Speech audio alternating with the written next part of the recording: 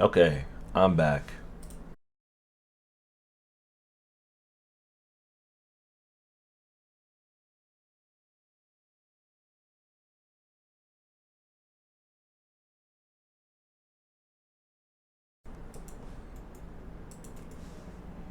I'm back and I got the food. Let me give you guys a recap of what just happened. So I went to Little Caesars. First, I went to the wrong place.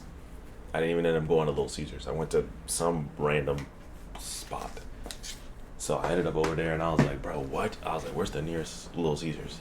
Nearest Little Caesars was 2 miles away. So I was like, damn, okay, let me make it there. Got there. They had 16 minutes till close, and they were like, "Now we're closed. Get out of here." So I was like, "Okay." Um. So after that, I was like, "Okay, let me go to Marco's." Got to Marco's. I tried to order the food before getting to Marco's. Didn't work. Didn't work. I wasn't able to do it. It just never works. And maybe it's like past a certain point, they don't let you like do the pickup thing at that store because they're trying to like sway you to not order or something, but like wasn't able to order for pickup. I had the delivery option but not pickup. So I was like, okay, like I was like, whatever, like I'll wait. Just go in person. Got there in person. We got the pizza. I haven't opened this yet. So that boy pretty. Let's watch some FNAF vids and munch our lives away, bro. That boy looks very pretty. This looks like the prettiest one so far, in my opinion. When Five Nights at Freddy's 1 was released. Now, it may be hard for the FNAF community to grasp, but Scott isn't God, okay?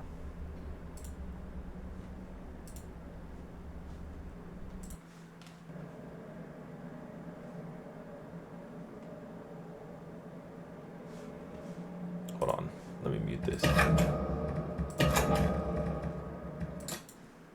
There we go.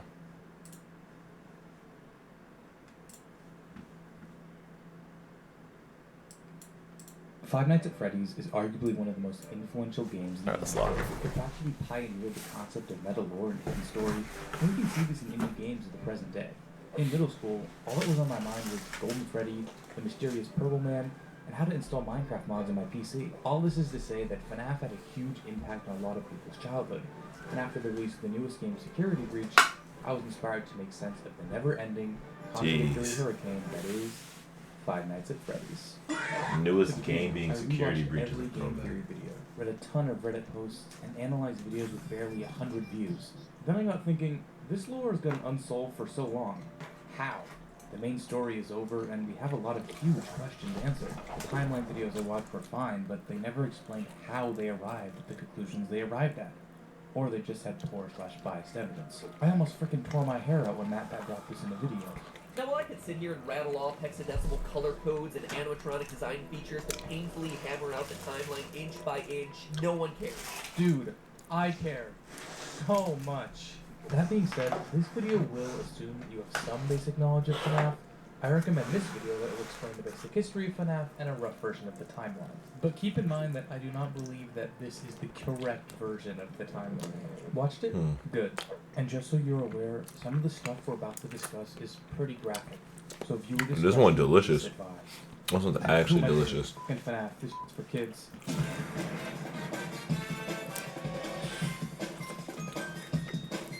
So, before we begin, I gotta get one thing out of the way. FNAF lore is goofy as You got kids possessing animatronics, you got animatronics scooping out the insides of a human so they can wear their skin as a skin suit to appear human on the outside. You got the main villain of the series turning himself to computer code so he can go into a VR headset and infect the entire world with his purpleness. It's one of the dumbest fictional lores of all time. And I fucking love it. The reason it's so wacky is because the series has been rebooted like 3 different times. And it's because of these reboots that there is a lot of conflicting evidence, meaning that you can't really construct a correct timeline if you look at all the evidence objectively now in 2022. So we have to go back to August 8th, 2014.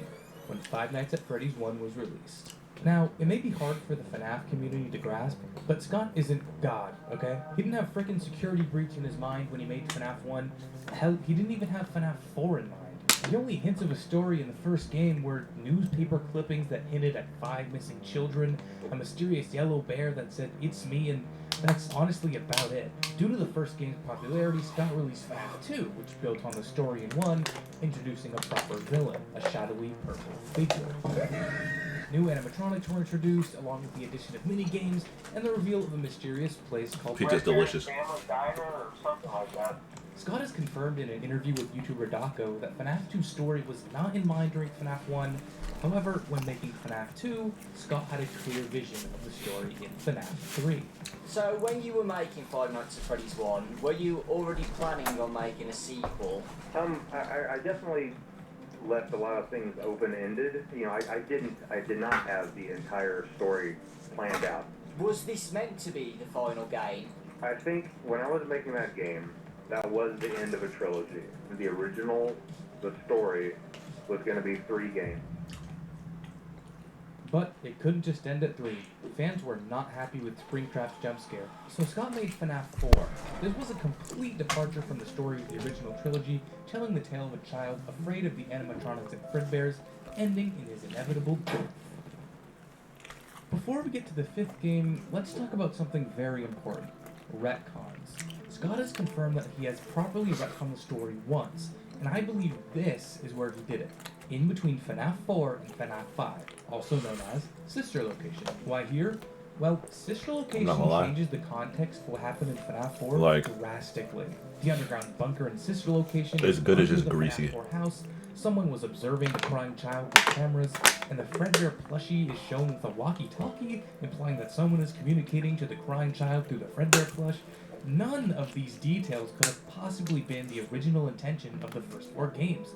And we know that the first 4 games were supposed to tell one complete story. Prior to Sister Location, the purple guy is just a psycho killer, but now he's been given an actual character, humanized with the name Scott Mr. Afton. In FNAF 6, better known as Pizzeria Simulator, we get a lot of new voice lines, new characters are introduced, and these characters are named, a relative first for the series, the most important new character being Henry, Afton's business partner, slapped in for the final game. The reason I'm bringing all of this up is because it allows us to determine which pieces of evidence can be used where. For example, evidence from FNAF 4 can't really be used to explain Sister Location, but Sister Location can be used to explain elements of FNAF 4. This is because the concept of Sister Location did not exist when FNAF 4 was conceptualized. And here's an example. A popular fan theory says that this character from FNAF 4 is Circus Baby, but that cannot be the case, as the concept of Circus Baby did not exist until Sister Location came out. So, to sum this portion up, FNAF 1 through 3 is a contained story, 1 through 4 is a contained story, and 1 through 6 is a contained story. Got it? Okay, so let's touch on the most annoying game of the series. Don't give it up, no way. Don't give it up, so low. Don't give it up now. Remember how I said that Scott retconned the story in between FNAF 4 and 5? Well, that's because the story of FNAF 4 was ass. May I direct you to Dream Theory? Dream Theory was popularized by MatPat a while back as an explanation for FNAF 4. The theory being that the first 3 games were dreams that take place in the mind of the crying child, our 4th game protagonist.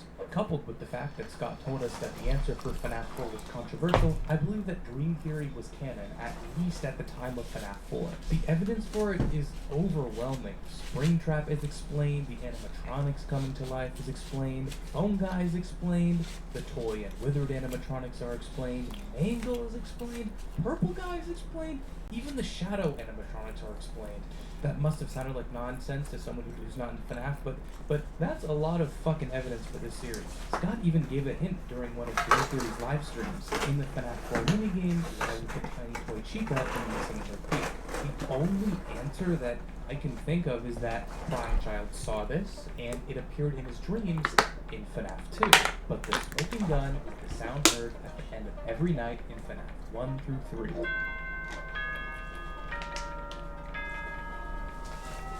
The cheering.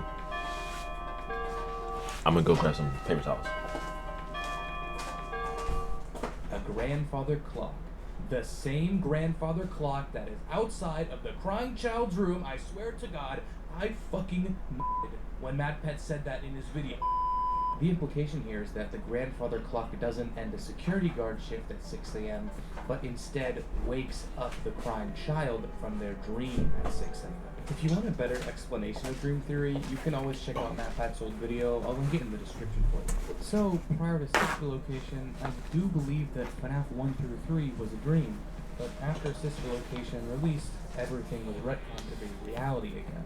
The reason I'm bringing all of this up is because a lot of FNAF 4's evidence was pointing towards dream theory and is thus dead in the current days of theory crafting. A lot of people in the community today still use pieces of FNAF 4 as hard evidence to prove something that probably wasn't even intended in the first place. And yes, I am aware of that cute little quote by Scott where he said, every little thing in FNAF 4 has meaning. Yeah, I know. But he said that at the time of FNAF 4's release, meaning he was hinting at dream theory, meaning that quote, no longer has relevance in the current days of theorizing. My God, stop using Pigtail Girl as evidence for missing children in...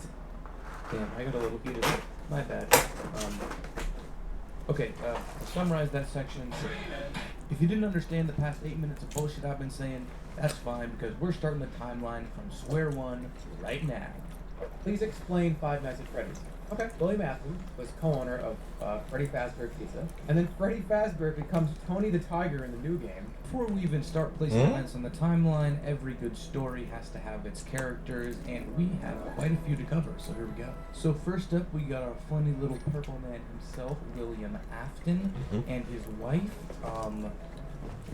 Afton. William and wife have 3 kids, 2 sons and a daughter. How do we know this? Well, we know that William Afton is purple guy, and purple guy drives a purple car in this minigame. Also, orange guy drives a purple car, meaning that orange guy and William Afton are one and the same person. Orange guy talks to his son on the couch. The son has gray text, the same text as the brother from FNAF 4, and the brother from FNAF 4 has a younger brother, the crying child. Also in FNAF 4, there is a girl's room implying the existence of a daughter. Therefore, William has 3 children. And that is just a taste of the insane logic paths that you need to take to make sense of anything in this series. Okay, so the last character of importance for now is Henry. Henry probably has a wife, and we know that he has a daughter. How do we know this? Well, Henry makes it pretty easy on us. At the end of FNAF 6, Henry straight up says that he has a daughter. My daughter, if you can hear me. Even though the names of some of these kids, the older brother from FNAF 4 is named Michael because, well, he straight up tells us in Sister Location, Father, it's me, Michael. And Henry tells us the name of William's daughter at the end of FNAF 6. Connection terminated. I'm sorry to interrupt you, Elizabeth. As for Henry's own kid, we can turn to the non-canon FNAF book trilogy. In the books, Henry's daughter is named Charlie, so we just use that name for the parallel game timeline. Crying Child's name hasn't really been revealed yet. A lot of evidence points it towards being Evan, but I'm not really comfortable using that name since it hasn't been 100% figured out yet, so we'll just call him Crying Child. Alright, so we've got the Afton family consisting of William Afton, wife Afton, Michael Afton, Elizabeth Afton, and Crying Child Afton, and we have Henry's family consisting of Henry, his wife, and his daughter Charlie. Okay, now we can finally start the frickin' timeline. Hello everybody, my name is Markiplier and welcome to Five Nights at Freddy's. Okay, so first we'll place events that have Shout out Mark, bro. years of occurrence, and then we'll use those reference points to place events either before or after those key moments. So this will kind of be in order, but not really. Just stick with me. Currently, there are only 2 events that have explicit dates connected to them. The minigames from FNAF 4 and the following bite occur in 1983, indirectly confirmed in a Reddit post by Scott, and the gameplay from FNAF 2, shown on the final paycheck to occur during November of 1987. Other events can also occur in FNAF 2 dates, using the minimum wage rate on the FNAF 1 paycheck gives you the date 1993. This was initially discovered by MatPat right after the first game's release, so this isn't new news. FNAF 3 likely happens in 2023, as its Steam page says, quote, 30 years after Freddy Fazbear's Pizza closed its doors. We also know that the first Fazbear restaurant is Fredbear's Family Diner, confirmed in the FNAF 2 phone calls. We're gonna try to contact the original restaurant owner. I think the name of the place was Fredbear's Family Diner. Therefore, we can place its founding at first in the timeline. The date of this event is relatively unimportant, but it probably occurs sometime in the 1970s. Okay, so that's all the events with dates connected to them. Now we can go chronologically. Okay, so first is the founding of Fredbear's Family Diner. I think I'm Fredbear's full. was founded by I think I Henry ate too and much. William, as Henry calls Afton an old friend in the FNAF 6 True ending, So don't keep the devil waiting, old friend. confirming that they are indeed business partners just like they were in the books. Fredbear's is the restaurant we see in FNAF 4, housing two golden animatronics, Fredbear and Spring Bonnie. These two are spring-lock suits, meaning that they function both as an animatronic robot and a mascot suit that people can climb inside. We learn how they work in the FNAF 3 vintage training tapes. When using an animatronic as a suit, please ensure that the animatronic parts are tightly compressed and fastened by the spring locks located around the inside of the suit. Try not to nudge or press against any of the spring locks inside the suit. Do not touch the spring locks at any time. Do not breathe on the spring locks, as moisture may loosen them and cause them to break loose. In the case that the spring locks come loose while you are wearing the suit, please try to maneuver away from populated areas before bleeding out. That to not ruin the customer experience. Turns out, spring-lock suits aren't such a great idea. The tiniest drop of moisture can cause the Not at locks all. to trip, causing the suit Yo, what's to good, blow low-key? animatronic, Boom. Welcome back. crushing whoever is inside. We got the Luckily, pizza. That hasn't happened yet. After the success of Fredbear's, the two founded Fazbear Entertainment, and along with it, the first Freddy Fazbear's Pizza. The Fazcoins in FNAF VR confirm that Freddy's opened in 1983, and this is backed up in the FNAF 4 Fredbear and Friends copyright Pizza date is on the tough. television. This is when the classics, Freddy Fazbear, Bonnie, Chica, and Foxy, are built and placed in the restaurants. These guys are not spring-lock suits, just robots. So we've got two restaurants and two founders. Fredbear's Wait, am I founded going? sometime in the No. 70s, and the first Freddy's being founded in 1983. Now let's talk about one of the most iconic moments of the series, the death.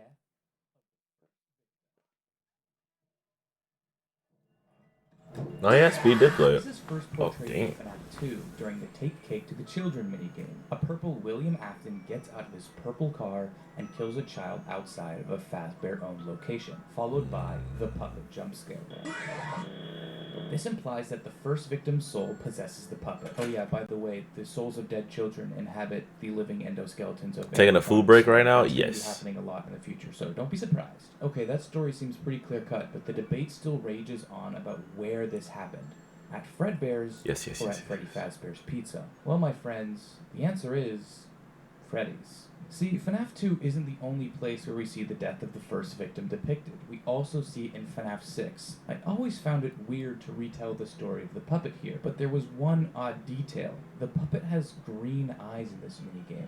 Why? The puppet has never once been depicted with green eyes in the entire series. But what happens in the minigame? Well, we place the puppet tasked with protecting a child with a green wristband. Scott Green to specifically green. draws a connection between the color of the eyes and the color of the wristband. Well, in the same minigame, we see kids with blue, pink, and brown wristbands. The same eye colors as Freddy, Foxy, and Chica, the animatronics at Freddy Fazbear's Pizza. However, this doesn't fully prove the theory for some. There's a misconception that the classics existed at the Fredbears in FNAF 4. This never made sense to me, as there are no Freddy, Bonnie, Chica, or Foxy plush Yeah. heads in the back room. Only Fredbear and Spring Bonnie ones. Also, the whole hype around FNAF 4 was around Fredbear's, not Freddy's, notably in the property of Fredbear's Family Diner teaser. See the purple hat and bow tie? Okay, that's all well and good, but the question still remains, who is this kid? We get our answer in FNAF 6. My daughter, if you can hear me, I knew you would return as well. It's in your nature to protect the innocent. I'm sorry that on that day, the day you were shut out and left to die, no one was there to lift you up into their arms. That's lucky You crazy lifted though. Others into yours.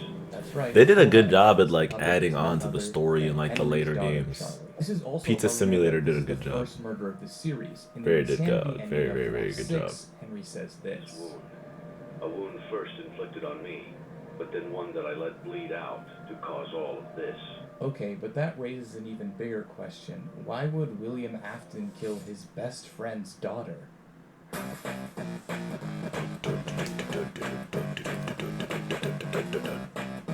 Midnight Motorist is a minigame from FNAF 6. It follows the mysterious orange man speeding back to his home. One of the sections of the minigame is labeled Later That Night. So, which night is this? Account for the fact that orange guy is driving a purple car, heavy rain is falling, and tire tracks are seen outside the security puppet minigame. This is the night of Charlie's murder. There are a lot of details to account for in this minigame. The first is the banging soundtrack. Holy shit! The second is a location called Junior's, and some people think that this is the FNAF 2 location, but this doesn't make any sense. The FNAF 2 Freddy's was marketed as a bigger and better Freddy's, not a smaller one. Not to mention the fact that it opened in 1987.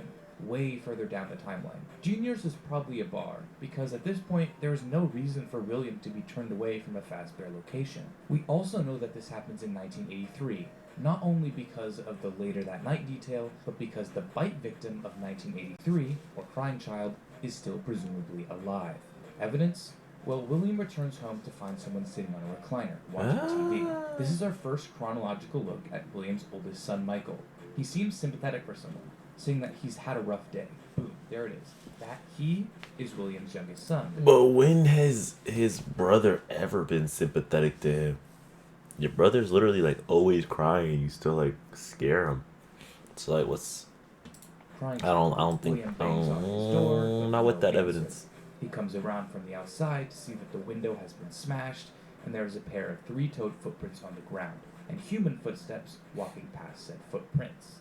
This means I didn't even see the was three-toed not one. stolen away by an animatronic, but just broke out himself and ran away. Notice how William is unsurprised to see the footprints, almost as if he is the reason they exist. William then goes on to say that his son has ran off to that place again, and that he will be sorry when he gets back. So what is that place, and what do the footprints mean? There are multiple possibilities. I've been watching the same, like, a rendition of, like, the same lore videos over and over again, bro. Grave right outside the house. No, I'm looking, But thinking who about could be it. dead so early in the series? Easy. It's William's wife. It explains why he's not allowed into the bar. He's been drinking away the pain, which is also why he is aggressively speeding through traffic. It also explains why he murdered Charlie, in a drunken rage, angry at Henry for having a perfect family. This explanation also helps us with another huge head scratcher. If this house in Midnight Motorist is the Afton family home, then what the heck is the house in FNAF 4? The floor plans are extremely different, and the Midnight Motorist house is in the middle of a frickin' forest. Our answer comes from William and his wife's relationship. At the end of every night in Sister Location, we watch a television show called The Immortal and the Restless.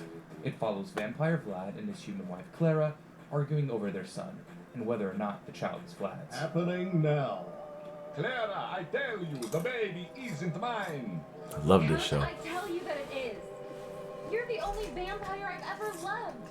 And the baby turns his bottles into powdered milk.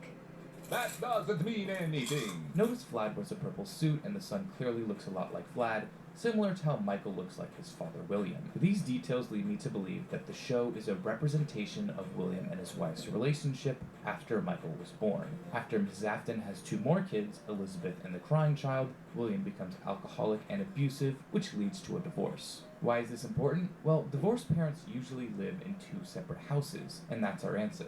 The Midnight Motorist house is William's, and the FNAF 4 house is Mrs. Afton's. After her death, the whole family, now consisting of William, Michael, Elizabeth, and Crying Child, moves into the larger of the two homes, the FNAF 4 house. As for the footprints, many believe that this was a nightmare animatronic, but this seems unlikely. If it was a nightmare animatronic, wouldn't it make sense for all four to be there, not just one? The only three-toed animatronic that would make sense here is Spring Bonnie, as it is shown to have 3 toes in FNAF World. William is putting on the Spring Bonnie suit and staring We're going to through FNAF his World own for son's evidence. window to prevent him from going to that's his tough. mother's grave. But why include this weird detail? Well, it explains the bite victim's fear of the Springlock animatronics in FNAF 4. The reason William is doing it in the first place is to keep Crying Child from exiting his room and running to his mother's grave, but since William can't do it on a night with rain, Crying Child is able to escape to his destination. William tries to rush home as soon as possible, but he's too late. He promises to punish his son even harder. Huge thanks to user/RetroBeetle on the Game Theorist subreddit for putting most of this together. Personally, I think it's the best explanation we have for this confusing ass minigame. And with that, we can I'm so interested in, like, Death and Midnight Motorist. I don't know, we can come to conclusions. So, after Charlie's murder, William distances himself from Henry and founds Afton Robotics, his own animatronics company. He builds an underground bunker directly underneath his new house and starts working on a new series of animatronics for his new restaurant, Circus Baby's Pizza World. But there's a twist. See, the Funtime animatronics were created to lure and capture children. We see this design features in their blueprints. Parental tracking, voice mimic and luring, storage tanks, parental voice sync, and deter and misdirect are only some of their features. We can take this a step further by saying William created them to research how dead people can possess these animatronics. We know that William is aware of animatronic possession at this time because in FNAF 6, we see a blueprint of the Scooper, a device existing in William's underground bunker. One of its functions is being a remnant in I'm familiar with the Scooper. From the books and is essentially the soul juice that makes the animatronics come alive. It's sci-fi, it's weird, it's cringe. Moving on. The only way William would know that remnant existed is if he knew about animatronic possession, and the only way he would know about that is if he actually saw an animatronic being possessed. So, who does he see being possessed? You guessed it, the puppet. So William finishes building his new crew of fun-loving and child-murdering robots and puts them in his new establishment, Circus Baby's Pizza World. However, there's a problem. His daughter Elizabeth really wants to see the restaurant's new attraction, Circus Baby. We hear her begging William to let her see Baby in sister location. Daddy, why won't you let me play with her? Daddy, you let the other children go see her. Didn't you make her just for me? William refuses, knowing that if Elizabeth gets too close to the animatronic clown, Baby's programming would attempt to either kill or capture Elizabeth. But, despite his orders, Elizabeth goes to see Baby anyway. We hear the following events from Baby's perspective in sister location. Did you know that I was on stage once? It wasn't for very long. Only one day. I would always count the children. I'm not sure why. 2, then 3, then 2, then 3, then 4, then 2, then none. They usually played together in groups of 2 or 3. There were 4, then 3, then 2, then 1. Something happened when there was 1, a little girl, standing by herself. My stomach opened, and there was ice cream. There was screaming for a moment, but only for a moment. GG. So, Elizabeth is killed by Baby, and in one of Sister Location's minigame, we actually see this happen. Notice that Baby's eyes are blue in this minigame, and afterwards they are green. This implies that Elizabeth's soul now inhabits the Circus Baby animatronic, and that William was likely the one that aided in that process. Elizabeth's death causes William to shut down the restaurant on its opening day. The incident is covered up by claims that there were gas leaks in the building, and the Funtime animatronics, including Baby, are retired to William's underground bunker. The reason I'm placing this event before the bite in FNAF 4 is simple. The girl's bedroom in FNAF 4 is empty, implying the death of the child. This may seem like a violation of a rule about FNAF 4 not being allowed to explain sister location, but this one's a special case. See, the empty sister's room has zero narrative impact on the story of FNAF 4. It's a breadcrumb that Scott placed in case he wanted to continue the story. More evidence arises if we consider the sister location gas leaks teaser. A quote from a local. There was so much excitement around the place opening. If this happened post-Bite of 83, parents wouldn't be too keen on another animatronic-themed pizzeria. They'd be terrified another accident would occur. But the most damning piece of evidence is the camera feed fixed on William Afton's youngest son's room in sister location. Why would William need to be observing his son? Well, his daughter's just died, so he needs to keep a close watch on his youngest child, especially when he's down in his lab doing his research. This series of events recontextualizes the FNAF 4 line, "I will put you back together." And yes, this is William speaking. We get confirmation of this from the Fredbear plush with the camera/walkie-talkie in the private room, that William is controlling the Fredbear plush from FNAF 4, talking to his son and giving him advice or scaring him, or whatever he's doing. This is also why William is orange instead of purple in Midnight Motorist, to draw the connection between the text color of Orange Guy and the Fredbear plush. Back to the point, William says, "I will put you back together," because he's confident that he can. Why? Because he's just succeeded in putting Elizabeth back together after her death, by guiding her soul into Circus Baby. You say my wife is dead? Yes, sir. I'm sorry to inform you, but that's what the program says. High five! There's a very popular theory that William's wife inhabits the Funtime animatronic Ballora. While a lot of evidence definitely suggests the theory, I don't think that Mrs. Afton is possessing Ballora. My Yeah, I'll be theory is that completely Afton honest. dies sometime before Midnight Motorist. I'll be completely honest. Like, just based off of like everything he's explaining right now, like it makes sense. I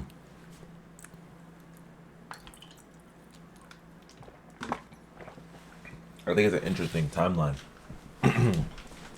To go, the daughter dies first. Like, first Henry's daughter, then his daughter, then his son. That's interesting order. Excuse me. And I think the order that Pat went with. Not to say that either are right. I was a game theory glazer, so bear with me. I think it was Afton's son, then Henry's daughter, then Afton's daughter at some point. But William is grief-stricken, and when he builds the Fun Times, he builds an animatronic in her image, Ballora. Some voice lines in Ultimate Custom Night seem to point towards Ballora being possessed by Will's wife, but this can be explained easily as it just being William's perception of Ballora, as we play as William during Ultimate Custom Night. The one piece of concrete evidence for this theory is the first version of the Freddy Files, where it makes a point to differentiate Baby and Ballora's voice lines from Funtime Freddy's. The implication is that Baby and Ballora are possessed and Funtime Freddy isn't, but this has been disproven by more recent updates. In the game files of FNAF 6, we can see a scan of Molten Freddy, with the security tags of Funtime Freddy, Funtime Foxy, and Ballora active. For the uninitiated, Molten Freddy is a scrap heap of Funtime Freddy, Funtime Foxy, and Ballora. I'll explain this later. The text reads, with the most amount of remnants collectively in its structure, this amalgamation of Afton's constructs is a necessary element of paragraph 4.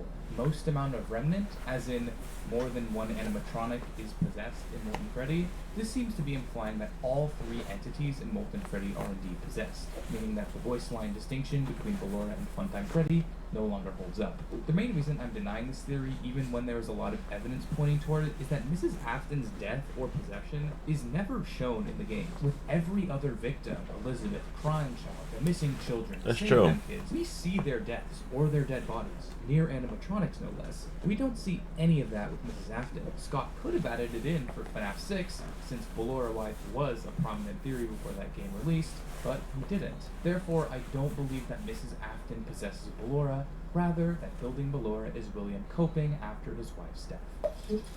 that's valid. I can see that. What the To preface, the Nightmare animatronics are the big bads of FNAF 4, incarnations of the original 4 animatronics, Freddy, Bonnie, Chica, and Foxy, but with sharper teeth and withered shells. My theory for the Nightmares is that William built them after Elizabeth died to stop his son from going to any Fazbear-related establishment, in order to prevent any more of his children dying animatronic-related deaths, even though the Nightmares are inherently dangerous in of themselves, but that doesn't matter. Crying Child was already afraid of the Golden Springlock suits thanks to William staring at him through the window, but as seen in FNAF 4, he has a fondness for the classics. This explains why the Nightmares are incarnations of the classics. William is trying to make Crying Child hate the cast of characters at Freddy Fazbear's Pizza. In Sister Location, one of the mini-games is to restore power to various locations around the underground bunker. However, there are 3 other rooms that we are restoring power to. The rooms from FNAF 4. The house from the mini-games, the gameplay area, and the Fun with Plush Trap room. The 2 observation rooms are obviously in different physical locations, meaning that the FNAF 4 minigame house is not the same as the FNAF 4 gameplay house. Here's my point. Crying Child and Mike, along with Elizabeth at one point, I never realized that. minigame house. However, after William realized the danger of animatronics via Elizabeth's death, he created the Nightmares and the FNAF 4 gameplay house to punish Crying Child for sneaking out at night and to make him afraid of the animatronics even more. Oh yeah, and there's still contention around the subject of the Nightmares' physicality since they're called Nightmare animatronics after all. The assumption is that they are just figments of the Crying Child's imagination, but no, they are definitely physical entities. Let's look at the Breaker Room map again. See these white dots? They presumably represent animatronics. Let's label them. There's Baby, Ballora, Funtime Foxy, Funtime Freddy, okay, easy. These 2 are probably Fredbear and Spring Bonnie, and this one is Plush Trap. But then, what are these for? Oh, you know what I'm gonna say? They are the Nightmare animatronics, clear as day. How do we know that William built them? Well, in Custom Night, Nightmare Freddy says, I am remade, but not by you, by the one you should not have killed. keyword, remade, implying that Nightmare Freddy existed as a physical entity in the first place. Case closed, I do not want to hear it. What?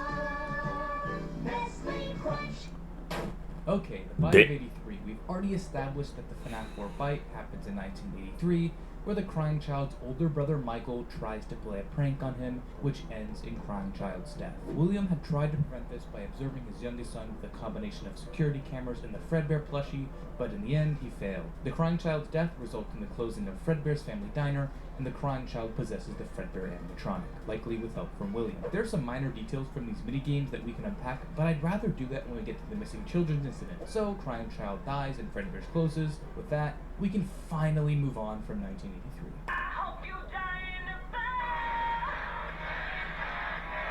Bro, these cutscenes are fucking Next up crazy. is a minor detail, but important for the world building of FNAF. By the time of the FNAF 3 vintage training tapes, multiple Freddy Fazbear's pizzas are open for business. Every location is built with one extra room that is not included in the digital map layout program, such as animatronics or security booths.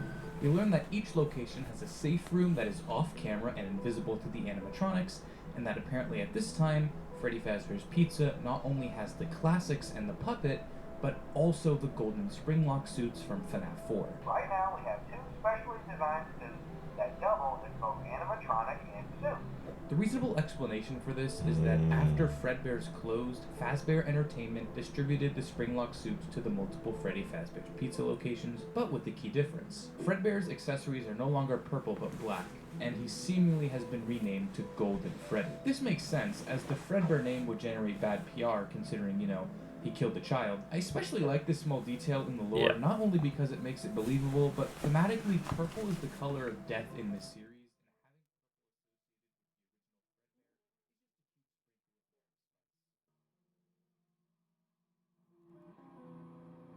Spring lock FNAF 3, failures. Phone Guy tells us that it is company policy to no longer use the spring lock suits.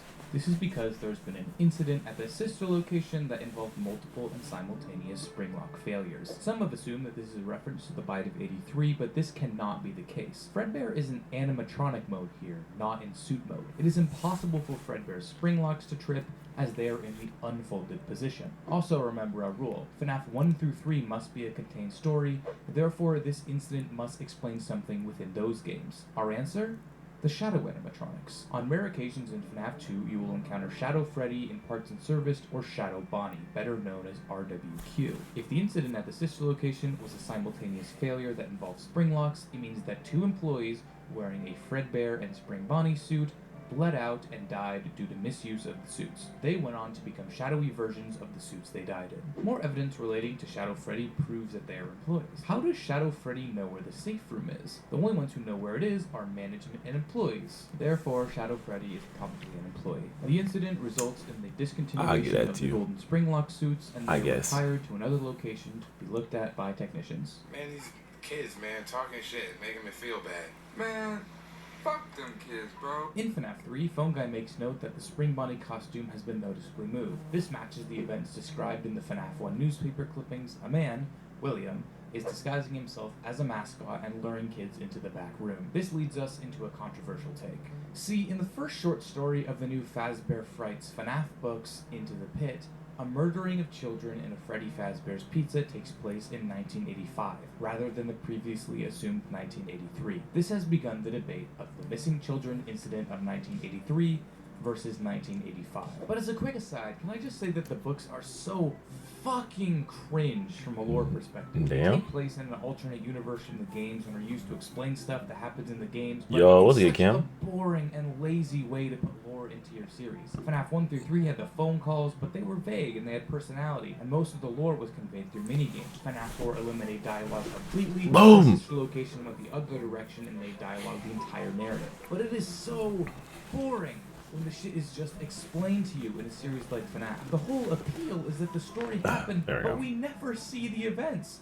That's what. How we feeling, Brody? Good, Why we'll broski. never get a game at Fredbear's. It would ruin Processing, digesting my food right now. Children Incident 83 is that this little And then girl about to start playing FNAF the Mimic again. You'd better watch out. I hear they come to life. Exciting, bro. If you die, they hide your body and never tell. But what does that even mean? Does that mean this girl witnessed the children? How about you, being bruh? murdered? What you been up to, notice bro? the wording. I I hear they come to life at How you been feeling? This is a commonly told rumor among the kids, and you could even go as far to say that in the context of FNAF 4 Dream Theory gave the crying child nightmares of the animatronics coming to life, even though in Sister Location the nightmares were retconned to be real. Another argument used is that the Core 4 plushies show up in the crying child's final death scene. Are these Retconned the to be spirits real. of the missing children?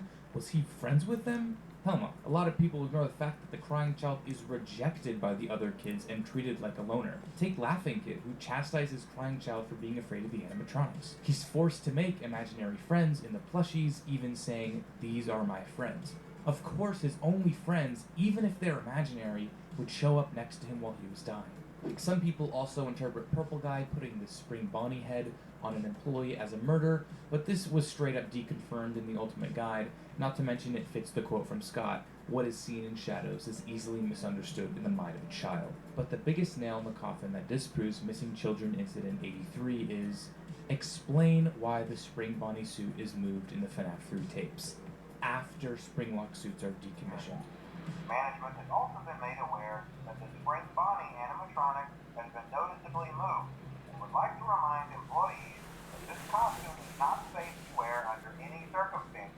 Since Springlocks are still active during the time of the bite, and Missing Children Incident must happen when the Springlock suits are decommissioned, Missing Children Incident must happen after the bite. It's Chekhov's animatronic murder suit. If the Spring Bonnie costume is noticeably moved, it must mean that the Missing Children Incident is occurring. And another nail in the coffin because I wanted to. Foam Guy works at the Freddy Fazbear's Pizza location that the Missing Children Incident takes place in, which means if the Missing Children Incident occurred before the bite of 1983, he would have to know of Fredbear's Family Diner, which closed in 1983. But in FNAF 2, Foam Guy says Fredbear's Family Diner like it's an alien concept to him. This tells us that at the time of the Missing Children Incident, the concept of Fredbear's has been successfully erased from the mind of the public. Even upper management staff at Freddy's don't know about it. So, on June 26, 1985, William disguises himself as Spring Bonnie and kills 5 children at a Freddy Fazbear's Pizza and stuffs their bodies into the remaining 5 suits: Freddy, Bonnie, Chica, Foxy, and Golden Freddy. As seen in the Give Gifts, Give Life minigame, Charlie... So he does not gonna speak about the hey, letting them walk again. Hey, you saw me make a face, bro. This Freddy's is the same one as the FNAF 1 Freddy's, as the Foxy Go Go Go minigame layout is the same, so yeah. Let's back up a bit. In FNAF 6, we get this super random minigame called Fruity Maze, where a car hits this girl's dog, and then the girl is led away by William in a Spring Bonnie suit. The consensus is that this girl is named Susie and is the child who goes on to possess Chica. Therefore, Fruity Maze occurs in 1985. We also know that Susie was the first to be killed of the missing children due to Withered Chica's Ultimate Custom Night quote,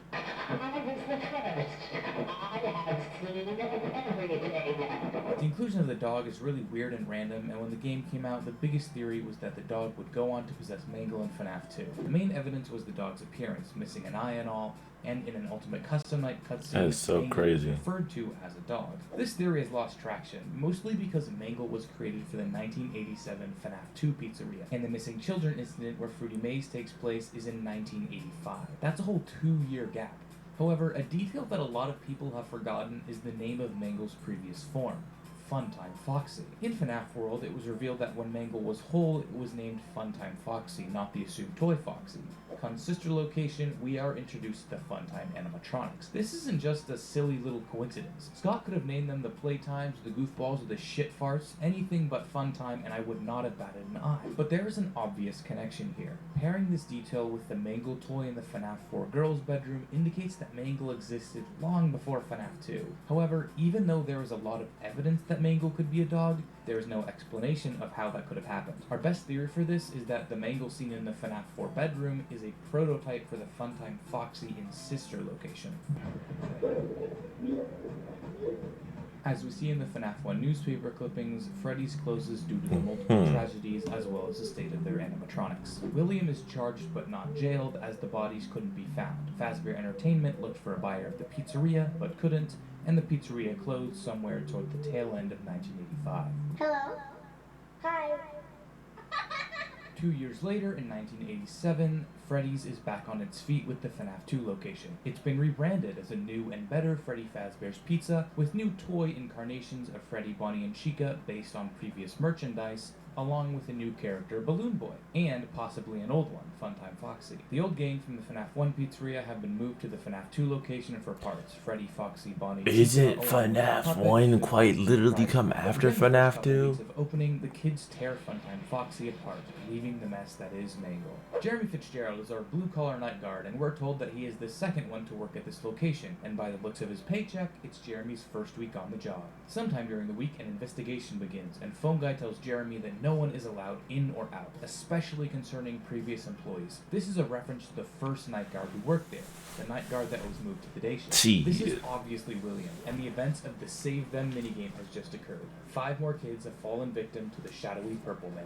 Phone Guy makes note that the animatronics are acting differently, meaning that they are now possessed by the 5 new children. After night 6, Jeremy moves to the day shift to watch over one final birthday party, and is told to stay close to the animatronics. Seeing that Fritz Smith, a new guard, replaces Jeremy on night 7, it's safe to say that Jeremy is probably injured in what is known as the Bite of 87.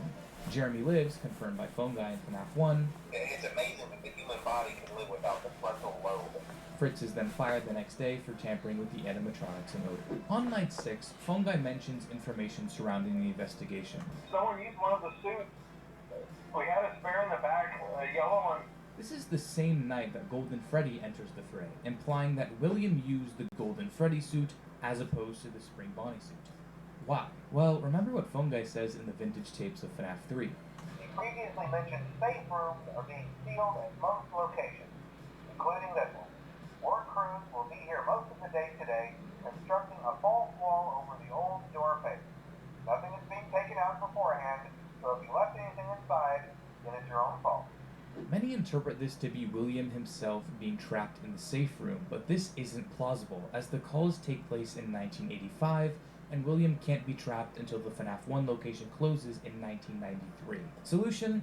It wasn't William who was trapped inside the wall in the FNAF 1 location, it was just the Spring Bonnie suit, hence why it wasn't transferred to the FNAF 2 location with Golden Freddy. It also explains why Spring Bonnie is in the safe room in the FNAF 3 End Night minigames. It was left there by William all the way back in 1985. This also means that when William killed the Save Them kids, he was wearing the Golden Freddy suit with the spirit of a dead child inside of it. That must have been fucked up for that child to experience. It would sure suck if that child had the ability to trap their killer in a purgatory-like state, leaving him to suffer for eternity. Now would be a good time to mention Michael. After killing his brother and hearing of his father's misdeeds, he has taken it upon himself to try and free the souls of the animatronics. He heads to the FNAF 2 location and works there under the alias Fritz Smith. We know this because Michael's name is shared with a FNAF 1 night guard, Mike Schmidt, who was also fired for the same reasons as Fritz was. This is the headcanon that has been adapted by the community and is generally well accepted and understood as true canon. Now, we can move on to where it all started. Michael Afton, aka Mike Schmidt, works at the FNAF 1 Freddy Fazbear's Pizza, which, might I remind you, is the same pizzeria that the missing children incident occurred in 1985. The current year is 1993, and Mike works here for 7 nights, fired for odor and tampering with the animatronics. We know that it's Mike because when the player dies, we get a shot of 2 blue eyeballs hanging out of a Freddy suit. As seen in the sister location custom night end scenes, Mike has blue eyes. The only mystery to unveil here is the Golden Freddy It's Me, which can be answered using one of the coolest but most annoying lore pieces of the series, the survival logbook. See, in this logbook you have your classic diary of a wimpy kid do-it-yourself bullshit, multiple choice and comic strips and all that junk, but there is more going on here.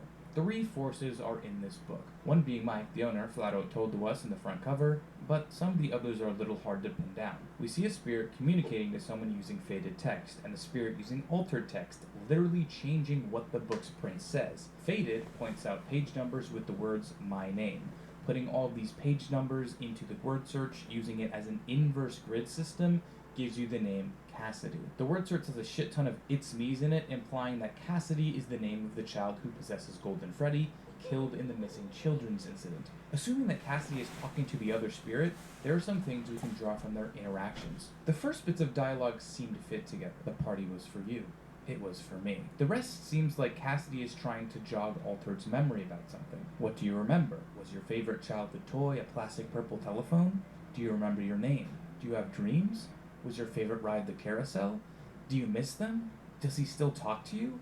Altered's responses reinforce this. It seems like they're trying to come into consciousness. I can't see. I hear sounds. I'm scared. But the line about the party is the nail in the coffin. Who was the party for? Crying Child.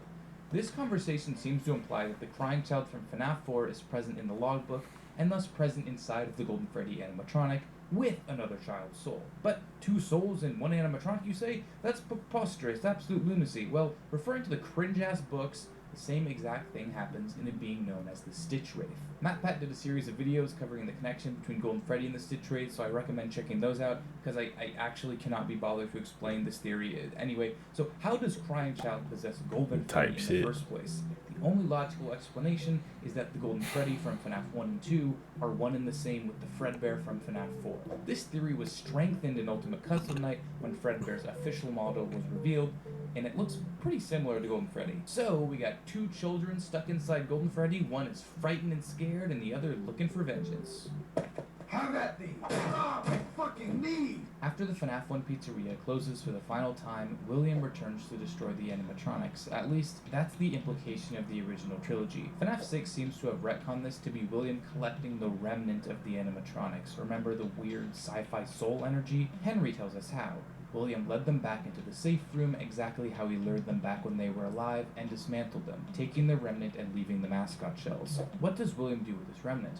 Well, he needs it to power up his old creations, the Funtime animatronics. He injects the remnant into the Funtimes, giving them new life. A minor note about remnant. The 4 missing children do know who they are and who killed them, but once their remnant is taken and put into the Funtimes, they behave more like animals, unaware of their surroundings and acting on pure instinct. Okay, back to the story. When William comes for the 5th spirit's remnant, presumably Cassidy's, all 5 children's spirits persist and But there was corner only William in the safe room. He puts on the 4 full-body suit fun for protection, times. but due to the poor condition of the restaurant, How do you take... water falls from the ceiling, moistening Well, the there's blocks only of his 4 of suit, them, but only causing them 3 to of them break, could killing use William a dies in soul. a pool of So how do blood you in take the safe 4 room and put it into supported 3? Ah, there was Next, the 5. events There of was the 5th 5. game's sister location takes place. Mike returns to his childhood home and finds his way to the underground bunker, where his sister, in the form of Circus Baby, awaits. It seems like the remains of Afton Robotics have revamped the bunker as Circus Baby's entertainment and rental, where animatronics are rented out to clients. Hand Unit tells us that the facility opened after the last Freddy's closed, therefore it opened after FNAF 1, and presumably after William's death. By the end of the week, Baby has gained Michael's trust, and she lures him into the scooping room where his fate awaits. Michael's organs are scooped out, leaving just his skin. The 4 Funtime animatronics, Baby, Ballora, Funtime Freddy, and Funtime Foxy, combine their parts to make a mass of wires known as Ennard. They collectively climb into Michael's skin. Steffi! Yeah, what's good, Loki? Talk to me. When Ennard reaches the surface, Michael's body begins to rot, physically turning purple. Ennard says fuck this and retreats to the sewer. However, Michael refuses to die, likely because the scooper infuses remnant into people. The method gone. FNAF 6. Oh, yeah. It's okay. Before we move on, I'm about we to need switch it discuss to, something that the community has brushed aside for so long: Chica's Party World. It only Yeah, appears once in the we got series, in the 11 source minutes, code of and then we'll switch to ScottGames.com prior to the release of Sister the Location, Mimic. along with an animatronic scheduling chart. A misconception is that Chica's Party World was open when or before Circus Baby's Pizza World Excuse was me. open, but this doesn't make any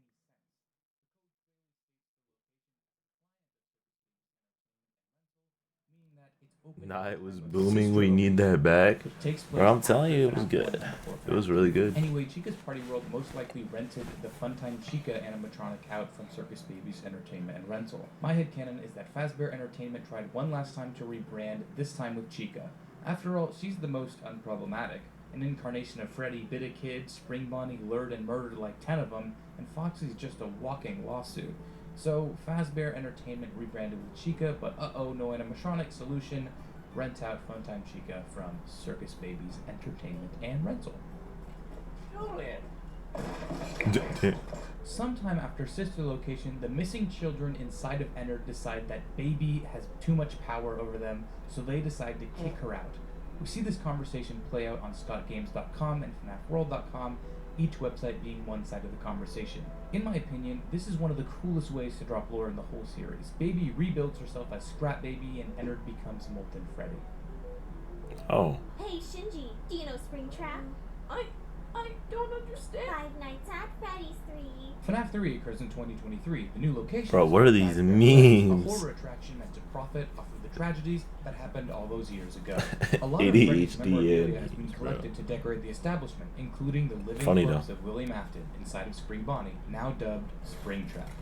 Michael is our night guard yet again, as he sees hallucinations of the FNAF 2 animatronics plus FNAF 1 Chica. On night 6, Michael burns down the entire building, trying to kill his father once and for all. However, as we see in the ending newspaper clipping, Springtrap survives, which means the bad ending of FNAF 3 has occurred. The missing children have not found peace and still want revenge. Regarding the minigames, my best explanation for them is that the children from Save Them, the ones who possess the toy animatronics, are trying to give the children from MCI 1 their happiest day. We see Toy Chica, Balloon Boy, and Mangle giving cake to the children, along with the spirit of employee inside of Shadow Bonnie.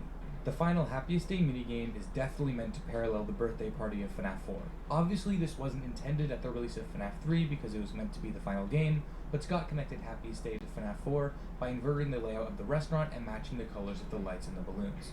The 4 kids here are the ones killed in the missing children incident, minus the spirit that possessed Golden Freddy, Cassidy. The one in the Golden Freddy mask is Crying Child, William's son, as we know that the party in FNAF 4 was for him. The puppet gives the Crying Child cake, and all of the spirits are finally put to rest. The placement of Happiest Day is pretty shaky. Before the release of Security Breach, I was pretty sure that it took place after FNAF 6, but Steel will kind of fuck the whole lore because there's some evidence that the spirit of Crying Child is still present in the FNAF universe, which means that the missing children are likely present as well, which is pretty cringe. The frick going on?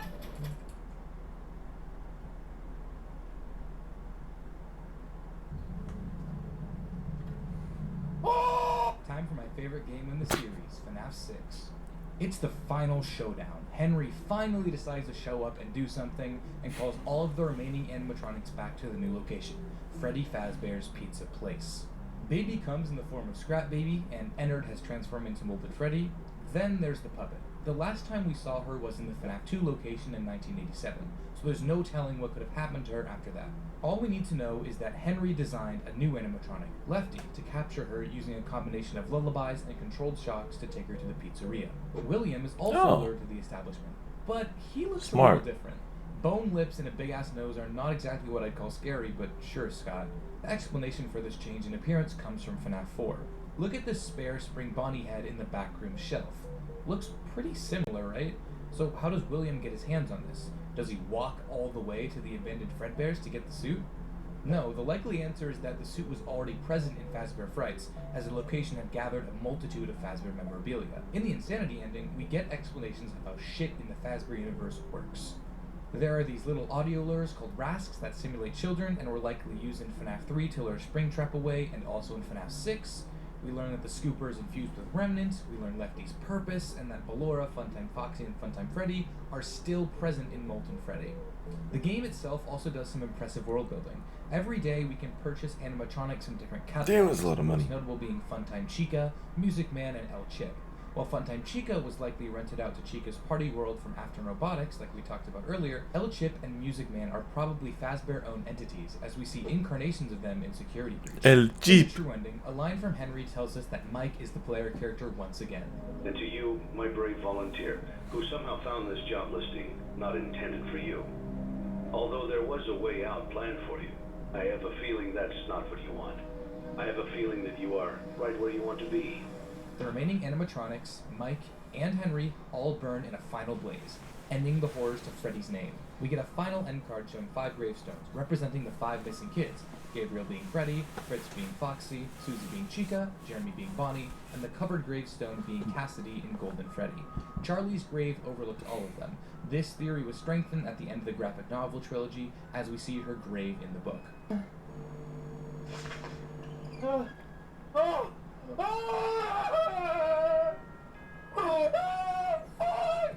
Ultimate Project Custom Night is an insane game. 50-20 mode is so hard it's actually a meme, and I can't believe people have dedicated the time to do it. But here I am on page 30 of the script, so I guess I'm equally as insane. Anyway, somehow this game is actually canon. This voice line from Jacko Chica also pretty much confirms that the player character is pretty much trapped in hell, and a lot of other lines imply that even though you die, you will be experiencing it over and over and over and over again.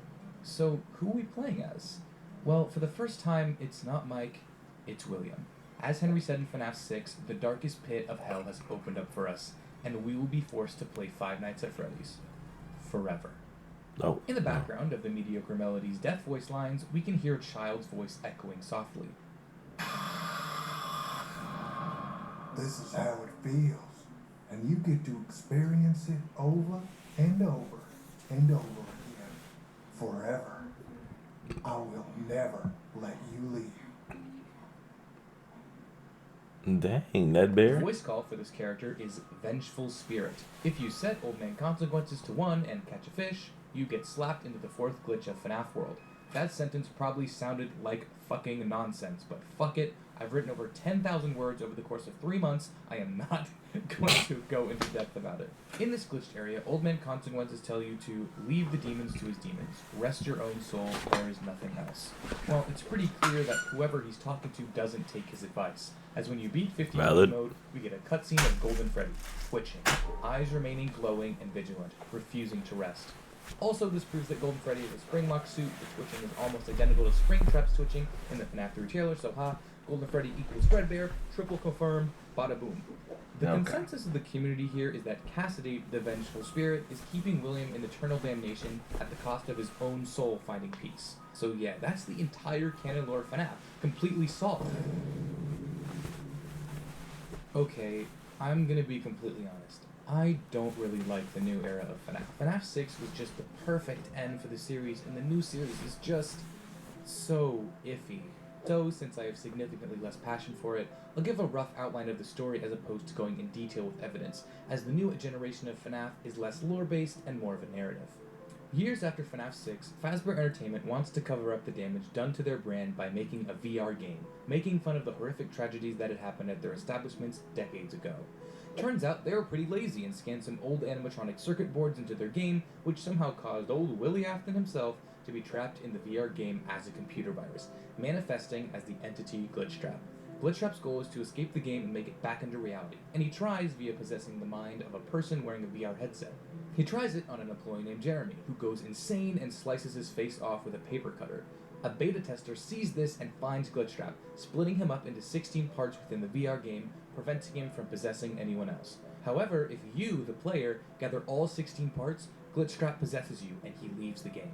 This is also where a new antagonist, Vanny, is introduced, a follower of Glitchtrap. Silver Raid. Wow, Finn. Thank you. A couple years later, Fazbear Entertainment builds the Mega Pizzaplex on top of the FNAF 6 location. Yo, bro, W Silver, bruh. Yo, W Silver with the raid, birdie. Boom. Wait, I haven't talked to Silver in a minute, bruh.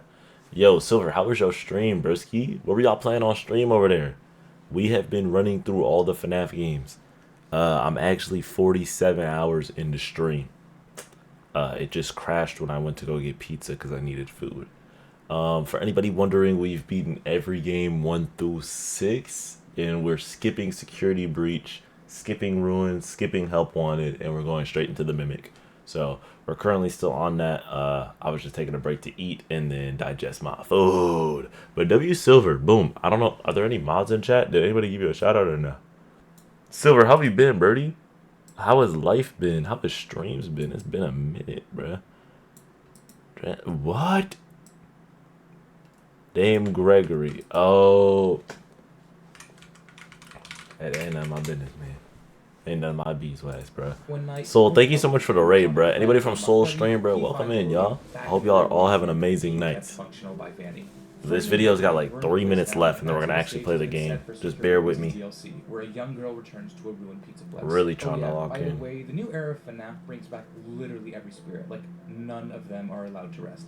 Cassidy is a video game, Charlie is stuck in a room underneath the Pizzaplex or something, Michael is Glamrock Freddy, I'm pretty sure, and the animatronics from the delivery service become this abomination. See, I told you, I don't really like the new service. But regardless, I would have told you the full story in detail if it was solvable. It simply isn't right now, and I know that's like a speedrunner saying that sub-hour is impossible and getting sub-hour on the next run, but I truly believe Steel Wool needs to study up on how to convey information to create a coherent narrative.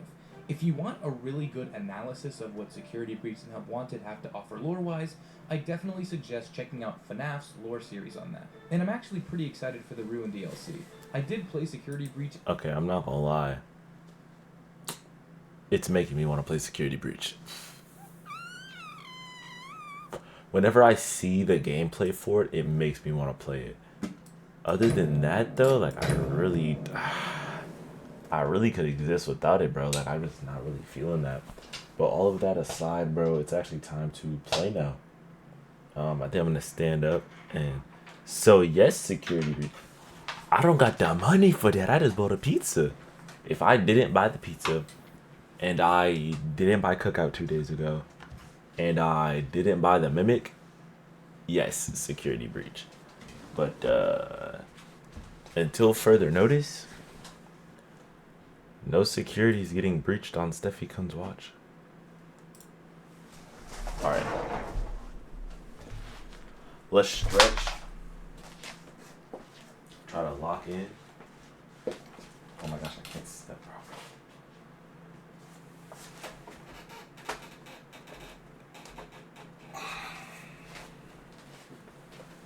Hold on, bro.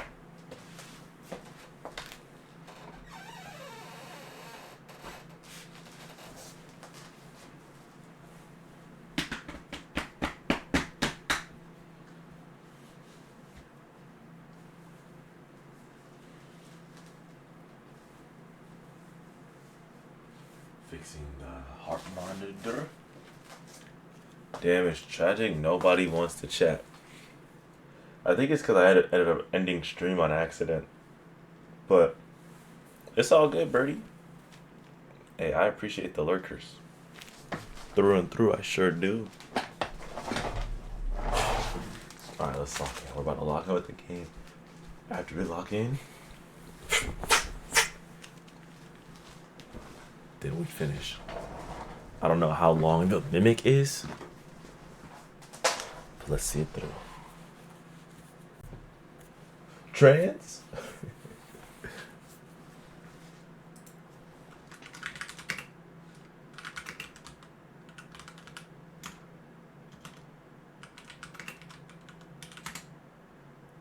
Dang.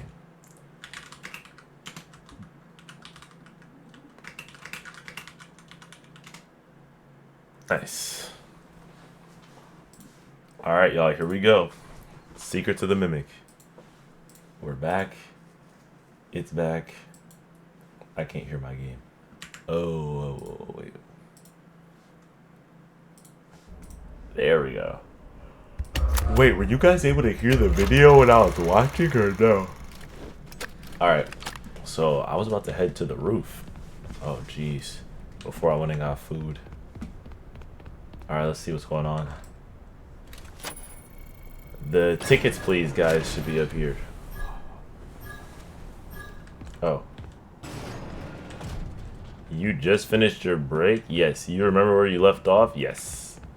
I was just getting up to the roof. Right here. You just finished your break? Yes, ma'am. Ate my food and everything.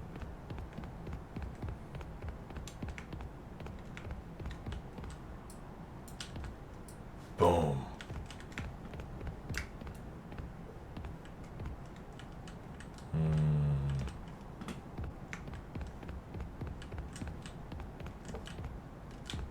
What the heck? I can get up here, but I can't get off here from right here.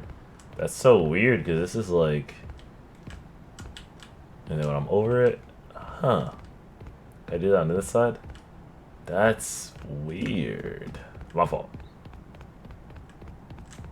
What if I get up on this side? Ah, you can't. Odd.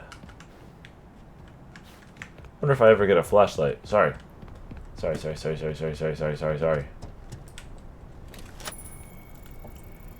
Getting distracted.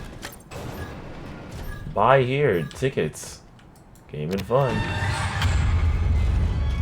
Try your luck.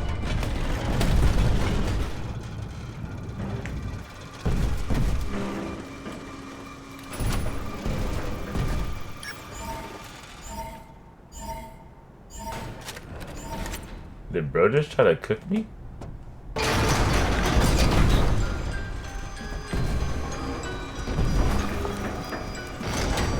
Please. I was just kidding. I was kidding.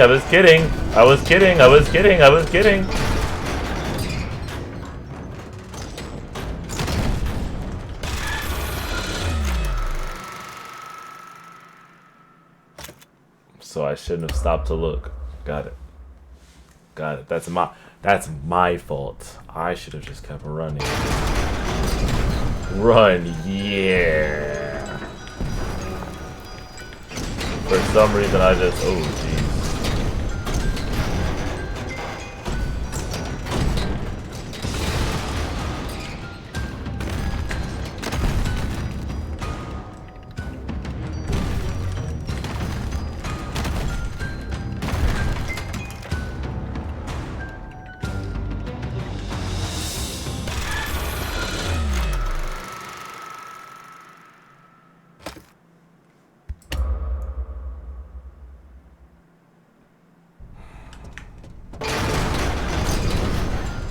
My heart rate does not feel like it's at 62.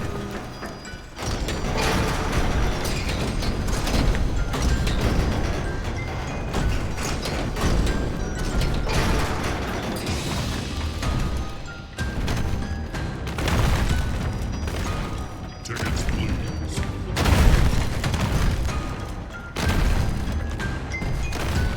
Tickets, please.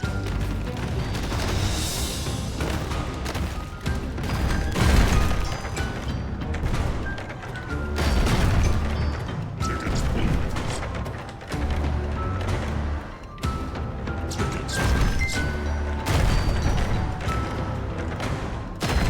I can't move. I can't move.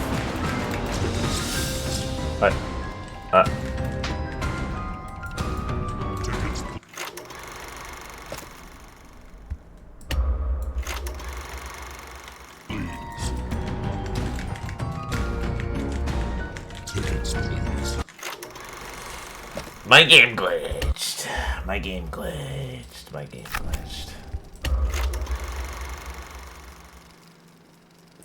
Damn, first glitch, but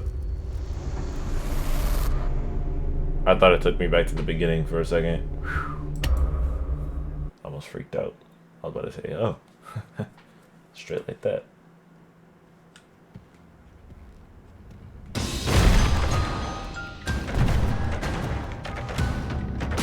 Tickets, please. Tickets, please. I got so scared to use. Me too. Tickets, please. Tickets, please. Tickets, please.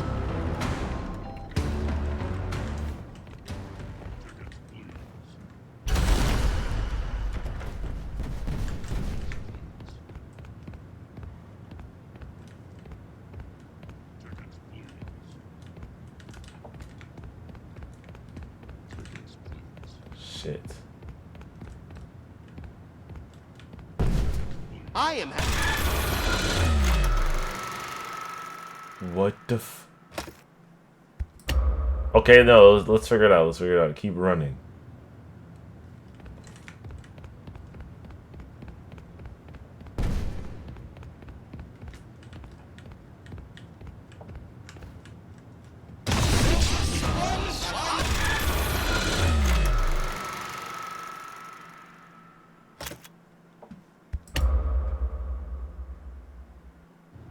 These mannequins gotta be the most annoying thing that's ever been created.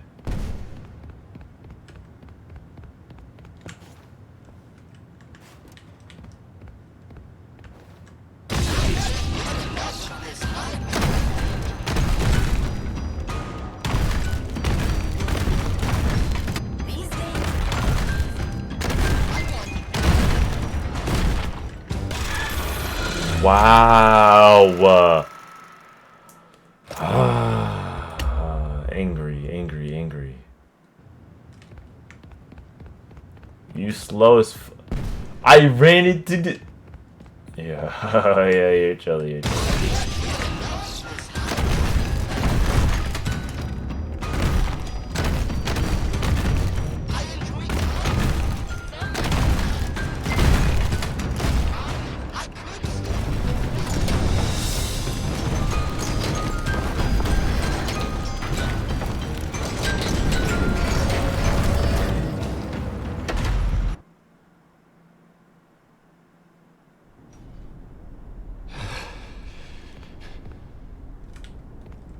Dr. Eggman! What did they do to you? Let me get you up. Now imagine he just came on, it was still working. Arnold, hey. What took you so long? Don't get lazy on the job now. We need you to Don't get lazy on the job. come back to the security office immediately. Y'all got me fighting demons. Upgrade station. If you can hear me, pick up. Please report to the security office.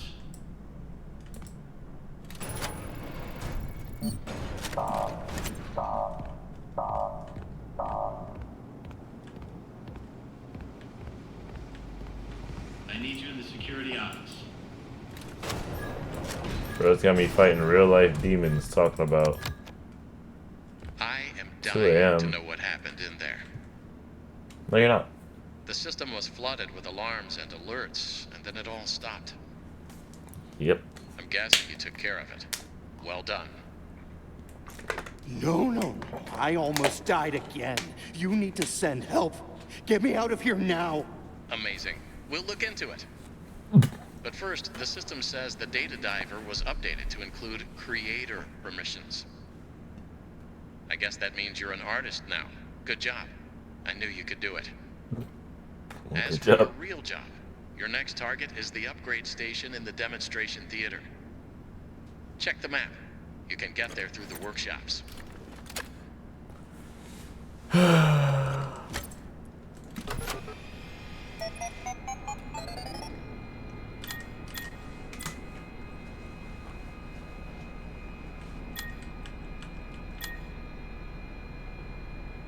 So I need to leave the office, hit my left.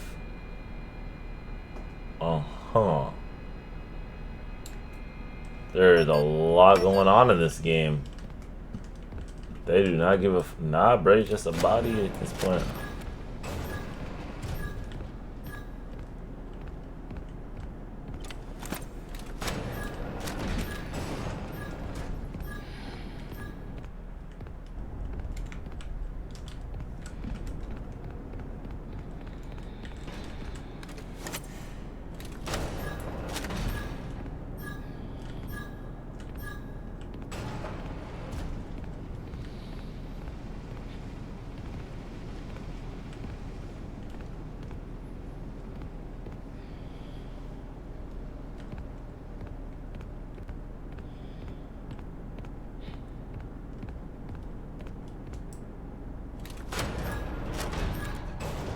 I hear something.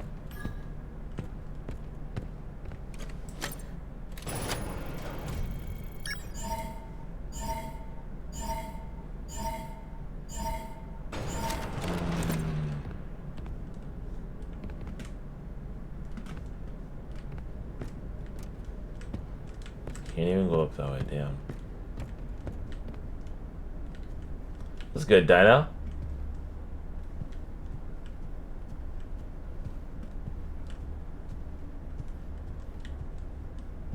So many prizes. I didn't even hit you.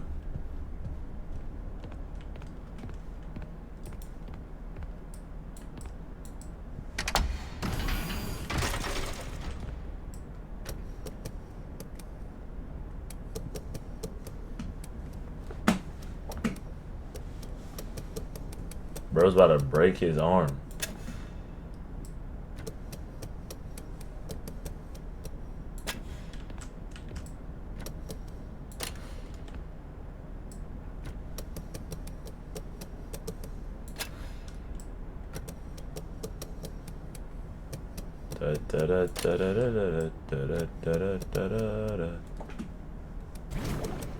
No, no, no, no, no, no, no, no, no.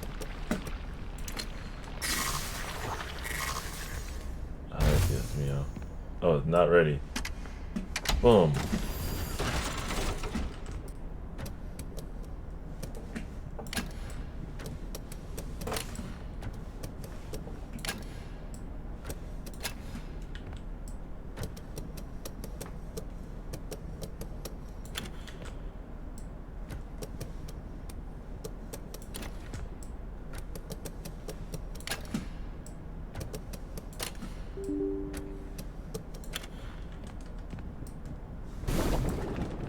My PC won't let me record anymore, bruh.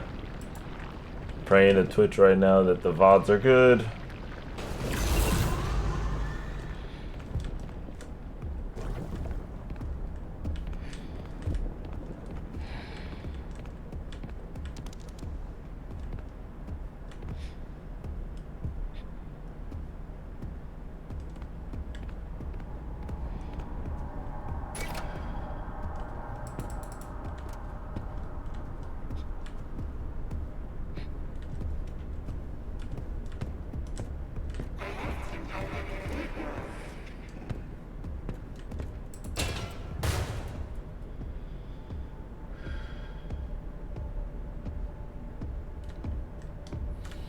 I can move in here?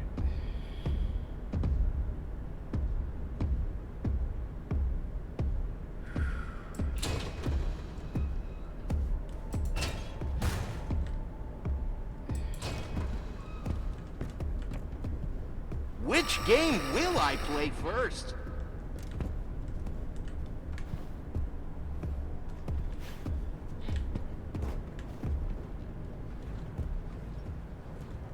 Okay, the Mimic's not even that bad, bro's just wandering around.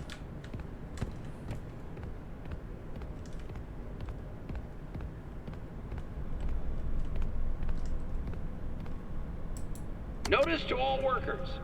All late-night shenanigans are to stop immediately. I have some very important TV people coming to look at the show template. I can't have the projector breaking again. That's it?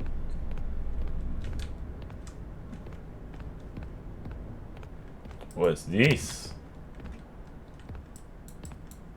Nothing. Where the lore at? Sometimes I'm trying to say some trees like the Lorax. My bad. Yes! Movie break! Movie break! Everybody grab their pizza. Let's go.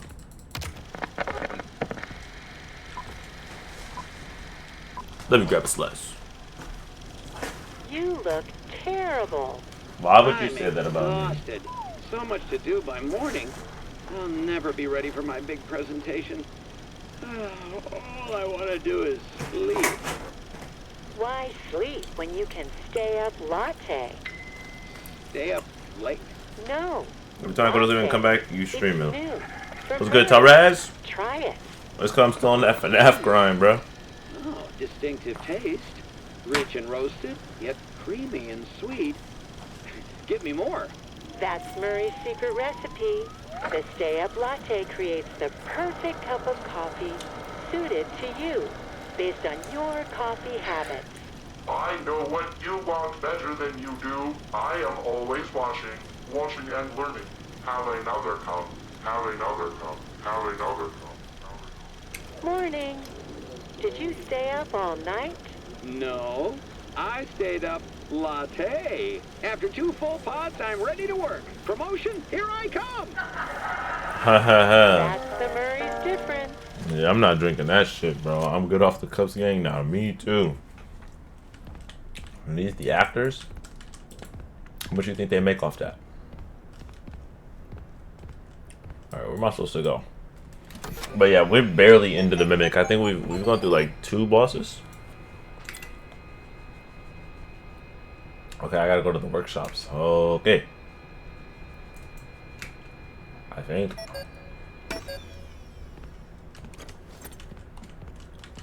Alright, bet. Let's get it.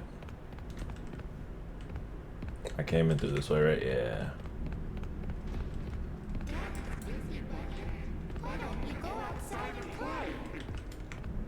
Yeah, maybe I'll go this way. Just see what's up. Bro, heart giving up within a year with coffee like that. Facts. Bro, do y'all drink coffee, chat, or no? I personally can't do it. Smells good, but can't do it, bro.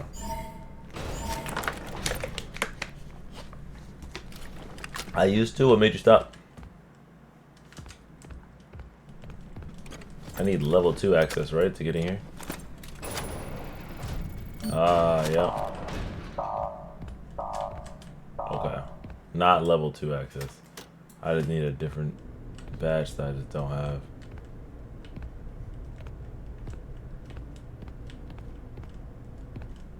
South Hall. Let's open it. Come on up. Let's see what we got going on.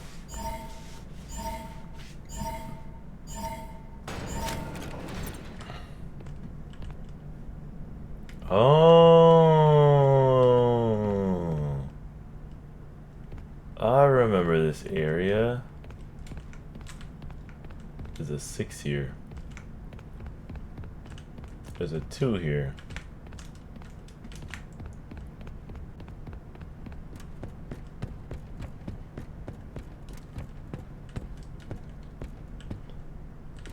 It was messing me up. It was messing me up. Sleep schedule and jitters. Oh damn. That's. Dang. Yeah. I guess if you drink it too much, if you were drinking it too much, what's in here? Don't do that. Let's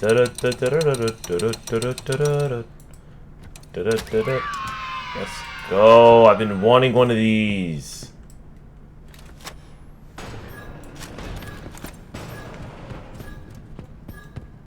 Dude. 6-2.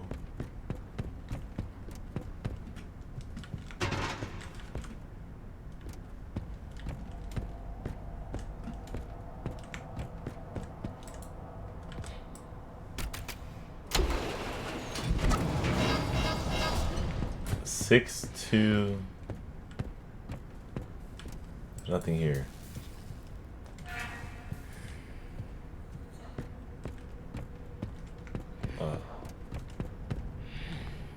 Is that me or? We'll do 6295.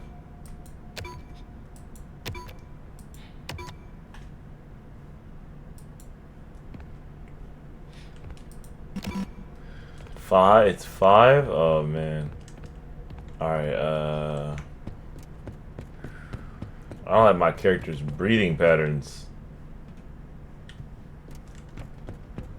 Steffi, go back. Hold on. 6, 2.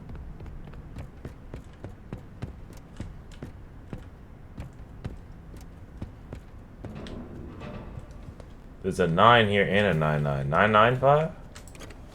Could be 995. Oh yeah, I don't have that. I'll do 995. 62995. 6, 2, 9, 9. Ah, I tried.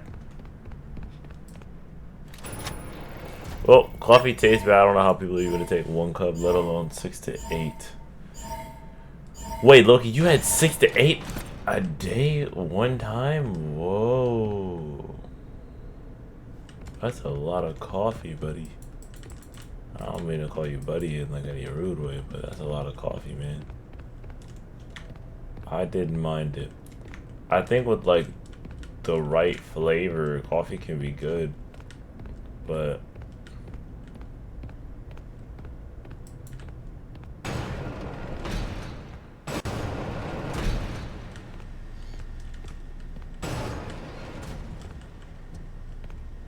Is this the scooper?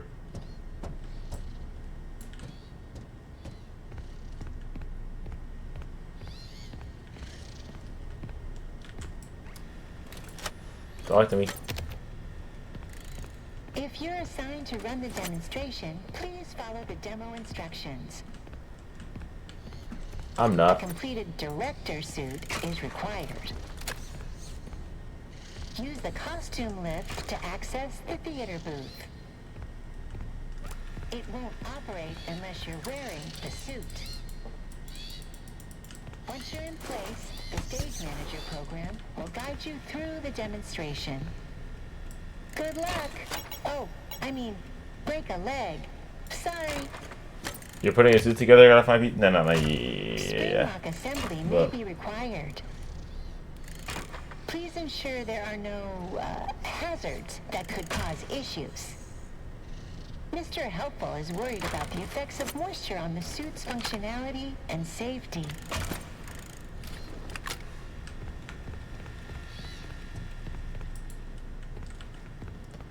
alrighty. Well, Hey, Arnold. The system says you need a suit to get into the theater.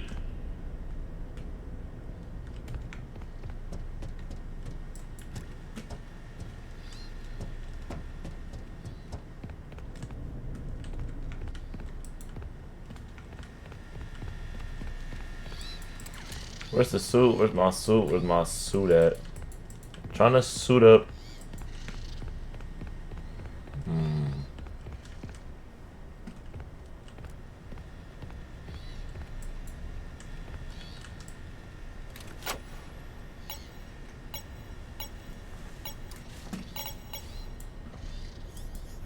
You're building it. Backstage Yeah, theater but access is restricted to potential clients and demonstration operators.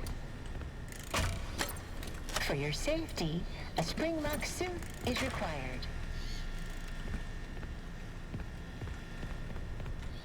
this way. It is this way.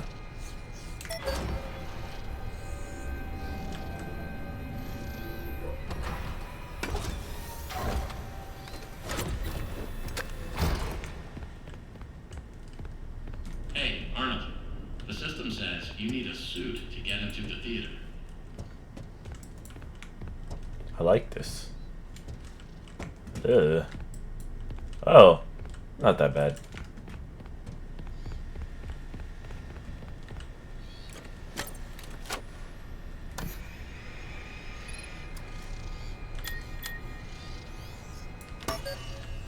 So I gotta leave this room to go find them, since I can't get them off these ones.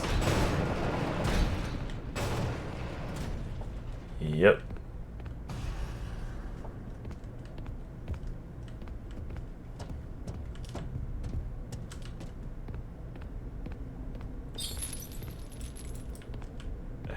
Hello, head. Come on.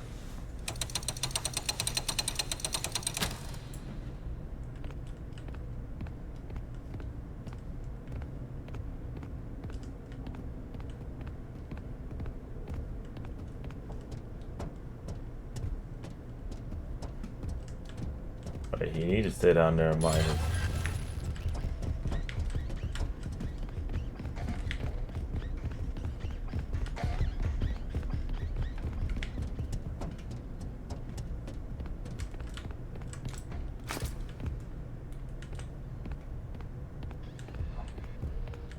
I just scammed his little shit.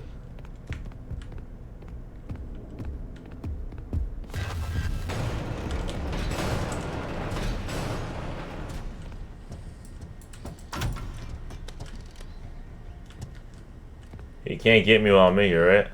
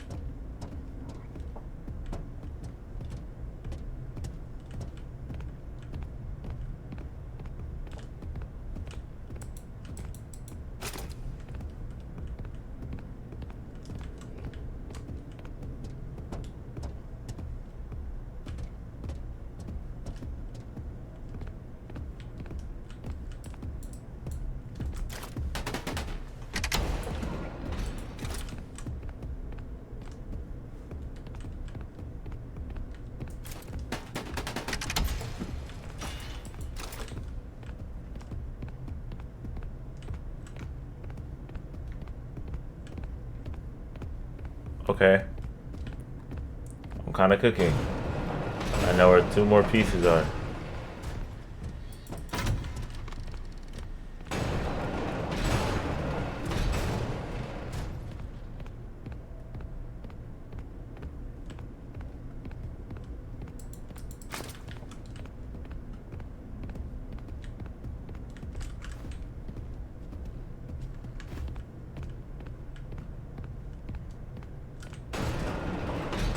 I almost walked in to the freaking chains.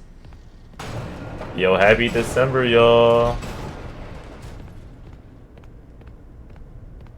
Last 31 days till 2026, man. Is there anything else you want to do in 2025? Now's the time.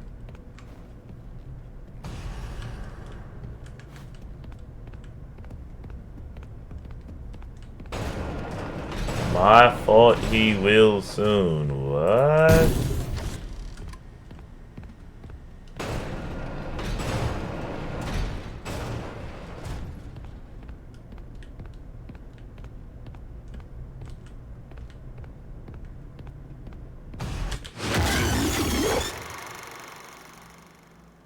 Are you serious? Yeah. Yeah. Told you. No. Y'all literally put bad jujus on me. He wasn't even there. How did that work?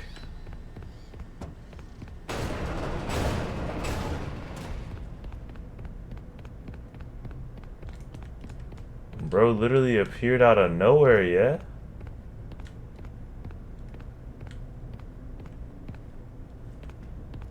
Wait, there was an arm. Oh, there it is.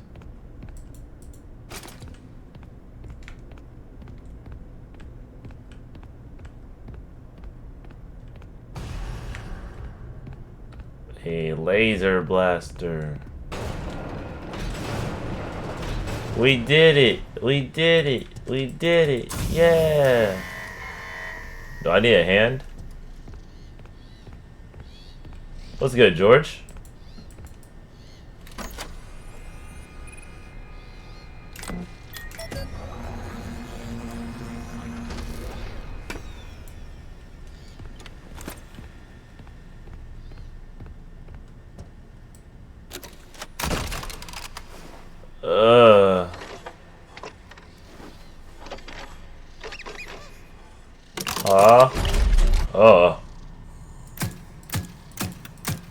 Arrgh! Everybody dying! Arrgh! Arrgh! Let me go fight him. Yeah. He was talking all that. Okay.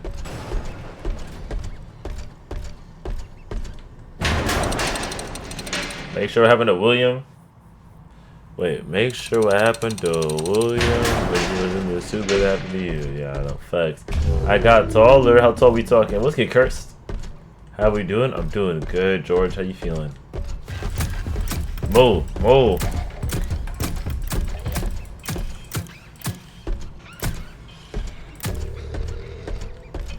I'm a regular animatronic, dummy. I'm 5'7" now. I thought I stayed 5'5". Hey, that's fire.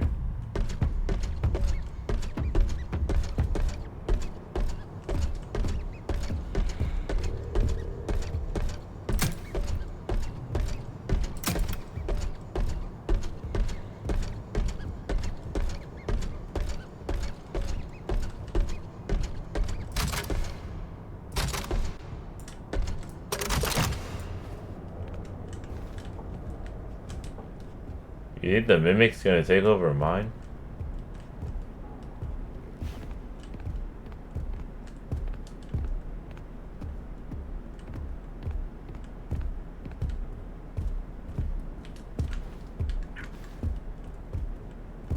No, it can't. Yeah, because mine's the lit one. The littest.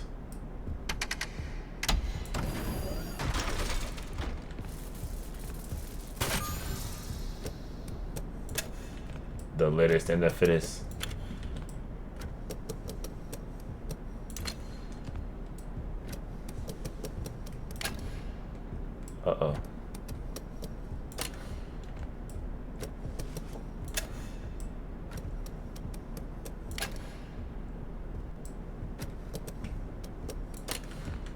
Uh-oh.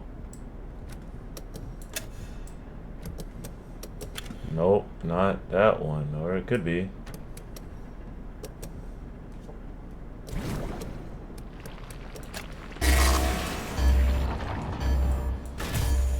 Oh no, we're cooked.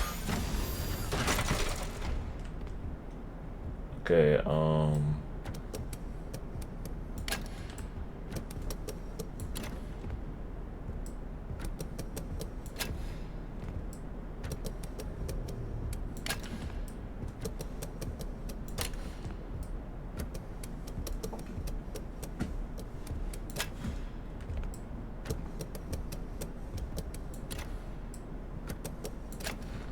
boom, straight like that. Hello, W. George. Nah, look at that pathing, bro. Tell me this not beautiful.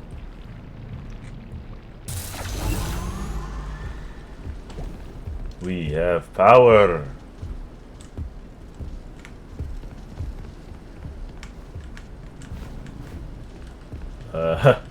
Can't get back in that vent to get to my suit though. Oh.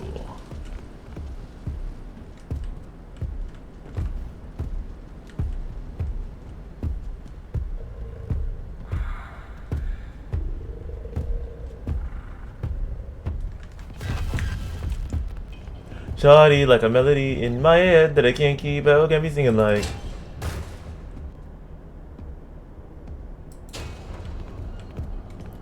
Na na na na every day, like my iPod's to go replay, replay. Where's the imposter? Let's find him. Where is the imposter?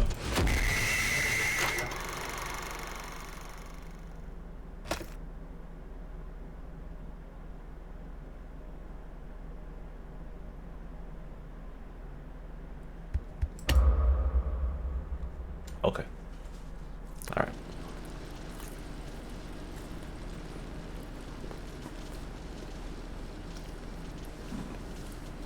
He saw you? Yeah, I think it's because I right-clicked instead of left-clicked.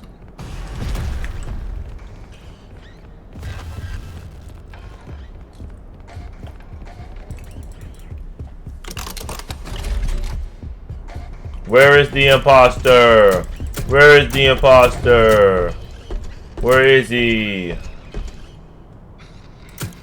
Where is the imposter?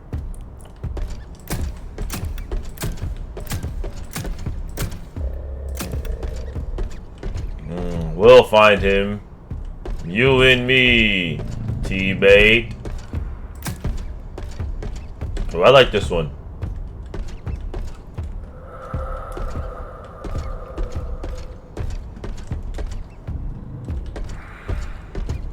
I said, where's my super suit? Good question.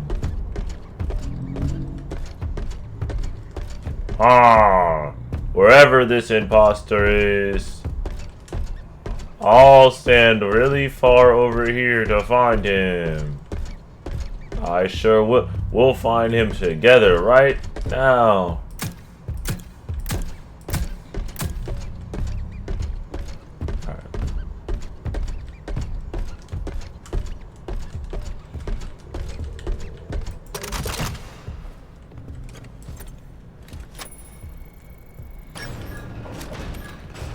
Wherever that imposter is, I'll find him. Why did I come in here? For no reason. I came in here for no reason. Wasted my time. Oh, damn.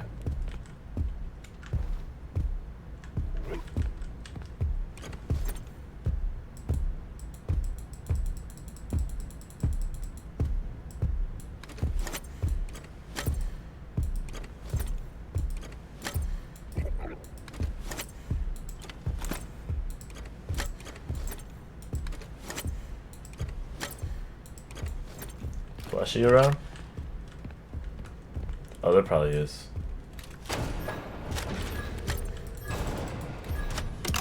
Where is the imposter? Oh, oh well, not my problem.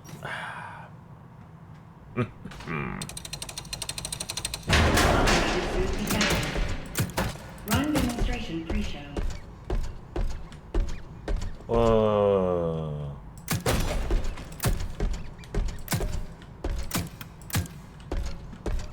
Wait, that's dope.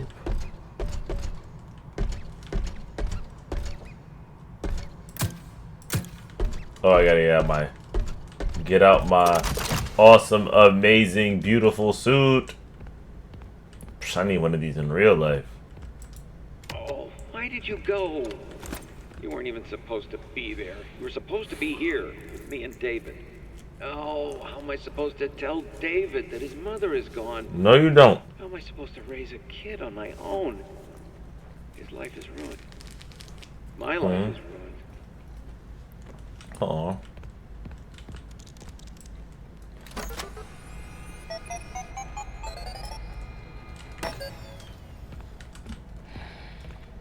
No, imagine I buy a Springlock suit and I open my own restaurant. 6 Saturdays at Steffi's.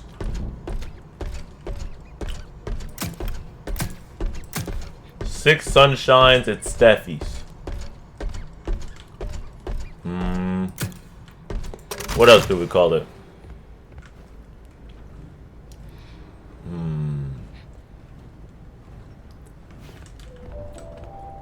Welcome, potential investors and buyers.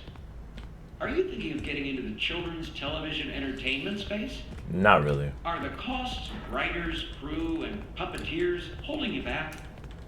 Then, boy, have we got some news for you. Welcome to the MCM Television Studio of the Future. Here, there's no need for a cast or crew. Our patented Stage Manager software keeps your show on track and condensed to fit your broadcast time slot, including commercial breaks. If writers have you blocked, use an MCM story template. Simply supply the Stage Manager with the desired character names, location, and genre. It writes itself. Additional story templates available for purchase. What about the talent?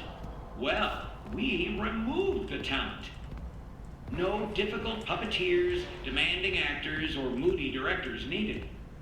Our system is drama-free.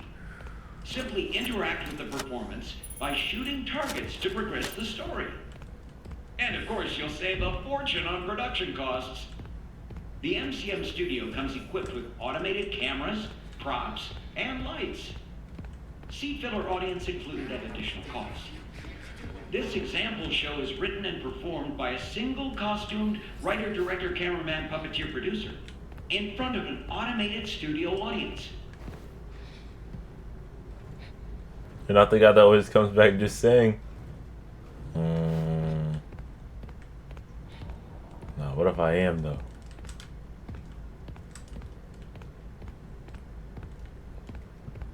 It doesn't want me to jump down, right? That's like certain death, right?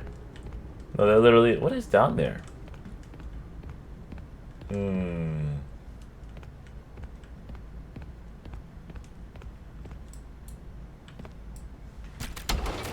Oh, that's why that room is there. So I can get that item back. I feel like I'm missing something from down here. Huh? Oh well. Back up we go until I can figure it out.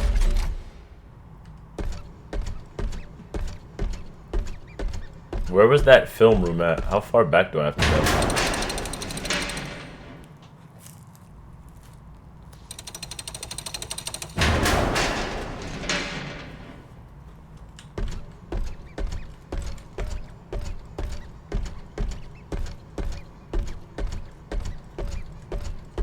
Jumping down there is crazy.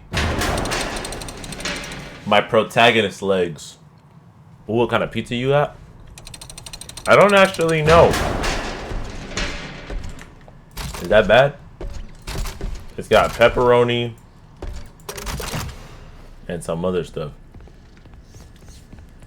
Just being there is out of pocket. Nah, we're locked.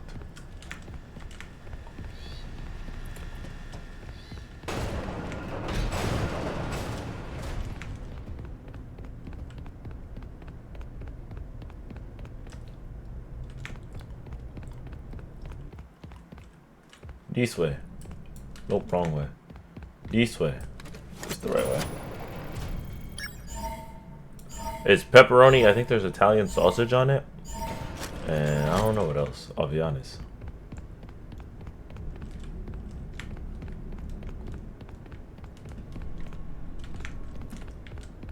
It's this room. And then I can pull it out from here. Yeah.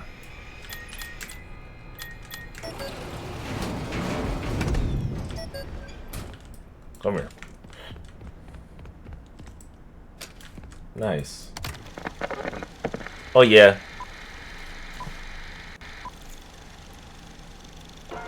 Bring the magic and whimsy of the Mycelium Men home with you today.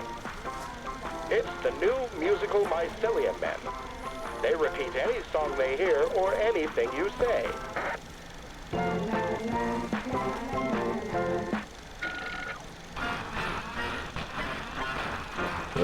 It's like having your very own band or a friend. Wow! That's why the mimic started. Collect them all and let them jam. Pretty groovy. Musical Mycelium Men. Batteries not included. Another smart toy from Murray.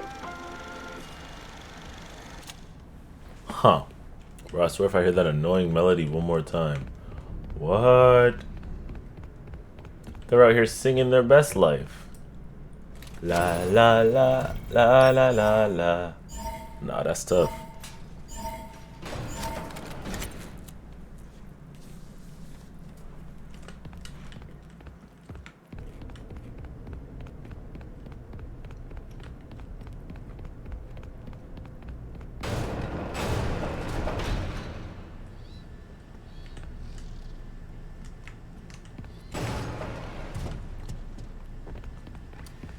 Well, now that I've gone into the theater,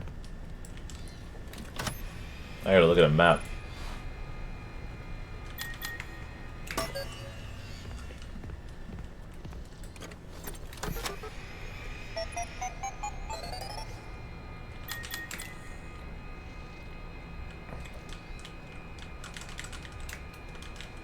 No. I don't have any map at the theater, huh? It's cool, I didn't want a map anyway. I'm assuming that I'm trying to get an upgrade while I'm down there. But I didn't see any other entrance I could have potentially taken in order to get the upgrade. So, tiny bit thrown off, but not lost yet. Not yet, anyway.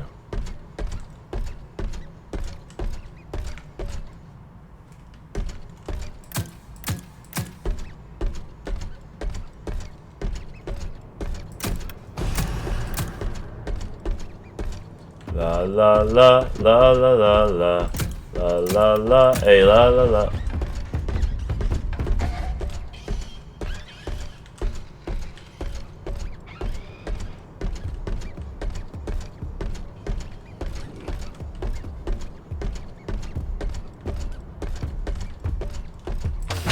La la la la la la.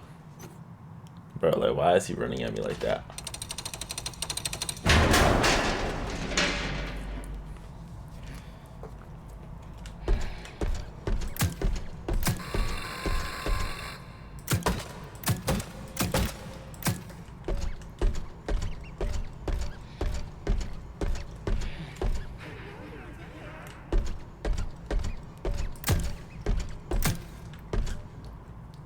It's trapped by up there.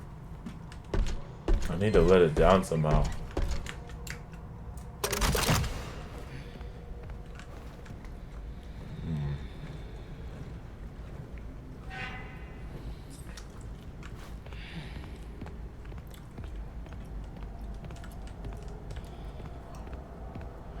There's a target. But even if I shoot that, No way. Y'all think I needed to save the little gun thing from the big top area all the way at the start? There was no way for me to do that though.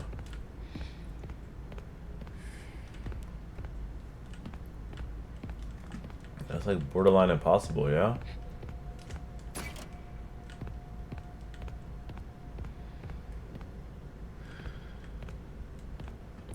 I already moved this.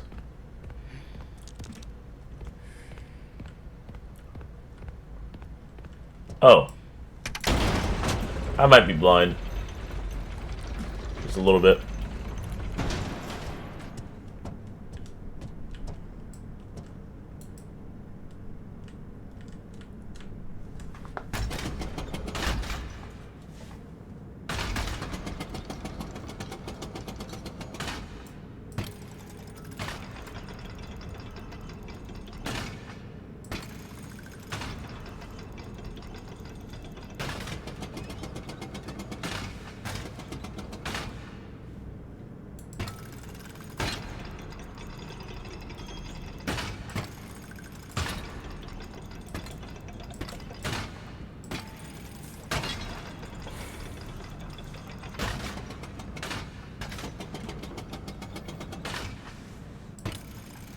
Yo, let's get immortality.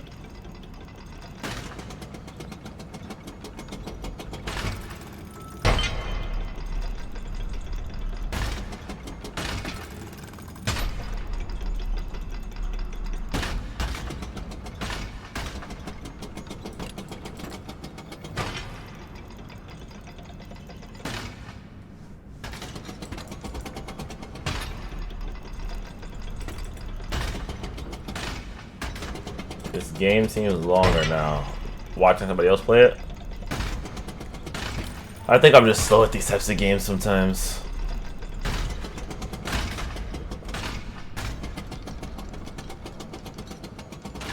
Yo. That's the 6-7 joke we go for? Out of every 6-7 joke we could have made, that's the one we go for. Yee. Nee. Almost fell. Y'all see how they tried to get me?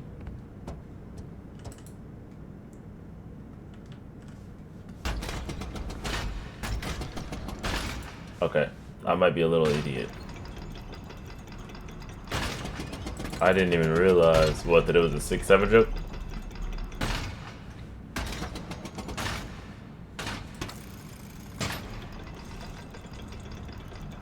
Yeah.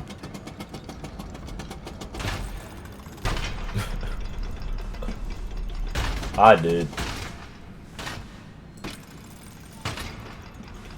I was like, random math? I was like, can't be for actual math reasons.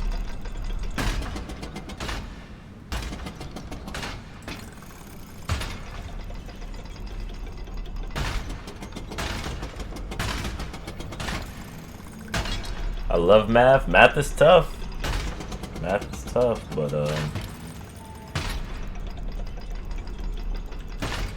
me and math are locked in together.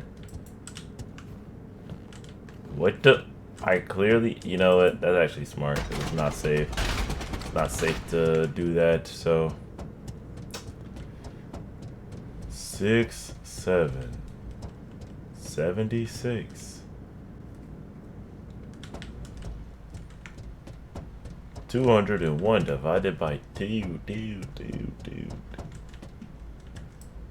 You can't divide that by 2 evenly.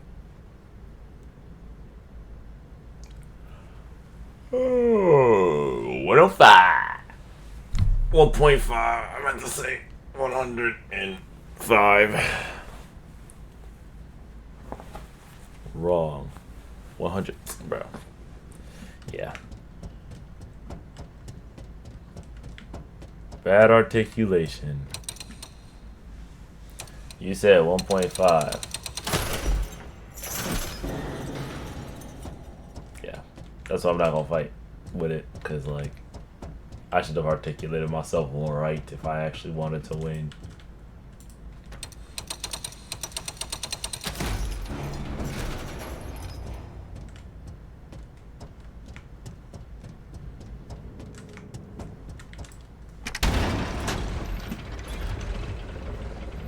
I wonder where it taketh me.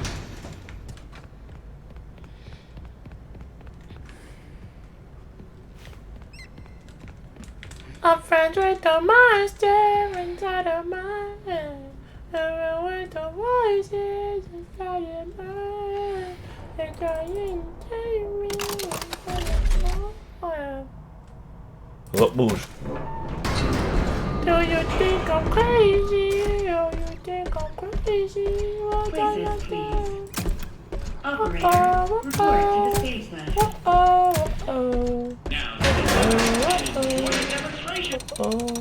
What happened to Jackie again? Main stage curtains. Action. She got goobity whooped. Ahoy, kid. Ahoy, Foxy. Oh, why you look so down in the dumps? Today's a big surprise party. Isn't it exciting? I'm sad because today is the big surprise party. I forgot to get a gift. It's a disaster. Shiver, timbers. Nobody in that audience? Oh. Deck. All hands on deck. I'm on deck, Frosty. I'm on deck. Did none of you get a present? How about an IOE? Bossy. We need the perfect present for the big surprise party. Oh, is that all? Is it perfect? There's One Piece? Yarg! What's all this racket? Foxy, you woke up the captain. Are we under attack? The ship be covered in decorations? Decorations. First Mate Foxy, are ye having a party? Of course not, Captain.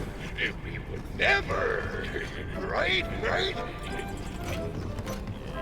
Did you forget pirate rule number 22? No parties. And pirate rule number 2? No decorations. Aside from our flag, that is.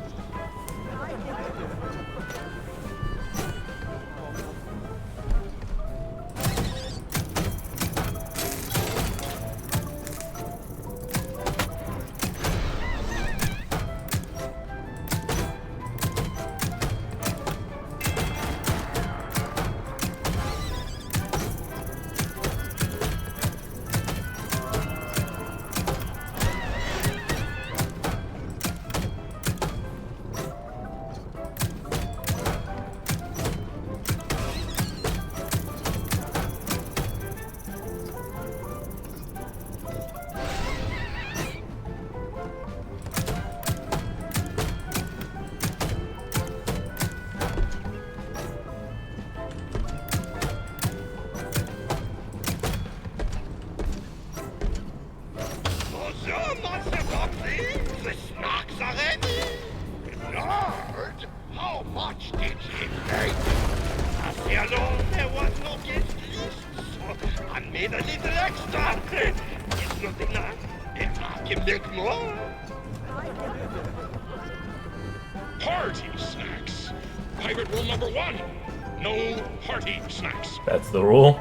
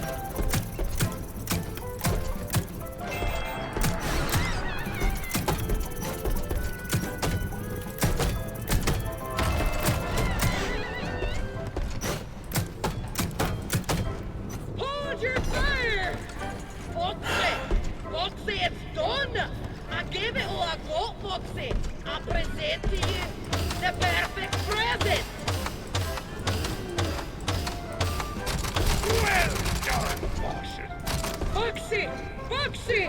Rocktopus! Rocktopus on the starboard bow! Curse ye, Foxy! Every sailor knows Roctopi are drawn to both parties.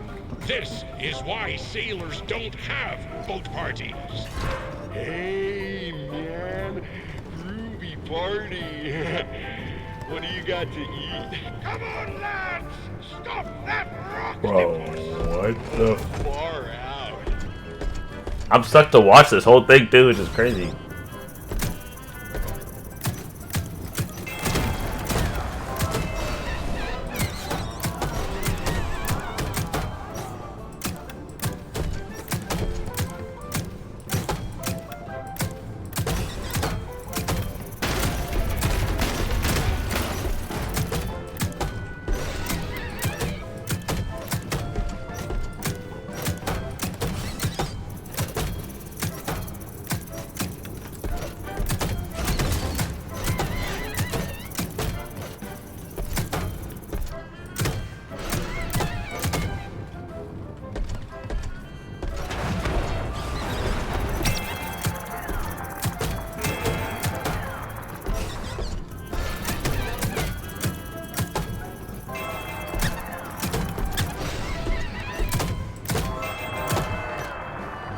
Music, unfortunately for you, that just bro, what's wrong with me saying?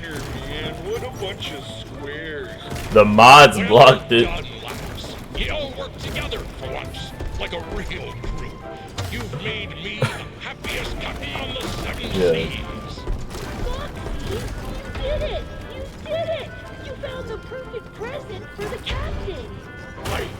I did? The perfect present is friendship all along! Foxy, this party was for me? I am ours, and who else? Foxy! He said it. I think it's because he did it like as an equation. Emergency. Unsafe conditions detected. The show must go on. Simply shoot the target to progress the story. Please follow the script. Reloading. Reloading. Reloading. Nah, this racism. What does that have to do with anything? How? Facts. Oh, no. Poor Captain. Another Springlock failure? According to your records, this is not your first visit to the service hospital. Scanning. Scanning. Error. It appears you have a foreign object wedged inside. Now don't you worry. We will get you all sorted out. Bruh. Stay right What's good, there, Ampy? and I will consult the service manual. Good news. The procedure is simple. We must clear out the foreign material. First, we will blend up the foreign object. Blend? Then, you'll need a stringent steam clean to soften Blend? up the remaining organic material so we can scoop it out. Finally, No. flush out your Let's not interior blend with a anything. power hose, then give you a nice long soak in the bleach bath. You will be ship-shape in no time.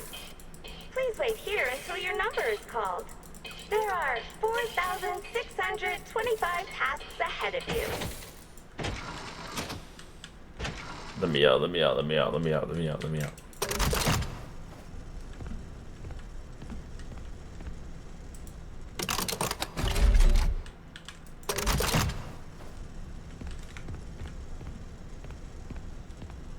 Yeah, call that, bro. They were gonna blend me alive. I'm very excited about our next showroom. Welcome to the world's first recycling center. Basically, we take trash and turn it into cash. To explain how it all works, let me introduce one of our many hard-working recycling automations. Say hello, Nurse Dolly. Hello, Nurse Dolly. Oh, that gets me every time. I thought it would be fun to go with a doll hospital theme. Pretty neat, huh? Dolly, tell them what you do. I am recycling. Edwin Murray coined the term, and it will soon be an industry standard. I take broken stuff and turn it into new stuff. So much money is saved by reusing Is that why they called it that? Huh. Edwin is a genius. Wink. Oh, get back to work, you. He probably wrote that script, by the way. So he just called himself a genius. Discarded materials. I'm talking about broken Midway games, costumes, computer and television parts, vacuum cleaners, toasters, and precious metals. Those useless things are then used to create new Midway games, costumes, and technologies for your family fun center at a discounted price. And what we can't use is broken down into its basic components, which we then sell at a profit.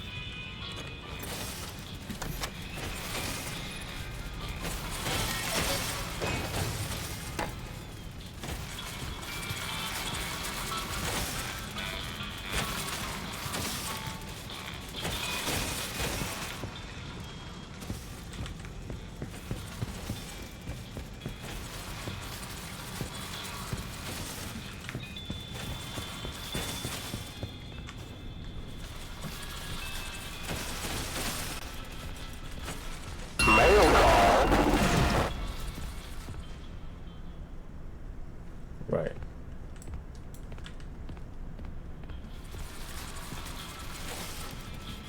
What's good, Jay?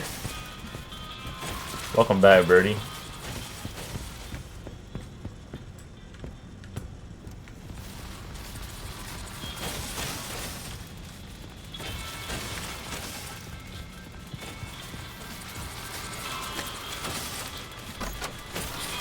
That got me?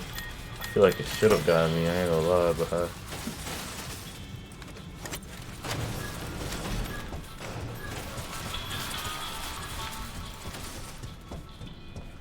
what did I need this for?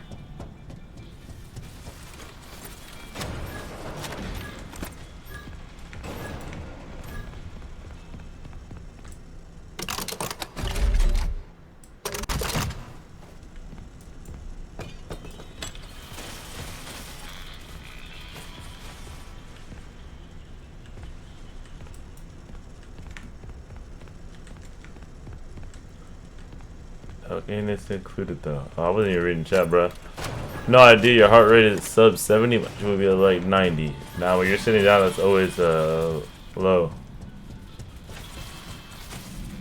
No homo. I'm gonna tell my homeboy he looks What? That's why music said that. Bro, I was so confused for a second. I was like, what?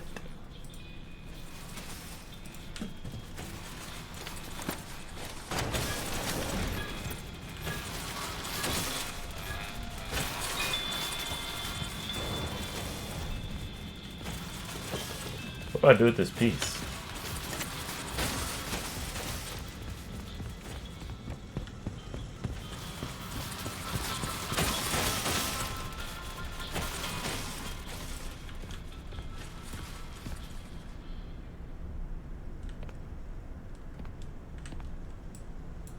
What just happened to Tality? I put him in a spring lock suit. My fault.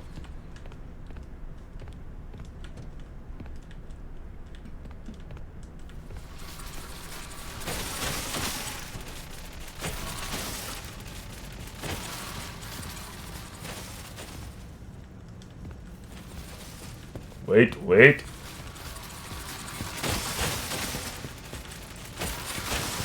Can I, like, how do I...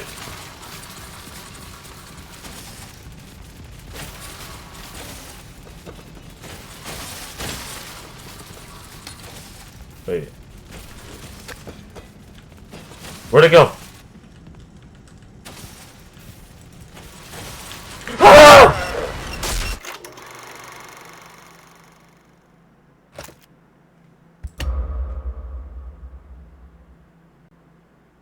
Where do y'all think I dropped the screw at?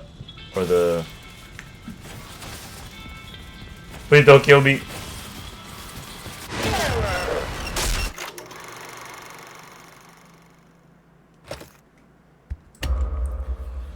No, that's cool. No, I'm just getting cooked.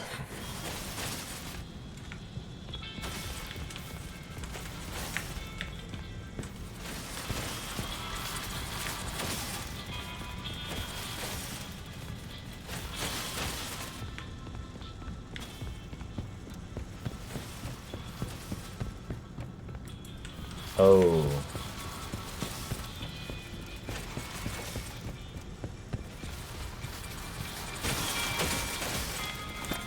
Yo, she's trying to get me.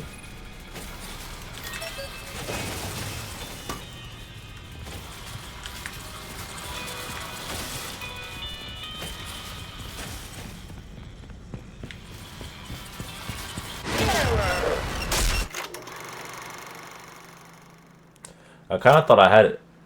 I thought I had just made it, like just made it, like barely out of sight.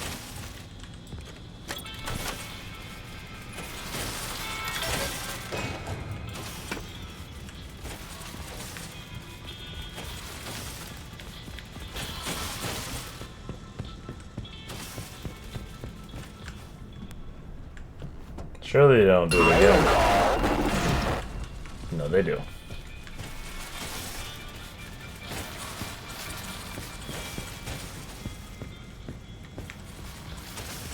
Wait!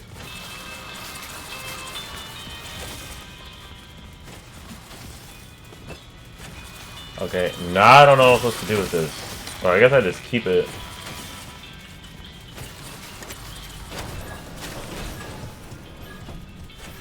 I can go take it and like put it in one of those things. And then just continue on.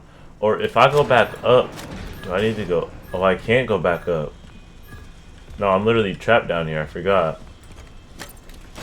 Then what am I... Dude. Yo, let's get ski. Boom. My boy, bruh. How we feeling?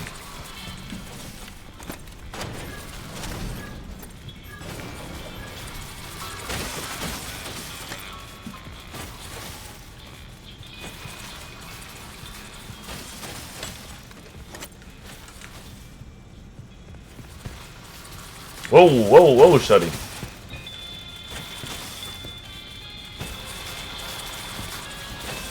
Oh.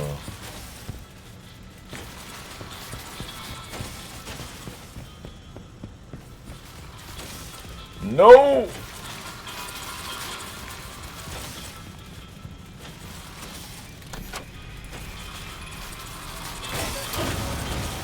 Now it makes sense. Ski, how you feeling, my boy?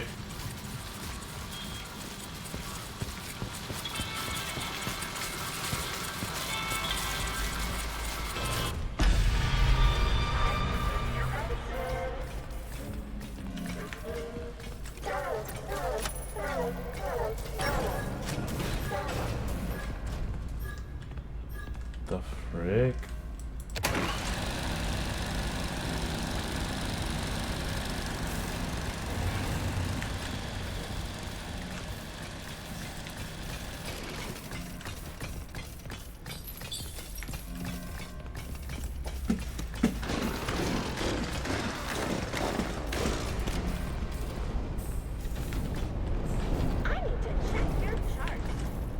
I didn't die to that? Okay, cool. I'll take it. I'll take it, bro. I'll take it. I didn't die to it. Whatever.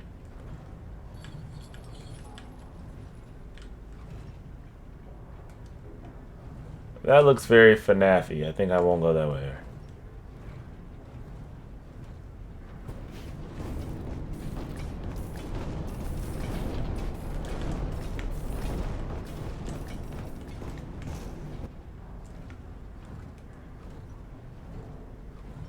I guess we're going in here without exploring everything else.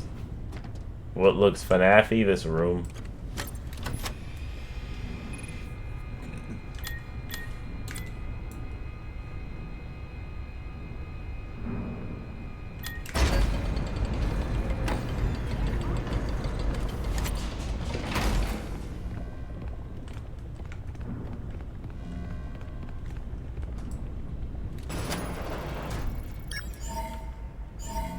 Uh-oh.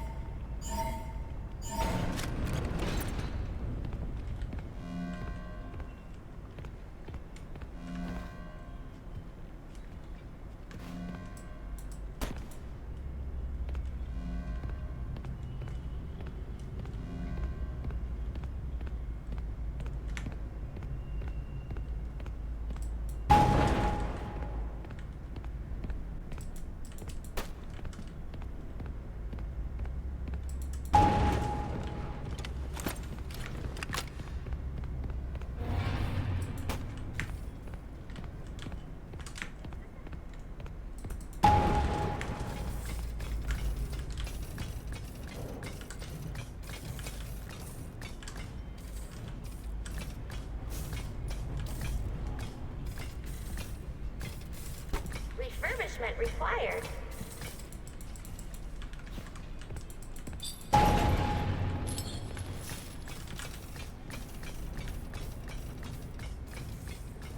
This game, I guess, is like the start of it all. From the lore video I watched, that's what I...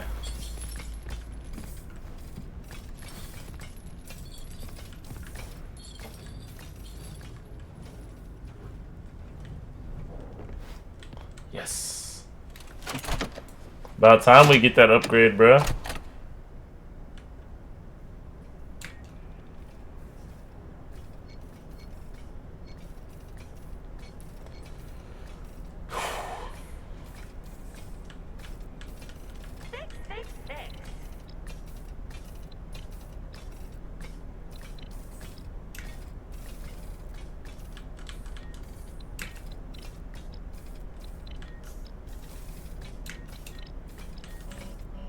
You're not allowed back here.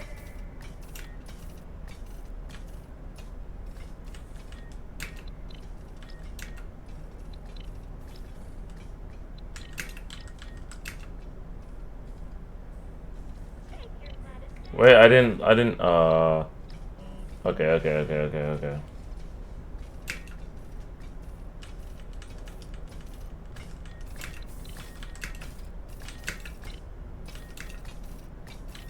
Further maintenance needed.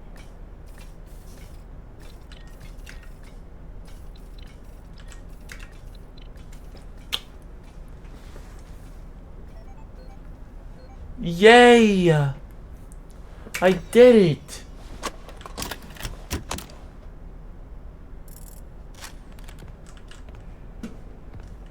I'll be taking this.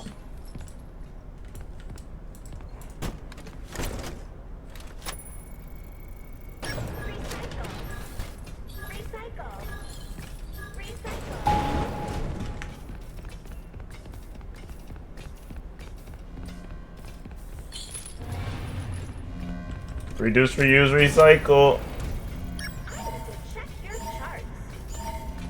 You don't need to check nothing, shawty.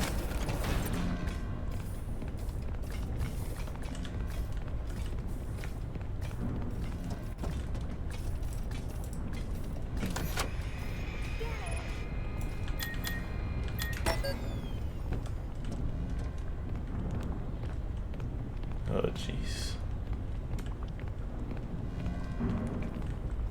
Well, here we go.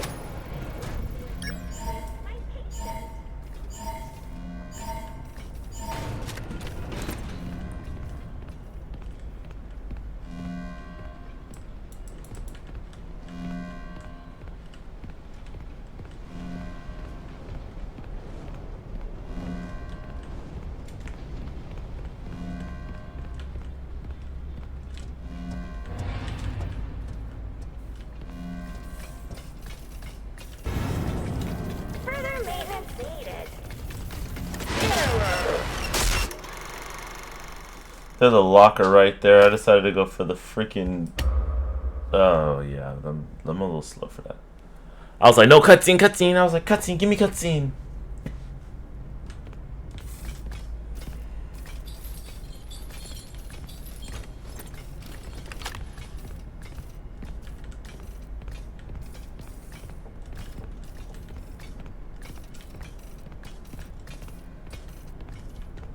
No disassemble.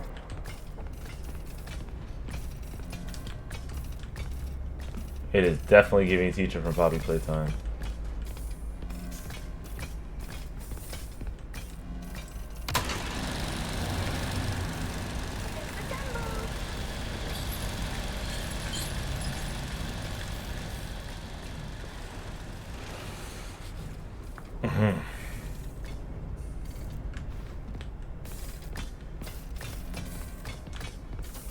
Refurbishment required.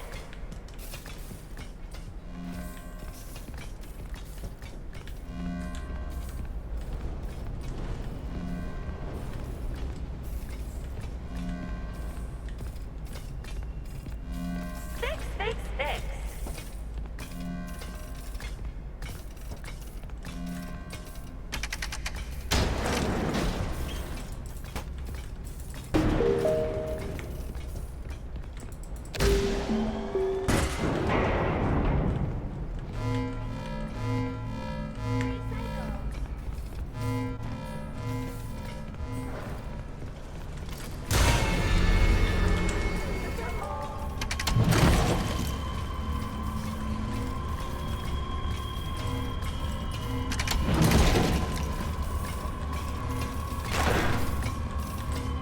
Yeah, that's right. Back up.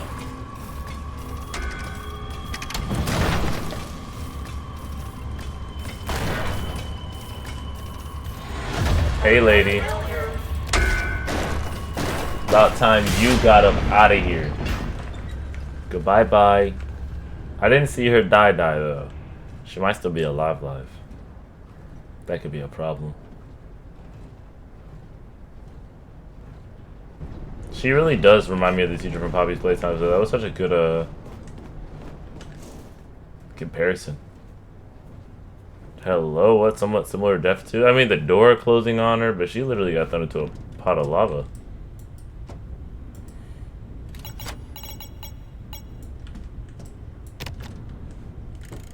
I have great news, admins. Say hello to Dolly. Now that the Dolly system is up and running, you can She's start dead. collecting time cards. She can work an unlimited number of hours without breaks or mealtime, always with a smile on her face. Dolly also can't be injured or need a sick day. Just imagine the money we'll save. You can begin laying off the sorting staff as more Dolly tracks are installed throughout the lower levels.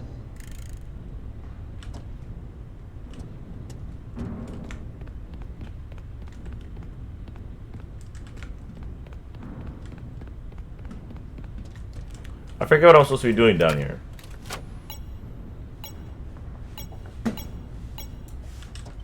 Dolly can't be injured.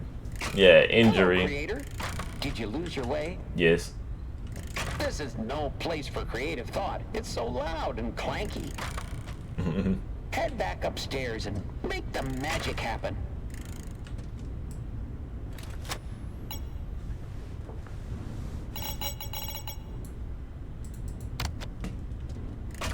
All furnace tasks complete. Elevator privileges are available.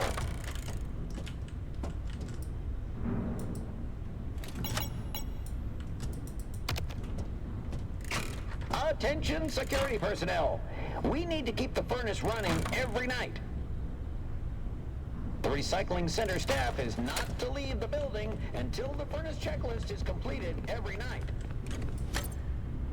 No exception.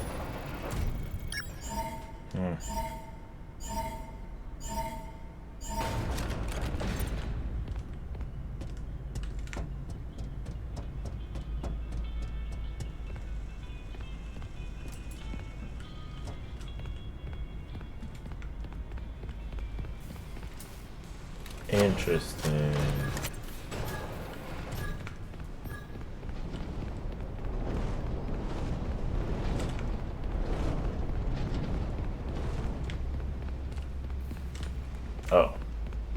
I can't go back out that way.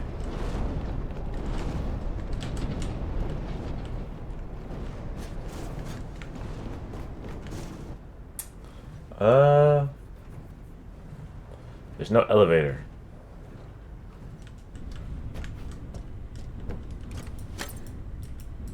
Wait a minute. This is, yeah, that didn't, no, I knew that wasn't. What do you got for me? Hello there. If you're one of our prospective clients, then you've wandered into an off-limits area. For your safety, cover your head and crawl slowly but steadily towards the nearest exit.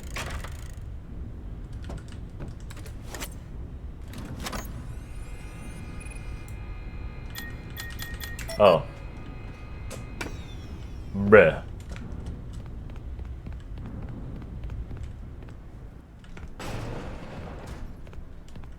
Surely she isn't still alive, yeah?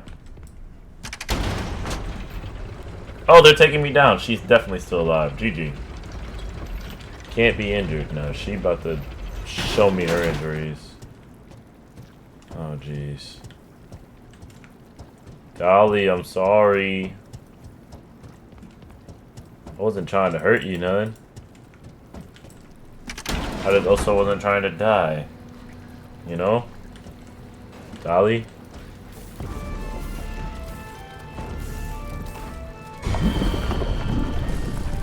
Whoa, that redesign's sick. You ever thought about becoming like... Never mind.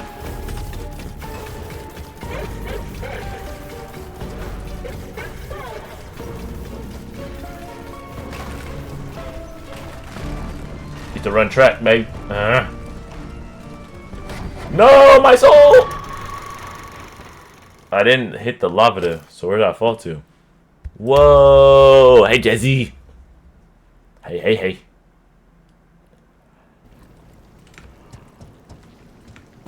There we go again.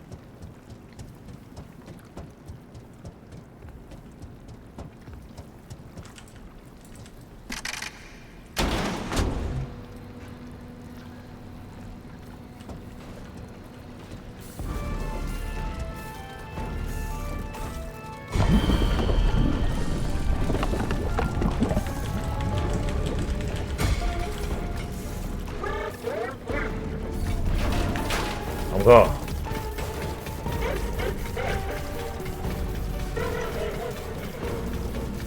I'm not to be fixed.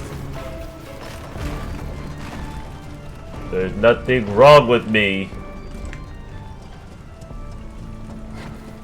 You should be fixed.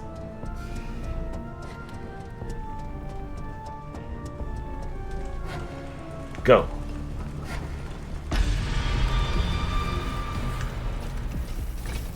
You can't get me in here. And just like that, we're safe again. Not worried about some stupid electronics, animatronics. Shit, I think it's ironic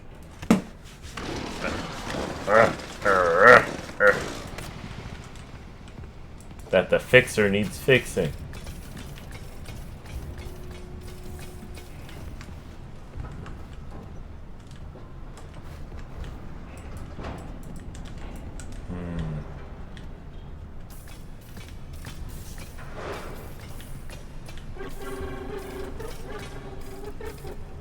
Look at the coloring. It's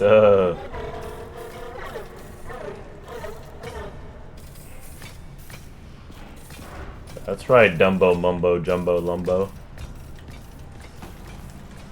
Oh, I can't go that way.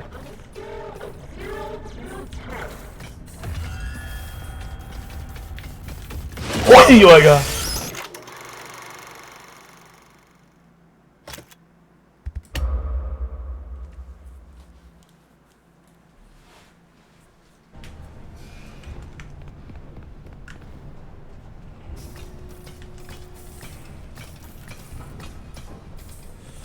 Keep going forward.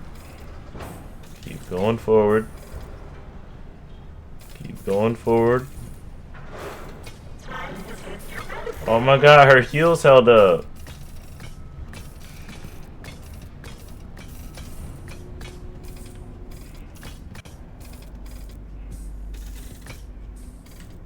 Dumbo, Wumbo, Mumbo, Jumbo.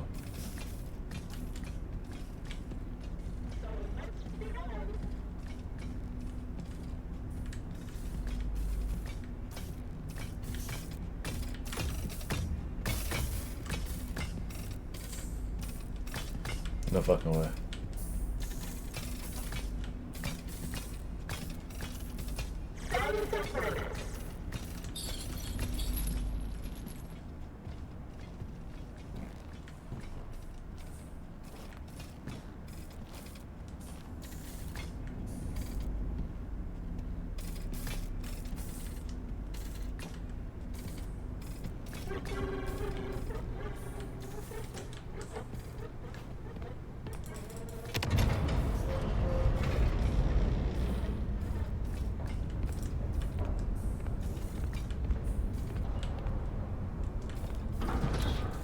Good morning, KJ.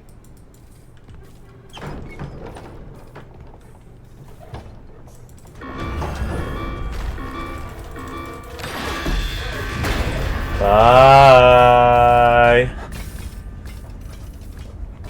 Hey, can't catch me, bruh. Stop playing. These weren't gonna get me back to Hello, that beach. employee. From the bottom of our hearts, Ed and I apologize for all the elevator problems. With the worst 6 So hours sleep. there is Oh, some dang. good news and some less good news. The good news is that you Excuse me. can make repairs from inside the elevator. You don't have to wait around until someone notices that it's stuck and fixes it. The less good news is that you won't have the lives of your fellow employees weighing on your conscience if things take a downward turn. Because you're in the elevator as well, which is still good, but less good. You can fix it as a team, and no one person is to blame. Okay, let's just hop right in. What's Fiona's freaking... Ready to take the plunge? Yes. Great. Make sure the emergency brake is engaged. Now, turn the elevator off. Next, rebalance the elevator. GG.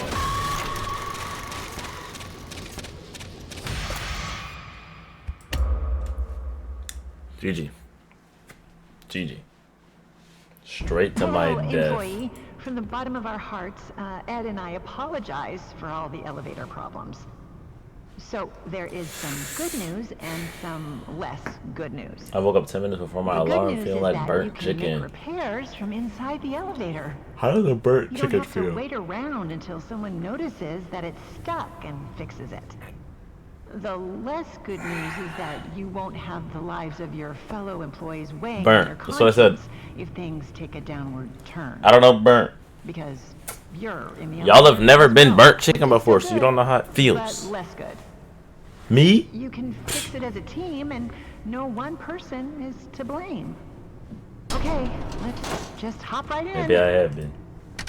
Now, turn the elevator off. Next, rebalance the elevator. That's it? No details? Ugh.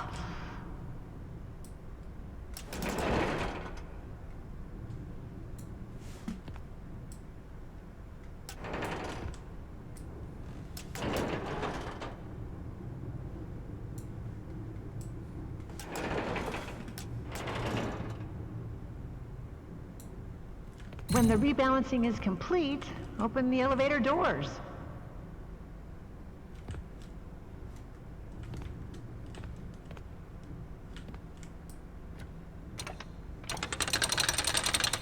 Press the open maintenance hatch button. Okay, start the diagnostics routine by inputting the following code. 4, 3, 2, 1.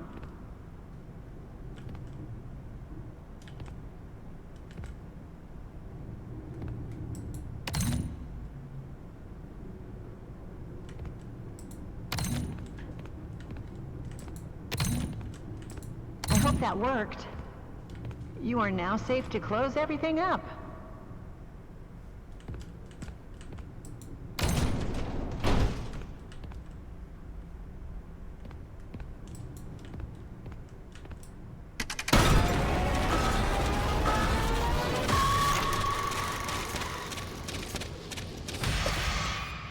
You are now free to close everything up. Closes it.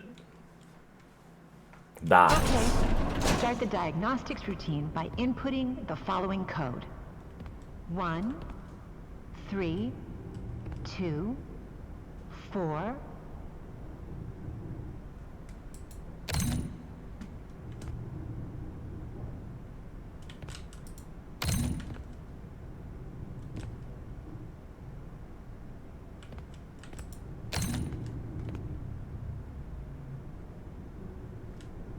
I hope that worked. You are now safe to close everything up.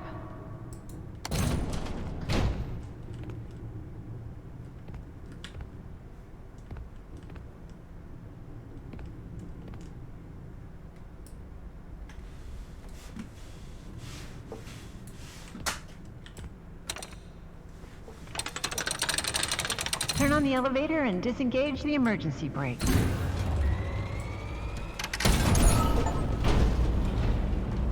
Like, what the freaky? Still at the Mimic? Yes, we have been locked in.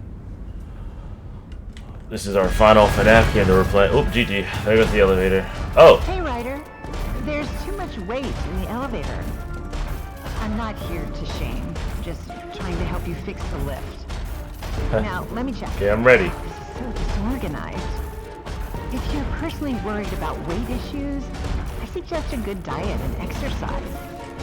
Try tofu. You'd be surprised at how it soaks in flavors. As for the elevator, it's just a bunch of Ed's chicken scratches. Well, it can't be that different from the other elevator instructions, so let's...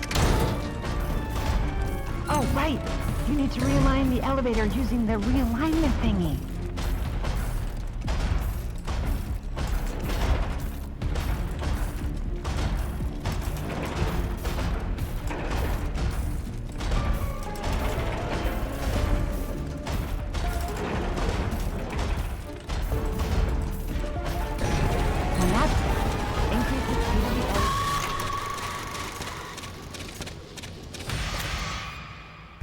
Hi, Lala. Turtle. The turtle got me killed.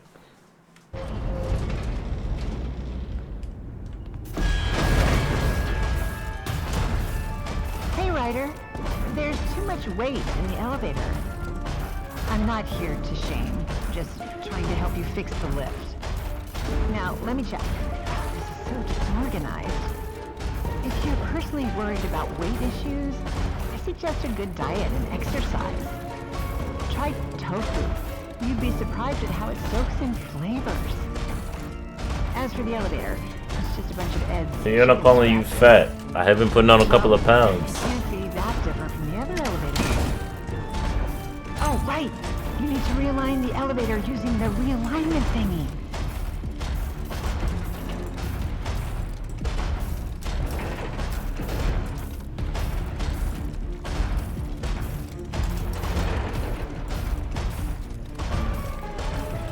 When that's done, increase the speed of the elevator to accommodate for any changes in carrying weight. So that part's crystal. Are you supposed to... GG. Why doesn't the Mimic all that pie? No, facts. I spot turtle everywhere. He's eating pizza too, bro. I've eaten 5 pieces of this pizza since we've gotten it. Hey, Ryder. There's too much weight in the elevator. I'm not here to shame. Just trying to help you fix the lift. Now, let me check. This is so disorganized. Shout out Fiona. If you're I want personally worried pizza. about weight issues, I suggest a good diet and exercise. Try tofu. You'd be surprised at how it soaks in flavors. As for the elevator, Not me too. it's just a bunch of Ed's chicken I was asleep. Well, Why don't you take a little rest, KJ? I know you just woke up, but... Oh, right! You need to realign the elevator using the realignment thingy. I can't, I have school. Ah, yeah. Well... W start to the school day! W start to the school day! When that's done, increase the speed of the elevator to accommodate for any changes in carrying weight. So that part's... Once you figured that part out, power on the elevator, disengage the emergency. Hey, we're going up. Hey, hey, hey. Dummy.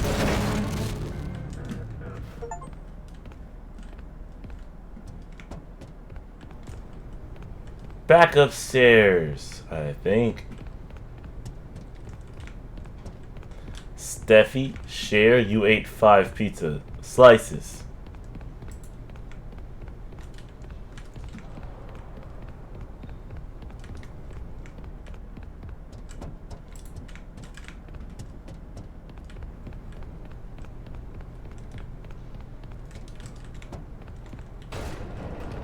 Oh, that was the right way.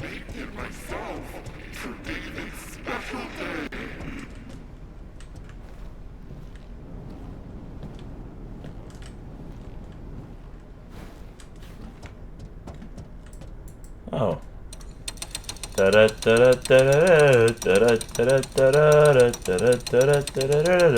Good night music. Respond. Over.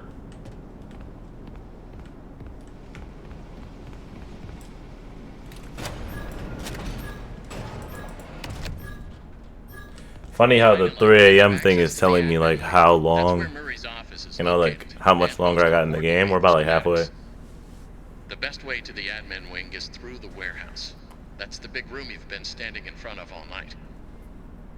You can see it through that window. Guess you should have gone there first. But hindsight is 20/20, right?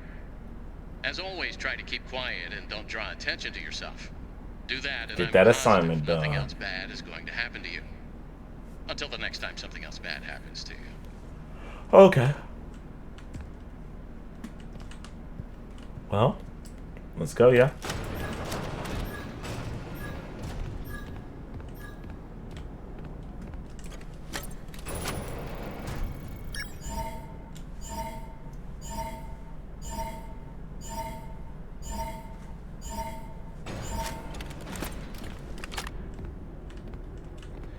Hello? Chica? That's not Chica.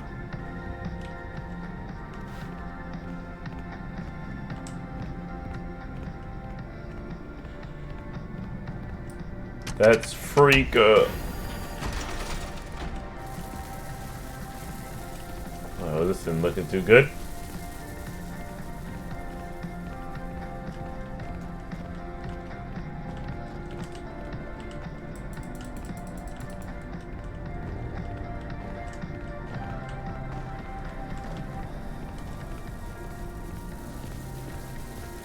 No, I did not play Security Breach.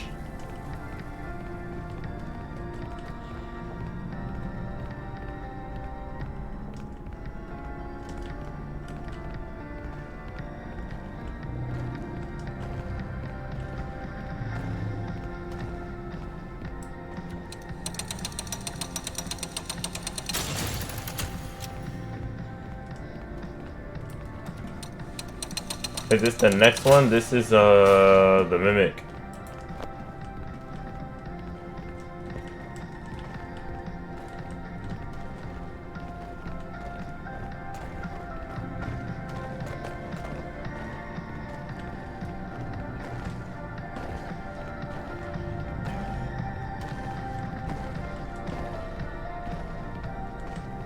He won't play it. No, it's Security Breach, the next one. No. This is the last one. I'm not buying Security Breach.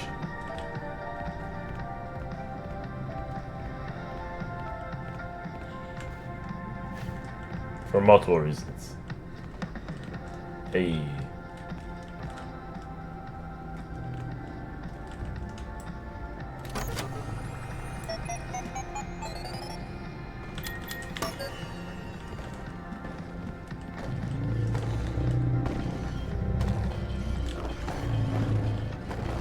Then you didn't complete all of the games. He don't want to play it. Facts. For multiple reasons. Re-explaining myself every single time somebody asks me that in chat is going to be very, very, very, very, very overdone.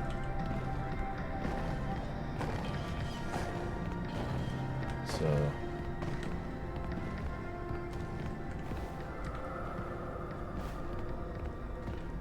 I mean that respectfully. Someone should just pin it at this point. Not everybody's asking me. There's only been some people that have been like... I am intrigued. He's intrigued.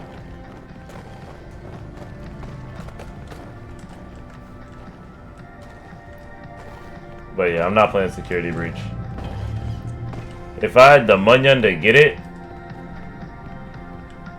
and I was really, really trying to like extend this and play it, yeah, I'd run it, but no.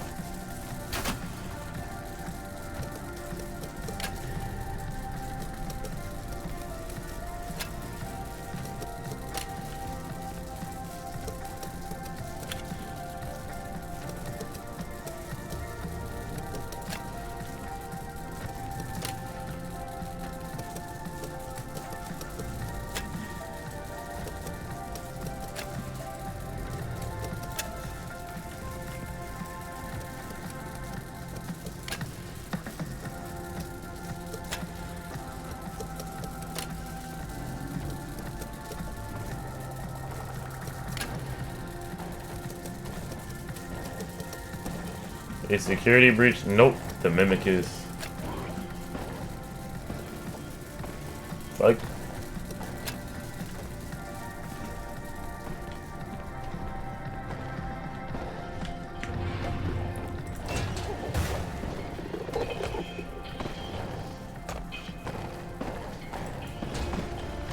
The mimic came out this year.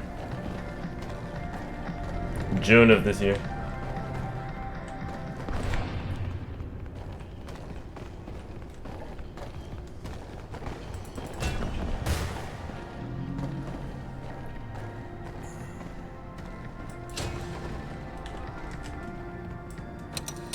This isn't my FNAF.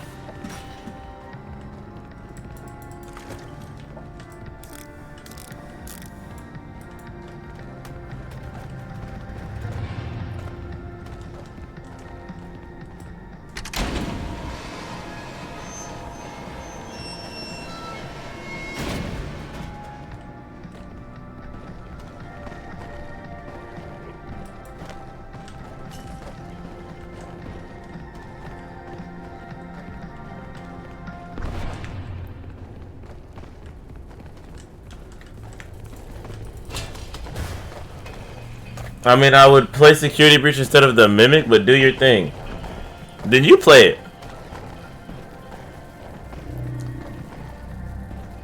Ah!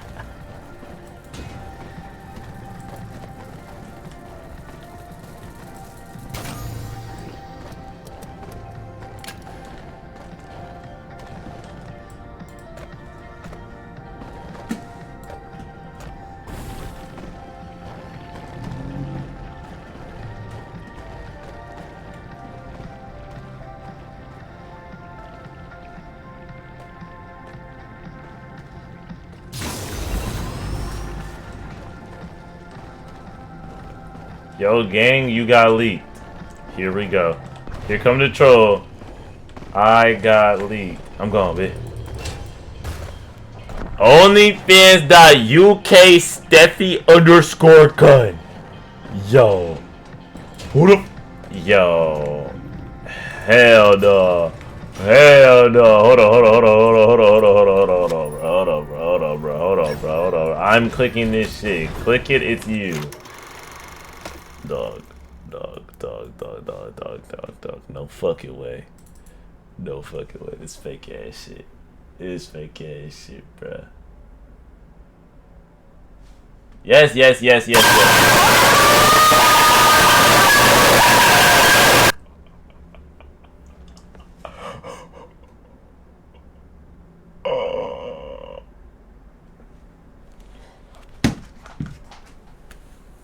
Yo, this nigga I just got okay, June.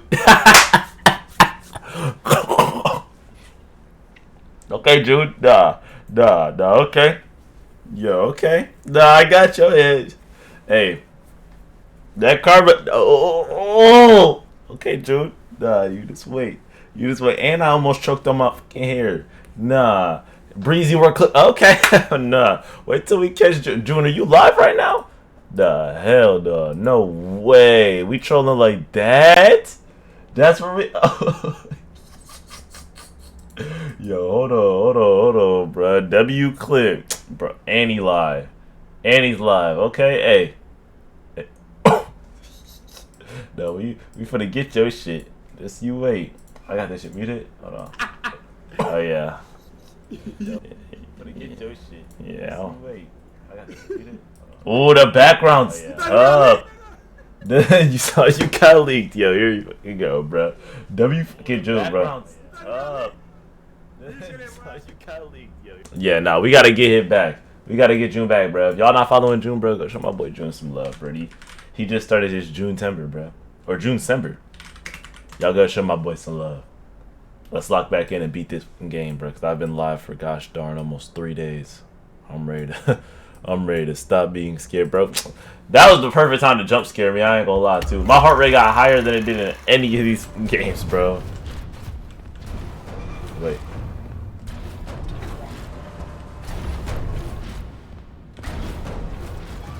Okay, let's lock in. Dog, what the? And then move that. Nope. Go back.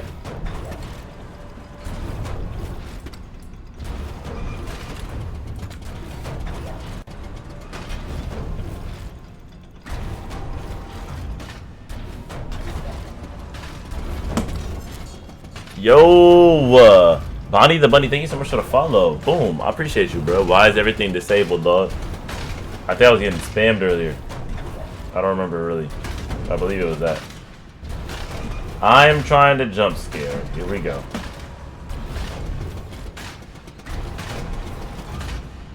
Let me think. That could be moved all the way over there. And then one like that. Wait a minute. How do I even... It's because it's up. Nah, it was because of the bang thing from FNAF 4. Oh, yeah. It was. I'm not even going to be able to get over there. That shit was hilarious. That shit was crazy. Y'all were trying to take me out, bruh.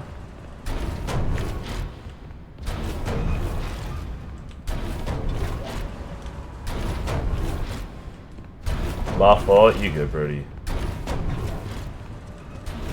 Bro, that Jeff the Killer shit threw me off. Let me see, bro.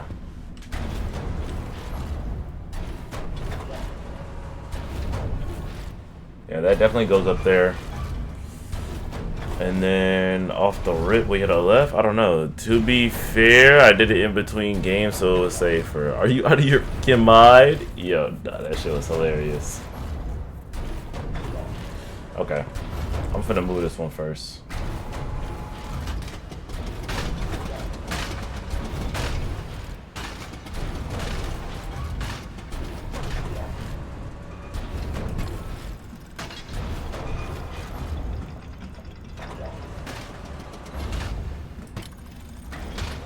I might be a dumbass. I might be a dumbass.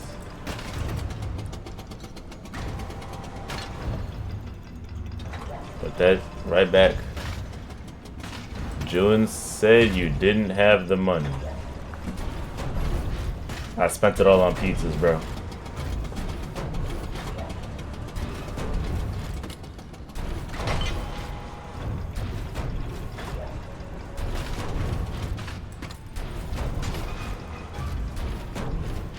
Alright, I'm gonna head to bed. Do your thing, music. I hope you get everything done you gotta get done for class.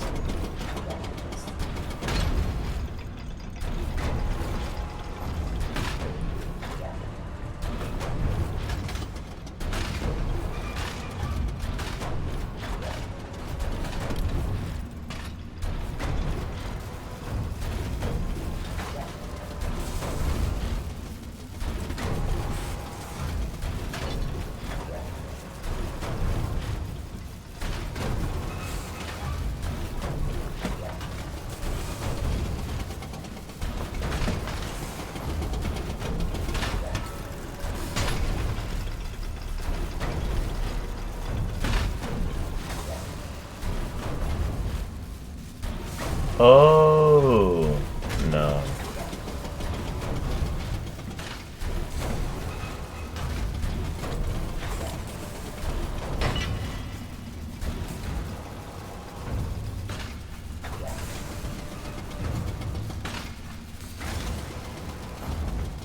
I'm gonna put this right here for right now. And I'm gonna exit and go look. Okay, so I gotta go from here to either that one or to that one. What's down here? Oh, I can actually walk around and look around. Dang. Everything is huge. Dude, I gotta get this off of me, low key. We might have to get rid of the heart rate monitor. I've had this on for so long. My body's probably like, hey, Birdie.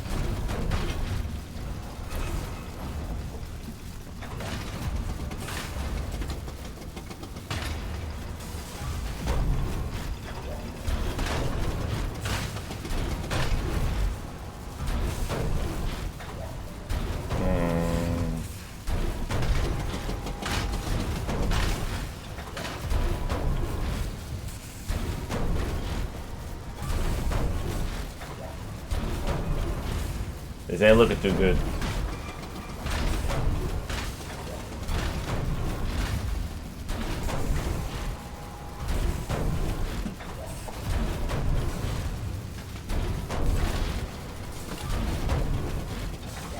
I have no idea. I've never played through this or watched it.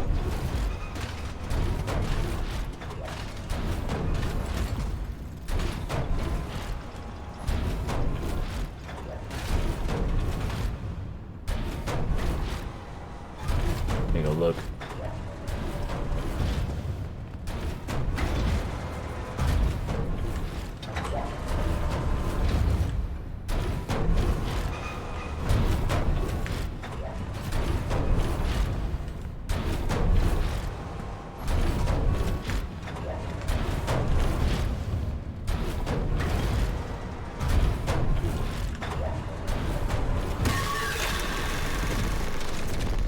That one kind of actually jump scared me because what the are you serious? It just opened up. I just got spring locked with a non-spring lock item. I just got spring locked, bro.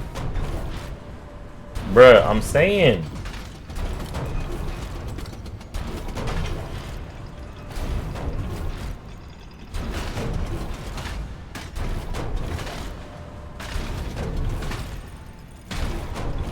And just like that, guys. We figured it out.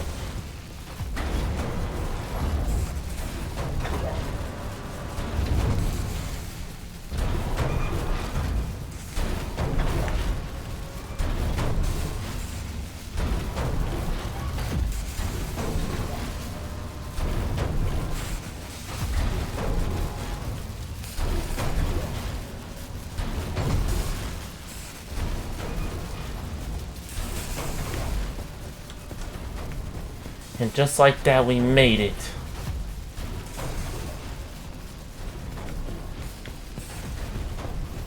When I'm in the club.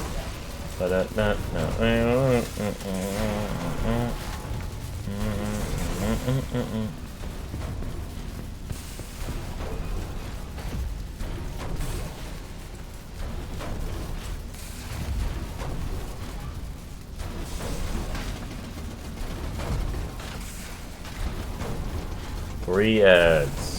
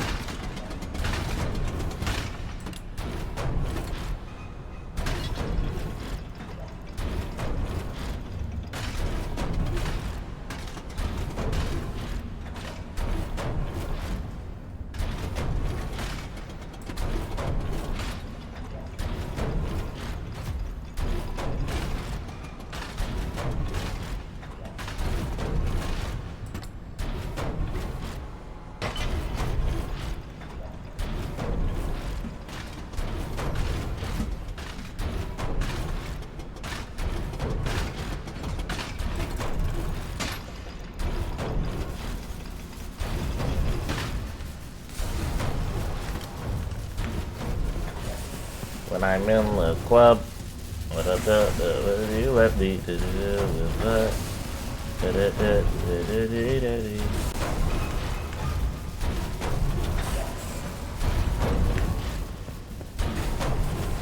Ain't good enough out of here anyway. Most I've gotten is like 9 or 10 ads. Praying for you, Birdie. That's crazy.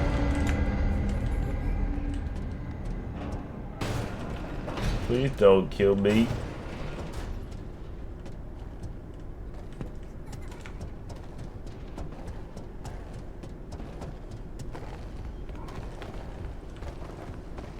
So if the mimic's down here, who's that other guy? Yo, what's good, PK? How have we been? Ed, you're not going to want to hear this, but there's a lot of grumbling on the work floor. You have a lot of new ideas and new projects coming in, but the staff can't keep up with all your changes. Your creative energy is amazing, and I love you for it. But I think you need to step back a little and focus on one project at a time. Crazy request.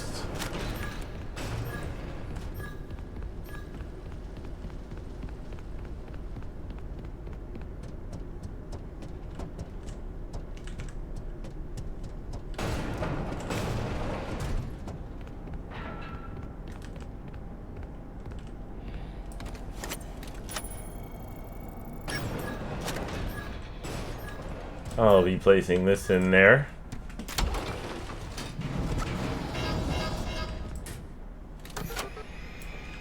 I don't need this. Oh, another one. Ed, honey, how are you holding up? I just heard the news. I don't know. This is all so much. He's gone. He's gone, and now everyone is asking me what to do. And I don't know anything. I can't run a company. I'm not ready. I can't fill his shoes. He knew it. Everyone knew it.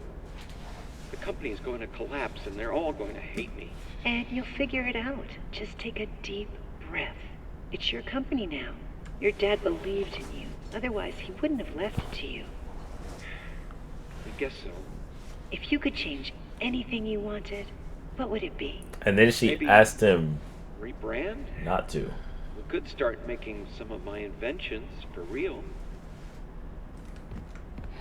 And then she asked him to slow up. Her encouragement is what made him start doing that shit. And then she said, actually, you should stop.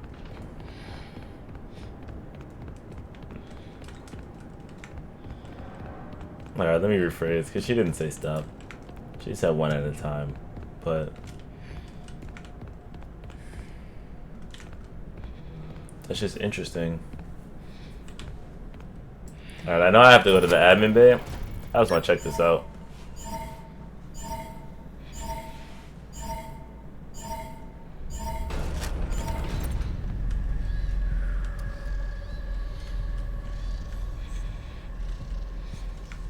think this is my first time in here. Big top.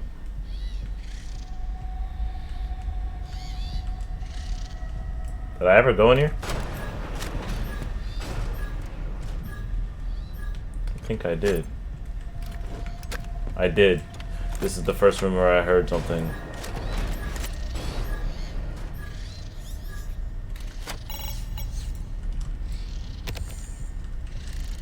Attention, my admin friends. Despite everything that's been going on, you've been doing such a great job holding everything together. And I was just thinking, we should do another one of our fun dinner parties. How long has it been? So, I invite you all up to the house for fondue and board games, like we used to. Fiona loved it when we could put our work aside even for a bit and just get to know each other. So I want to do that. Tonight, yeah. Tonight at 8. See you at 8!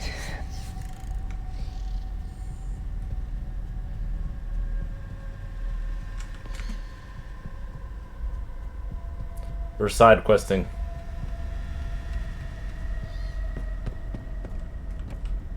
I never went this way. So let's go that way for the first time.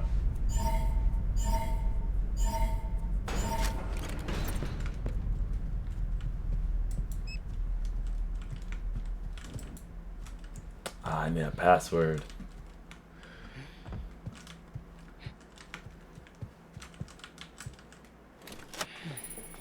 What's in here?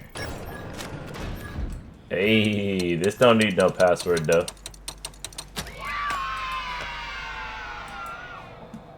Wow. What I've always wanted. How do I get the password? That might be endgame, or after I leave the admin area.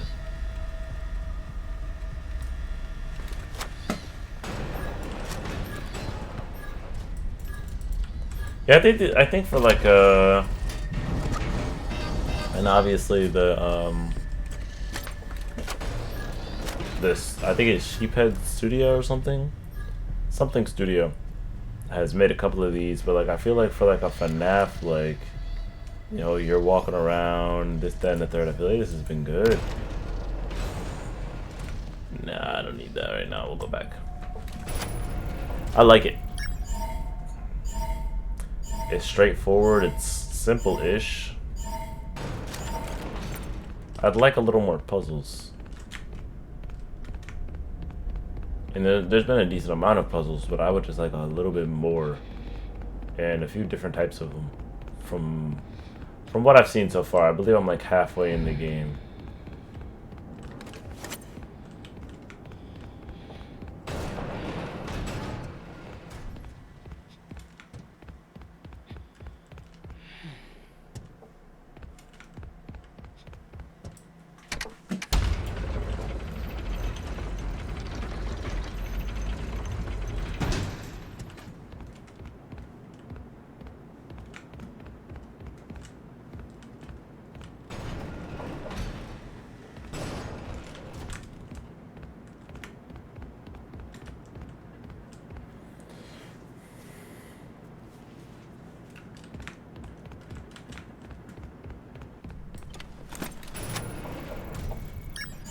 Supposed to go to the admin wing for something, so screw it.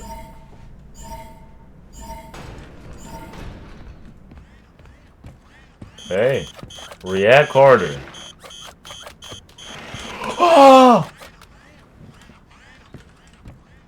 How was that one? That one good or did?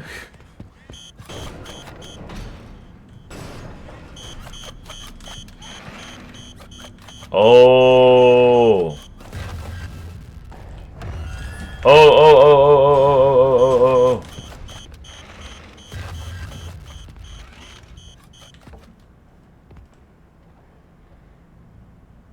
I thought they were friendly. Y'all, you really are Chica.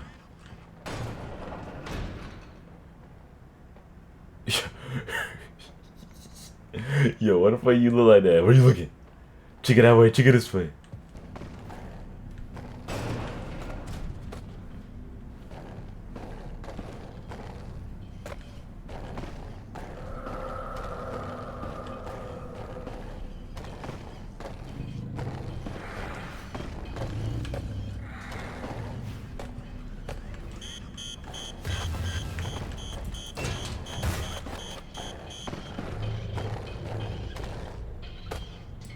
Oh my day, you ain't catching me.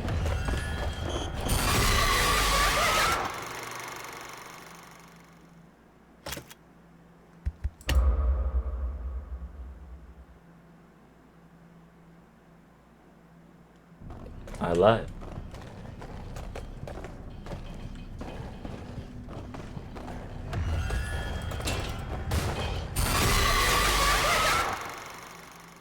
That's the first time I done got yanked out of a locker.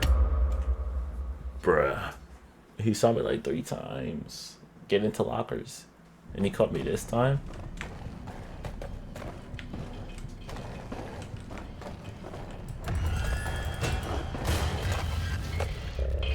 Dumb dummy.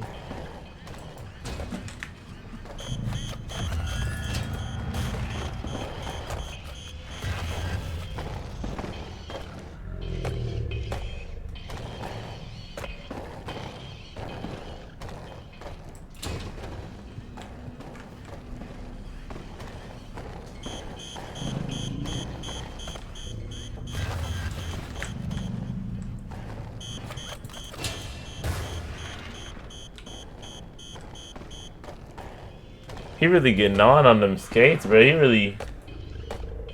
Ooh, I should go skating.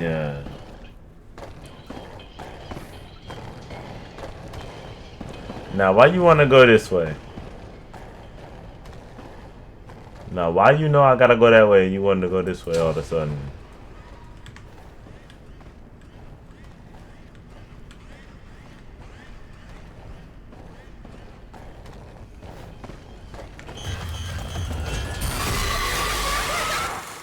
Now, why the hell you want to come back after going that way?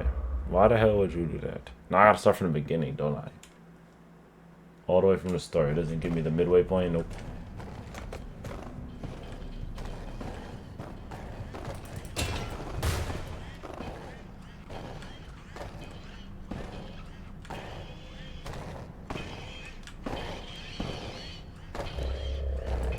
Oh my day.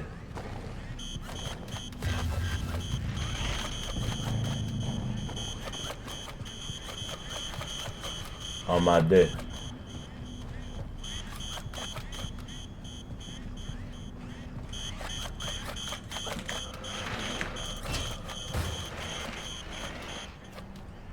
I just led him all the way around the map. He don't even know where I'm at. I guarantee it. I stand by it.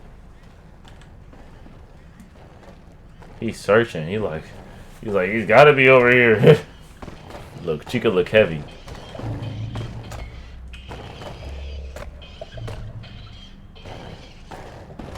You ain't getting nobody with all that, Chica, bro.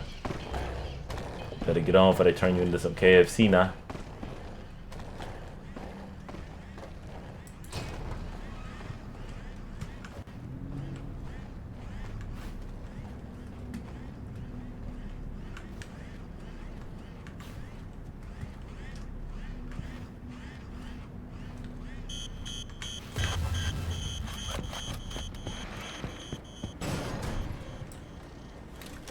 Oh my, you ain't catching shit. Upgrade, not an upgrade. Tape. Oh, I don't need an upgrade. Cause you know what I got? I got a movie to watch. Watch party.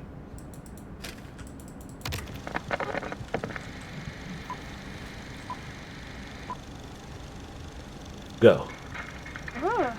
I love Johnny Test. This tastes funny. Oh no. Let me try. Is that one? Oh, yo. Wait, this kid is a troll. Just kidding. Now beat it in. Oh, you.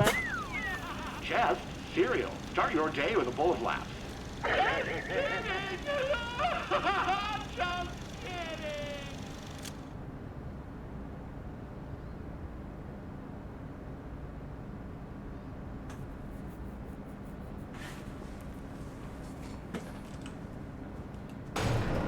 Now that one's tough. Just kidding. Just kidding. I don't think I like that one too much. Alright, it wants me to go that way.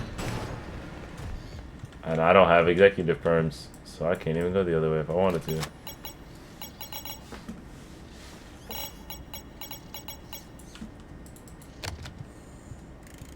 Hello, admins. Let us know if there's anything we can do to make your workday more pleasant, aside from Windows. We've heard your numerous requests, and Ed promises to add Windows very soon. He'll have time as soon as the contract for the new Fazbear project is locked down. He's been up in his office working on it all week. So anything other than Windows, let us know, and we'll get on it right away. Have a wonderific day. That's the first mention of Fazbear. Welcome, creators. We're now taking suggestions for original ideas and characters. Let us help make your dreams come true. Place your submissions in the idea box. There's no bad ideas. Express yourself. Please ignore our previous request. There are bad ideas. Very bad ideas. Not all ideas are worth sharing or even thinking. So we are no longer taking creative submissions. Thank you and have a wonderific day. What the freak did they submit for you to say that? Oh, there could have been a lot of bad stuff, I guess. We're delighted to share our exciting expansion plan with you.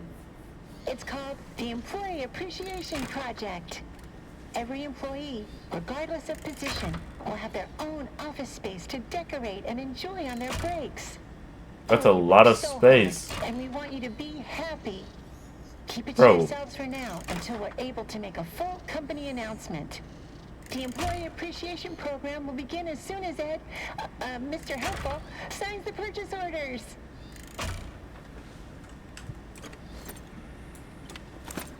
So he stopped being called Ed and started being called Mr. Helpful. Welcome, security team.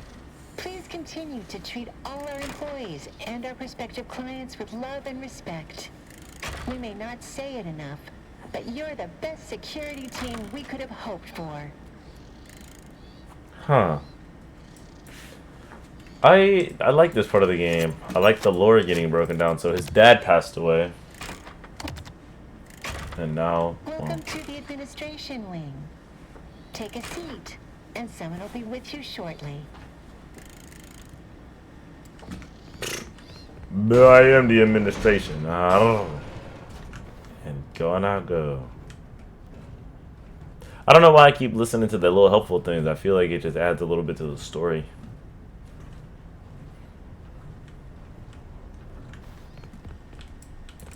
Executive. Now I'm about to have everything unlocked. And that means it's just pure lore from here. Lore and then trying to beat the game. Surely this minigame isn't too hard, right?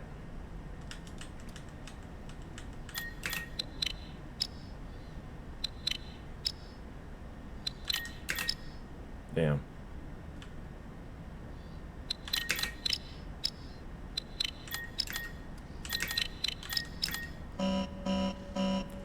So I gotta go middle to high. Got it.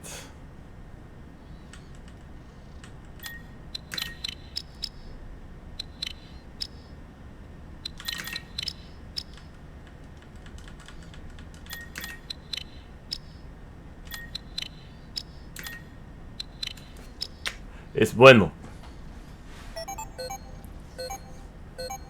Hey, hey, hey.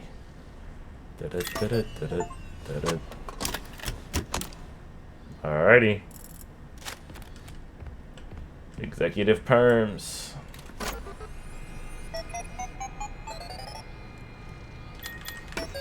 Executive. That's the whole thing, right? That's like the top of the top, like.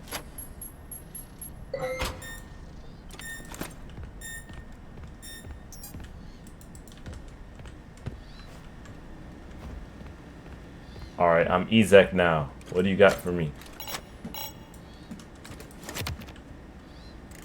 I feel stupid recording this, but I just hope somehow that you can still hear me.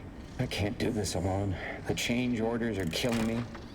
Our employees, my friends, they keep leaving. The money's gone. I just need to finish the new Fazbear project, and then everyone will come back. We can get back to normal. I miss my friends. Our friends. Aww. I miss you. I miss you more than you'll ever know.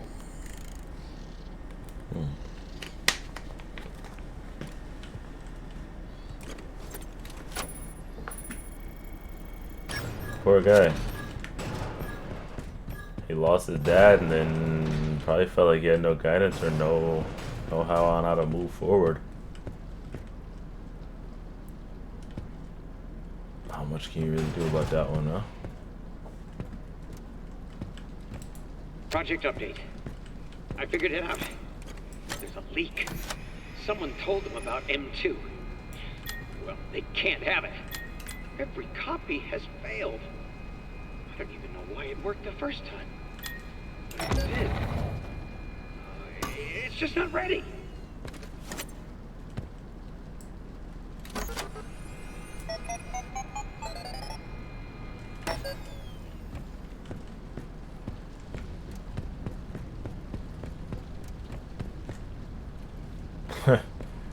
Alright, FNAF. I know what you want me to do here. Oh, here we go.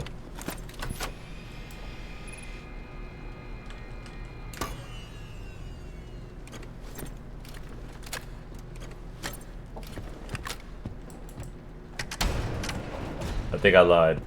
I was really hoping I would...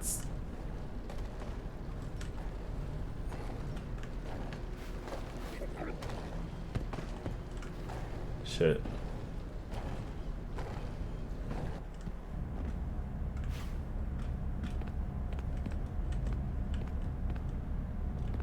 What I was hoping is they would put me in the office and I'd play with the cameras.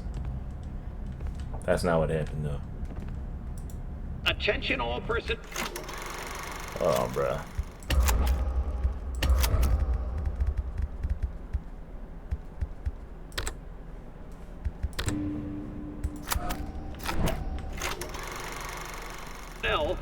The power surges have become more frequent. Please use extreme caution when venturing down into the tunnels.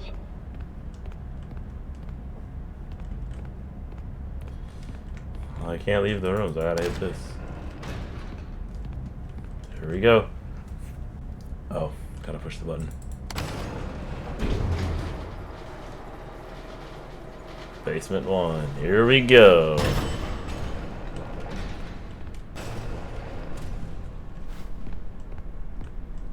What the heck could be down here? Anything? Stop. You're not him. You're not. Stop sounding like him.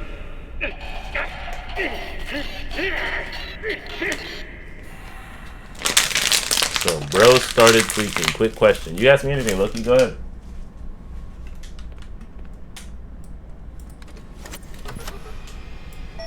Like you can know, but are you going for all endings or just whatever ending you get? There's multiple endings. I'd like to go for the true one.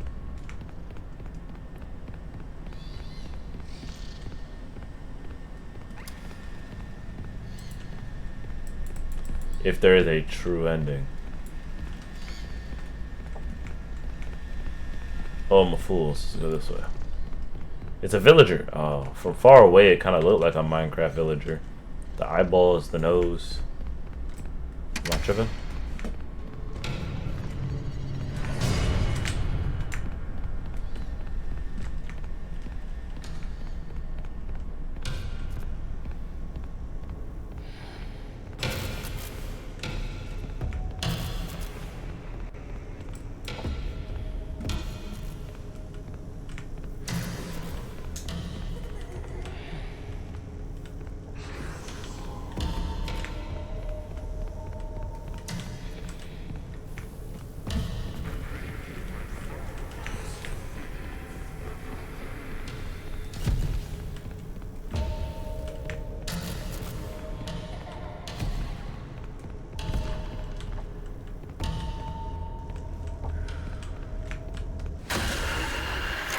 What am I supposed to be doing?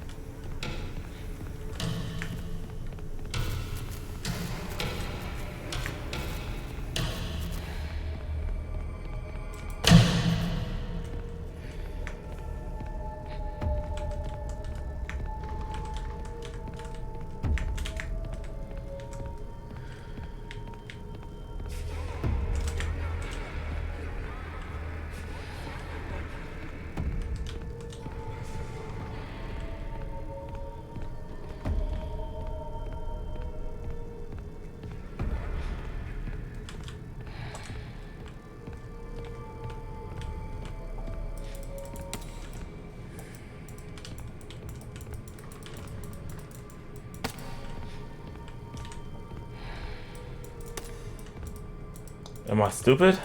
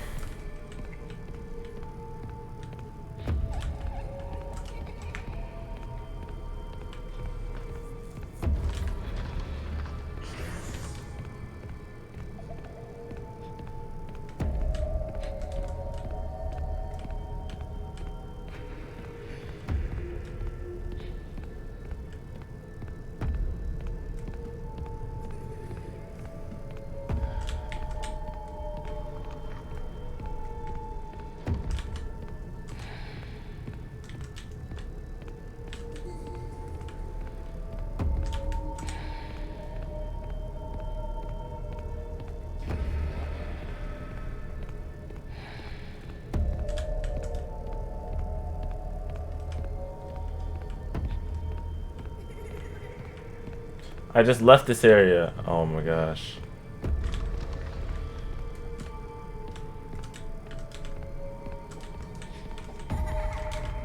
You can't be right there.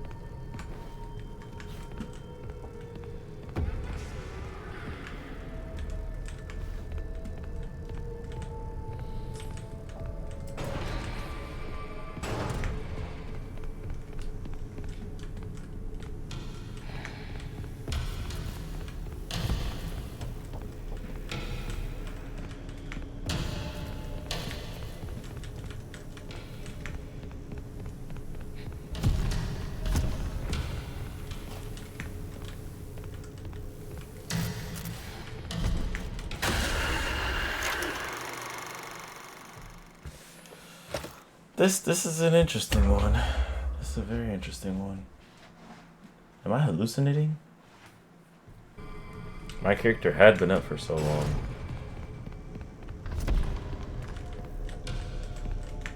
Very possible.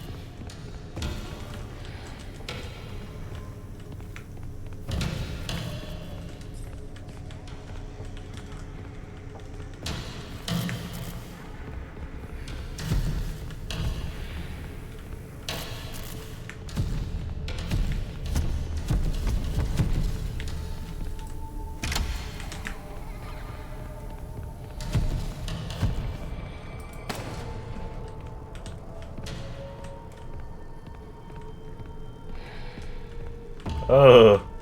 Oh.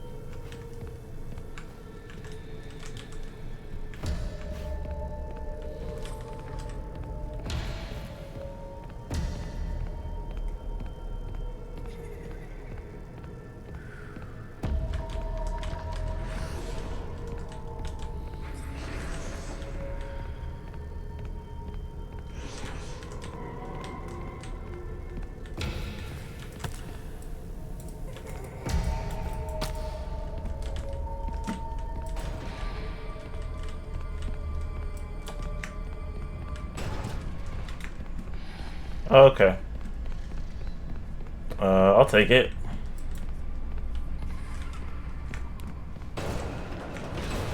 I don't know what that was. We'll take those. We'll take those. Out the other side, I guess.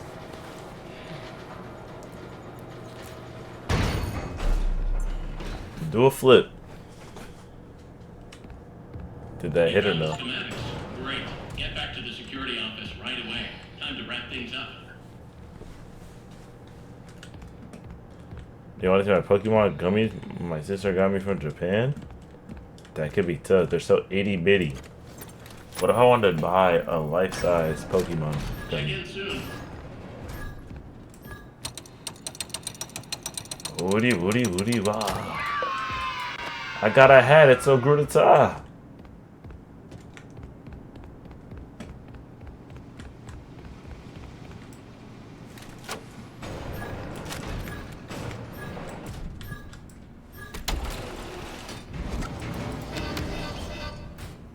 Well done, Arnie. Thanks. I didn't think you could do it. Arnie. But here you are. That data diver has exact permissions, and you found the blueprints. You made it the farthest, farther than I had expected. I can't believe it was you. Yeah. Put that data diver in the inventory system. It'll go right to where it's needed. What about me? How am I supposed to escape?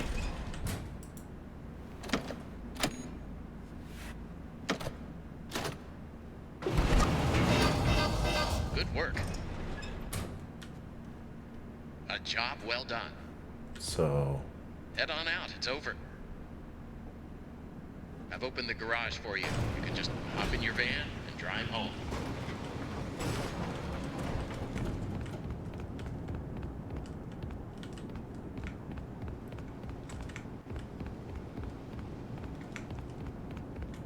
Wait, if you could have just opened the garage this whole I don't know why time. you're still here. What? That can't be it.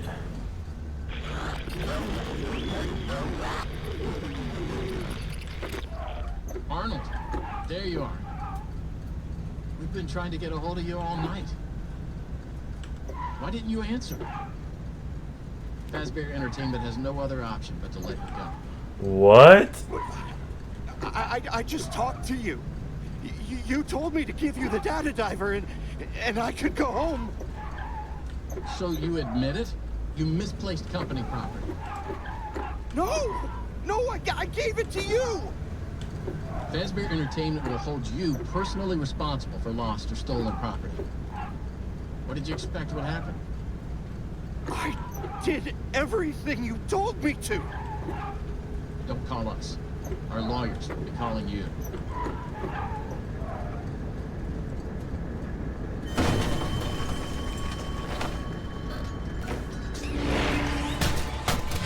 Aw, shit.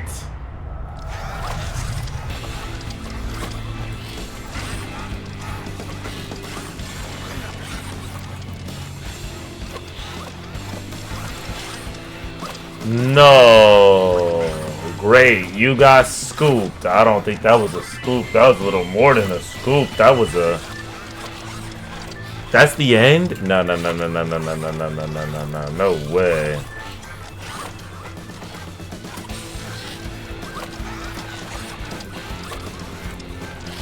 The mimic took my shit.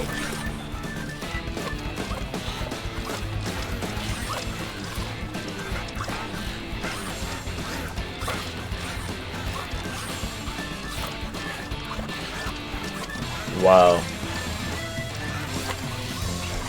Yo, we gotta go back and get a different ending. We gotta go back and get a different ending. That's some bullshit.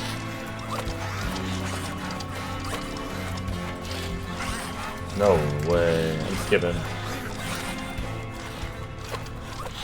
There's no way that's the ending. Where's my continue button? So how do I... How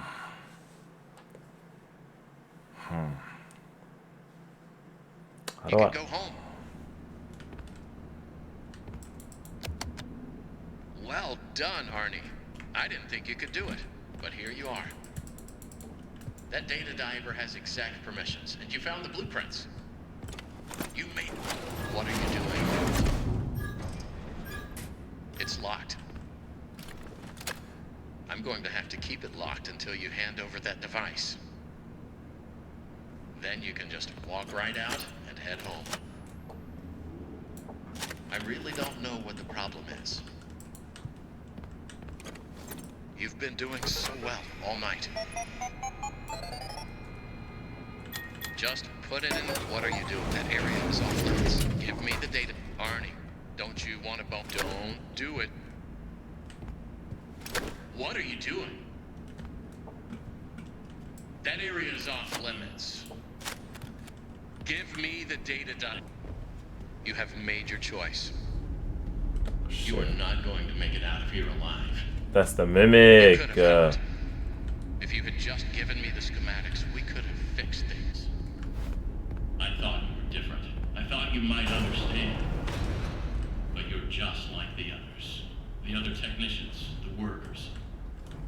They didn't listen, and it caught them all. Now it's your turn to play dress up. When he catches you, which one will he choose? Who are you deep down inside? Dude. Another worker bee? A bumbling bee? Perhaps a busy bee? In many ways, tonight has been a comedy of errors. A jester would suit you. Or a bunny, running from danger, scared and stupid, searching for a hole to hide in. No, you did everything I asked up to this point. You were an obedient dog, a good dog. Then you bit the hand that fed you. I art no fool. I art no dog.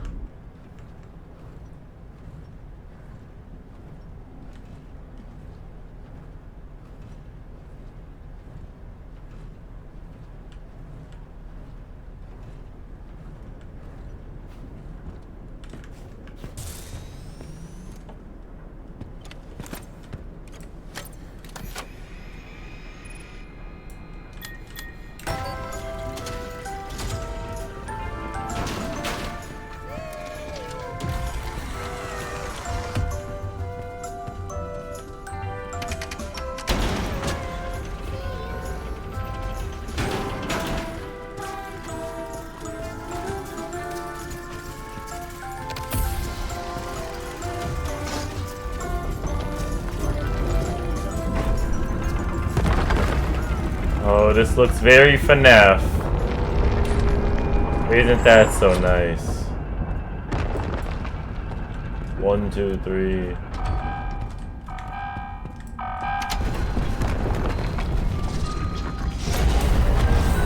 I ain't got no tickets. Oh, bad bitch trying to eat brisket.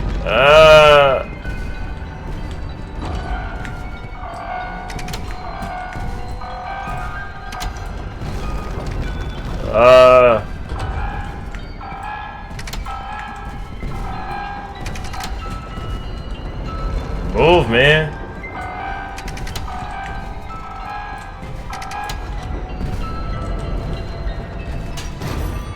Bye, guys. You shouldn't have gave me the Ezek. Should not have given me the Ezek breaker clip. Maybe it was Ed. Maybe Ed's controlling the mimic. Maybe the mimic's not actually alive and evil. No, he said it worked once and he didn't know how it worked that one time. So he's gotta be. Why? Why would you come down here? You are clever, but you need to stop messing with things. Wizard of Oz reference? I protected you as well as I could. You should have given me what I wanted and gone home. You did everything else that was asked of you. Why the change of heart? Why don't you trust me? Wizard of Oz reference. Wizard of Oz reference.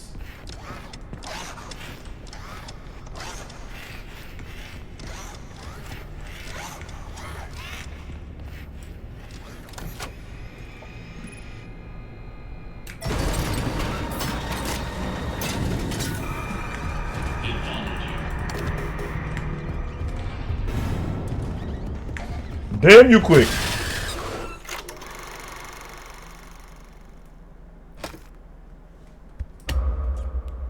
I guess that was the mimic.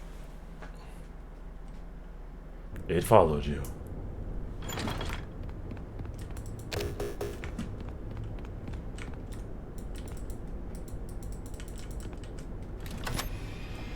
Let's go again. I know where our locker is.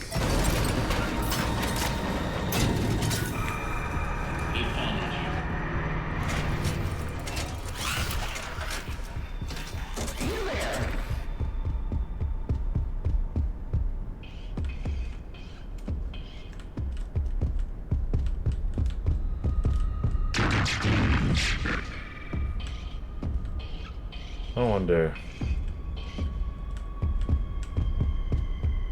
what happened to you.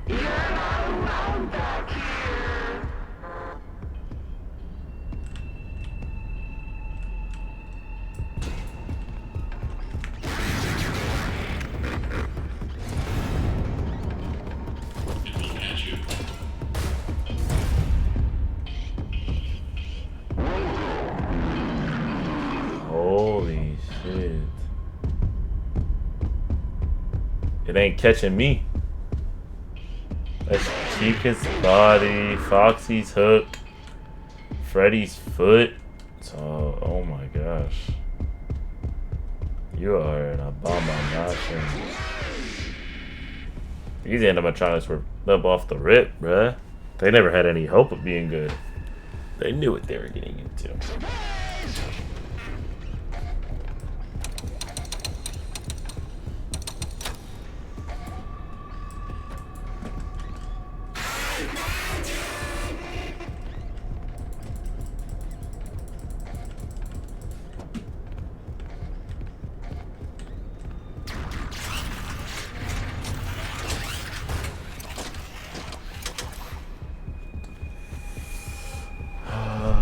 Brother.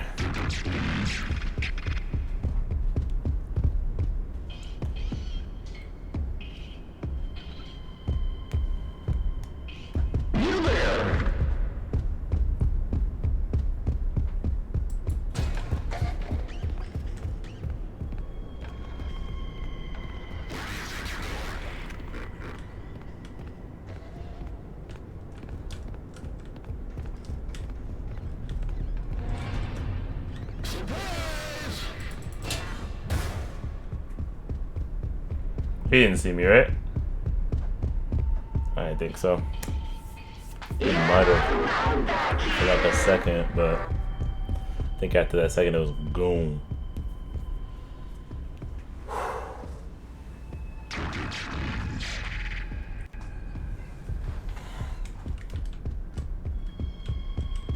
I need you to get up out the way, man.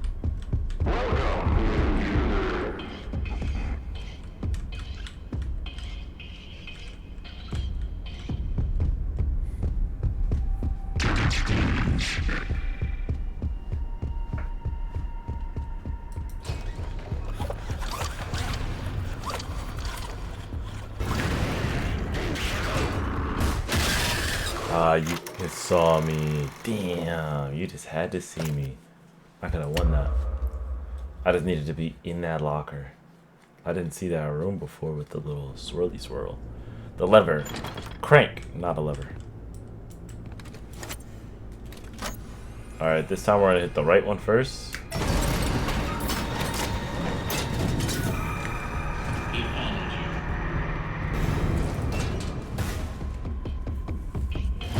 You don't know that I'm in here. You don't even know what this is. Oh, do do do wop wop.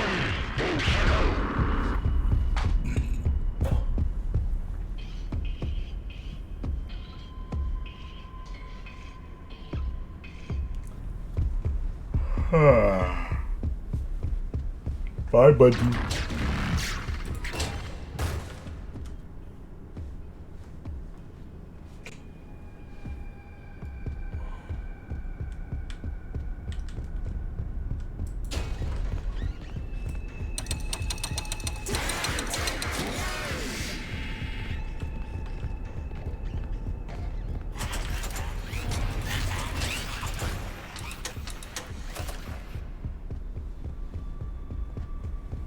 If I get out right now, yeah. Okay. Tickets, please. Who are you asking tickets for?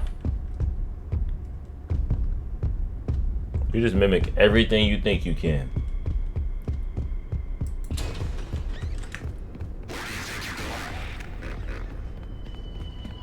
Fazbear will send another. Maybe that one will help me.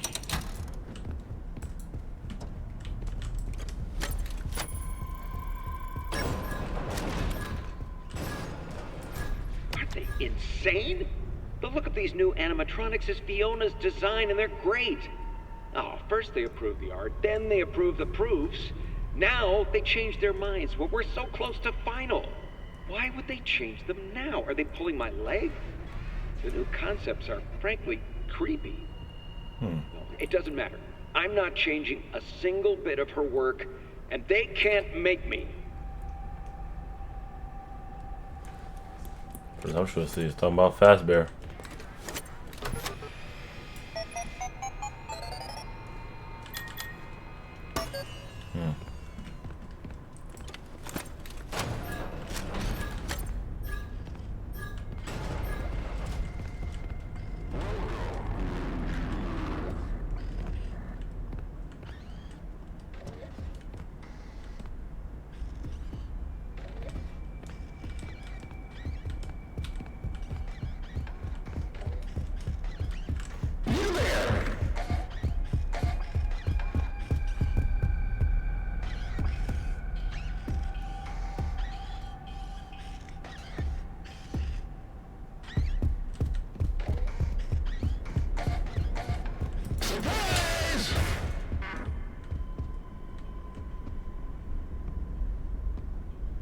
The button in the center. I want both of them up. If I hit the button in the center, it should open both of those latches.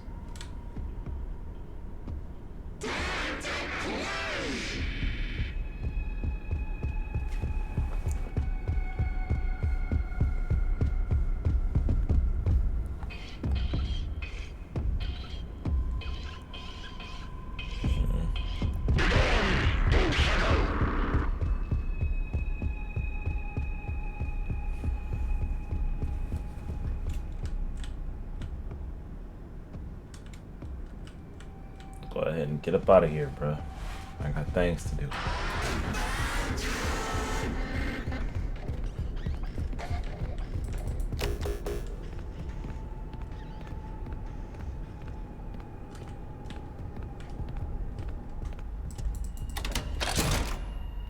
Oh.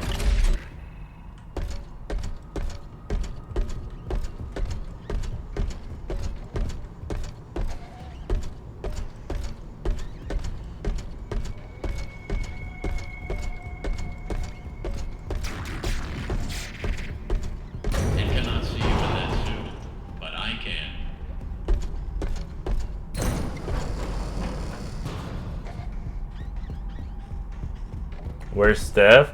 Hey, Calbo.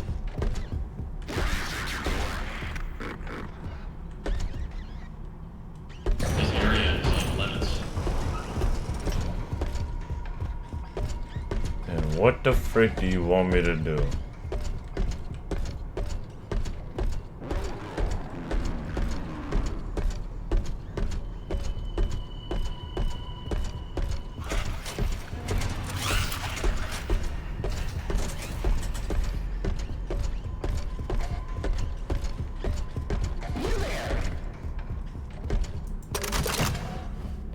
No entry.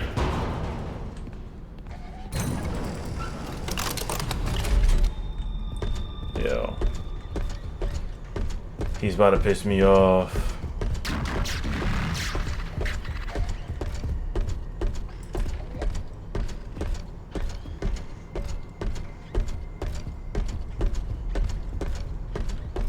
How long have you been on this part? Not that long.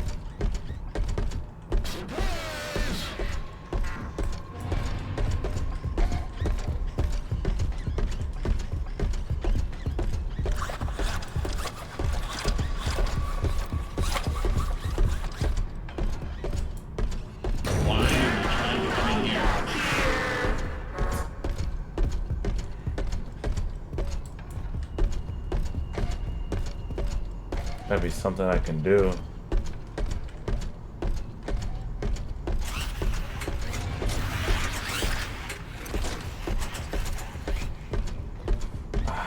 I gotta be able to get in there.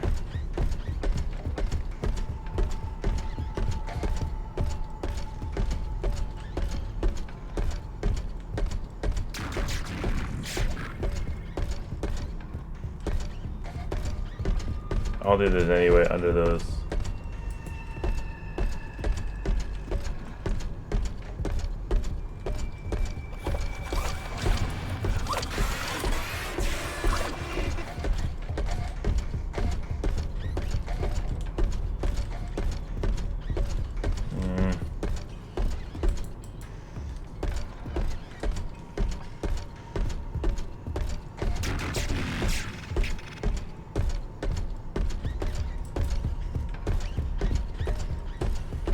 Even if I get out and I mess with this thing, I don't think it's gonna let me do. Wait a minute.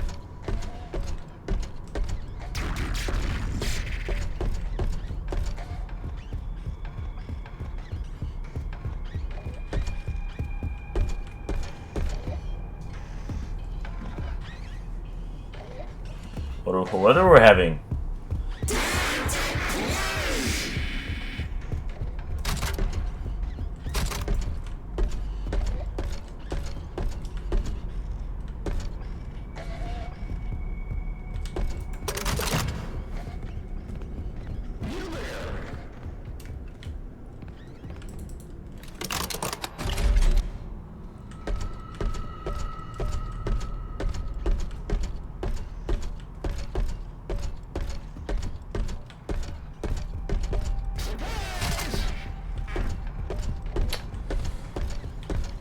Okay, maybe I'm tripping. Then, how do I play Showtime then? These guys, they need like parts or something?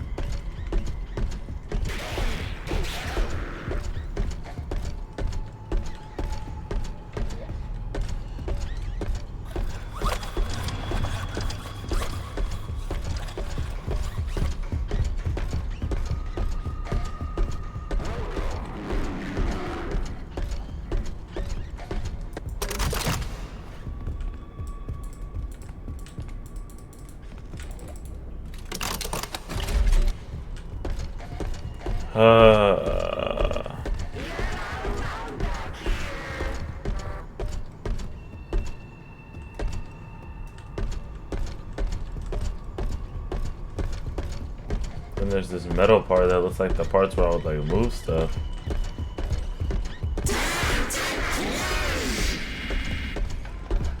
Yeah. Time to play. Yada yada yada.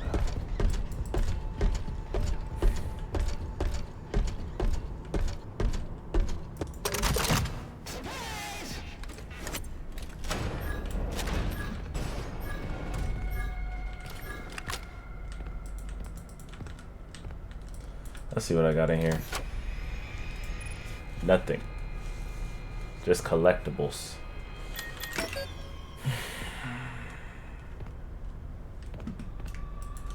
This ain't looking too good. Aren't they insane? The look of these new animatronics is Fiona's design, and they're great. Oh, first they approve the art, then they approve the proofs. Now they change their minds when we're so close to final. Why would they change them now? Are they pulling my leg? The new concepts are frankly creepy. It doesn't matter. I'm not changing a single bit of her work, and they can't make me.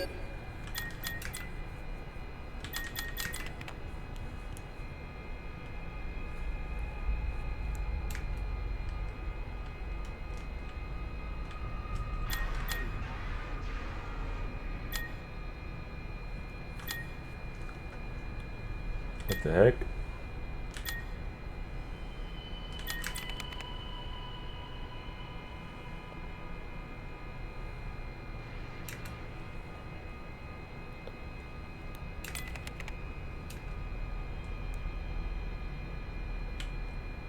Part from the other side.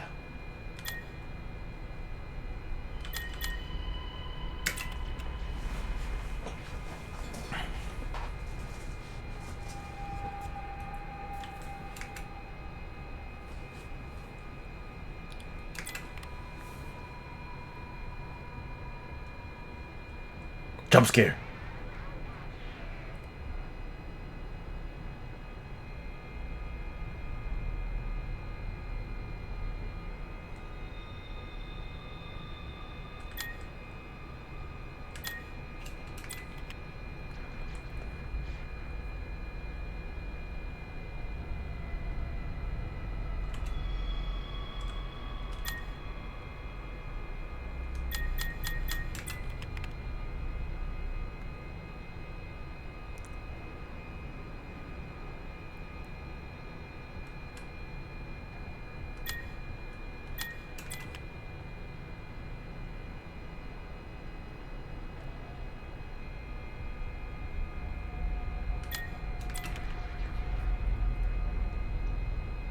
Feels like a mini game, like packed with lore. I don't know. Even if I open the bedroom door, it's still locked, isn't it? On the other side, yeah.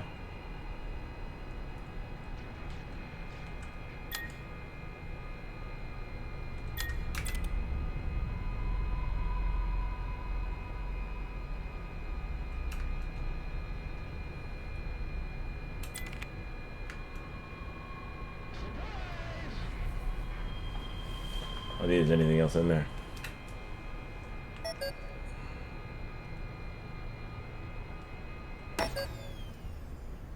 Well, I'll be honest. Confusion is set in. I would think because I was able to put on the spring lock suit, I was able to figure out something going on with the facility. Unfortunately for me, not the facility, like figure out what to do in order to get out of here. Unfortunately for me, it's not looking too great.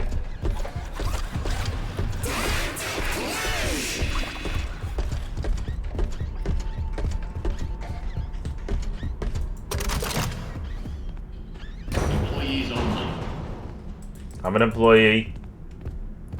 Oh god.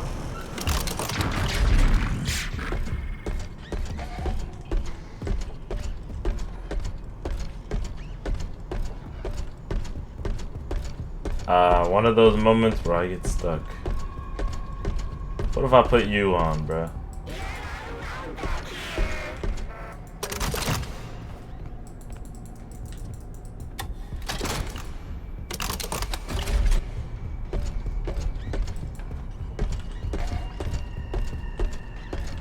Ugh. Oh, I can use these to set up like little borders. This area is off limits. Oh, dispatch.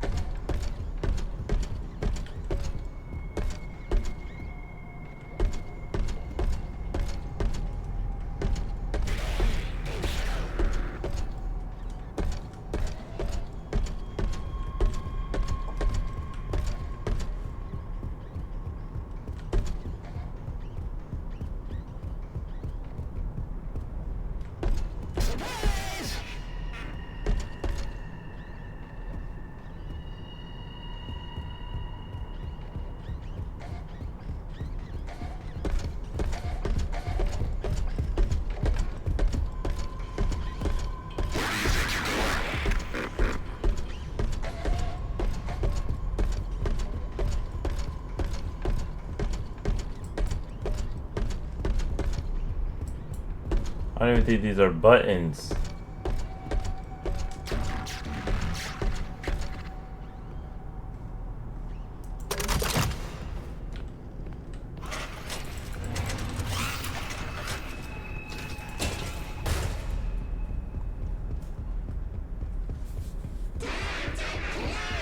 Foxy.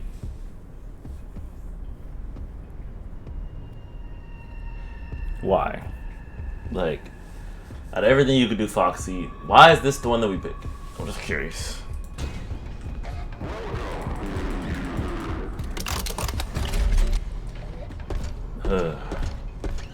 The look of the rusted spring lock suits is terrifying.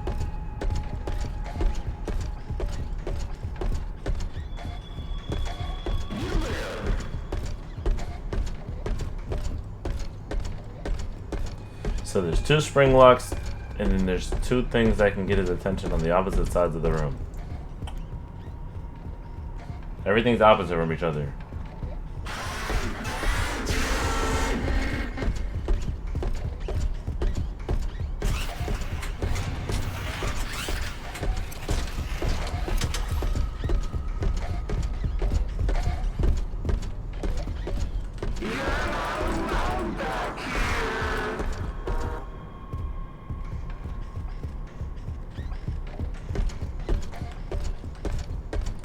I'm gonna be cooked.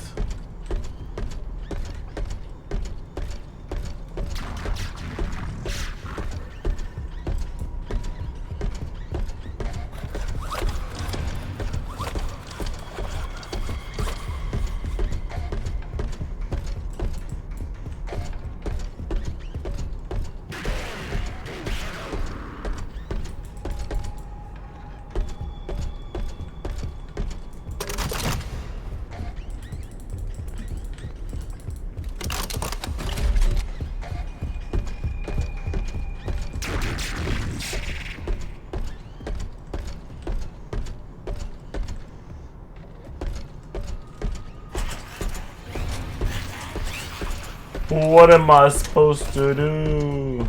I gotta get in there somehow.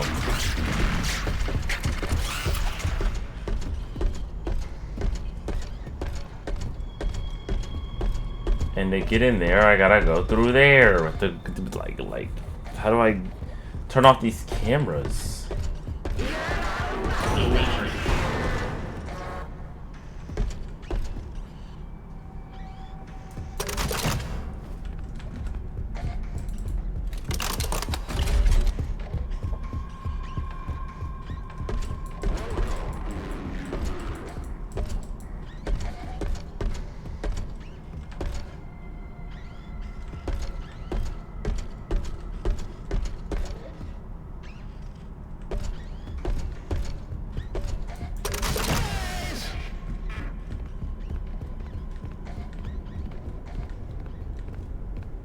Got it.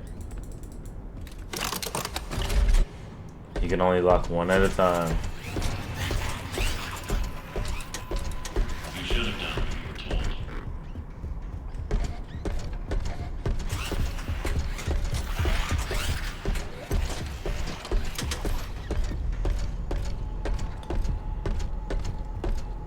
Can't believe Twitch dragged me back here because why did I get a free throw right here?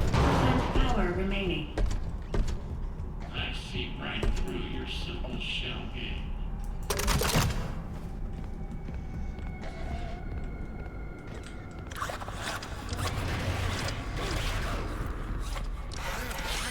I cannot stop.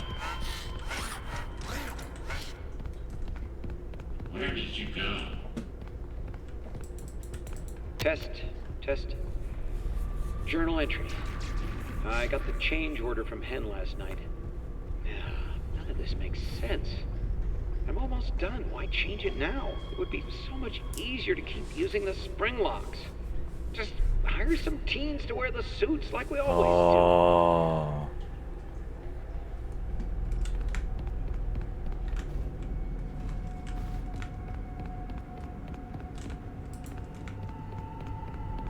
Without power, it will trap us both down here in the dark. You're down here too.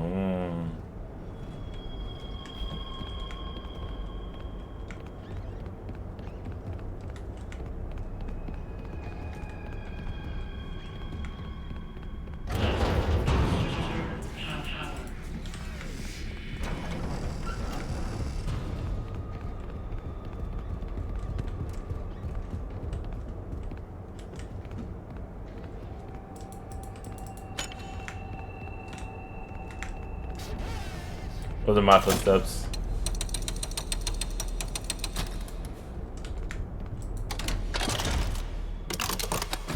Ooh, this spring lock, nice. Welcome back, Beast. You Beast Boy.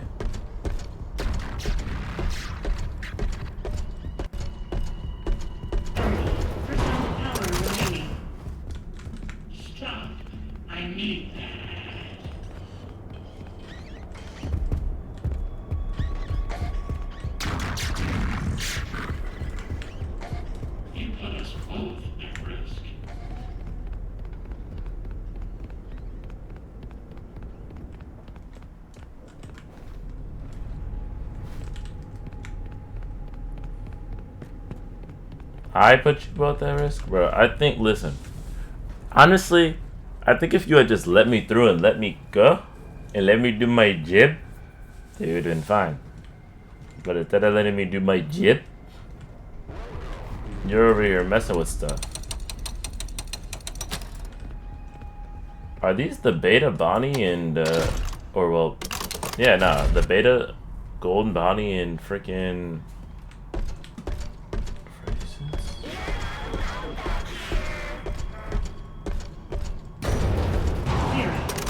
Power remaining.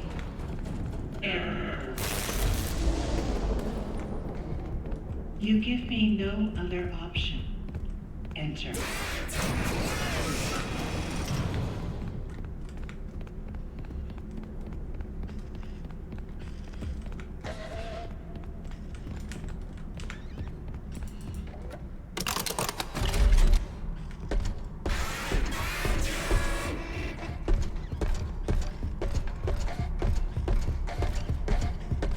Am I trapped?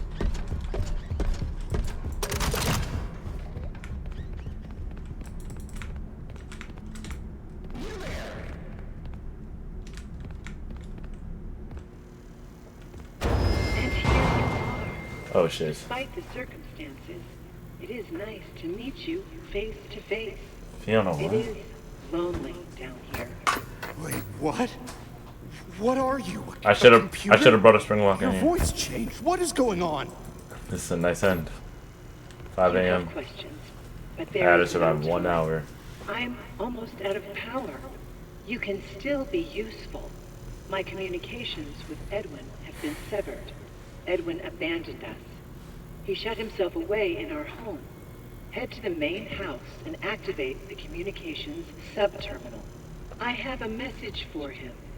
We must convince him to repair M2. That is all that I want. If you do not, M2 will never stop pursuing you. Tell Edwin, I still love him. Entering, stand You're a robot.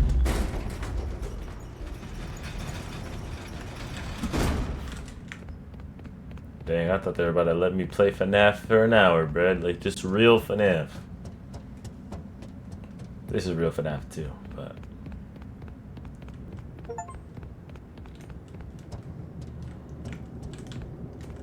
Well... To the crib we go.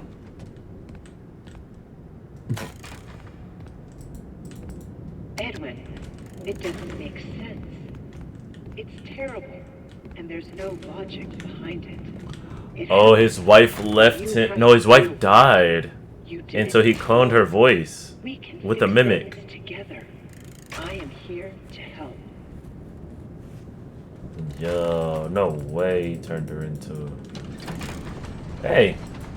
How you doing? Nice to meet you. Good evening / morning, Mr. Murray. Thank you. The time is 5 a.m. Burning the midnight oil, I see. Here are today's facts.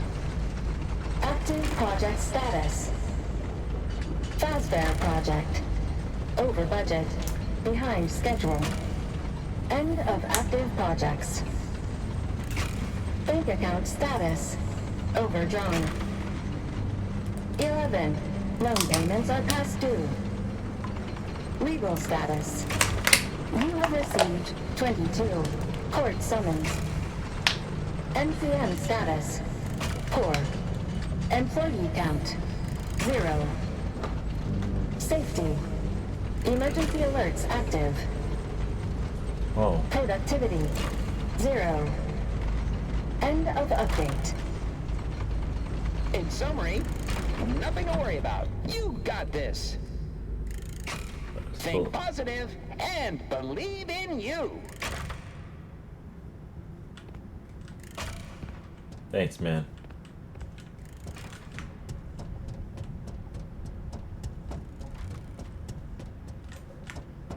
So that's literally nothing I can just run around because I want to run around. Got it.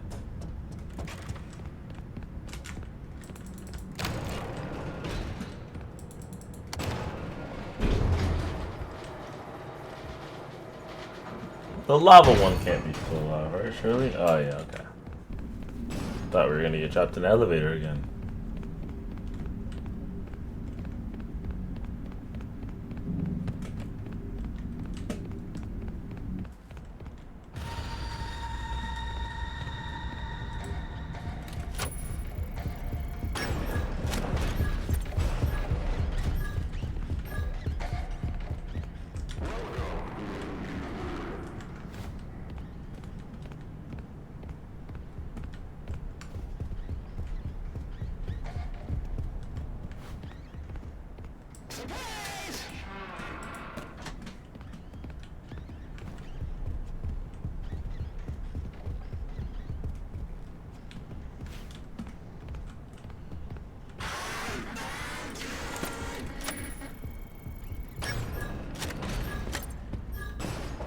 Have you got the cupcake section yet? Yes.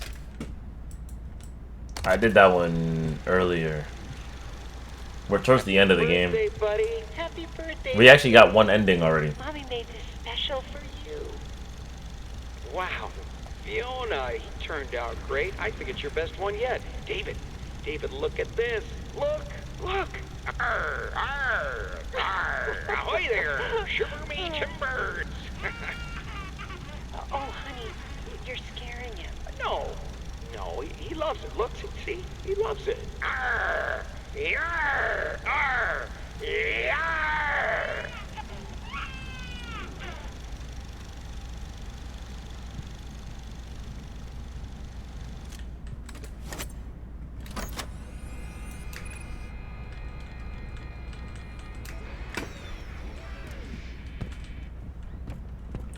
Why do I think this ending is gonna make me sad?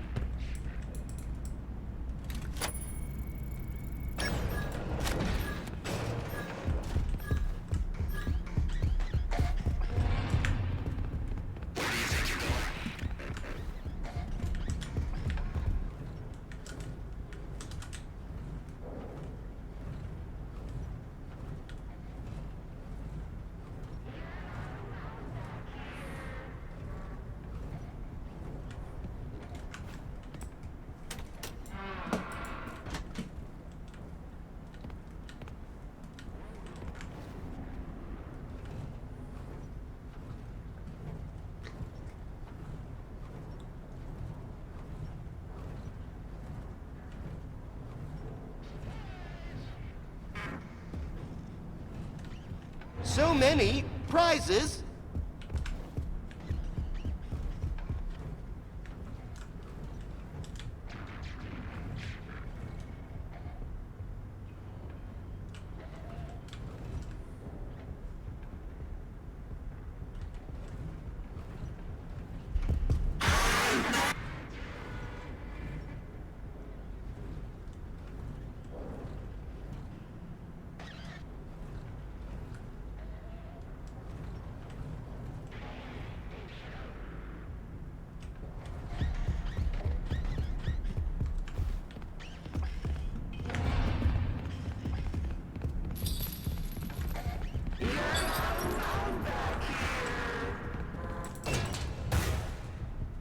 I could have went through the door. I can still go through the door.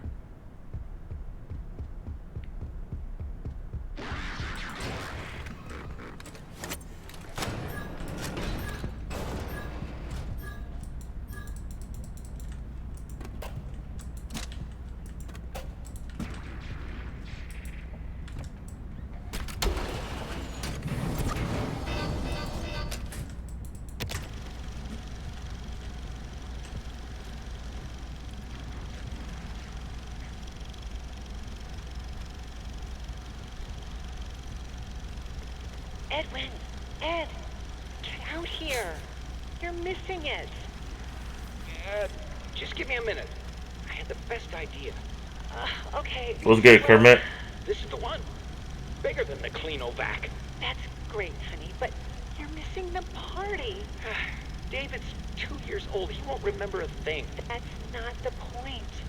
We have guests. Besides, he's got plenty more birthdays. Next year will be even better. Well, hurry up. We're doing the cake in 5 minutes, with or without you. Yeah. Damn. Bro's not even trying to be a bad dad. He's just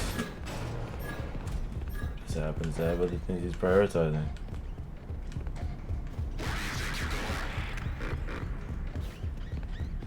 Kermit, your school, what? Try and try again.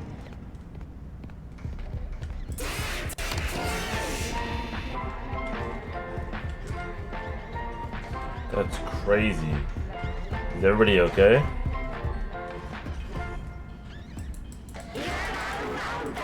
Edwin, you need to listen.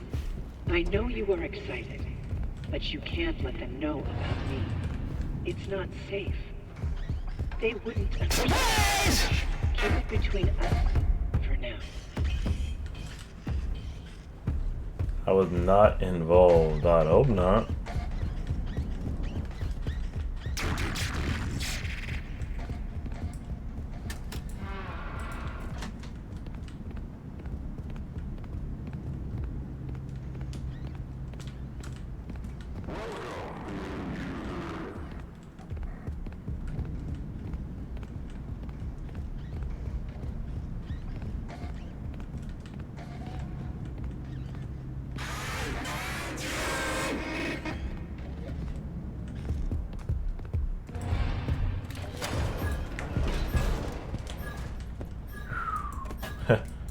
Bro tried to get me just now, no? Sleep, I need toodles. I was just gonna say, hey, sleep well, Brisky. I hope you have a great night and a great rest, man. For really, real. Happy birthday, buddy. Wait for Mama. Mama loves presents. David, Mommy's gone. You too. Not all gone, buddy. In a way, she's here. She's with us. Mommy will always be here, watching over us. You better start opening. There's a lot to open. I gotta get back to work.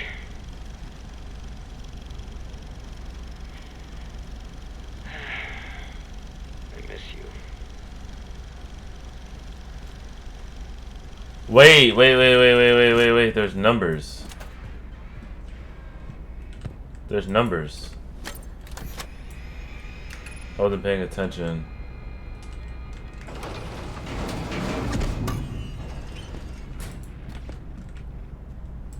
I think those numbers are important.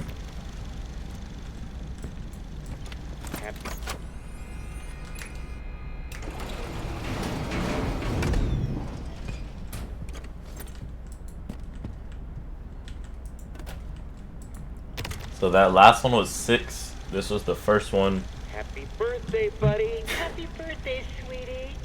Mommy made this special for you. Wow. Fiona, he turned out great. I think it's your best one yet. David, look at this. Look. Arr, arr, arr. Ahoy there. Shiver me timbers. He's a baby. Not even 2. No, he loves it. Look, see? He loves it. Arr, arr, arr. I'm gonna let you figure out this one. I think it's gonna be in order of age. 5.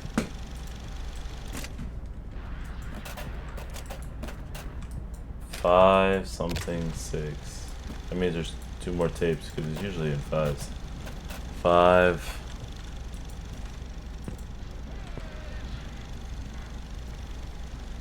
Edwin, Ed, get out here. You're missing it. Just give me a minute. I had the best idea. I think it was like a 0. Okay, this is the one. Bigger than the Cleanovac. That's great, honey, but you're missing the party. David's 2 years old. He won't remember a thing. That's not the point. We have Ged. Besides, he's got plenty more birthdays. Next year will be even better. Well, hurry up. We're doing the cake in 5 minutes, with or without you. Yeah.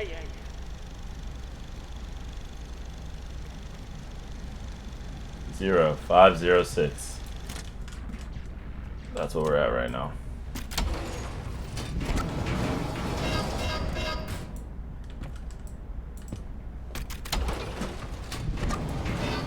Five 06.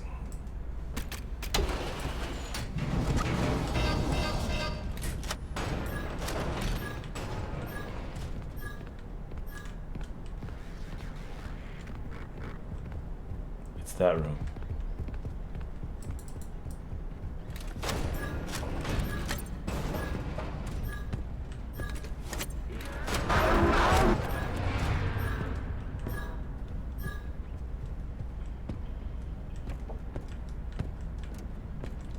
Stream froze for me, but the game isn't.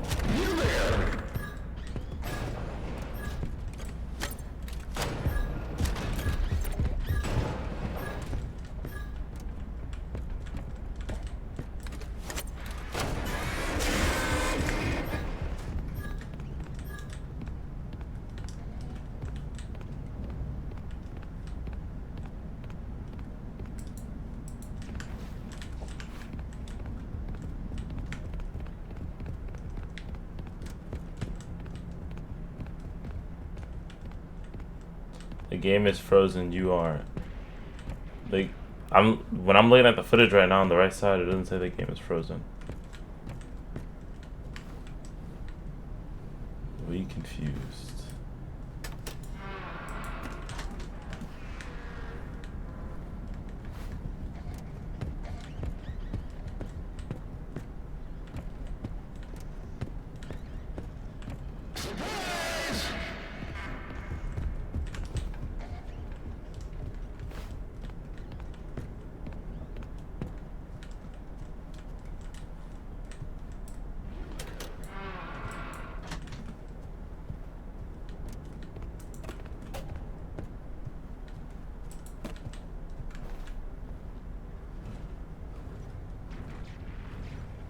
There we go. Bet. 506. 506. 506. Wait, there's more if I go this way.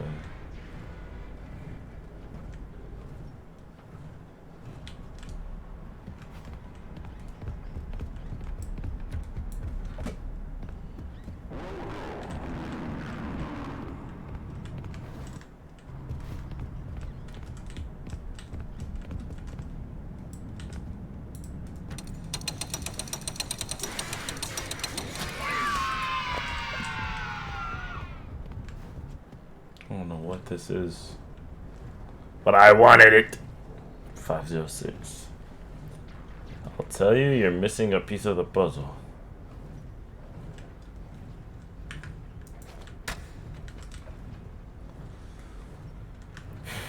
Damn.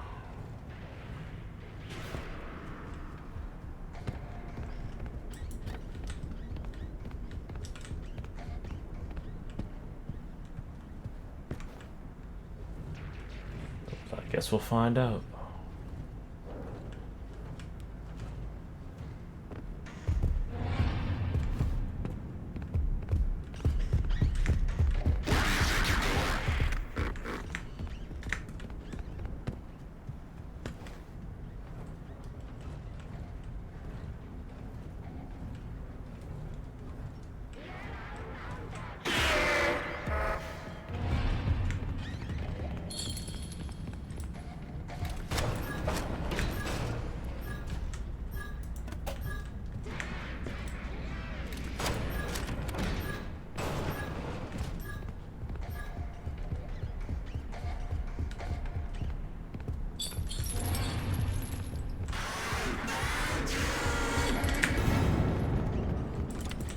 Open it.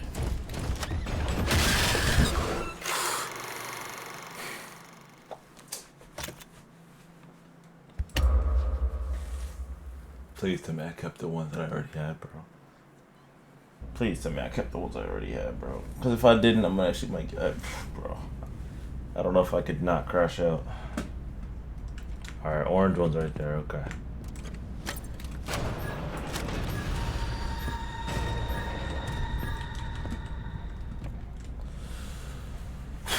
506, bro. 506, 506, 506.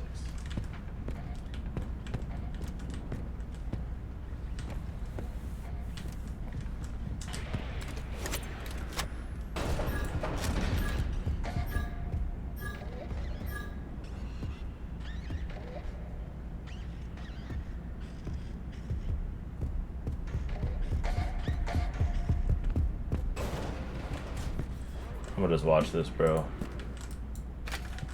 506. Keep looking. It's around here somewhere. Where is it? Oh, you're cold. Getting hotter. Hotter. You're burning up. Wow. Happy birthday, buddy. Happy birthday, sweetie.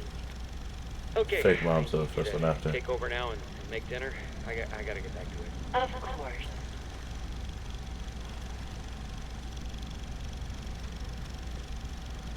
5062.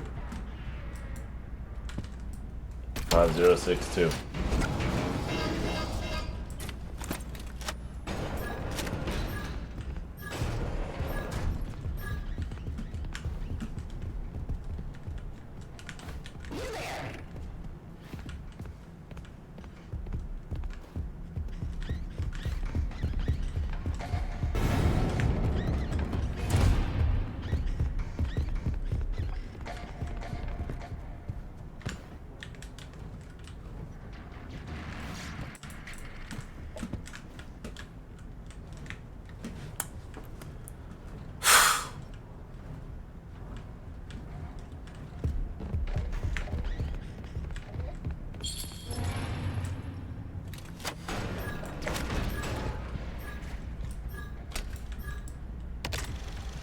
$5062.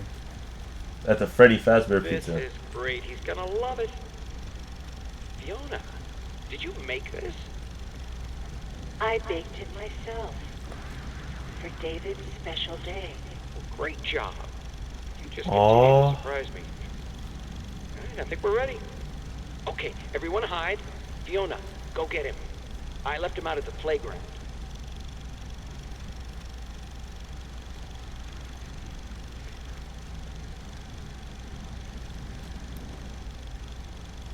Five 50629.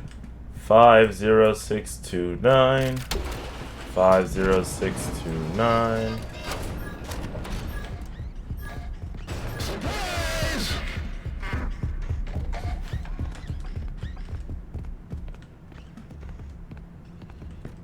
50629.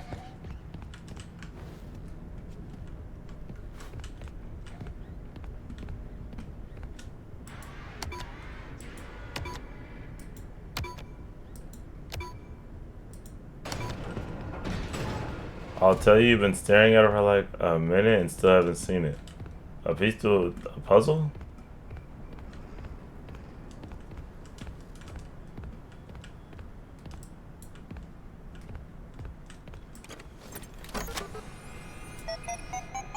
You got it by accident. The code? What are you talking about? It was at the end of all of the tapes. How did I get it by accident? I think that was pretty purposeful. Journal entry. But, like, let me know. Too bad the new power test was a failure. Due to a minor detonation, there is damage to my office interior, as well as a small fire. There was a photo on the paper of the odor of the code. Oh. I just assumed it was by the age. Like, everything happened. I assumed right.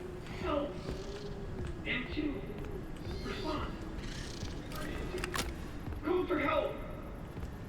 Daddy's busy, buddy. Why don't you go outside and play? Please! I can't move. I can't feel my legs. You know, speaking of legs, what do you think? I just finished mine. There are still a few kinks to work out. Yeah. I'm sorry, M2. I lost my temper. I was always gonna fix you. Please. Damn. Call for help. It's not looking too good. Respond. It's not looking good at all. Can't right now, buddy. We can do something fun tomorrow. I promise. Ask your mom if she's not busy. To help. So he died trying to work on one? How did she end up getting turned from the endoskeleton into the other thing though then? Oh, I'm confused. What was this whole mail thing?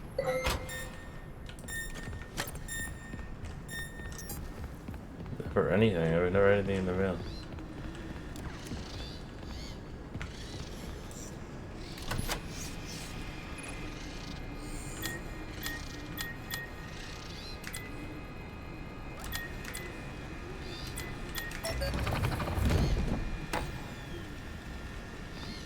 There's a photo on the player in the order of the code. Oh.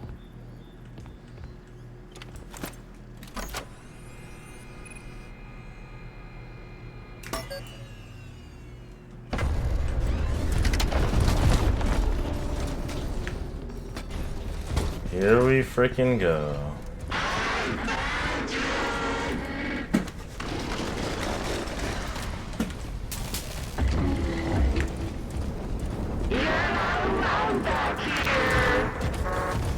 I gotta go, but it's been nice seeing you. No, but you have a great day. No, you. The time. It's me. It's been a long time since we had a chance to talk.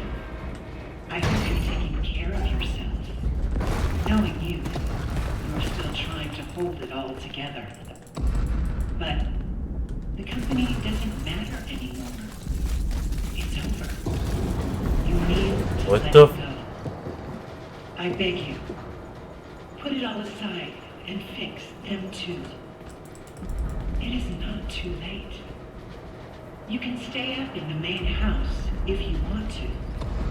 But would you consider visiting every once in a while? I miss you. Where is y'all's son at? But I miss my child.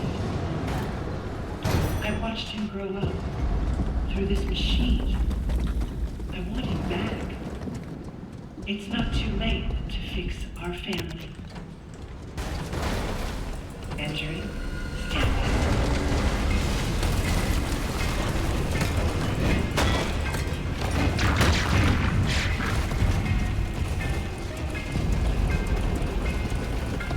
Listen, M2. Look. Listen, M2. Listen, M2. Listen, M2. Listen, M2. Listen, M2. Oh, God.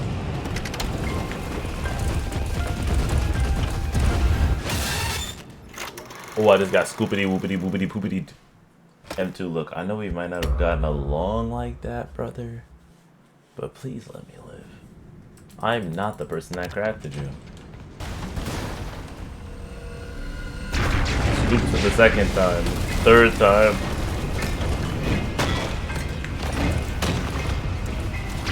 You didn't see the first ending I got.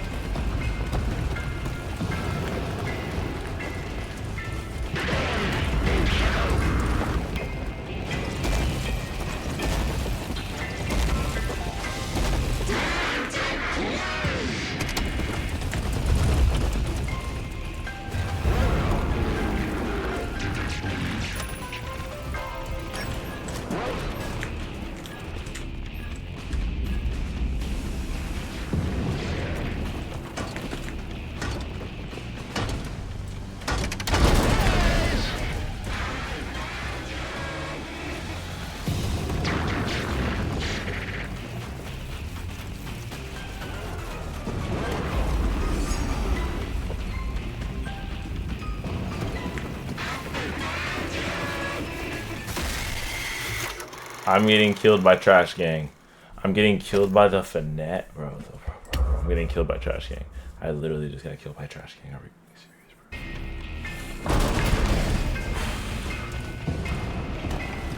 bro? Oh, there's checkpoints though.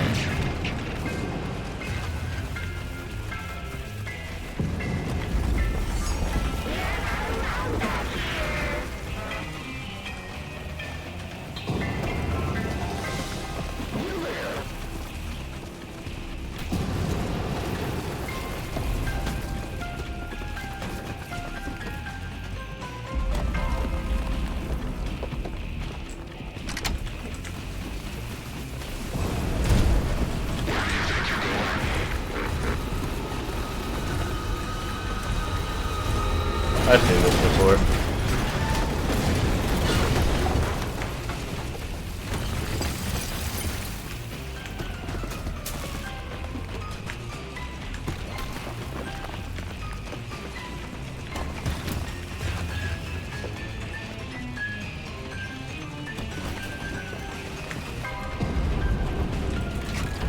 Hey, you think we can make it in time? Time for us to say goodbye. We hope you were inspired by our showroom tour. Kinda. And that you leave here with exciting new ideas to make your family fun centers even more spectacular than they already are. We appreciate your business and will always be here for you. Check back often. Our technological wizards never stop dreaming up new costumes, games, and experiences. So, remember the name Murray when you think fun. We're not going anywhere. Drive safe.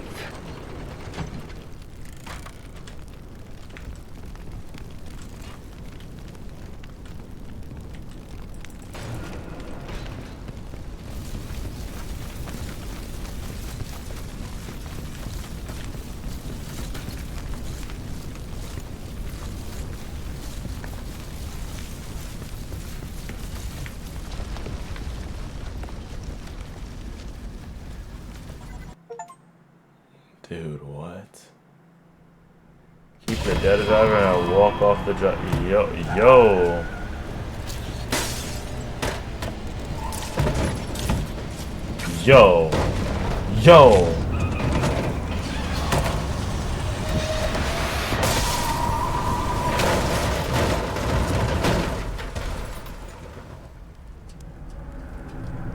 And I still die?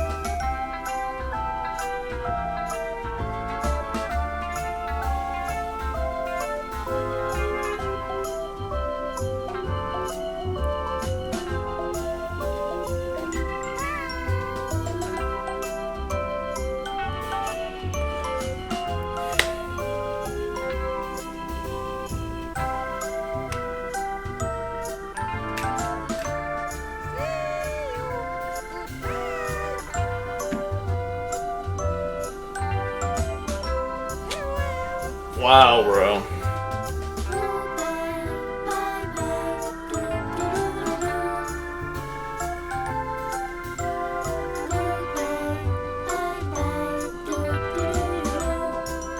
Wow. This is an accomplishment, though. This is... I wasn't ready for it to be done. That ending's so abrupt.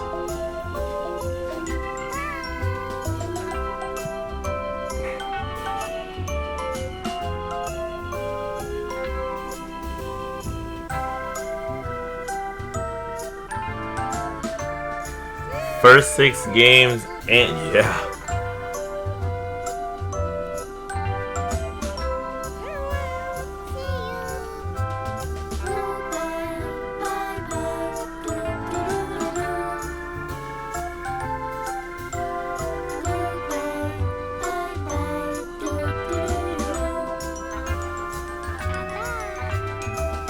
Behind you.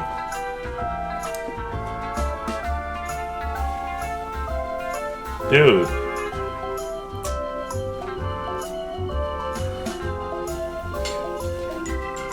How long were you planning? Like playing like 40? Yeah, we're over 40 hours. We are at 51 hours right now. We played for 51 hours to beat 7 games. Not including when I went to sleep. I went to sleep 3 times. 4? Damn.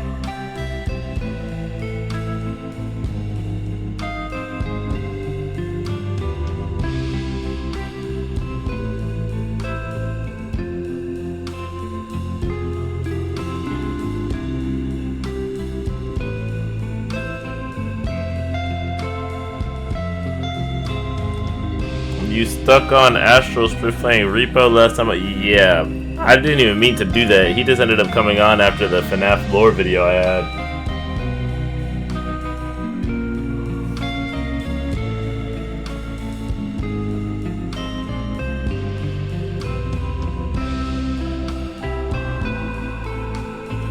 It just autoplayed? Yeah.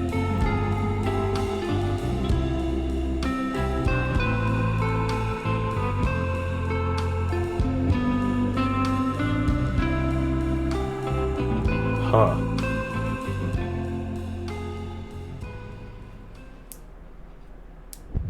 Nothing after the credits. I'd kind of hoped that there would be. New Game Plus. Wait, what is New Game Plus? New Game Plus. Harder, basically. Oh yeah, get me off this shit. Damn, bruh. We did it, though. We beat all of them. Except Security Breach.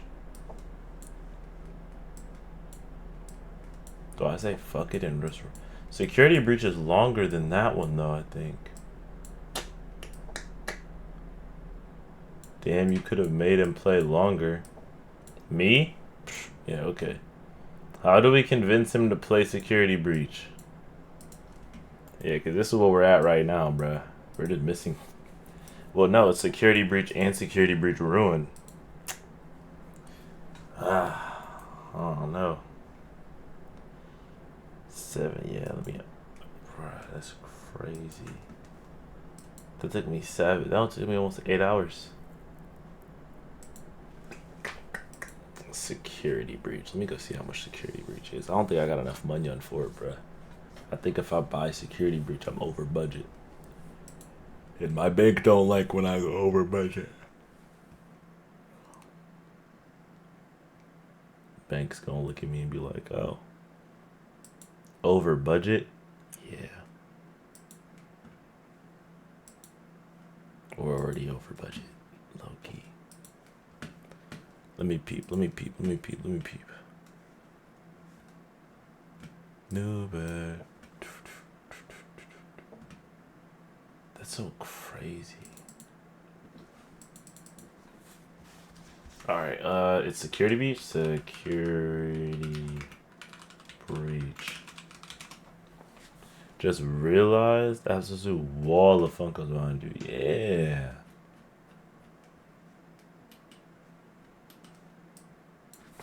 I used to buy a lot of Funkos.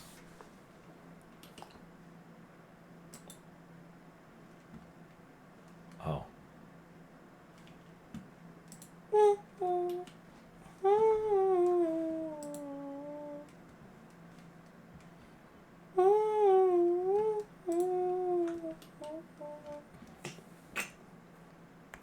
I don't know how much money I've been spending. Let me check.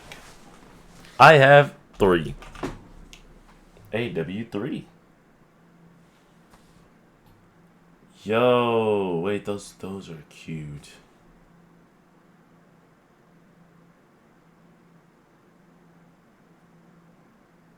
Alright, let's check my bank account. Because it's Monday, so whatever I've spent is going to hit my account today. So, let me see. Let me peep, let me peep, let me peep.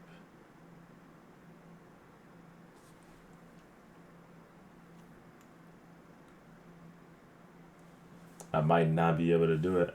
I'm about to tell y'all though. I don't think I want to play Security Breach, but bruh.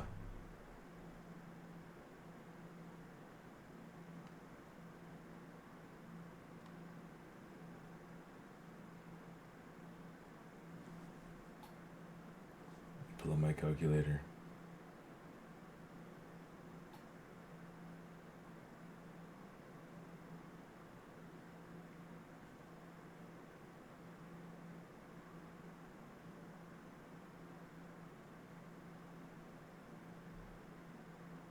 It doesn't matter? Would be interesting. Valid.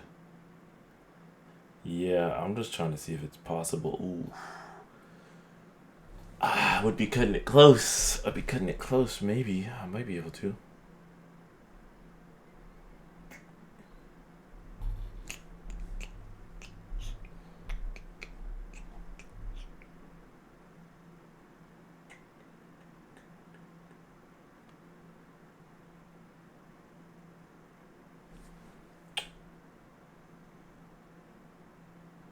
I would need another nap if I were to do that.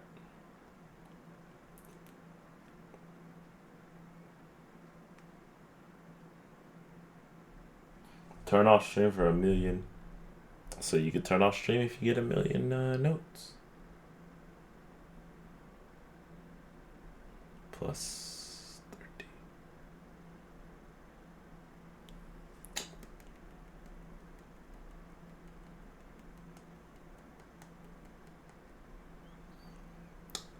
Steffi plays Security Breach. Steffi ends stream.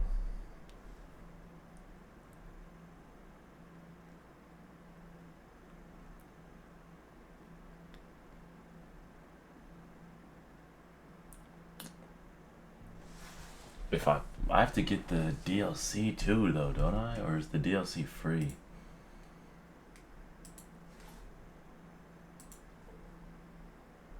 I'm glad I could be your mentor with some other people.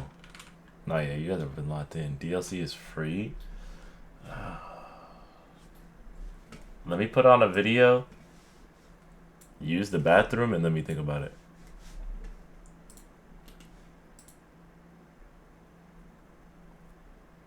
Cause I don't even mind staying up to do it. I just gotta make sure that money's fine. Fine. The FNAF, the Ultimate Midnight Motorist Theory. Alright, I'm gonna use the bathroom. I'll be right back. Is someone there? Help! Are you there? Are you Gregory?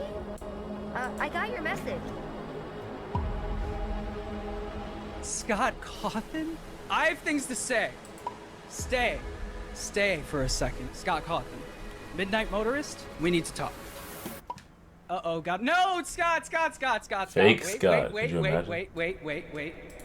I'll be right back. I've spent the last 2 years of my life dedicated to figuring out the biggest mystery in all of Five Nights at Freddy's. Midnight Motorist. And in this video, I'm gonna share everything that I found. This is by far the most comprehensive FNAF breakdown I've ever made. Let's get started. Midnight Motorist is one of 3 lore-heavy minigames in FNAF 6, with the other 2 being Fruity Maze and Charlie's Death minigame. FNAF 6 is the most lore-heavy game in the franchise, and that's on purpose. In the interview Dawko did with Scott Cawthon, Scott stated that FNAF 6 was made explicitly to answer questions regarding the story. That was a game that was born out of necessity because I needed to kind of bring a conclusion to several events from the series. This means that the most vague and mysterious minigame in all of FNAF came from a game that was supposed to tie up loose ends. And as ironic as that is, it's also fascinating. It makes me wonder what Scott was thinking when he made this minigame. Did he intend for it to be this big mystery, or is he genuinely shocked that the community is still trying to figure it out? In a game that does answer a ton of questions regarding the story, mystery and gives a satisfying and epic conclusion to everything, Midnight Motorist is virtually the only thing in the game that feels unsolvable, and it's because of how random it is. The minigame takes place directly after Charlie's death. Afton pulls up to the pizzeria, kills Charlie, and speeds off. Midnight Motorist is showing us where he sped off to. We know this because the minigame is labeled later that night in the game files. The minigame shows Afton driving back home, but before he gets there, he passes a clearing in the woods containing a mound of dirt and a bar called Junior's that he was apparently kicked out of. You can even see the bouncer standing at the entrance who promptly tells Afton, "Come on, you know you can't be here, don't make this more difficult than it has to be." This is the part of the minigame that makes the most sense. Scott was giving us important context to Charlie's death by showing that Afton was under the influence when he killed her, possibly explaining why her death was so sloppy and spontaneous. Afton then eventually finds his way home, walks in the door, and is met with someone watching TV. The person says to Afton, "Leave him alone tonight, he had a rough day." Afton then goes to the bedroom only to find that it's locked. Quote, "I told you not to close your door. This is my house, he can't ignore me like that. I'll find a way in from the outside." He then goes outside to find that he escaped through the window, along with some animatronic footprints next to the bushes. Afton then says, "Ran off to that place again. He will be sorry when he gets back." Then the minigame ends. Even with the full context of the minigame, there's a whopping 5 big questions left unanswered. Who is the person watching TV? Who is the runaway? What was buried in the middle of the woods? Where did the runaway run off to? And why are there animatronic footprints by the bushes? In order to answer these questions, we're gonna do something a little bit different. Let's look at this minigame from the perspective of the developer, starting with the person watching TV. When Scott made this part of the minigame, he likely started with this, a blank room with nothing in it. He then knew he wanted to add a specific character to the room, likely a member of the Afton family. Scott then decided to add 3 details to help us better understand who this is. He had the person sit and watch TV, wear a gray shirt, and talk with gray text. These are all traits that belong to Michael Afton. In FNAF 4, Michael wears a gray shirt, uses gray text, and in Sister Location is known for going home, sitting on a chair, and watching TV. The only 3 details we get about this character perfectly line up with Michael. But if this is Michael Afton, who is the boy who escaped out his bedroom window? Well, by process of elimination, it has to be the only boy left in the Afton family,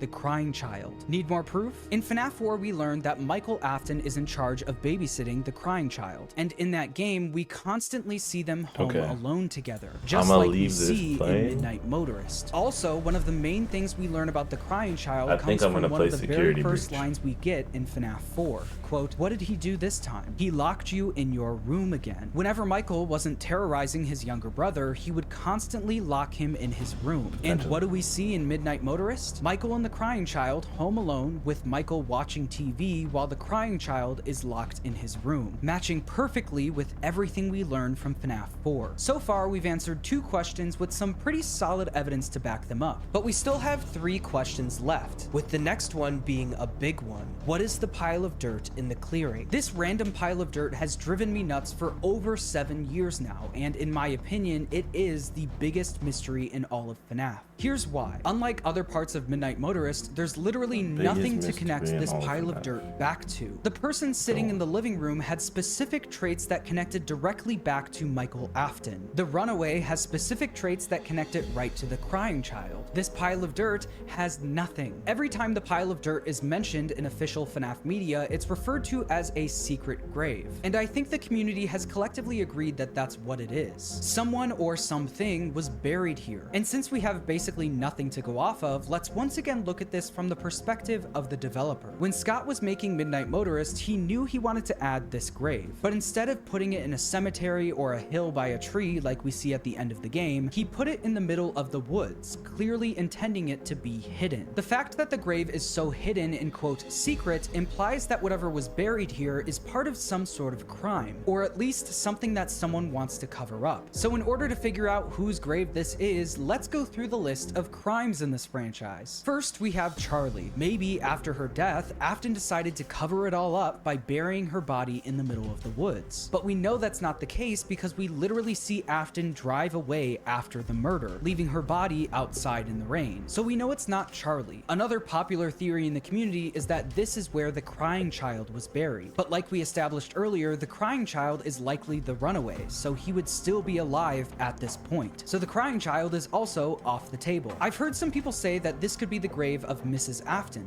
but that feels a little too random. Not only is there no mention of Mrs. Afton dying in this franchise, there's only one vague mention of her existence at all. In the TV show Immortal and the Restless from Sister Location, we do seem to get a parallel to Mr. and Mrs. Afton in Vlad and Clara, but that's literally it. Mrs. Afton isn't very satisfying and doesn't have much to back it up, so she's out of the running. Next up, we have Elizabeth. I actually really like the idea of it being Elizabeth's grave, because her death was a freak accident entirely caused by William. Not only that, we know that Afton actively tried covering it up. When Elizabeth died and Circus Babies closed, Afton hid the truth from the public by saying that the restaurant closed down due to gas leaks. So it would totally make sense that Afton would want to hide her body. But in order for this to work, Elizabeth would had to have died before Charlie and the crying child. And I just don't see Afton creating animatronics specifically built to capture kids that early in the timeline. So although I do like it and it could make sense if we get more information, I don't think this grave belongs to Elizabeth. So if you haven't noticed yet, we are quickly running out of dead people. And at this point, I was about to give up. Every answer I could come up with felt unsatisfying because there was no evidence to back it up. So before I gave up, I decided to try one last thing. Actually play the game. But this time, I would really analyze it from the developer's point of view, like we've been doing this whole video. And it was during this one playthrough that I discovered the theory that I'm gonna share with you today. In FNAF 6, there are 3 lore-heavy minigames: Fruity Maze, Midnight Motorist, and Charlie's Death minigame. The first thing I noticed was in order to get the Lore Keeper ending of the game, you need to complete all 3 of these minigames. This is interesting because there are other things you can buy in FNAF 6 that feature lore, such as Candy Cadet and Egg Baby, but those ones aren't required to get the Lore Keeper ending. Scott purposely paired these 3 minigames together. Why? Well, we know that the security puppet minigame and Midnight Motorist are directly connected. Midnight Motorist literally takes place directly after Charlie's Death minigame. The minigames are so connected, in fact, that I started asking myself the what's question, good, rich man? why does Good morning, Fruity Maze Brisky. even exist? My fault, I did that not may see sound odd, but really think about it. The security puppet minigame revealed that Charlie possesses the puppet and gave us more info on how that happened. Midnight Motorist revealed important context behind Charlie's death, showcasing that Afton was under the influence when it happened. It also showed us exactly where he sped off to. Candy Cadet told us the story of 5 things becoming one thing, explaining how all of the spirits ended up in one Freddy. Egg Baby gave us Henry's insanity ending speech, which is arguably the biggest lore drop in the entire franchise. All of this stuff is super important to understanding the lore of these games and the franchise as a whole. And then there's Fruity Maze. Fruity Maze tells us the story of how Susie, the kid who goes on to possess Chica, was lured into the back room by Afton, and that's it. This minigame feels odd because it's not required to understand anything. We already knew that Afton lured the kids into the back room, and Scott even reveals Susie's name at the end of the game. The only purpose of the minigame is to show the specifics of how Afton lured Susie into the back room. So that again begs the question, what is the purpose of this minigame? Well, like I said earlier, Scott purposely paired this minigame with Midnight Motorist and Charlie's Death. And just like how Midnight Motorist gives added context to Charlie's Death minigame, I think Fruity Maze gives added context to Midnight Motorist. I told you I would. You gotta tell me what you want. Minigames are connected. Yeah, show it to me. Tell me what you want. I haven't even watched it. Did you? You dropped it on YouTube, right? Susie into the back room. It's revealed that Susie's dog had died, and Afton told her, quote, "He's not really dead. He's over here. Follow me." What if I told you that it's not a human buried in the woods in Midnight Motorist? It's Susie's dog. Let me explain. The more you play the Fruity Maze minigame, the more it starts to break. First, you see a bunch of fruit scattered throughout the maze. Then you start to see Susie's dog I had to fix some stuff. I'm exporting it right now. If you have like a specific scene that you like want to be the screenshot, a mini coffin, and flowers. Or not the screenshot, the thumbnail. Send me like a full screenshot start of hearing it. a car alarm. After the car alarm, you then see Afton show Or up. if you know exactly what you want, The you can, car like, alarm tell indicates me, that Susie's dog type it was out hit to by me. a car, and the coffin and flowers DM, indicate I that the got dog was buried somewhere. The fact that Afton knows that her dog died match with the eerie car alarm playing before Afton shows up I don't have tells anything me in that particular I Afton want. had something to do with her dog's death. The absolute nail in the I coffin feel like for there this was comes from the some final point that detail they did we see thumbnail. in this No minigame. idea. Randomly scattered remember. throughout the final phase of the minigame among the dead dog, coffin, and flowers is a yellow rabbit digging a hole in the dirt. Scott added a sprite of a yellow rabbit, aka William Afton, that dug a hole in the ground. And in Midnight Motorist, we see something down the road from Afton's house buried in the dirt in a clearing right next to the road. Why did Scott show us the story of how Afton lured this one specific kid? Well, it's because it gives us important context for Midnight Motorist, therefore connecting all three of these minigames as part of the Lore Keeper ending. In all of the FNAF And I got games, the this Lore is the Keeper only ending. time we've seen anything relating to Afton burying something in the dirt, and it comes from a minigame that was intentionally paired with Midnight Motorist. So now the question becomes, why? Why create this storyline about Susie's dog and then immediately show us where it was buried in the very next minigame? Well, the answer is he did it to establish a timeline. By showing us what happens directly after Charlie gets killed, we're able to see which characters are still alive. In Midnight Motorist, we see that Michael and the Crying Child are still alive directly after Charlie was killed, which means that the Crying Child must die after Charlie. The inclusion of the dirt mound, though, throws a whole new wrench into the timeline. If this mound of dirt was put there to imply that Susie's dog was already dead and buried before Charlie died, that would mean that the missing children's incident likely happened before Charlie and the Crying Child's deaths, effectively making it the first major event in the timeline. This goes against pretty much every interpretation of the timeline I've ever seen. But for fun, I decided to keep going and see if there's actually evidence to back it up. Could the missing children's incident really be the first event in the timeline? Well, the first thing I thought of was the FNAF 4 minigames. In those minigames, we see the Crying Child walk up to a little girl who says, quote, "You'd better watch out, I hear they come to life at night, and if you die, they hide your body and never tell anyone." This is odd because the commonly believed year of the missing children's incident is 1985, and we know that this minigame takes place in 1983. That means that the rumors of kids being stuffed into animatronics existed in 1983, before the Crying Child was even dead yet, which would line up with the missing children's incident being the first event in the timeline. While replaying FNAF 6, I also noticed a weird detail about the Charlie death minigame. One thing about Scott's 8-bit minigames is that they have little to no details, so much so that we don't even know which pizzeria this minigame takes place in. Scott really only adds details that are required to understand the basics of what's going on. I'm gonna upload the video and So when post we it get as to the unlisted. part of the I'll DM you minigame the where we video. go Okay. outside, you can see that Scott added rain and garbage cans to show that we're on the side of the building. But one other thing he decided to add were posters taped to the walls. This is a common thing you'd see on the side of a building. Pizza, but what's I'm interesting hungry. is the type of poster it is. Scattered on the walls outside of the pizzeria are wanted posters. In a minigame that has little to no detail, Scott took the time to make a wanted poster featuring the outline of a man wearing a hat. Not only sick. that, he scattered the same poster all over the walls. A popular trope in movies and TV shows is to hang a comical amount of wanted posters of the same person all over the place. It's a way to emphasize how important it is for this person to be caught. And it seems that Scott did the same thing here. By putting a bunch of wanted posters outside of a Freddy's restaurant, it's almost like Scott was trying to show us that a criminal having something to do with Freddy's was on the loose when Charlie was killed. And I think that criminal could be William Afton. If Midnight Motorist really is showing us that the MCI happened first, these wanted posters would be a great way to show us through environmental storytelling that William Afton already was a wanted criminal before Charlie got killed. And one of the strongest pieces of evidence for this actually comes from one voice line in Ultimate Custom Night. I was the first.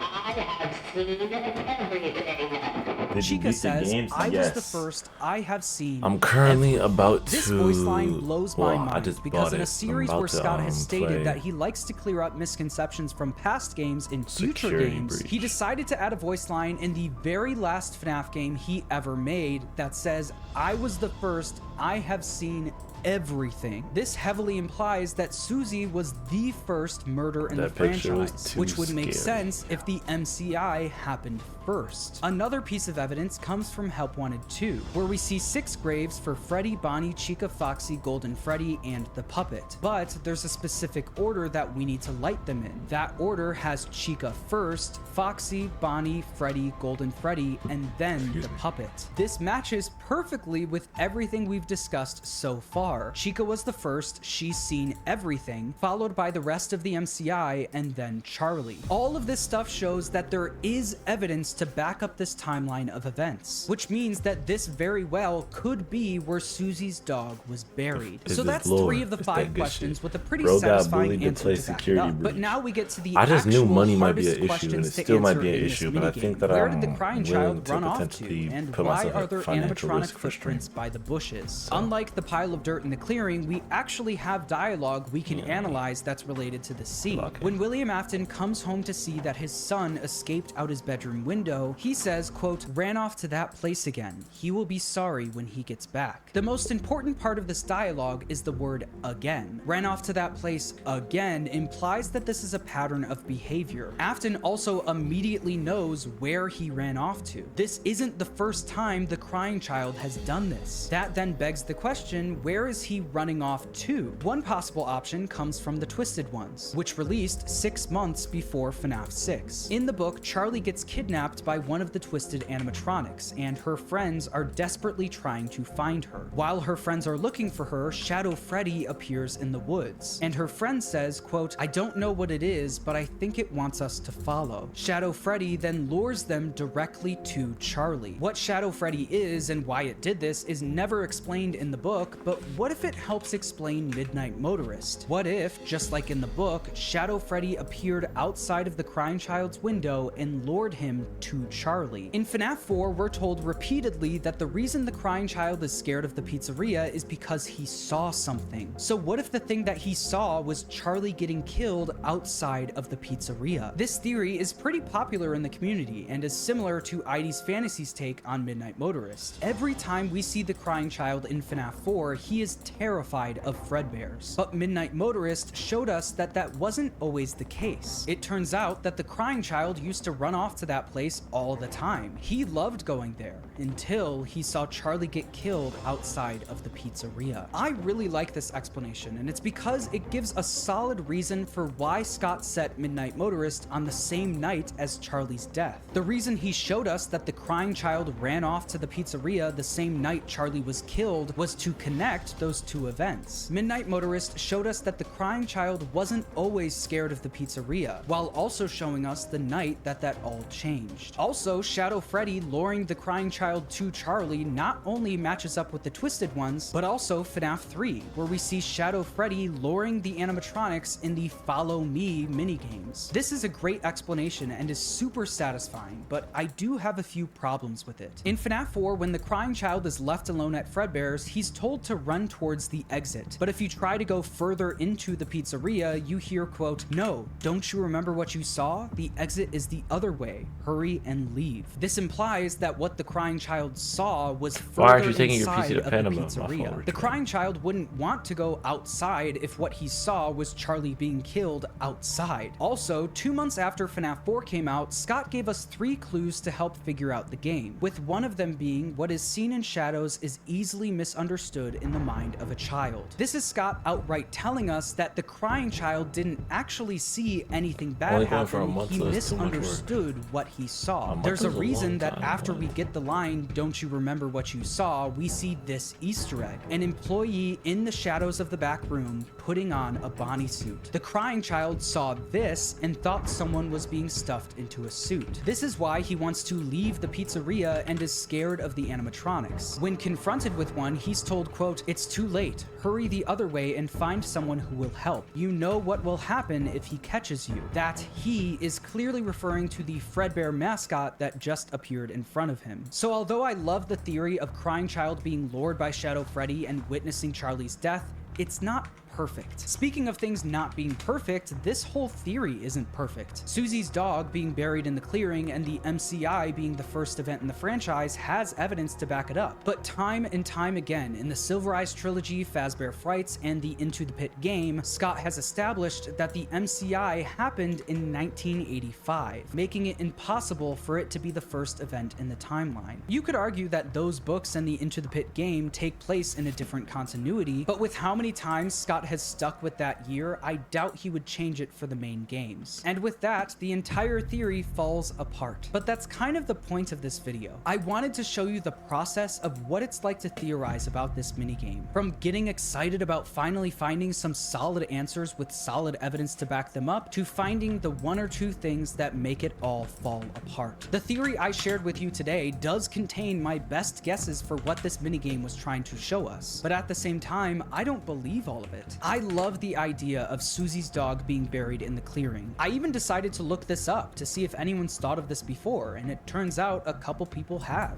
But in order for this to work, the MCI can't happen in 1985, and I believe it does. I also don't think the graves in Help Wanted 2 are showing us a death order. I think they're probably showing us the order the spirits moved on. In the Happiest Day minigame, you can see the MCI victims' masks drop first, with Charlie's then dropping last, matching with the grave order. The thing is, it feels like Scott's been trying to give us answers for this minigame for years now. There's multiple stories in Fazbear Frights about a kid being lured out of their house by an animatronic and taken to Freddy's. We also recently got the Midnight Motorist level in 5 Laps at Freddy's, which confirmed Afton is the Orange Man. And finally, we have the FNAF movie, where Scott literally showed us a version of Midnight Motorist playing out in real time. During the night, Golden Freddy shows up to Abby's house, where we see someone sitting in a chair watching TV. Security and breach. This is going to take over Golden an hour Freddy to download, then guys. sneaks Abby out of her house and takes her to Freddy Fazbear's Pizza. And the funny thing is that this could also work in the games. Just like Abby, the crying child is also being taken care of by his older brother Mike. The crying child also has a close relationship with his plushies, just like Abby. Abby calls the animatronics her friends in the movie. The crying child calls his Freddy, Bonnie, Chica, and Foxy plushies his friends in the games. The crying child could easily be friends with the animatronics. And Midnight Motorist could be Golden Freddy sneaking the crying child out of his house at night to go hang out at the pizzeria, just like in the movie. But like we established earlier, this would only make sense if the MCI happened first, which seems unlikely. Midnight Motorist is one of the biggest mysteries in all of FNAF because of its extreme lack of detail and lack of things to connect it back to. And this could very well be on purpose. In the recent interview Daco did with Scott, he talked about how he makes his games. You know, whenever I'm making these games, there are a lot of things that are in my head that are just flowing ideas. And when I have them and put them there, it's the first half of something. It's like a string or a rope, just like reaching out, and I know that what's there on the other end is there. I trust that it's there. I know that it's there, and then whenever I progress forward, the rest of that just reappears. The rest of it appears and just fits into place perfectly. That's how all my games have been made. I feel that there is something there, and I make the roads to get there for that to be revealed. Scott loves foreshadowing and laying the groundwork for something to be explained later. So Midnight Motorist could be Scott giving us the first half of something with the rest being revealed later on. Who knows? This minigame is a great representation of FNAF as a whole. There are so many ways you can make everything work, but you can't achieve that without filling in some big gaps in the story yourself. At least for now. Subscribe if you enjoyed, and thanks for watching. This video is sponsored by War Thunder. The FNAF timeline has been covered many times over the years by a lot of different people, and it's typically considered to be a confusing topic for the majority of the fanbase. But I do think that there is a solid story underneath the layers of mystery that the developers and fans have built up over the years. So since we've got a new movie coming out that'll bring more attention to the series, and since we've gotten some new games at both the beginning and end of the timeline since my tummy hurt. Video, I think it would be a good idea to go over the story and how it actually makes a lot more sense than it may seem at first glance. So stay tuned and consider hyping the video, because I'm going to explain what I I think the FNAF timeline is and how it contributes to a solid overarching narrative throughout the series. As a disclaimer, this will be based on my own interpretation of the lore, since very little is actually confirmed. I'll back things up with some evidence and link other videos in the description and video cards where I go into more detail about why I put forward the ideas that I do, but for the sake of time, I won't go too in-depth on my reasoning in this video. But without further ado, our story starts with William Afton and Henry Emily, two men who lived with their families in Washington County, Utah, during the late 1960s or early 1970s. Together, they co-founded a restaurant called Fredbear's Family Diner. That's main draw was the Fredbear singing show, where the titular character Fredbear, who is interchangeably known as Freddy based on one of the posters from that time, and his partner Spring Bonnie would perform. The two characters were Springlock animatronics, a technology developed originally by Henry, though he may have had help which I'll get into shortly, that allowed the characters to double as both robots and costumes for performers to wear, with the animatronic parts being held to the sides of the suit by Springlocks to make space for a person to fit inside. The Springlocks weren't the most stable though, so if you bumped them too much or got them wet, the Springlocks would fail, and the animatronic parts would return to their original locations regardless of whether or not a person was still inside. Somehow, this did not get the restaurant shut down for OSHA violations, and it actually was incredibly popular, to the point that William and Henry started expanding their brand, Fazbear Entertainment, by making plans for other restaurants and projects. That being said, they couldn't do everything themselves. They were only two people after all, and creating multiple restaurants and building animatronics for more of them would be hard for them to handle alone. So they ended up turning to a friend for help, and that friend was Edwin Murray. Edwin was originally just an employee at the company Murray's Costumaire, which was owned and operated by his father until Edwin inherited the company after his father passed away in 1972. While the company initially took a hit with the elder Murray's passing, Edwin was able to majorly turn things around after some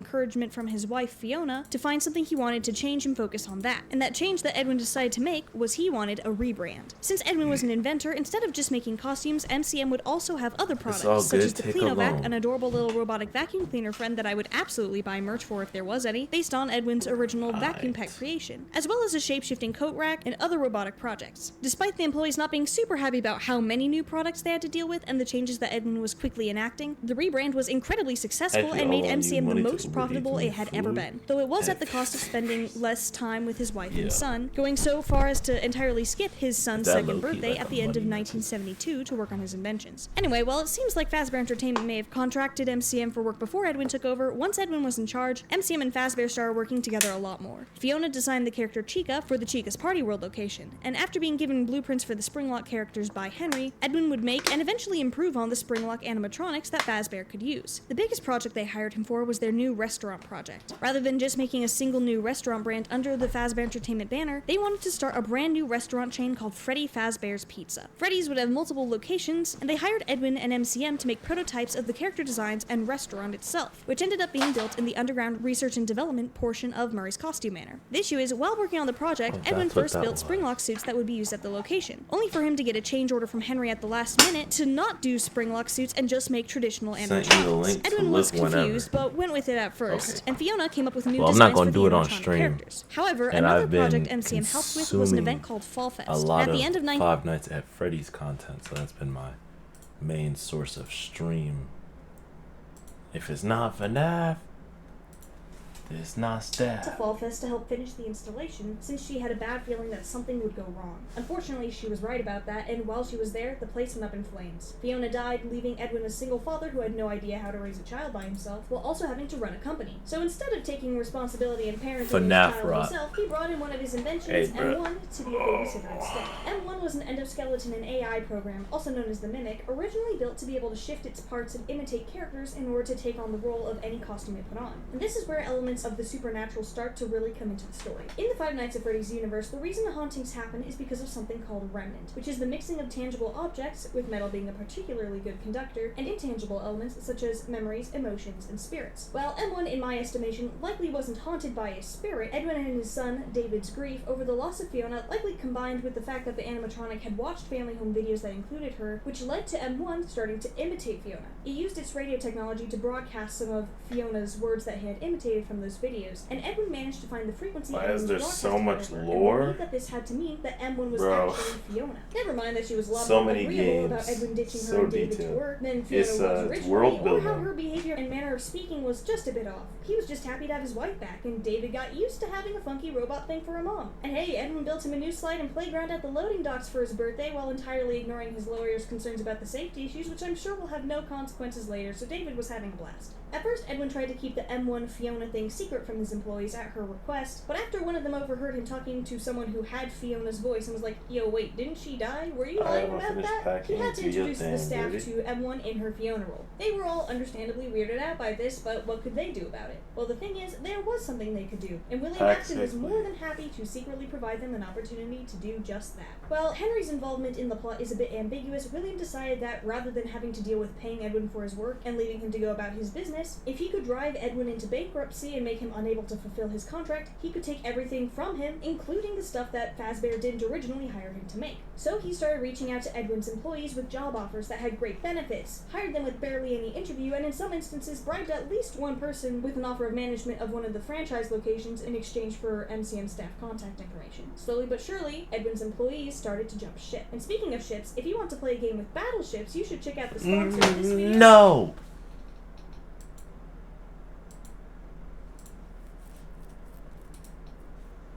Of hastily putting so many products into production came back to bite Edwin, since it turned out that there were major defects that started popping up as time went on, and customers started sending in returns and filing complaints. This led MCM's success to start dropping off. Edwin tried to cut costs and make up for the loss of employees by making animatronic replacements and AI programs, but that didn't stop the outflow or the draining of his finances. And while he hoped that the Fazbear project would help with things, it had just been continuing to get worse. Edwin had basically finished the prototype non-Springlock animatronics, only for him to then get told that they didn't want those designs anymore, but instead these new creepy designs that they sent him. He thought this was ridiculous and rejected the new designs, choosing to stick with the ones Fiona had originally made. At this point, he wasn't just confused, but also angry. And eventually things got even worse when it turned out that Edwin really should have listened to his lawyer's advice about the playground instead of being dangerous, because on December 6th, 1975, the day of David's 5th birthday, David died. Despite his best efforts, Edwin wasn't able to recreate David the same way M1 had supposedly brought back Fiona, no matter how much M1 encouraged him to keep trying. And that finally snapped him out of it. He realized that he'd spent the last few years letting a robot that wasn't even his actual wife raise his kid for him instead of being a good dad, so he took M1's program and put her into a supercomputer contained in the basement of the prototype restaurant. He then took a copy of M1's program, altered it to create M2, and put that in the endoskeleton instead, likely intending to just go back to the original purpose of the mimic being a costume performer. This did not make things get better. Not only did one of his employees leak the existence of M2 to Fazbear Entertainment before all of them left, and not only did Fazbear Entertainment take ownership of the entire MCM catalog software and even the land that the factory in Edwin's... So we downloading Security Breach now, yes. Of M1 and in M1's original embodiment, and we have 2 hours and 30 minutes. To M1's memories and the knowledge of her desire and expectation for her son back. Not to mention, it was present in an environment of profound grief over David's death, like M1 had been for Fiona when she originally started imitating her. It's also possible that M2 was exposed to remnant from David himself, since David died on MCM property, which potentially is what we see manifesting as a giant version of David's family. Might as well download every FNAF game at this point. This the last one. This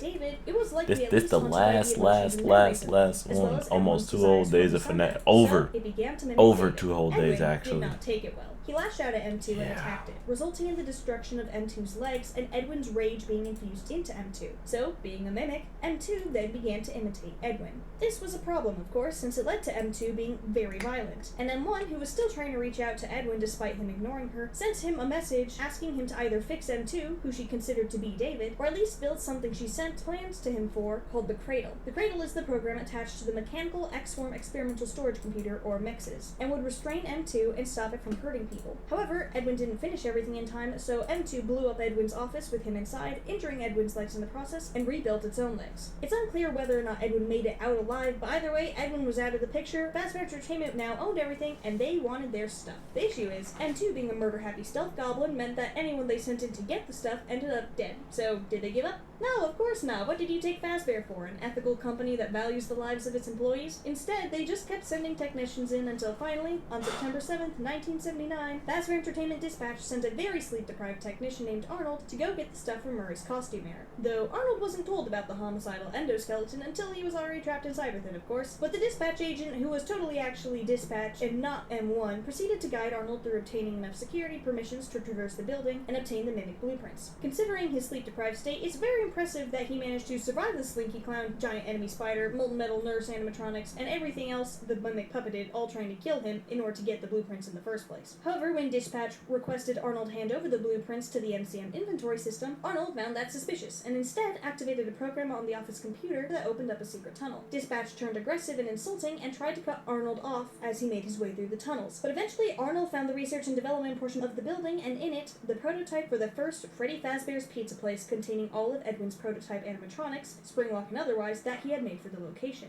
He also found M1 in her supercomputer labeled F10N4, and as soon as she realized that her plan to pretend to be Dispatch and take out Arnold had failed, she promptly switched up and kindly asked him to go ask Edwin to finish the program, not realizing that Edwin was not there anymore. But regardless, Arnold took the underground tunnel tracks connecting MCM to the Murray house, only to find out about the whole exploded office thing. He did activate the Cradle program, but that wasn't enough to stop the Mimic, who chased him back through the tunnels to MCM as the house and factory caught fire, crashed his van, took its blueprints from him, and walked away. What exactly happens with the Mimic after that point is somewhat unclear for a time, and the Mimic won't end up being relevant again for another 40-something in-universe years. With Edwin gone and the Mimic taken care of in whatever way it was, Fazbear Entertainment could finally swoop in and take the property for themselves. William in particular took note of the house and the underground research facility, and came up with an idea. They had the land and most of the stuff was burned down anyway, so why not bulldoze what was there and build a new restaurant over it? Specifically, a new Freddy Fazbear's Pizza Place, since Fredbear's Family Diner was a single location as far as we're aware that already existed during Secret of the Mimic, and the Freddy Fazbear's Pizza chain was actively being prepared for launch. There was already a prototype for a Freddy's location under the building that they could use for reference after all, and the underground rooms could potentially prove useful for other projects in the future. Additionally, Edwin wasn't exactly around to care about the remains of the burned down house anymore, so William could just build a new house where the old one used to be, which would not only give him a conveniently close place to live to said new restaurant when it opened, so that he could be involved with the day-to-day operations, but it would mean that his new house would be connected to the restaurant via the tunnels that originally connected the Murray house to MCM, and therefore to the other underground areas as well if he wanted to access them conveniently from home. Which in my opinion is kind of weird, but hey, in later games, William has an underground bunker connected to both the restaurant and his house via tunnels, so it's apparently in character. As for the restaurant itself, despite forcing Edwin to give up on the Springlock suits and build regular animatronic prototypes, they did still end up using the Springlock suits for Freddy's. Presumably, this is because Edwin was right to be confused about why they transitioned away from the Springlocks after he'd already built the Springlock Fredbear and Spring Bonnie for the prototype Freddy's, and William and Henry just intended to use the Springlocks the entire time, since the more lifelike movements of the performers in the suits and the ability for them to be autonomous animatronics were a major factor and draw at the original Fredbears. Though the prototypes Edwin had in the prototype Freddy's were incomplete, so Henry ended up having to finish them off himself. After everything was built, the Freddy Fazbear's Pizza franchise successfully launched in 1983. But while Fredbear and Spring Bonnie would be part of the main attraction, they featured other characters as well. One of these other characters was the Marionette, aka the puppet. The puppet would keep track of his wristbands to make sure they stayed inside the building as a safety feature to keep them from getting lost outside, which was very convenient for Henry, who not only shared his interest in robotics with How his long we next got friend on the Evan, download? but also his tendency to delegate babysitting his child to robots, and the inability to see that William Afton was not someone you wanted to associate with. See, William was not only a jerk, but he also had jealousy issues over other people's technology. There's a reason he wanted to yoink Edwin's company out from under him after all, and unfortunately for everyone, this is something that carried over to his view of Henry, which based on the novels flip-flopped between mere worship and extreme jealousy. One day, as a prank, some kids locked Henry's daughter Charlie outside of Freddy's, and trapped the puppet in his box so that he couldn't bring her back inside. And it just so happened that William Afton happened to be driving by Freddy's at the time. He saw Charlie trapped outside and decided that maybe one way he could take Henry down a peg would be to ruin his family. So he stopped outside of Freddy's, killed Charlie, and drove away before the puppet was able to finally break out of his box and find her body, only to collapse on top of it due to damage from the rain. The thing is, that put the metal of the animatronic in close proximity to some pretty strong emotions and a spirit. And with agony being one of the strongest emotions in Five Nights at Freddy's, this led to the formation of Remnant and Charlie's spirit possessing the puppet, causing purple tear streaks to appear on the previously tearless puppet. Additionally, the agony was strong enough that it created a supernatural an hour of lore. Nah, no facts. Killer, who performed in the Spring Bonnie suit. I can't even like eat food to like make it go faster, bro.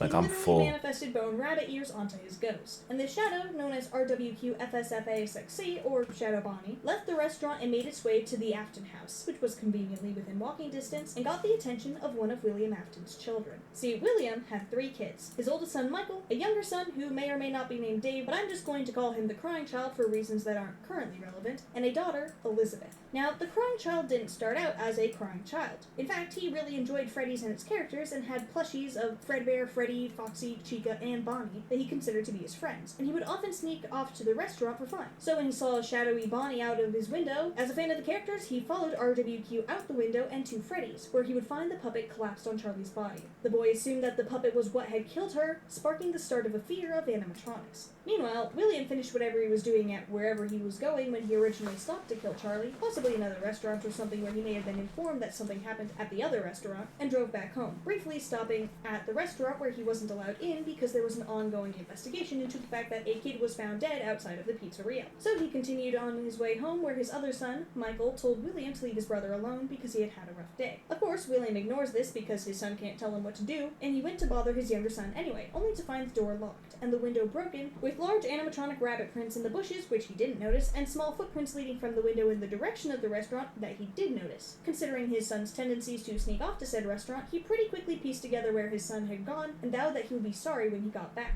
And how did he end up making good on that promise? Well, while the restaurant was built where the main MCM building used to be, William had started using the connected underground areas underneath for his own projects. And whether he came up with the idea after picking up that something was haunted at MCM if the white tiger started showing up, or after noticing the weird tear streaks that showed up on the puppet's face after he killed Charlie, William came up with an experiment to figure out what was going on. In the underground facility connected to the restaurant, he set up these rooms to experiment with nightmare hallucination gas and fear responses in children. And after he found out that his son had gone to Freddy's and seen Charlie's body there, he decided this was a way to kill two birds with one stone. He would have his son be the subject of the nightmare experiments, where he would be seeing nightmarish versions of the Freddy's characters, which would not only punish him for sneaking out, but if he did try to tell anyone what was happening to him, they would just think it was a kid being scared of animatronics after finding one on his friend's body after a tragic event. This is what led to the crying child becoming a crying child in the first place. And Michael, not fully knowing the reason why and being an older brother, thought it would be incredibly funny to tease and prank his younger brother about his fear of the animatronics.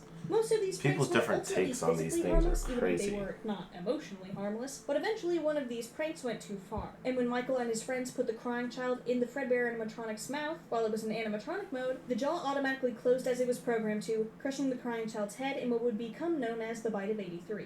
He later died in the hospital, which Michael felt incredibly guilty about, but because Fredbear had been the cause of his rather painful death, he had a remnant link to Fredbear, which Charlie, as the puppet, was able to use to link him more fully to the Fredbear animatronic and eventually try to put him back together with. The crying child's agony and fear from the bite and the nightmare experiments also resulted in the creation of a new shadow entity, Shadow Freddy. Additionally, to deal with the bad press from the bite, Henry modified the Springlock suit's jaws to operate on a hinge design rather than the piston-based one that Edwin had made, so that it would be harder for the same thing to happen. And in general, just reverted a lot of Edwin's design changes. The issue is, that did make the suits less safe for wearing, which was something that Edwin had actually fixed to some degree with his designs. So they got one of the employees that had been post for MCM, a man named Ralph, to record instructional tapes on how to safely convert the Springlock suits out of animatronic mode to wear. Meanwhile, William no longer had a subject for his nightmare hallucination gas experiments, but he was still looking into the supernatural. He just needed another way to investigate. So with how obvious the change in the puppet was after Charlie's death, he wondered if there was a way to recreate that and figure out how it worked. But it would have drawn suspicion if he had just gone around killing kids, even if he had gotten away with it the first time. So he went to the board of Fazbear Entertainment with the idea for a new project, though this one he would do without Henry. Probably because said project was a new group of animatronics called the Fun Times, which were built with features specifically geared towards luring kids away from a group and killing them in a way that stored the body inside the animatronic itself. If Henry had gotten a good look at the blueprints, he probably would have started to get suspicious that William was A, planning to kidnap children, and B, had maybe already killed Henry's child. Even just going to the board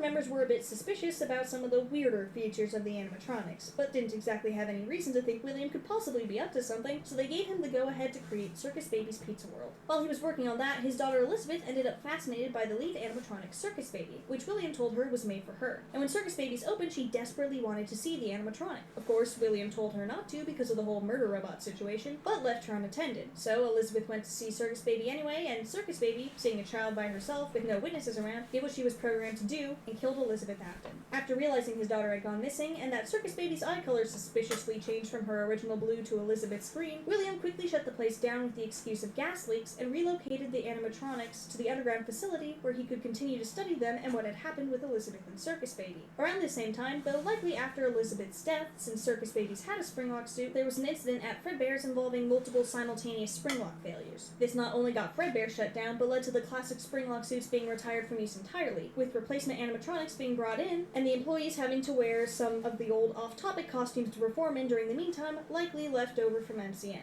This left Freddy's with the puppet, as well as Chica, Foxy, and the updated Freddy and Bonnie designs, which were based on the prototype designs Edwin had made, just with Henry making his own endoskeleton model for them, called Endo 02, and finished versions of the casings. But William was not done causing problems yet. By this point, he was pretty confident that a recently dead kid's body being left next to, or inside of an animatronic would lead to haunting, and as he had been experimenting, he discovered what Remnant was and some of the properties. This is the OG PNG tuber, bro, I swear. Anchoring spirits, emotions, PNG and tuber memories were to the moving physical arms. world. Remnant could also be a source of life, power, and healing, and William wanted more of it. However, his last try had ended up with one of his kids' deaths and having to put his fancy new murder robots in storage, so instead of relying on technology to do things for him, he decided it was about time to take matters into his own hands. So on June 26, 1985, William Afton put on the spring Bonnie suit that had been stored in the off-camera safe room at Freddy's, and eventually lured 5 children into the safe room, killed them, and hid their bodies inside the animatronics, one each in Freddy, Chica, Bonnie, Foxy, and Fredbear, aka Golden Freddy. And the agony of their deaths, along with assistance from the puppet, led to the spirits possessing the animatronics they had been hidden inside. This event would come to be known as the Missing Children incident, and was when people finally started to get suspicious of William after he was identified on the cameras as the one in the costume luring the kids away, and he was charged with their murder. However, since they never found the bodies, they had to let him go. That being said, his reputation at this point was not great, and neither was the reputation of Freddy's, which only got worse when the animatronics started smelling bad and having blood and mucus secretions due to the corpses in there. Even making new casings for them based on the old designs that they had sent Edwin, but he refused to make, wasn't enough to keep the location going, though it potentially gave William an opportunity to get some of the remnant from the animatronics to use in his experiments. After the murders, Henry finally realized that William was a scummy person who was probably responsible for the death of his daughter, and proceeded to disappear off the face of the planet for the next few decades. Meanwhile, William started up Circus Baby's Entertainment and Rental from the underground facility where the fun times were being kept, and injected them with remnant using a device called the Scooper, which was also used to scoop off the casings of the Funtime animatronics. The Funtimes were rented out to parties, presumably doing what they were built to do in the process, and William went down there on occasion to continue his experiments and see if he could make it so that Circus Baby, who didn't fully understand or remember her situation of having been Elizabeth, would have her identity put back together. The thing is, as they were injected with Remnant, the Funtimes started to become more and more sentient due to Remnant's ability to do that kind of thing, and they did not like being trapped in the basement and having the Scooper used on them, so they started to plan. Fortunately for William, he picked up on the fact that something was up and got out of there, sending his son Michael instead with the job and instructions to put his sister back together before leaving entirely to find some other way to continue his experiments. Unfortunately for Michael, his dad had made a good decision in getting out of there when he did, because while at first the Funtimes didn't recognize him, they quickly realized he looked a lot like William, assumed it had to be him, and went, "Oh yeah, the plan is back in action." Said plan was to combine into an entity named Ennard, lure their victim into the room with the Scooper, use the Scooper on him to remove his insides, and then wear him like a skin suit to make their way out of the building.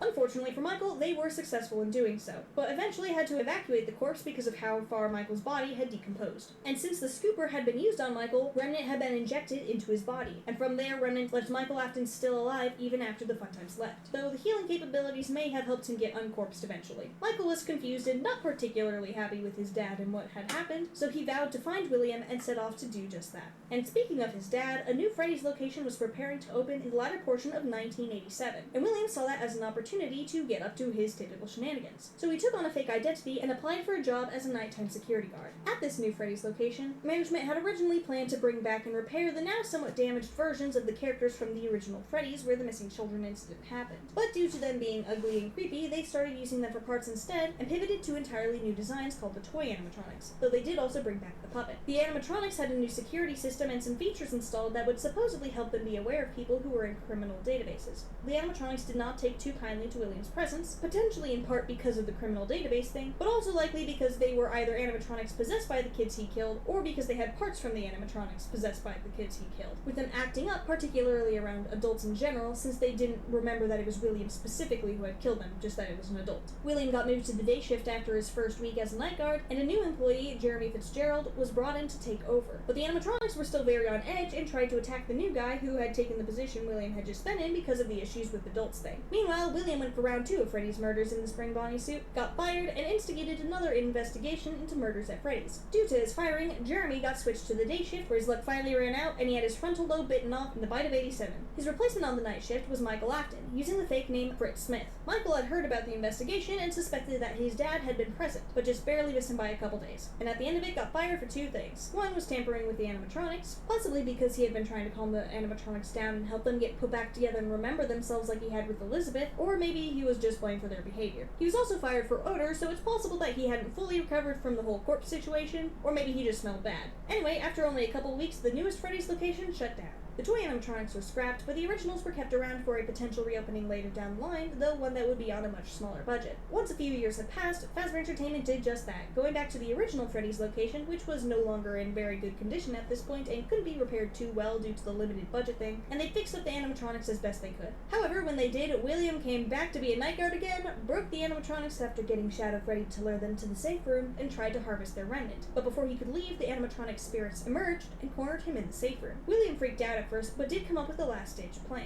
The spirits' memory issues meant that they typically saw any animatronics as being like them, rather than being a scary adult, so he quickly got into the Spring Bonnie suit that was stored in the safe room, and the spirits stopped chasing him. However, after years and years of largely not being maintained, the spring locks weren't in the greatest condition, and the moisture from the rain leaking into the damaged building caused the spring locks to fail. The animatronic parts crushed William's body, and the spirits left him to bleed out in the room alone. When management came in the next morning and found the broken animatronics and dead guy in the spring lock suit on the floor, they understandably found that worrying. But instead of reporting the incident to the authorities like a normal person should, they banned people from going into the safe room, even to get their belongings, and called a construction crew to build a false wall over the door. That didn't work for fixing the animatronics though, and their budget was too low to build brand new animatronics. However, they did still have the original casings that were retired after they started getting gross after the missing children incident, as well as the original Endo 01 endoskeletons that Edwin had made for those animatronic designs. So despite functionally replacing the animatronics in terms of both casing and endoskeleton, the metal parts of the casings were still haunted, so we finally come to the haunted FNAF 1 classic animatronics. Ralph, the ex-MCM employee who was finally ready to move on from Fazbear Entertainment, took on the night position for his last week at Freddy's. Unfortunately, Ralph wasn't able to finish his week and died to the animatronics on his 4th night. And so, with Freddy's once again active and still on a quest to hunt down his dad, Michael Afton, now going by Mike Schmidt after the last fake identity fell through, got hired to be the new night security guard. As he worked, not only did he have to deal with the upset animatronics, but also a very angry younger brother who was present possessing Golden Freddy. The crying child was not over the fact that his older brother had gotten him killed, and after Michael's first night there, he started to haunt his brother's dreams, forcing Michael to experience the crying child's perspective of the nightmare experiments William had forced him to face, Michael's bullying towards him over his fears, and eventually the events of his own death.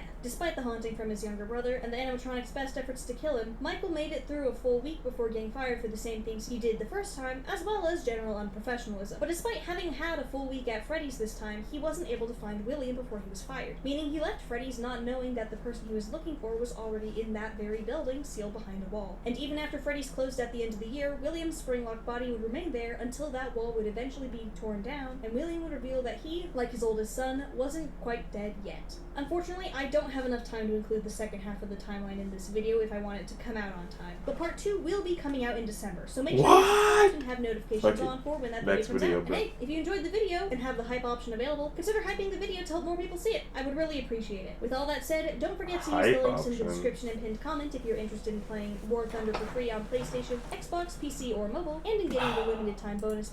I respect your, If you were a fan of FNAF at any point since the now 11 years since the first FNAF game came out, then there's no doubt that you know who this guy is. Yeah, 52 minutes, y'all. Markiplier is often credited with the explosion of FNAF's popularity into mainstream culture back at around 2014 and 2015. In combination with the other Let's Play YouTubers and YouTubers that focus on the lore of the series, Mark's gameplay videos offer viewers a way to experience FNAF without actually playing the games. Though Markiplier was known for more than just playing through these FNAF games, today he's often referred to as the king of Five Nights at Freddy's, and the reason for that is his completions of FNAF's max modes.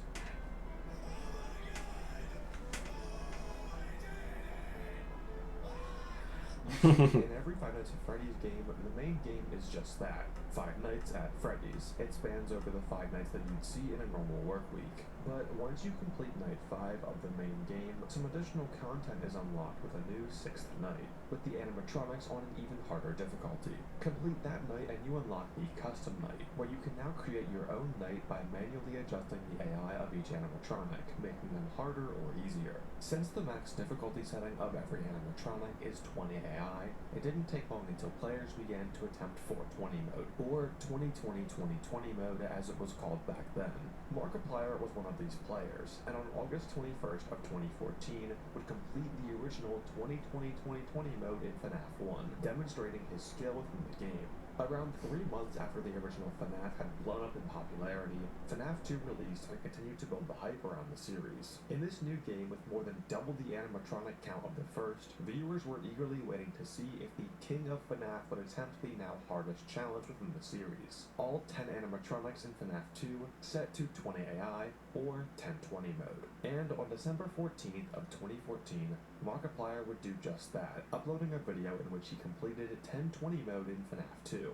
This was the video that really cemented Mark's place as the king of FNAF.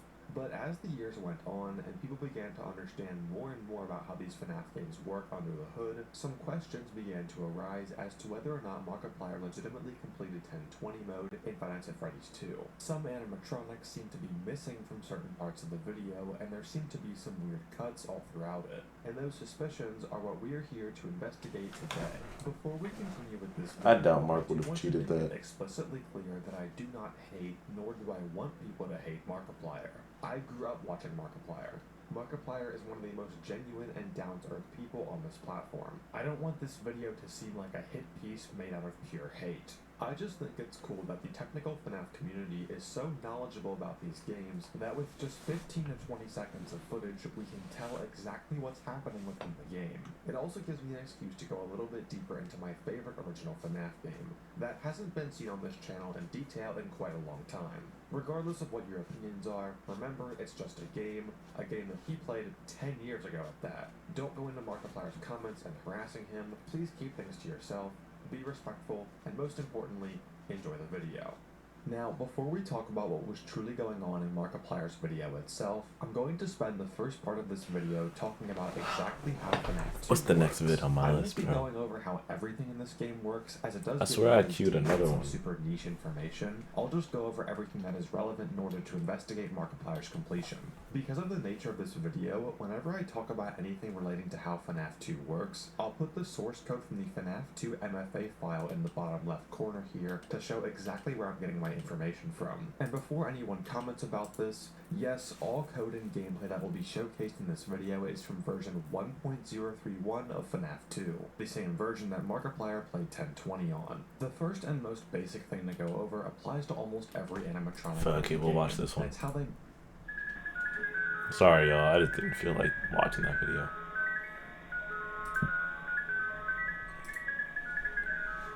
So if anybody was like invested in that, poll on my community I apologize. section where I asked if you guys thought that it would be a good idea for the original FNAF games, i.e.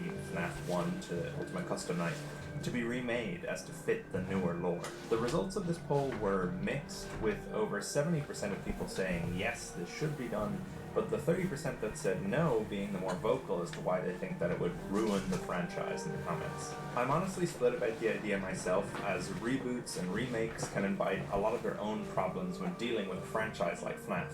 That's why today I thought it would be more fun to create what I think would be a best case scenario for a reboot of the entire franchise, or at least a reboot of the very first game, to see what I think FNAF 1 could have looked like were the story planned out from the very beginning. Depending on how this video performs, I might just create more like this, but for now, I think it's best to look back at where the series started and try to reshuffle FNAF 1 to be a more narrative experience, taking the best of what came before and trying to leave out all of the weird contradictory material.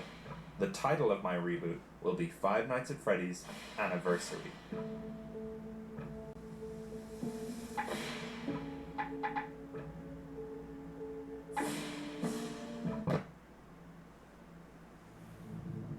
My reboot would start exactly where the first game did, a newspaper article advertising the night guard shift for Freddy Fazbear's Pizza. Posted in the local newspaper, the Utah Province Daily Herald, is the following ad, published the 6th of November, 1993. As you can see, not much here has changed from the original newspaper, aside from making the phone number to be the same from the security breach Fredbear posters, and updating the minimum wage. Again, I'm not doing this to fit with security breach, but just to leave fun Easter eggs from this previous version of the FNAF universe. Nothing from any of the games is applicable to this new reboot's lore. In my ideal scenario, I would also make that abundantly clear in community posts and advertising for the game before it released. The reason I decided to firmly set this game in 1993 rather than in 1989 or 1998 or 92 or any of the other proposed dates for the current version of FNAF 1 is mainly as a way to pay homage to Game Theory and their first FNAF video, which started the whole theorizing trend in the first place. Lala, what does However, that mean? What is there Lord? a further reason, but I just want to know where the mimic go game, the after surrounding crash the blurred van text with was you just know, some filler facts. stuff that Scott You want me to put put in on for a fun, lore but video I for think this is a the great secret of the mimic opportunity or to no? further hint at other things going on in the I can FNAF do world that. at this time. I think an advertisement I'd for be willing Sans to. budget tech would be fitting, as well as an article about the No. unknown whereabouts Oh, of a okay. Daily Herald reporter, Bronwyn Light, a character featured in the You're week gonna be before, so who FNAF disappeared brain-rotted a little after over this a week dreaming ago. FNAF. Again, I'm not saying the week before is canon, My but I brain just like the is idea of adapting some of that overfilled with story lore. into this fresh universe. The player is prompted to continue, but instead of being I brought straight already to night said one, the FNAF newspaper rot. is pulled away from the camera. We didn't realize it, but we're actually already looking through the POV of our protagonist. We sit staring at an Loki old said box yes. TV in a Torres garishly said decorated no. living room torn straight out of the 70s. I'm torn. We grab a TV remote and can click through the TV channels using our keyboard or controller. State-of-the-art animatronics, you're sure to be the most popular kid in town. If you want Circus Mania for friends at your next party, call Sydney at 018-578. Circus Baby's entertainment at my post. That fantasy and fun of you. A clock in the corner of the room will tick to Do y'all 11 prefer p.m. this in 60 video seconds, which will end these in-between night sections, or the player can or a always different manually video? skip ahead with the button on screen. At the end Chat, of the you game, gotta all decide the as stuff a you watched group. on the TV will be available through an extras page on the main menu for ease of theorists wanting to review. Anyway, nothing too crazy important on this first pre-night section beyond some Easter eggs, so let's jump into night 1. 11 p.m. on November 6th ticks over to November 8th. Before I go into the night-to-night gameplay, I think it's important that I go over exactly what this revamped pizzeria would look like, and I'm going to be drawing inspiration from all different versions of this building from over the years. Reddit user RDTFGS made this fantastic layout based on FNAF 1, Help Wanted, and the Well, Pit book. the events Despite that those happened pieces after of the media Mimic not being a escape, part of the my Mimic canon, I honestly was love like this layout. before It just feels everything like that exactly happened. what I'm going for with this sort of So it was like the revamped 70s FNAF 1 almost. pizzeria. But all credit goes to them So the for this Mimic is really probably great layout, in which one I'll of the use as other a base. games. I just The don't know only which thing one. about this layout that I don't really understand is this double entryway, so I reckon I'll just lose that for my version. First thing we're going to add here is the ball pit from all the different Into the Pit versions, as it's a standout piece of modern FNAF iconography, even making its way into the movie's pizzeria. So we'll Mimic place is it in the the back right corner of the room as is described in the original book. I'm going to shorten the hallways that lead to the security office as well, as the original FNAF 1 pizzeria has a lot of this weird dead space which is not really used. This new layout already goes a long way to fixing some of those problems, but I'm just going to continue to condense down the space because I think it'll just make for a more realistic just happened? experience. Because Well, when I everyone said, knows that in a game with ghosts hunting animal I mean, if animatronic the robots, Mimic is in the that most DLC, I important need to thing play is realism. Security Breach. To use up some more of the empty space, I'm going to add a manager's office, as there seems to not be one in the original Did the layout, lights just and go? Oh, in one my is room, mentioned probably. in both Into the Pit They and do the that. Silver Eyes. In general, it just makes sense to have one, so what I'll do is shorten the space between the bathrooms and put it in next to the kitchen. I'm also going to lose this awkward bend around the backstage and just make it so backstage is behind the stage. Keeping with that, I'm going to also move the safe room from next to the restrooms to beside the backstage. The safe room serves the same purpose in my universe as it did in the original, so I thought it would make more sense to be placed out of the way so employees could actually move away from customers rather than having to pass through to the bathrooms. Also, as a storage room, it makes more sense to be next to parts and service anyway, so equipment doesn't have to be lugged across the restaurant. I'm going to also just reduce this small space here between the arcade and Pirates Cove, just because I think it makes more sense to kind of loop around in this U shape. So in terms of rooms, that's all I think we need to add or change from the old layout, so now we have to talk about cameras. I definitely want to keep the old sister location was the same as Freddy's. So as little visibility as possible is key. And the mimic endoskeleton is the same as well. While I won't go through them one by one, the safe room will remain off camera beside the backstage counter. It's just programmed different, I believe, but it has a soul as well. One for the arcade, one for the prize counter, and one for the manager's office. Great. So now we have our building layout and our camera system.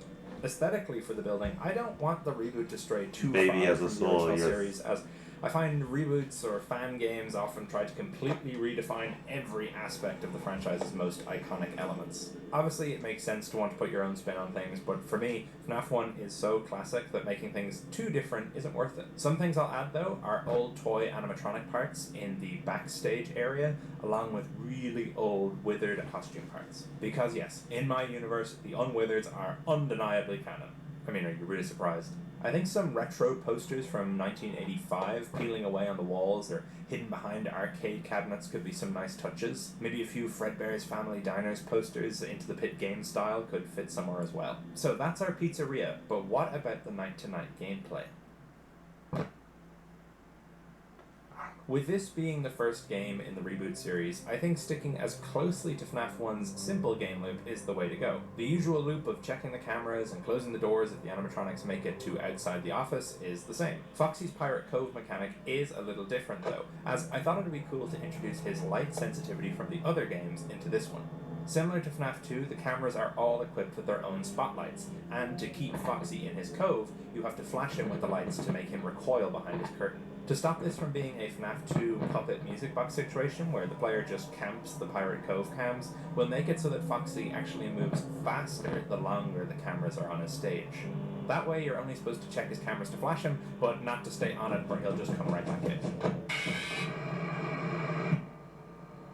The rest of the animatronics stay mostly the same, Bonnie down the left hall, Chica down the right hall, but Freddy, while his gameplay is the same, has some interesting behavior. Every now and then, we can hear Freddy's music box echoing through the halls of the pizzeria. If we check the cams and locate Freddy while his music box is playing, we'll see that he is not facing the cameras as usual, but instead facing toward open ventilation shafts that'll come into play later.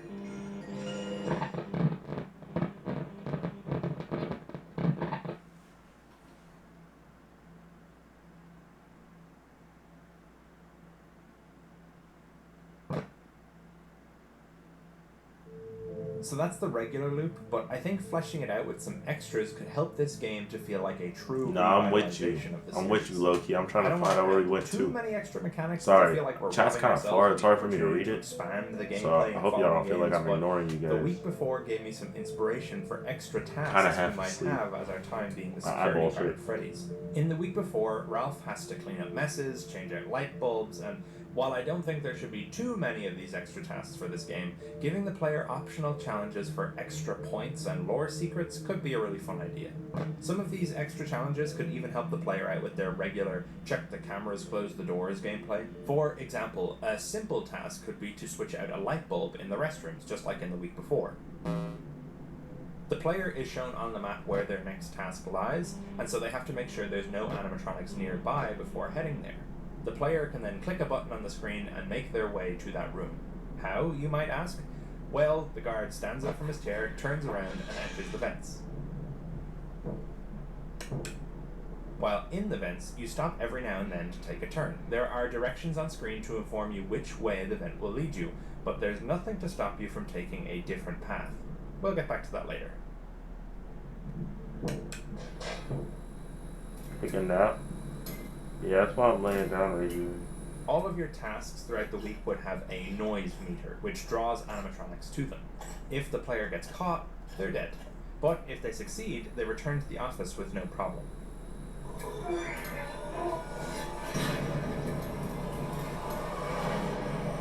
I think it's better if the animatronics can't fit in these vents, as otherwise that's a whole other problem to deal with, and it's probably too much to add for the very first game in the series. Like I was saying, these should have a positive effect for the player on gameplay, so for our light bulb example, any animatronic that ends up in the restrooms will now spend more time in that area searching the lit up bathroom, meaning they are less likely to come and kill the player. I think these extra mini tasks would add a lot to the game, and they'd be randomized so no two playthroughs would be the same. It'd also give the player an opportunity to see different parts of the pizzeria up close, rather than being stuck in the office the entire time. In terms of other extra stuff you can do, you can see that we've added an arcade to the map, so you know we've got to add some 8-bit minigames, but we'll talk a bit more about those in detail later on in the upcoming lore section of the video.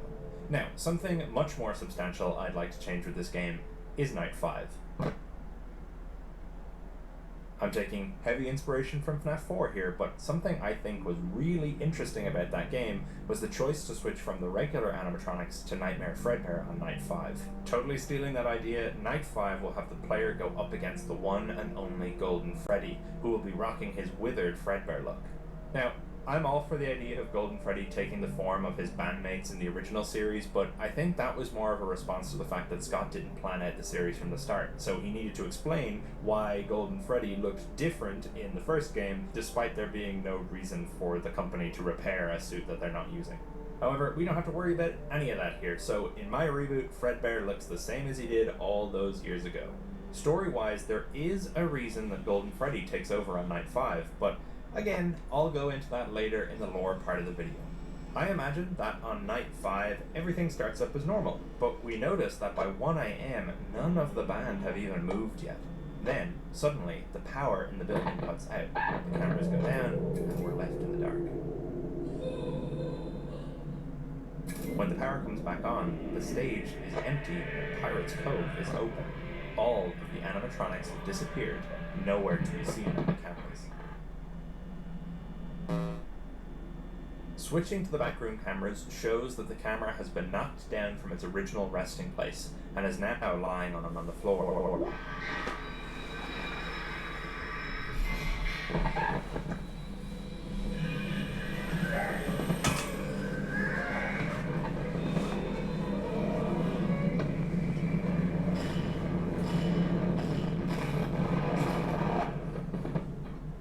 Golden Freddy is now your main threat, and will take the role of the other 4 animatronics. If he appears in Pirate's Cove, flashing him away will make him return to his regular pathing, otherwise it's a game over. Surviving Golden Freddy is a difficult task, but if we do survive, well, we'll talk about that later. So that's Night 5, but I'm going to do away with Night 6 entirely. I think as cool as it is to have an extra night, the series is called 5 Nights at Freddy's, so the custom night will act as the extra night and be a non-canon challenge mode, and not have a night number. The custom night will provide the same options as usual: animatronic difficulty settings, any challenges like low power or longer nights, stuff like that. There will also be the option to activate Golden Freddy, who will take on the AI of the most difficult animatronic you have set and take over at 4 AM, FNAF 4 style. So, that's our gameplay for nights 1 to 5, along with any custom night shenanigans a player might get up to. But what does it all mean? What is the real story behind 5 Nights at Freddy's Anniversary? FNAF 1 changed the way a lot of games looked at storytelling. It had an undeniable impact on people when it released, and the same core storytelling philosophies have stuck around to this very day. So, what can we do to make sure this reboot intrigues people in the same way, makes them want to pick apart every tiny detail until they feel like they've figured out all the nooks and crannies of this fresh take on the FNAF story? Well, for starters, I think keeping the focus in-game being on the gameplay rather than the story is something that the original FNAF series got right. The story wasn't spoon-fed to us. Any hints about the wider narrative had to be sought out by the community, which is what makes theorizing so fun to this day.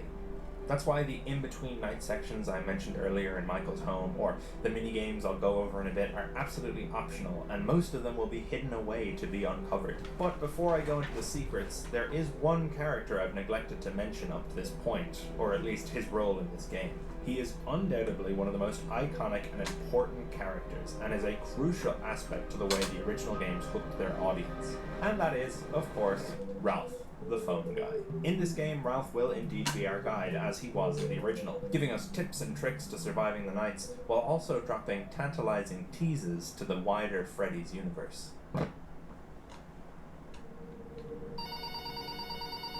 Hello? Hello?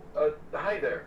I wanted to record a couple messages for you to help you get settled in over your first week on the job.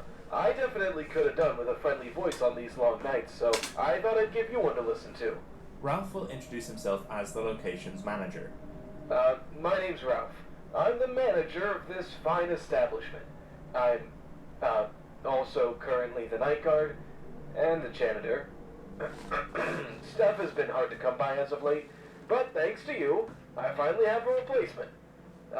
Someone's coming in from on high to be the new manager, but you have the privilege of guarding the building after hours, and cleaning up a few things here and there. This is my last week on the job, so we'll both be braving new beginnings together. Let's see here.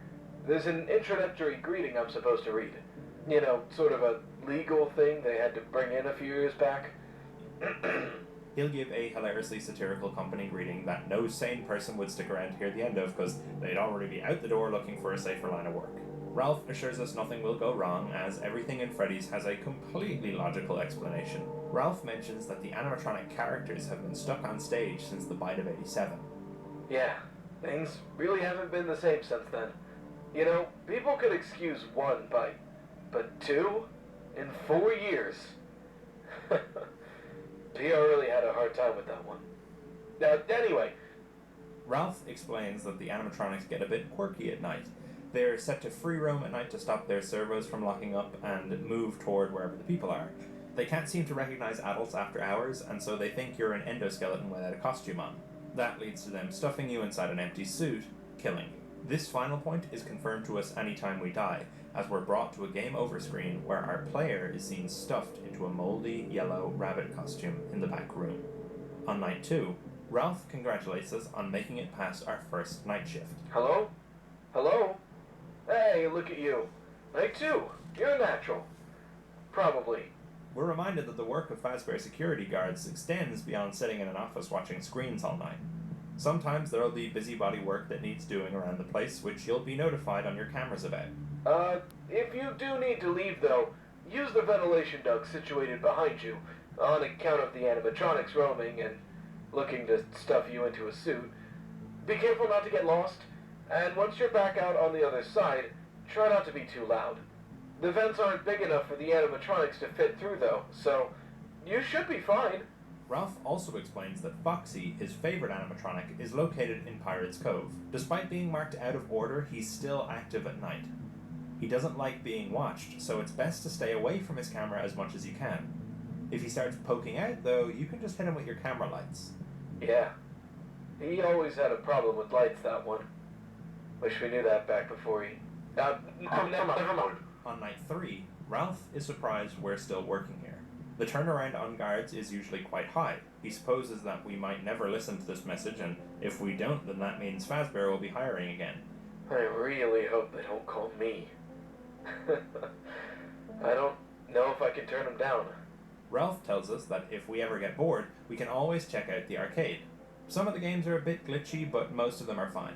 You know, leaving the office unnecessarily during the night isn't the best idea, but a quick game here or there could be good for the soul. Just use the vents to get there, and be back as quickly as possible. Those arcades are loud. Of course, this is a hint that there are playable arcades which will be later used to feed more story to the player. On night 4... Hello? Why are you still here, listening to this? Hopefully.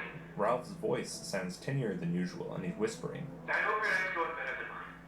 I popped out for a minute to get in a game of Fruity Maze, and, guess I lost track of time.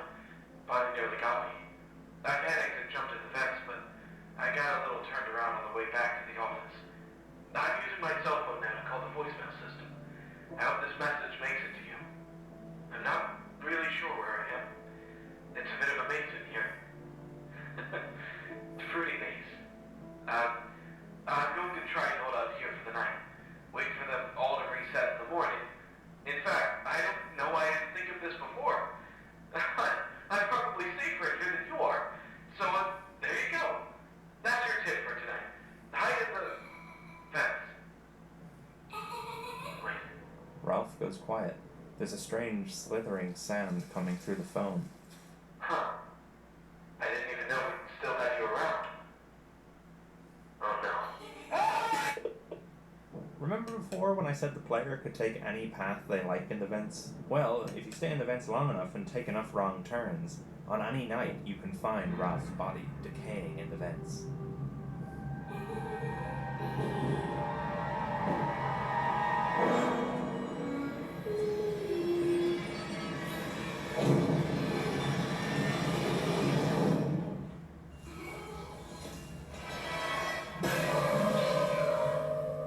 You're not allowed here.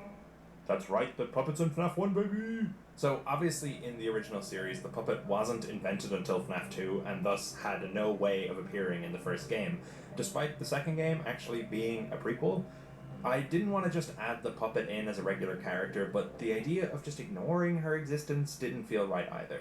Setting her up as this mysterious entity crawling through the walls at Freddy's felt like something more appropriate for her in the first game. Totally missable on a standard initial playthrough, but more important to the story at large.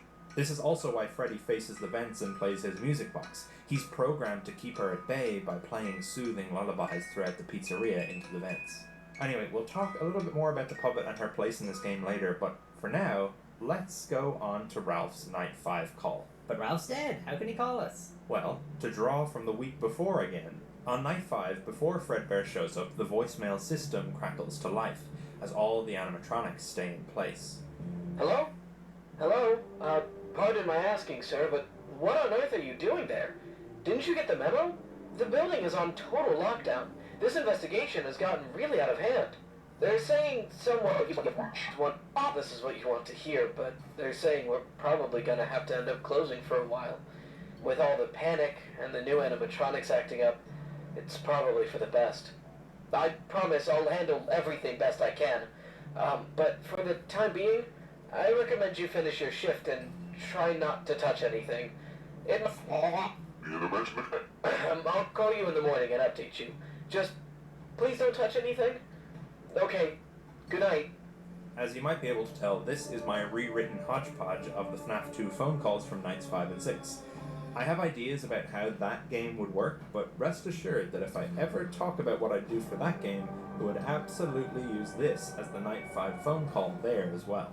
The night then proceeds with Golden Freddy doing his thing, and that's the end of Ralph.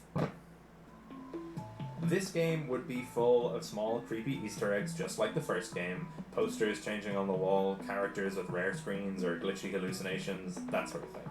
I was also thinking you could have it fun to raffle fun. The only Easter eggs that I want to actually put focus on are the newspapers, which I'm going to have make a return from the original. These were the thing that started it all back in the day, so I think it's only fitting we keep them as part of the reboot. On some of the cameras and in some of the rooms you can visit, newspaper clippings can be found, appearing and disappearing along the walls of the pizzeria. Much like the original, they tell of the missing children's incident. 5 confirmed victims of Fazbear disappearances. After the company's promise of safety following the multiple incidents which occurred at their establishment many years ago, locals are horrified to see the same tragic patterns repeat themselves. Mascot killer still at large. Fazbear's Pizza closed for public safety. Despite management assuring the public that the closure is only temporary, it seems unlikely customers will be willing to trust the company ever again. Other Fazbear locations around the country have also been negatively stigma surrounding these incidents. CEO of Fazbear Entertainment found guilty. Linked to an Indian hurricane breathed a sigh of relief after the former CEO of Fazbear Entertainment was convicted last Thursday. Police suspect he was likely also responsible for the disappearance of a year who went missing from the same establishment. Classic Freddy and Friends returning. New robots scrapped. After incidents of malfunction, Fazbear's newest line of robotic mascots, which debuted only a few weeks before the location's closure, are being repaired. Older classic animatronics are set to be taken out of storage and refitted. The acting CEO of Fazbear Entertainment calls it a return to form. A local concerned mother was quoted as saying, I really hope not. Fazbear Entertainment chomping down on health code violations. Schmidt assured the Herald that the robotic mascots are cleaned regularly. but that the foul black mutants, which reportedly leaked from the mascot suits, returned without explanation. An official statement from Fazbear attempted to explain this bizarre, upsetting alleged phenomena as unavoidable operational leakage. The health department told the Herald it isn't satisfied with this answer. As you can probably tell, I'd like to weave a little more of the events prior to the MCI into the newspapers, as it seems like they would be relevant considering the history and track record Fazbear has by the time of the MCI. However, there is another article which can only appear on Night 5. Young boy killed at local diner. On the morning of November 12th, a child's birthday celebration at the popular Fredbear's Family Diner turned into a horror fest when a group of local teenagers forced a young boy into the mouth of the star animatronic. The twisted prank gone wrong ended in tragedy when the robotic performer crushed the boy's head, killing him instantly. The 4 young men are awaiting a consolidated hearing in Utah Juvenile Court, but sources say the victim's older brother led the brutal act and may be more liable, thus potentially charged as an adult. I probably don't need to tell you what this particular newspaper article is referring to. As mentioned previously, the arcade cabinets in Freddy's will be accessible to the player to provide further Easter eggs and lore hints. The player can go to and from the arcade at will, but can only play through one on each night without risk of being caught by an animatronic. There will be 5 minigames in total, and thus, to access the full ending of the game, one must complete an arcade cabinet every night. In classic Midnight Motorist fashion, there are 2 layers to each game: the regular game, and the hidden lore section, which can be reached through glitches or secret exits in the level. Arcade 1, Freddy in Space, Reloaded. This arcade is a platformer/shooter where you play as Freddy Fazbear, battling space aliens as you try to make it to the end of the extraterrestrial level. This game is a simple, goofy Mario clone, but one of the platforms colored purple will allow you to glitch your way out of bounds. Freddy falls off screen, and as he goes, his pixelated art form will slowly degrade until he no longer resembles a bear. Instead, he is now a child, standing in a pizzeria.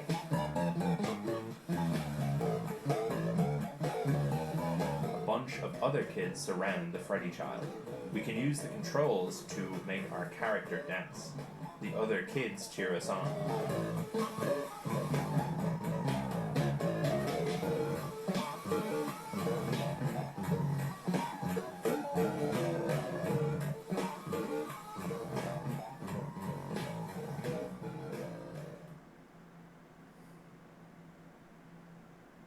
You've won a special Fazbear Prize for Best Performer. Follow me.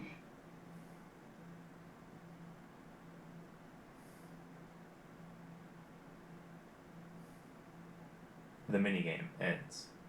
Arcade 2, Bonnie's Jammin' Jamboree. This is a rhythm game where we must match our inputs to the ones shown on screen. One of the buttons is never used in-game, its lane staying empty. If we mash that button, the screen glitches and Bonnie becomes a terrified face of a child. We can use the controls to make fingers come on screen and point at the child, who progressively gets sadder. Eventually we win and the fingers go away. A yellow hand comes on screen. I am Big Ears too. I'll be your friend. Follow me. The minigame ends. Arcade 3, Chica's Feeding Frenzy. We play as Chica and must run around as quickly as we can to eat all the food around the level. If we choose not to eat any of the food by the time the timer runs out, the level glitches. We're a little girl now, standing at a counter. Any button we press prompts us with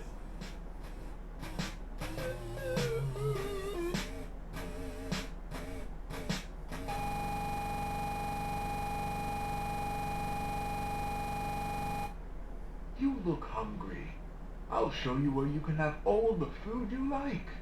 Follow me. The minigame ends. Arcade 4, Foxy's Pirate Ship Simulator. We play as Foxy, navigating a ship through stormy waters. We have to avoid big icebergs and shoot other pirates who are trying to board the ship.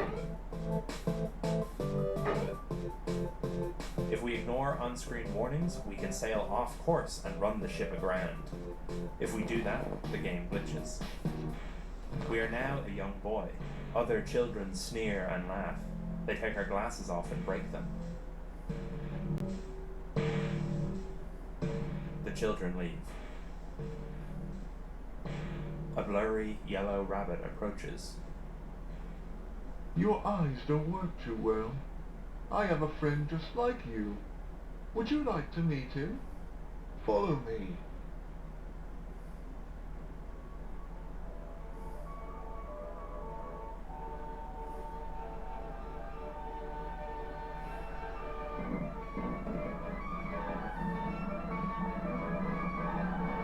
Don't worry. There's one just for you. The minigame ends. The final arcade cabinet is harder to find as it's not in the arcade like the rest. Instead, it is in the backstage area and will only activate on night 5. Arcade 5, Fredbear and Bonnie bite back. We play as Fredbear in a much simpler style of arcade than the rest, from a previous generation of arcade machines. It's a Pac-Man style clone where we're trying our best to beat a yellow Bonnie by eating all the bits on screen before he does. We can find a section of the map which we can pass through and bite our way off screen. We continue moving through a black void until eventually finding a young boy crying.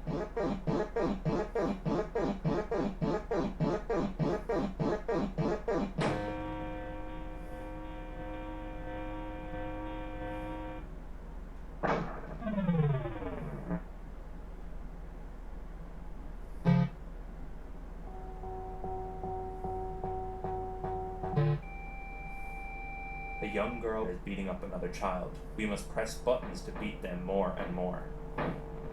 The kid runs off crying. The yellow rabbit appears. Quickly! If he tells his mummy, you'll be in big trouble. I can hide you. Follow me.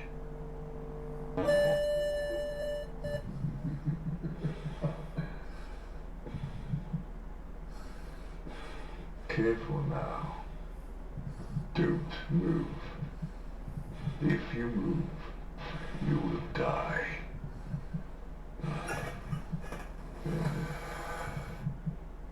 My son is in there with you. It's your job to put him back together. Let your anger give you the strength. Now you can move.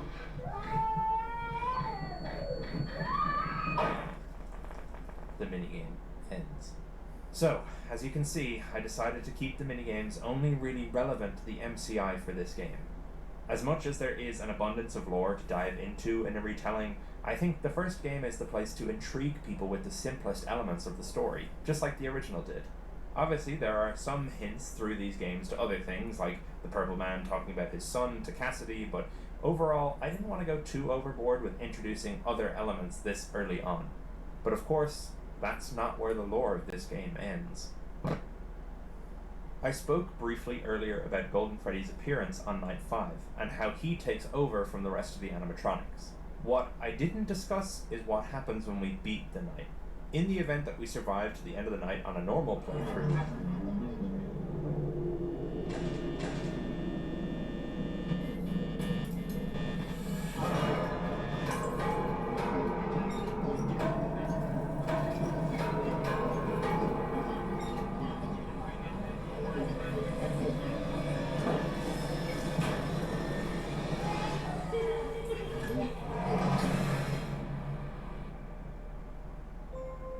fade in on a notice of termination. Note: didn't bother to turn up second week. Your first week's pay will not be issued. The end. This is, of course, the bad ending of the game, but assuming you've played through all 5 minigames and completed all of the different tasks over the nights, this will unlock the good ending. Golden Freddy will still appear in the office and do all the creepy ghost stuff, but before he can bite down on your head,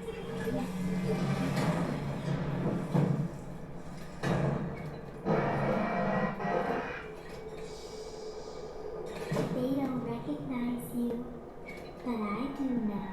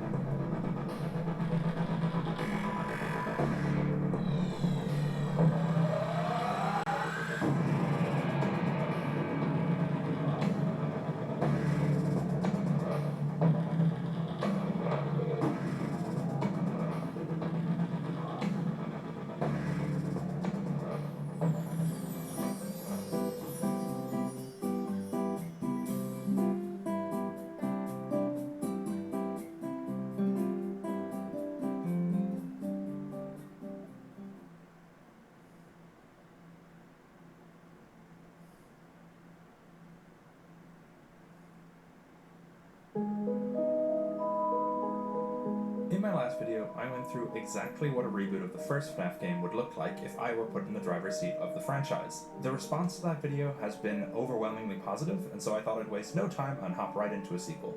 You guys had a lot of thoughts regarding some of the changes and updates I made to the first game, so I tried to keep all that feedback in mind when tackling the second game. In case you missed my first of these reboot videos, I'm going to reiterate that this reboot universe that I'm making is drawing inspiration from, but not beholden to, the old lore. Any references made to classic FNAF games or books are done for fun and also to use them as building blocks for a new lore, which hopefully feels a little more cohesive as it's being planned from the very beginning. So if there's something here which is inaccurate to the original, rest assured that it's a change I'm making intentionally, and that very much applies to this game, as this one is going to be a much more severe overhaul than the first video. Anyway, without further ado, let's jump into the sequel to FNAF Anniversary, which I'm going to call Five Nights at Freddy's Heyday.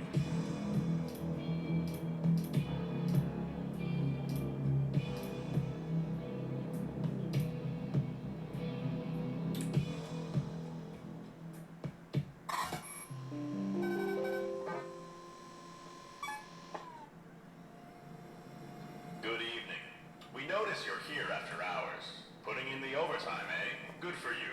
Afton Robotics always appreciates the hard work and dedication of its employees. It seems that you're attempting to perform maintenance on Error. Would you like a hand with that? Good. Glad to be of assistance. If you have followed procedure, Error should be waiting on the platform upstairs. Please activate the retrieval button on the maintenance console to get started.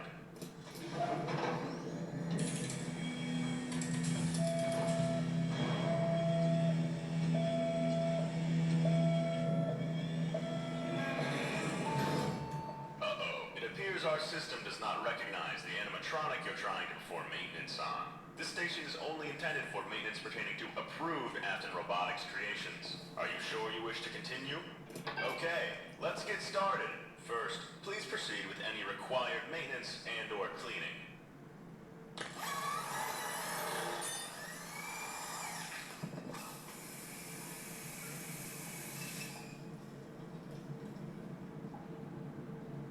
Good job. Error looks good as new.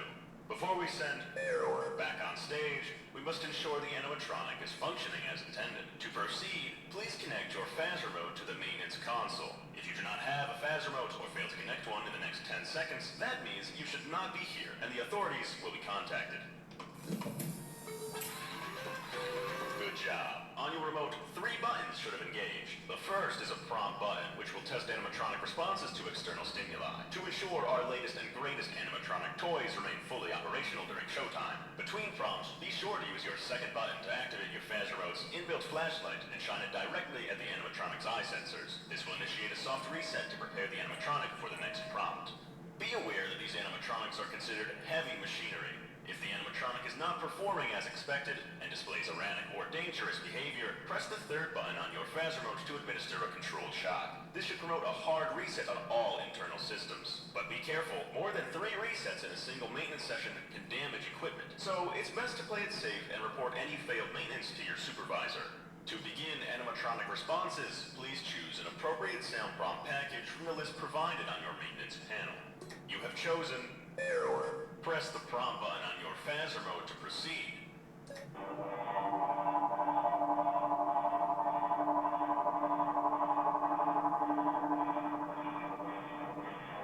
Please use the flashlight as instructed and document results on your maintenance panel. Let's try again, shall we? Press the prompt button to cycle to the next item in your prompt package.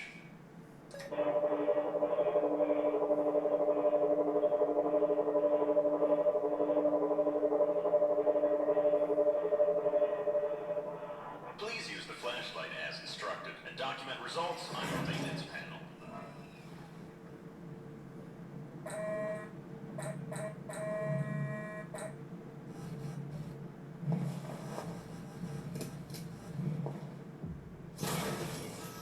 Looks like that didn't have the intended response. Let's try again, shall we? Press the prompt button to cycle to the next item.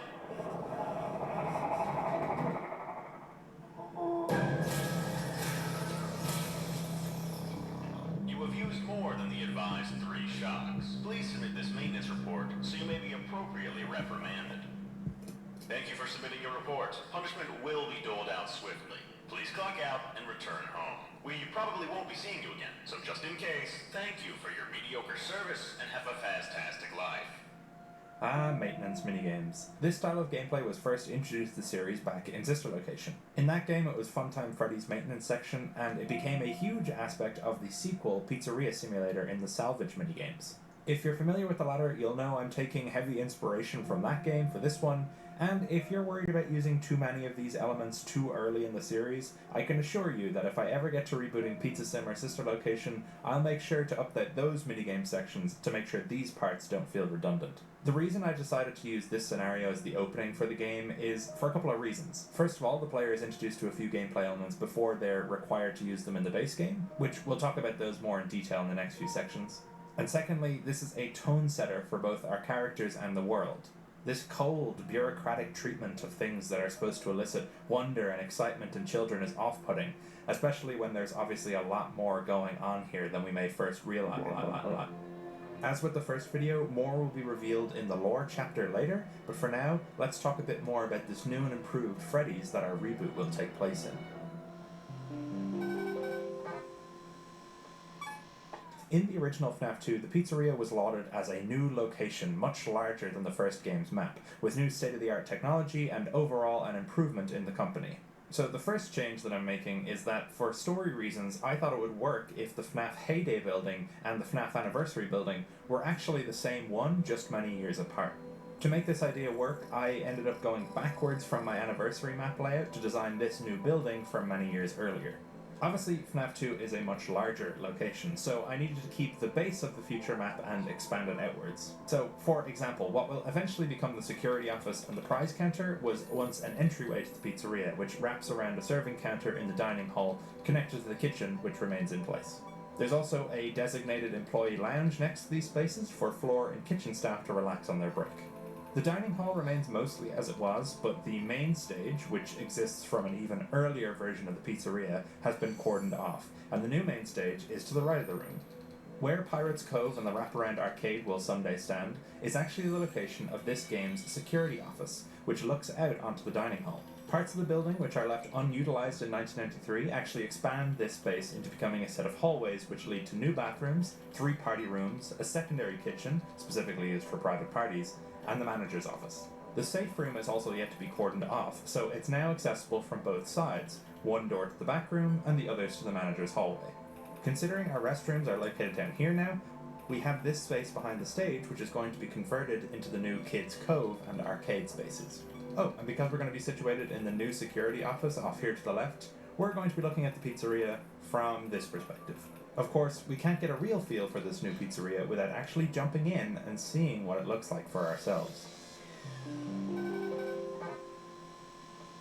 FNAF 2's gameplay loop is one which is both reviled and revered depending on who you ask. Obviously, the original game introduced us to the 5 new animatronic threats and removed our familiar defenses from the first game.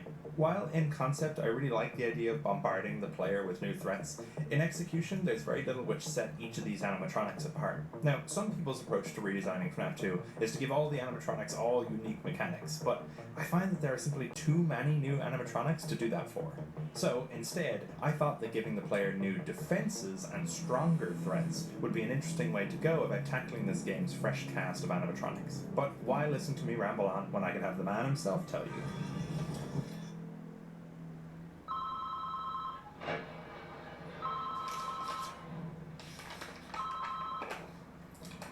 Hello? Hey, Jerry, it's Ralph. If you're hearing this, it means I've figured out this voicemail thing. You know, new renovations, new systems, and hey, new night guard. It all went smoothly today for the opening, so let's hope that continues with your shift. I'll be honest with you. Nights at this place can be pretty boring, but uneventful is exactly what we're going for. Now, apologies for this, but I gotta do the whole manager thing, you know. Hello and welcome to the new and improved Freddy Fazbear's Pizza, a magical place for kids and grown-ups alike where fantasy and fun come to life. Congratulations on your new summer job as a nighttime security guard. This building has been fitted with state-of-the-art security and surveillance technology, which has been designed to assist you in defending and maintaining Fazbear Entertainment property. And yourself, obviously. They didn't write that. I'm adding that. All of these security features are accessible to you through your Afton Robotics patented Handycam unit. Our new line of animatronic performers also serve as Fazbear certified technological officiators of youth security, also known as toys. I swear they always come up with the name before the acronym. Sorry. That's right. In this game, the toys are on our side and serve as our main defenses against the Wizards. Now, we'll discuss this full office overhaul in a minute, but for now, let's focus on how these toys work. Our new line of toys can be directed through your Handycam unit to obstruct or distract any potential threats to Fazbear property. Yeah, there's just a bunch of technobabble after that, so I'll skip over it. Basically, Bonnie and Chica make a bunch of noise, and Freddy deals with threats head-on. Using your camera map, you can move the toys animatronics from room to room, where each will carry out their own specific function. As Ralph mentioned, Toy Bonnie and Chica make a lot of noise, which you might be able to guess means they act as lures. Each toy has a short cooldown, which means you can't just spam them from room to room, so you have to be more strategic about their placement. Bonnie and Chica also only lure their withered counterparts, so you can't use them to completely disable all animatronics.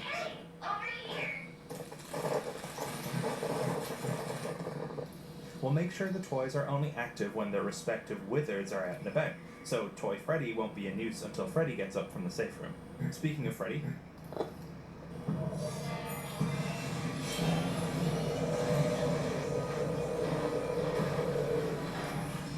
You're my friend.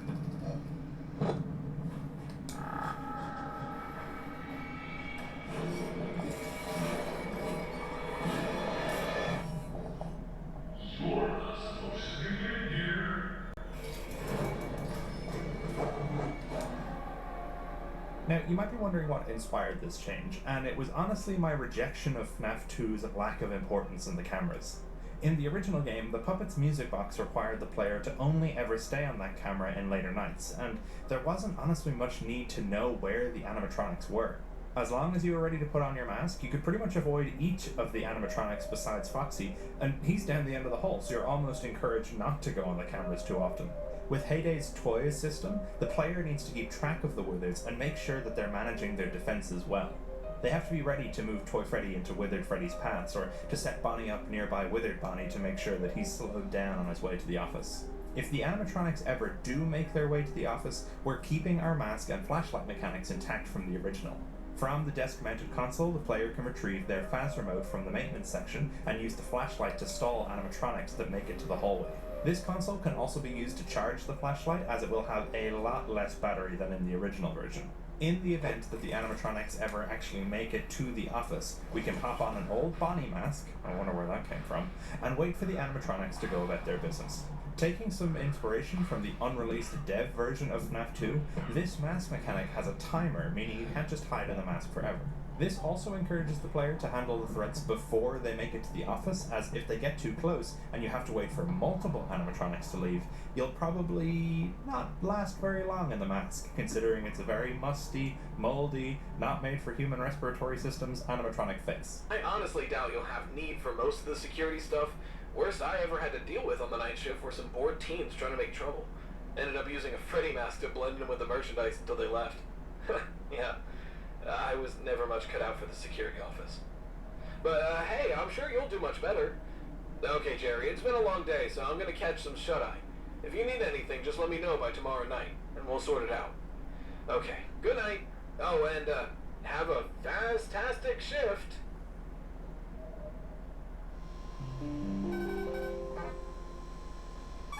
Both the Mangle and Withered Foxy are some of the most iconic elements to come out of FNAF 2, with Foxy's light sensitivity and Mangle's mangledness.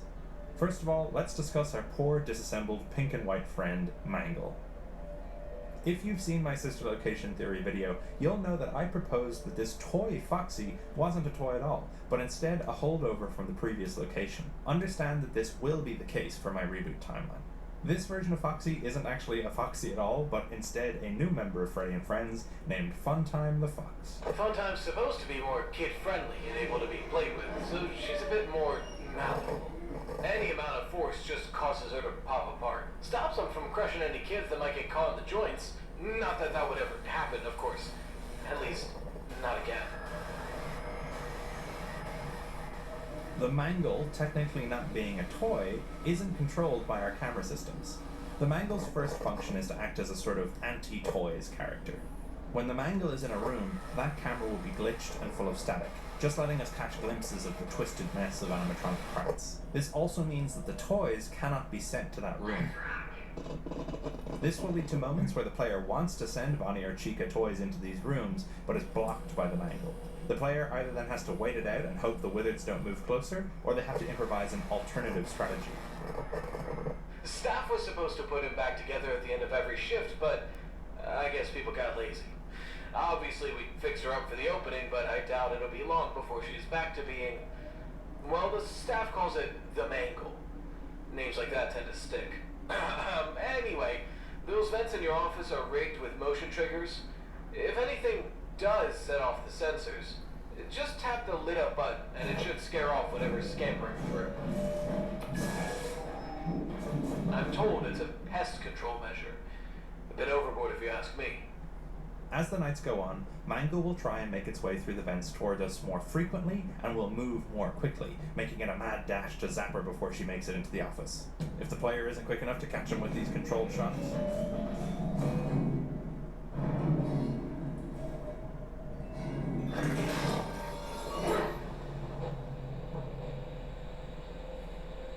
Obviously, we have no toys equivalent to deal with our shy pirate friend, so instead, we're going to have to deal with him in another way once he activates on night 3. In this game, the front office door from the original has been replaced with a large window. Throughout the night, the player will catch glimpses of a shadowy Foxy progressing his way through the diner area, closer and closer to the player. The player will have to be prepared to flip the switch next to the office window to turn on the main lights, which will freeze the pirate fox in place. This way we keep our light sensitivity for Foxy intact without losing his more unique approach to attack from the original. It's also a subtle reference to the fun with plush trap minigame from FNAF 4, which I always thought was quite cool. This version is definitely less punishing than that game, with a much larger window, pardon the pun, to catch Foxy in. Hitting the light switch too early will mean the player loses access to it for a short time, indicated by the power box fritzing out. Again, another pun, sorry. Obviously, we don't want that to happen, as if Foxy gets too close and we don't have the switch to shut him down...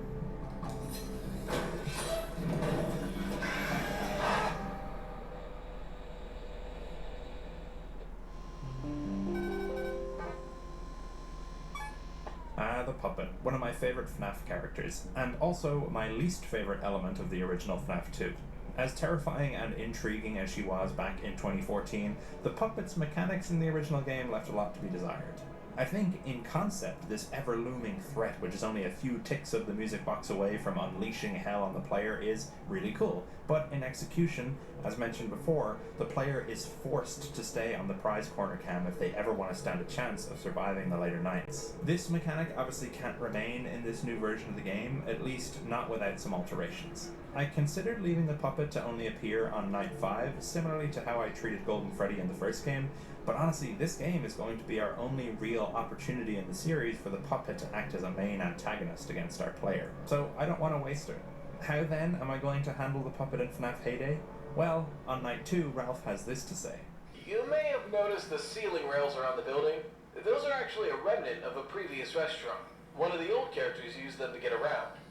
Now that particular animatronic was supposed to be deactivated, but the technicians always had a hard time keeping it deactivated. So instead we found a way to repurpose it to dole out prizes in the arcade. To keep it functioning though, it needs to come out of its box every now and then to glide around so its servos don't lock up, which it does at night. Yeah, look, before it was a gift giver, it was sort of a precursor to the current security bots. Thing is, it was always a bit more aggressive. Considering you're there after hours, the old programming might mistake you for an intruder. So if you ever find it approaching the office, just use the music box system on your camera feed to stall it. For some reason, the lullaby sort of neutralizes its AI for a while. So just make sure you keep an eye on it in case it moves. It's best not to let it get to the office. I think this system for the puppet keeps the same spirit as the old version, while making sure the player still has to use the camera systems to their full extent.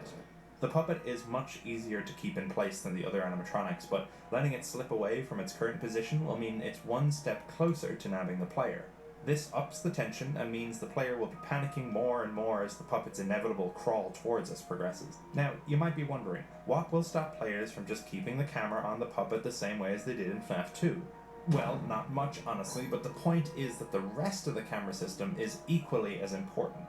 As mentioned before, the wizards still have to be monitored throughout the night, so yes, while you can sacrifice using the cameras to keep the puppet at bay, it means you're not able to deal with the other threats as efficiently. The most effective strategies require a balancing act of the cameras on all your threats, not just the puppet like in the original game. At least that's the idea. Those are all of our animatronic threats and defenses, so now let's move on to... Hey, what about Balloon Boy? Oh crap, Balloon Boy. Yeah, so in all honesty, I was really struggling to implement Balloon Boy in an interesting way for this game. My struggle was less to do with mechanics, and more so how to implement him into the world in a diegetic way which made sense.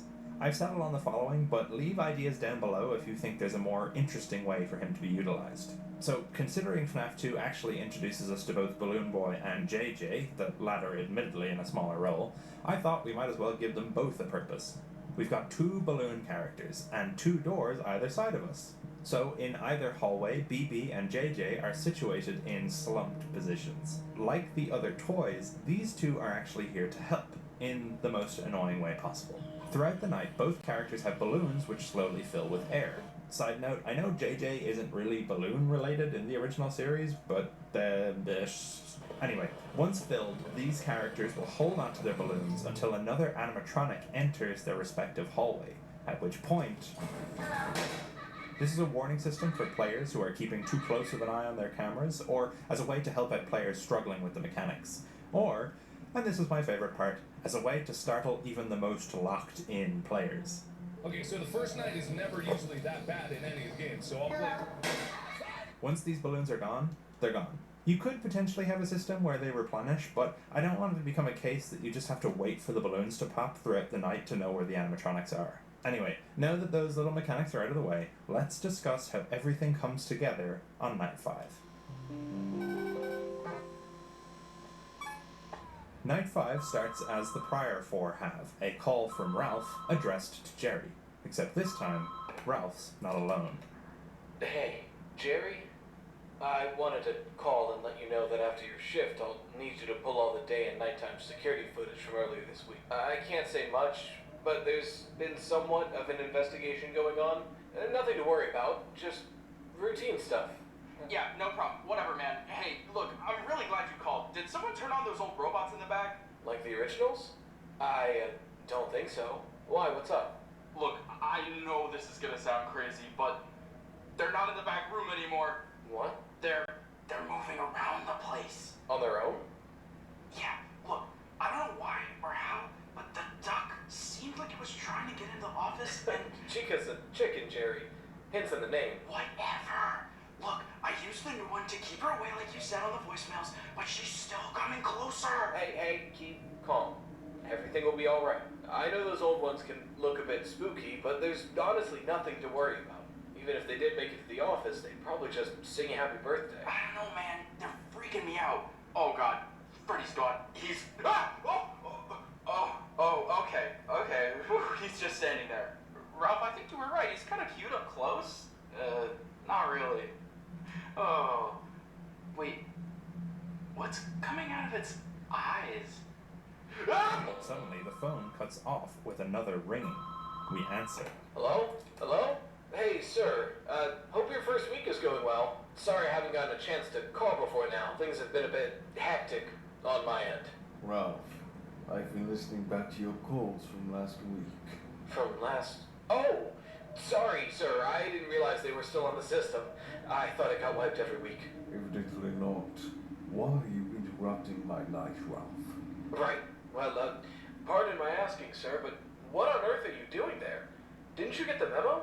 What memo? The building is on total lockdown. This investigation has gotten really out of hand. They're saying someone might have used one of the old spring suits. You know, we have a couple in the back. And I want to say, sir, that I made it very clear that nobody's supposed to touch them. But they're saying, if someone did use one, it might have something to do with all the recent reports. I'm aware, Ralph. I've been speaking with the police. I doubt this is what you want to hear, but they're saying we're probably gonna have to end up closing for a while. With all the panic and the new animatronics acting up, it's probably for the best. I promise I'll handle everything best I can. But for the time being, I recommend you finish your shift and try not to touch anything. It might contaminate evidence. I'll call you in the morning and update you. Just please don't touch anything. Okay. Good night. Suddenly the phone becomes garbled. The console on the desk spurs to life. Attention, power levels unstable. The following systems are experiencing malfunctions. Music box, toys remote communication systems, Chica, Bonnie, Freddy. The others are under my protection. Let's see how you score. With no protection at all. The animatronic toys can't help you any longer.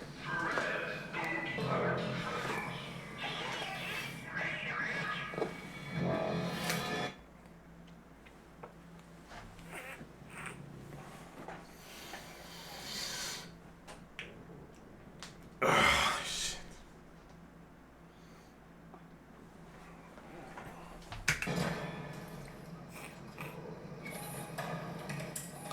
Fantasy and fun has come to life. Hello, Fords. Hello. This looks cool though. I didn't just throw 3 random threats at you in the last night of the game without any extra way of dealing with them. So throughout the night, the animatronics will one by one be reactivated for a moment, and you have to move them away from the office. Then they'll go back under the puppet's control and continue moving back towards you. Wait. My security breach is done.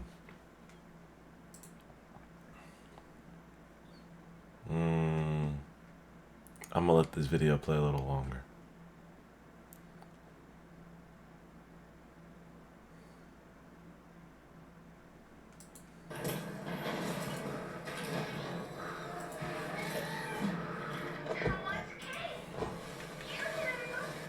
All the while, we've still got the Wizards approaching us, and the puppet will slowly be moving closer to the office. She's preoccupied by controlling the toys, so she's much slower than on other nights. Look at Her 2J. advancement is clear and direct. Eventually, the puppet reaches the office by 6 a.m. You shouldn't have come back.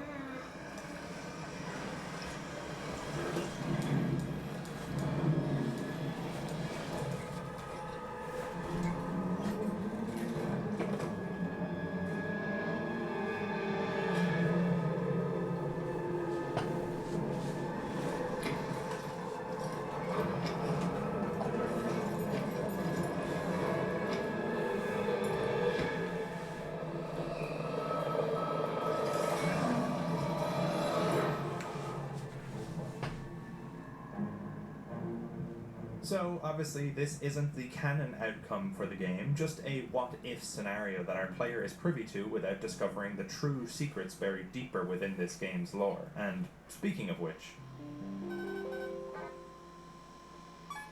Okay, so much like the first video in this series, I want to try and keep the original spirit of FNAF 2's story intact, though, as you can probably already tell, I have some much bigger changes in mind regarding this game's story.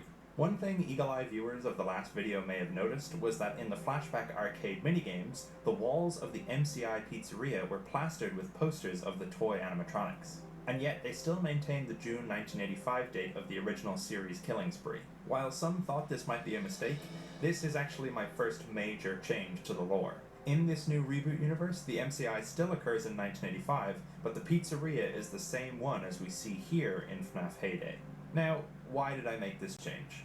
Well, in FNAF 2, we were introduced for the first time to William Afton, or as we knew him back then, the Purple Guy. Throughout the first set of minigames, we are shown exactly how William went about committing the MCI, Charlie's murder, and, well, this treat of a minigame, Save Them. While there is still debate to this day as whether or not Save Them is depicting a second set of murders, that was most certainly the most popular interpretation of these secrets at the time. And as impactful as that game tries to make these victims, it seems that going forward, regardless of the original intent, Scott decided to leave this minigame in the dust. There are no references beyond FNAF 2 to the DCI, at least in any direct way. Sorry, Left 2 DCI. So, in my reimagining, I decided to leave the DCI on the cutting room floor and merge it and the MCI together. This also gives William the opportunity to stuff the kids into their respective suits, as the Withers aren't on stage performing. They're already slumped in the back room going unused, making them the perfect vessels for him to utilize in secret. But of course, this is only scratching the surface of the deeper narrative buried within FNAF Heyday. We've still got minigames, secret characters, and the true ending to get to, so let's not waste any more time and jump right into the lore. The original FNAF 2 introduced us to a slew of new, seemingly important, but very confusing secret characters. Now, I'm not going to be adding as many, or even the same, secret characters from the original FNAF 2, but following tradition, I think it'd be a shame not to include some. As we already have JJ out in the hallway, I still thought it would be fun to have a pair of white eyes which could be seen peering out from beneath the desk. And if you're unlucky enough, this could result in Dee Dee finding her way out and onto your desk console. Dee Dee blocks your charging port for the flashlight and laughs while she does it, classic Balloon Boy style. These three paper pals return from the original sporting a new color scheme hinting at earlier origins. And finally,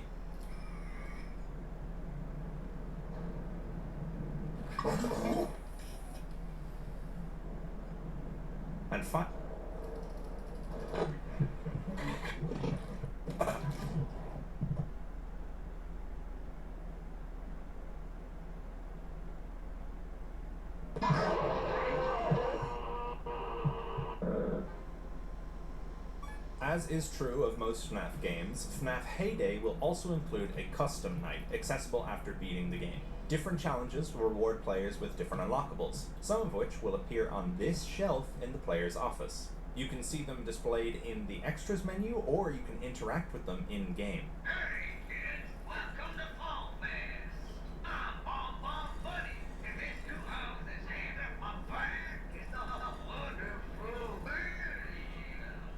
In the first video, I spoke briefly about an interactable phone placed in the office. Unfortunately, there turned out to be some weird video glitch, so I didn't get to discuss it fully, so sorry about that.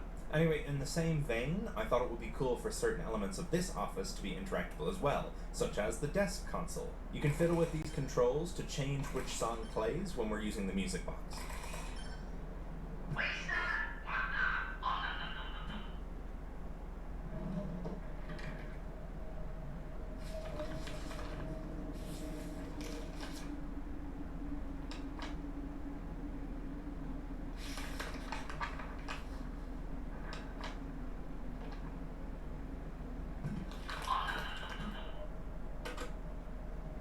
This will allow us to listen to audio logs found throughout the game. However, as I'm sure you can tell, we've got no tapes to play. Now, obviously in the full game you'd be able to find tapes and listen to them, but unfortunately I didn't have time while making this video to actually make any tapes to listen. Throughout the nights, the players can also locate arcade tokens. If the player collects one, at the end of the night they will be prompted to choose an arcade game to play. Arcade 1, Hit and Run Dead. In this arcade, we play as a survivor of the zombie apocalypse, driving their way through the wasteland and trying to knock down as many shambling corpses as possible. As we're driving, we can drink collectible cans of energy drink to give us a speed boost, and at one point in the game, one of the broken sides on the roadway is glitchy. If we take this road, suddenly, the car we're driving is a deep shade of purple, and it's nighttime.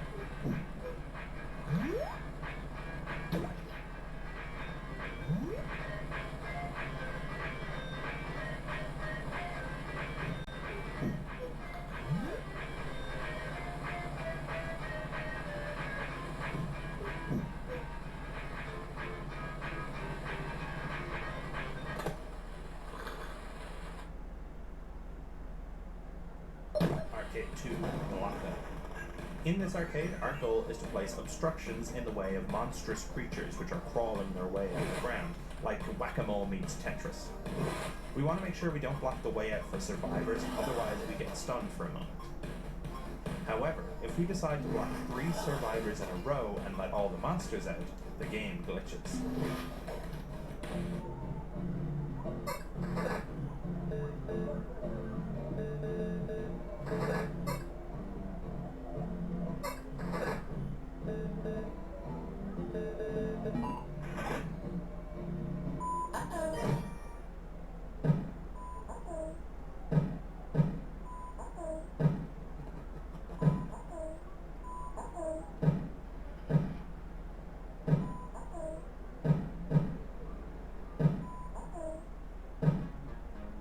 Arcade fun.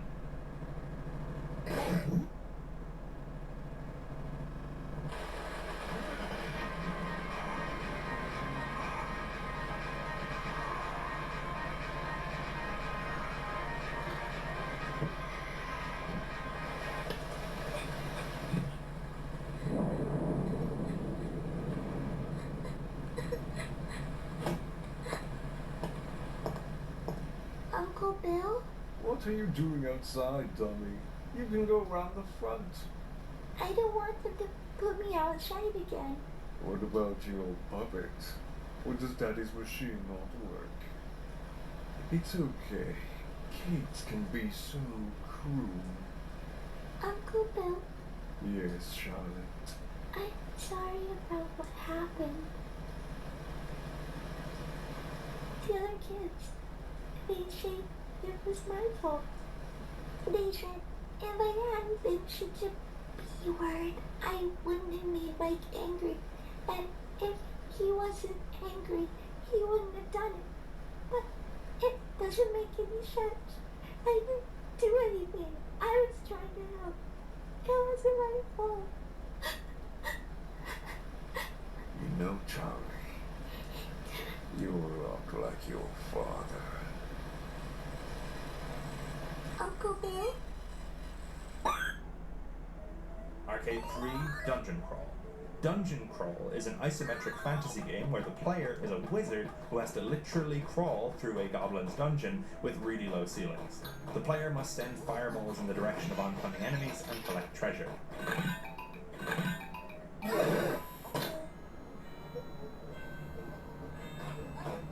I'm the marionette, but you can call me Mary. Please remember to treat other guests with respect. Please remember to treat other guests with respect.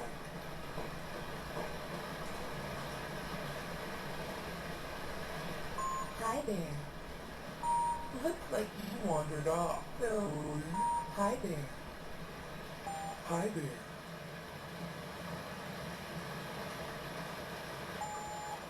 This is way too fun.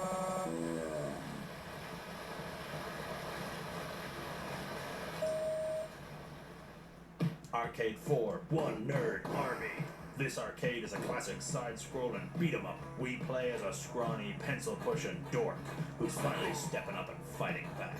However, we have to be careful that we only have limited stamina, so we can't face all these threats head-on. We can use our special hide ability to blend in with our surroundings and let the thugs pass us. If we use this ability and never attack a single enemy,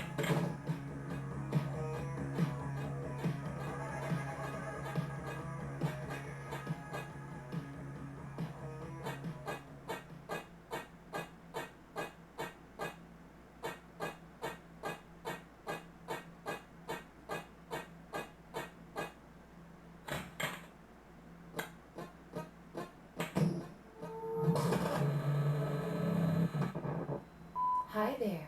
Please remember to treat other guests with respect. Stupid thing. It's me, William Aston. Of course, I know who you are, silly. What? All Fazbear Entertainment staff and animated property are legally authorized to use physical force in the state of Utah for security Get in purposes. here. Your stupid marionette's acting up again. Dummy. What? Kids can be so cruel. It's me.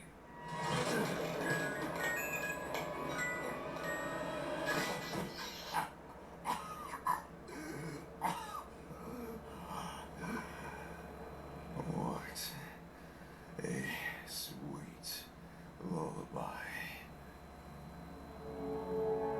Charlie, Charlie, Charlie. That was our missing link from the first game.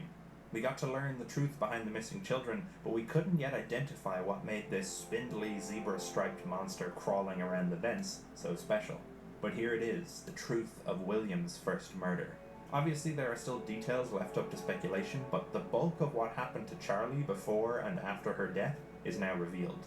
William's fascination with the supernatural begins with Charlie, a crime of passion that results in a decade's worth of horror.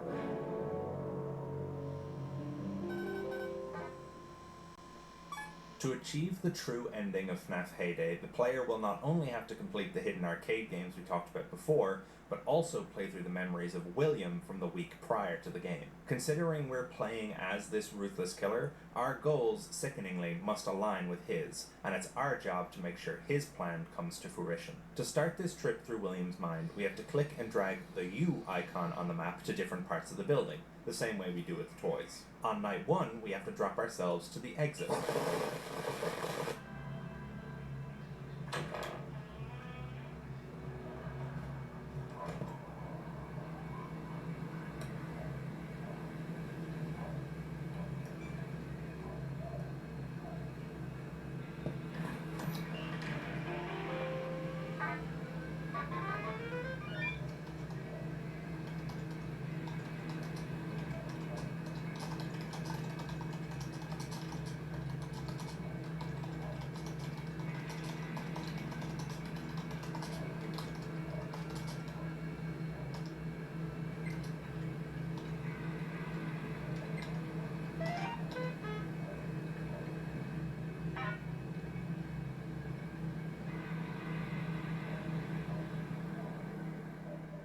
On night 2, we have to bring our icon to this small room at the end of the hall outside your office.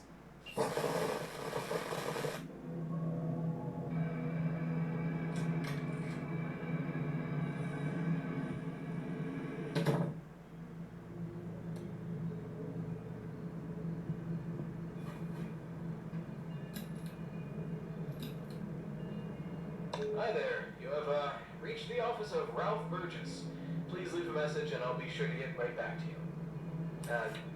Beep.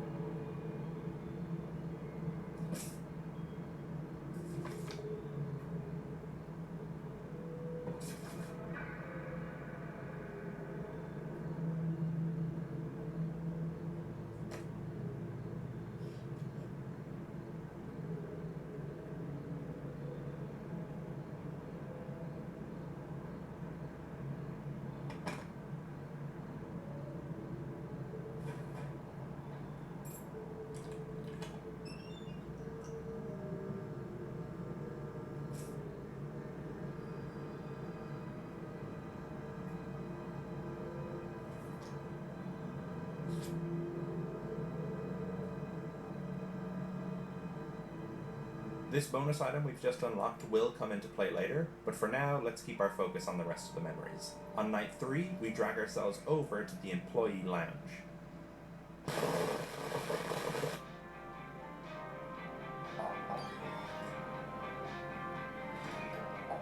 Active robotics. Make the astonishing a reality.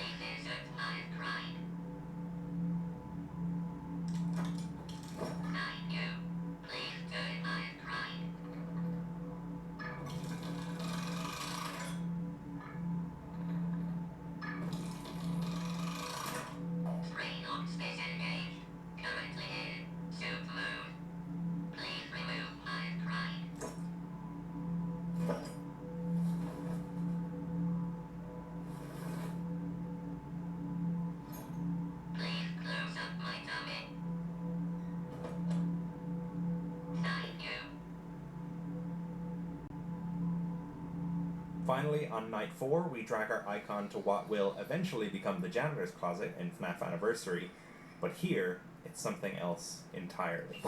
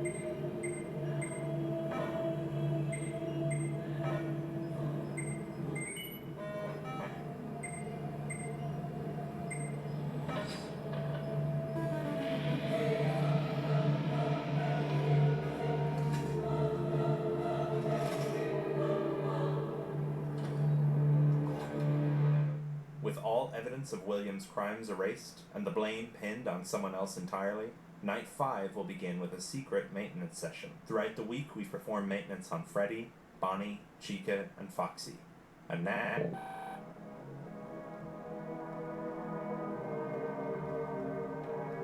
Good evening. We notice you're here after hours. Putting in the overtime, eh? Good for you. Afton Robotics always appreciates the hard work and dedication of its employees. It seems that you're attempting to perform maintenance on us there, or would you like a hand with that? Good. Glad to be of assistance. If you have followed procedure, or should be waiting on the platform upstairs. Please activate the retrieval button on the maintenance console to get started.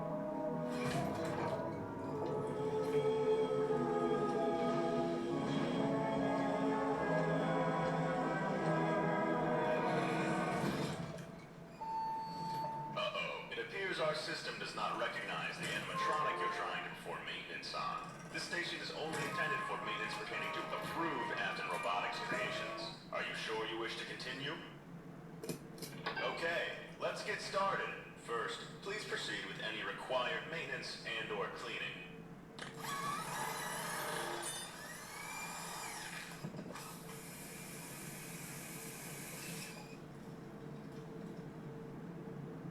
Good job. Looks good. Good job. Let's try again, shall we? Press the prompt button to cycle to the next item in your prompt package.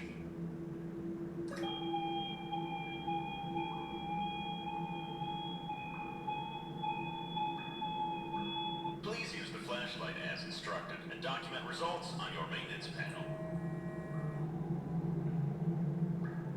Seems like this animatronic isn't responding to your prompts. Whatever maintenance you've performed has either been unsuccessful or has damaged the animatronic further. Please report this failed maintenance to your supervisor so that a more competent employee may rectify it.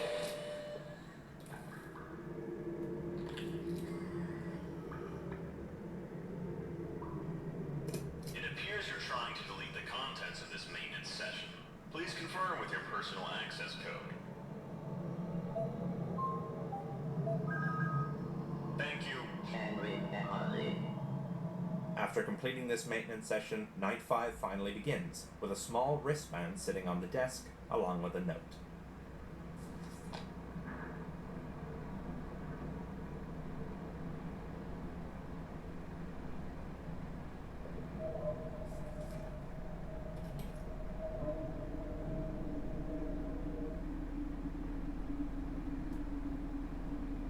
Everything is now in place, and William's plan can finally come to fruition.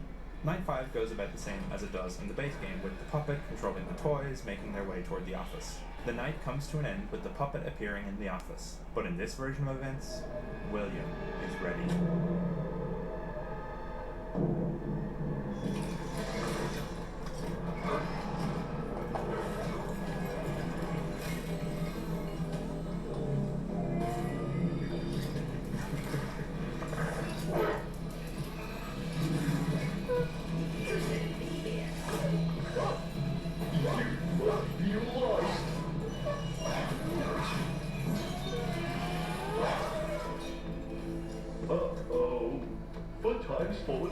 at? Want to help put her back together?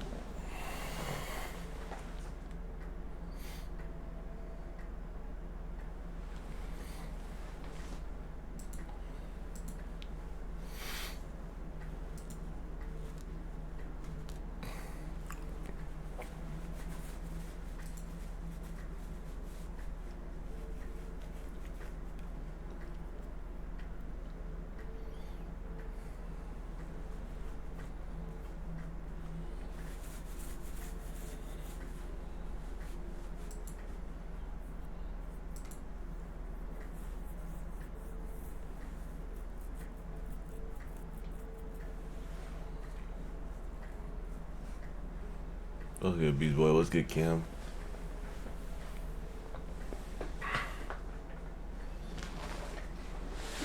I'm not gonna lie, I should not have switched. If I was gonna lay back down.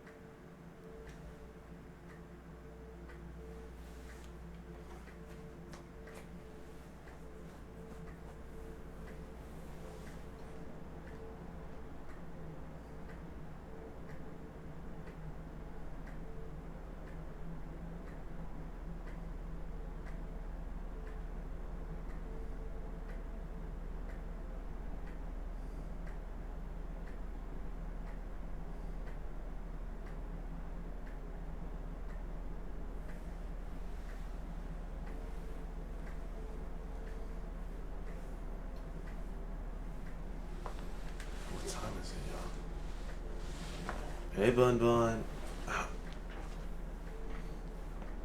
Good morning. Good morning, all y'all.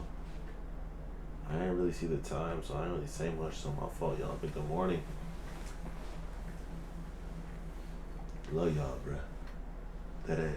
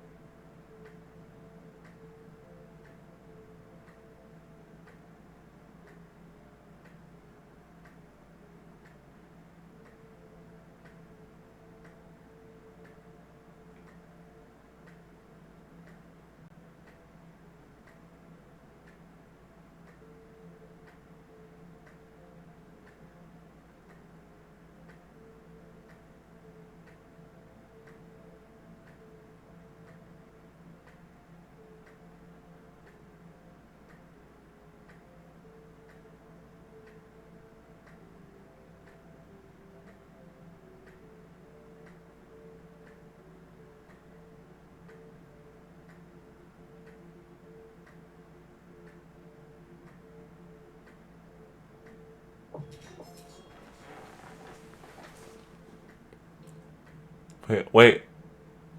I can't see. Was that a follow? Thank you for the follow, bro. Oh, he's sleeping.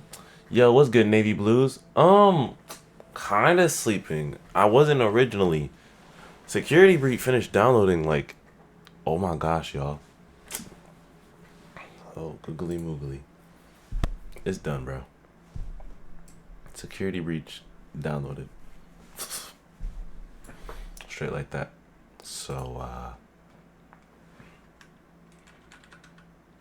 let's get rid of that.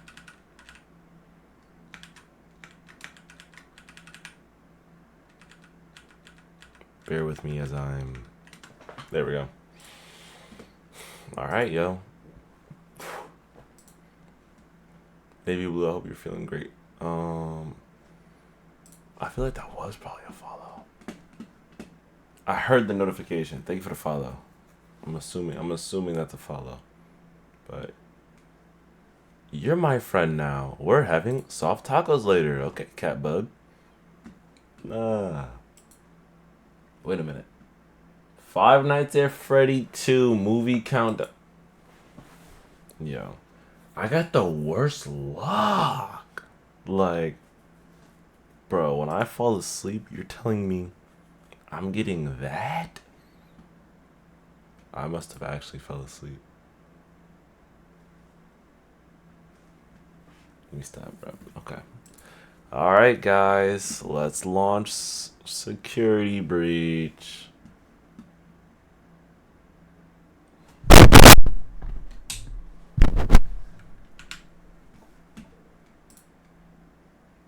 My PC is probably like, dog, I've been up for so long. Please let me rest. Can't rest yet, PC. Security Breach is the last game we gotta beat, bro. If I had just let it go at the Mimic, I beat the Mimic. I could have just let it all go. I could have just let it end. But I didn't. Now I gotta beat Security Breach.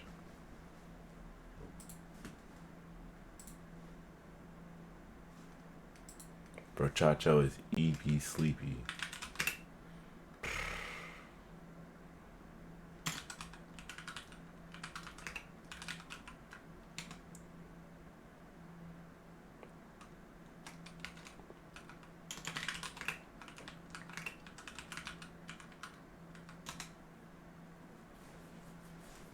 All right, let me sit up.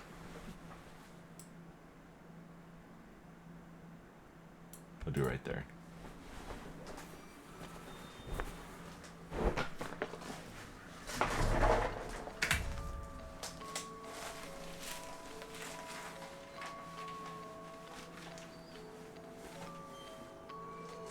Actually, I'm gonna take 2 seconds to make sure I'm good, and then we're gonna lock in. So I'll be right back. Thank you to the patrons for supporting the channel.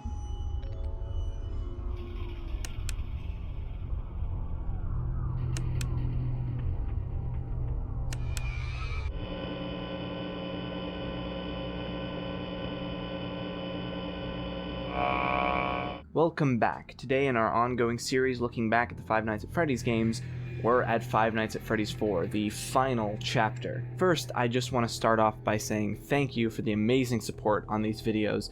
It is more than I ever could have imagined, so thank you. I also want to say that the next video is going to be about FNAF World, which presents a unique challenge, so it might take a little bit longer than normal to get FNAF World out. With that said, let's start this video about Five Nights at Freddy's 4.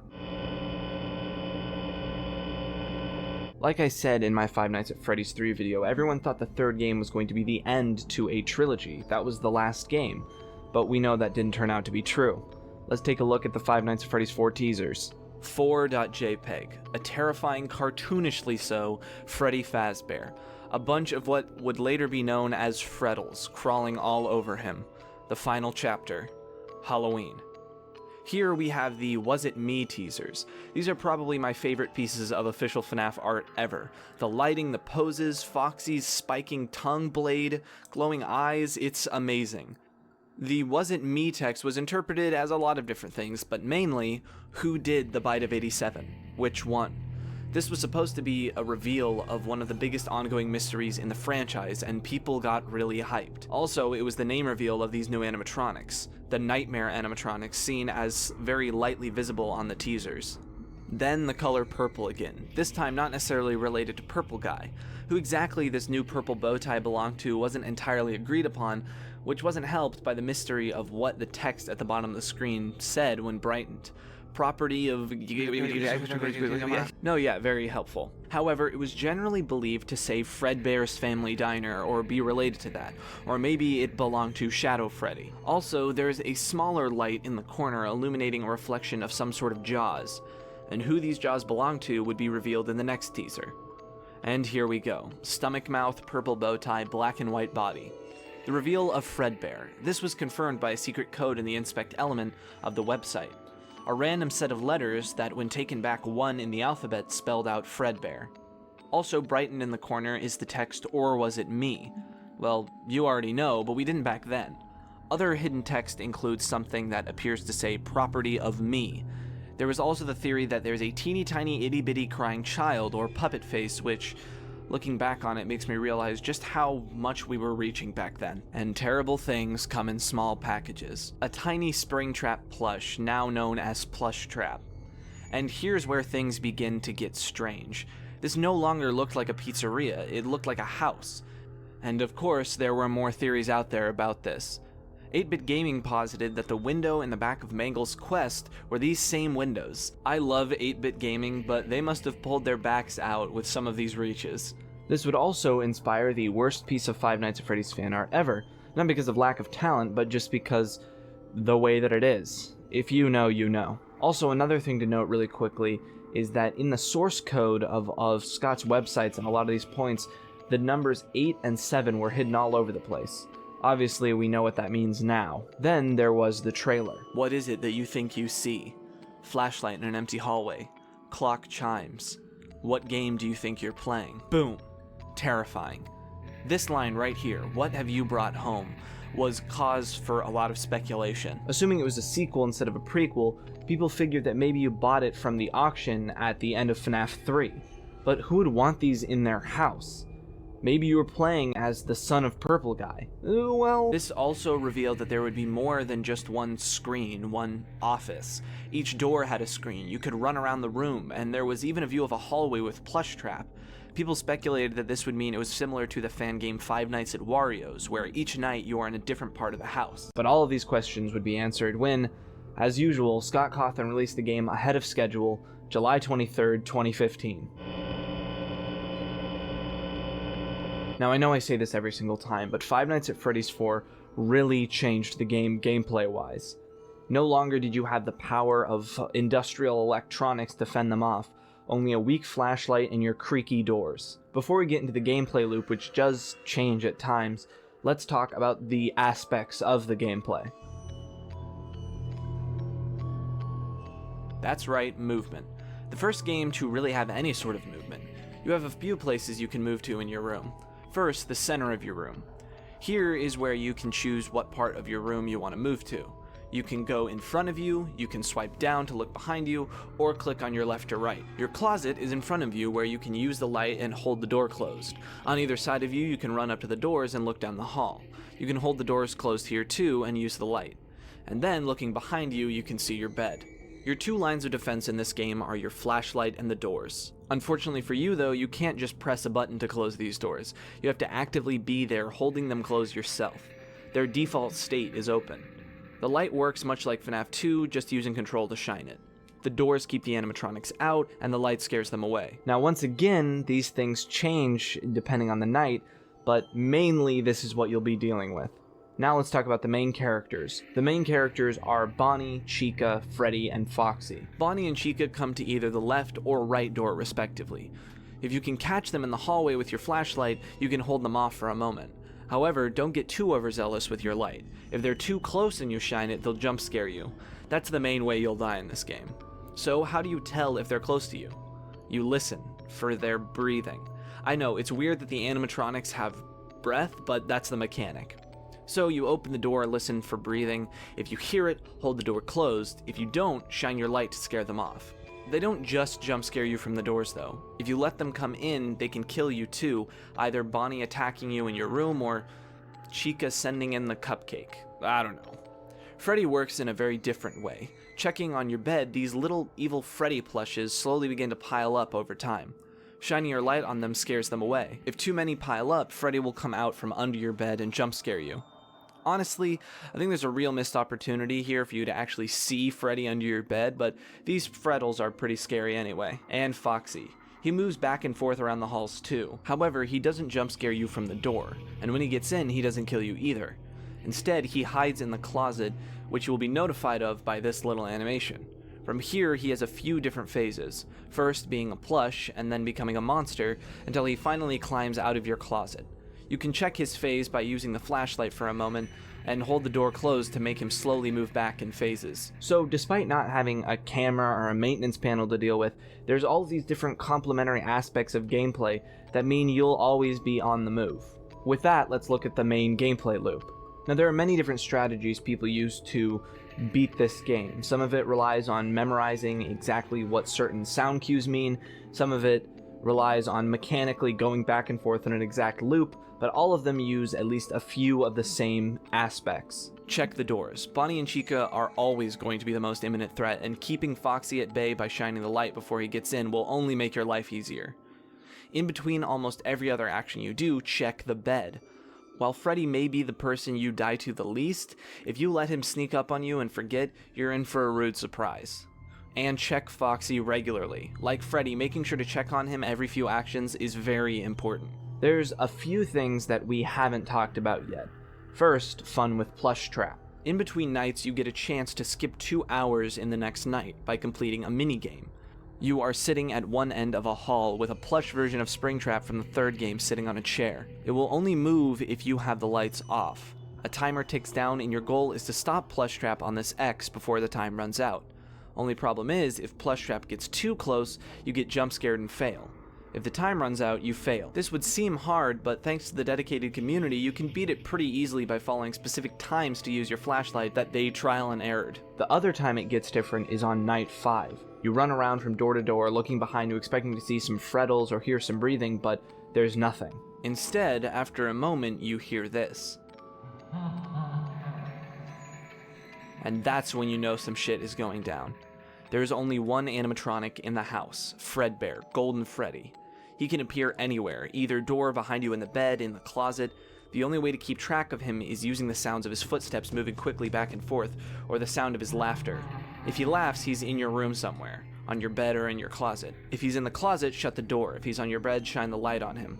You can check him at the door with the flashlight, but be careful. Looking too long or flashing the light too many times will activate his jump scare.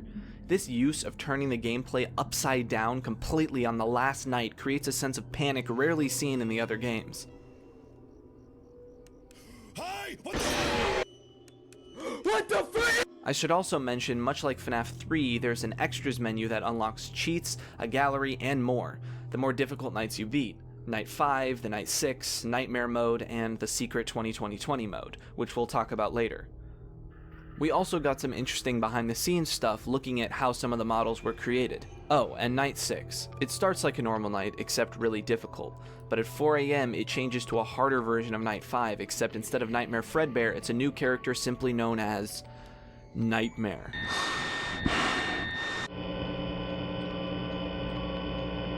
Visually, this game changed the pace the most out of any game so far. Now, there was a lot of differences in the visuals, but there was always a through line in the previous 3 games, a security office. However, just from the menu alone, which is amazing by the way, you can tell we're in a completely different environment.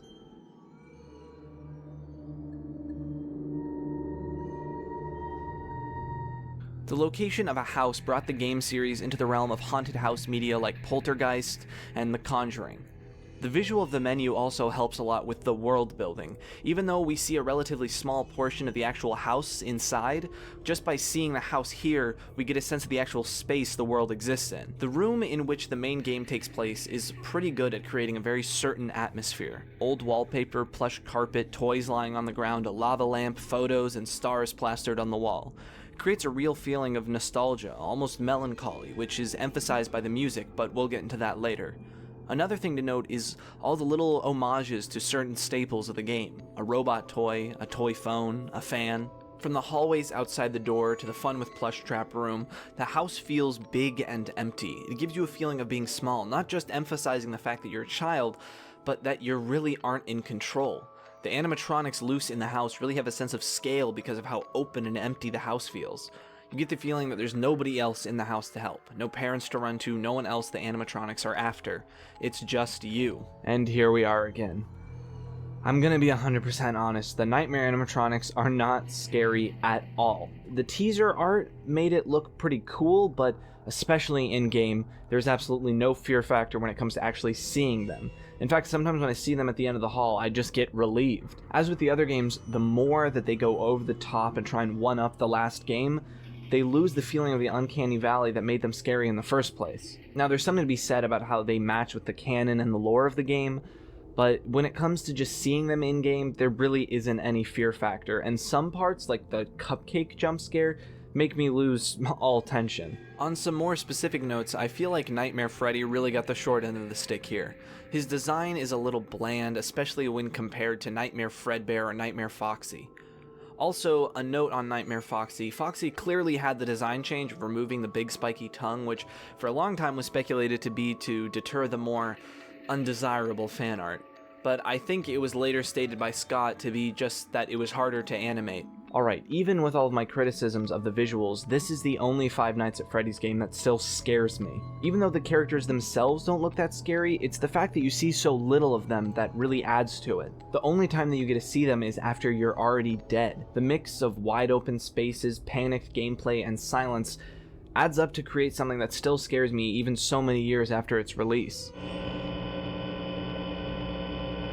Where the visuals may have lacked, the audio is amazing. It is the best in the series, and it's really makes up and carries the entire game. From the creepy chorus-like menu music to the dark, droney ambience to the creepy footsteps and the barely audible breathing, it brings it all together and makes it legitimately terrifying. Just listen.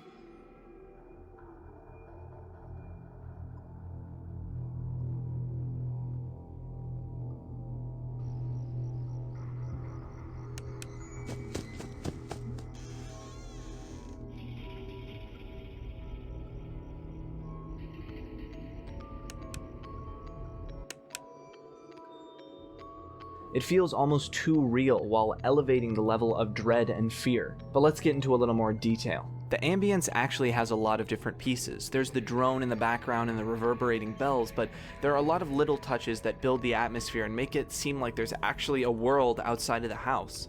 The grandfather clock chiming, a dog barking outside, or the distant sound of wind chimes. It gives a lot of depth to the soundscape, and I think it's the scariest background ambience of any FNAF game. In contrast, the Fun with Plush Trap ambience is a little more focused and overt with its churning, almost water-like background ambience. This really separates it from the main gameplay, but the two still feel very connected. There's a lot of different sounds that act as components to the gameplay, from the creak of the door to the jump scare to the frettles and the breathing. The jump scare, much like the animatronics, is a little over the top and monstrous. It definitely doesn't feel very robotic, but I suppose that fits with the plot. It also fits with the other non-robotic aspect, the breathing.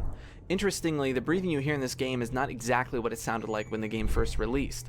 The audio was originally too quiet, so the volume was increased in a later update. Okay, I could talk about the audio forever here, but for the sake of time, I want to talk about one more aspect. Nightmare Fredbear's laugh.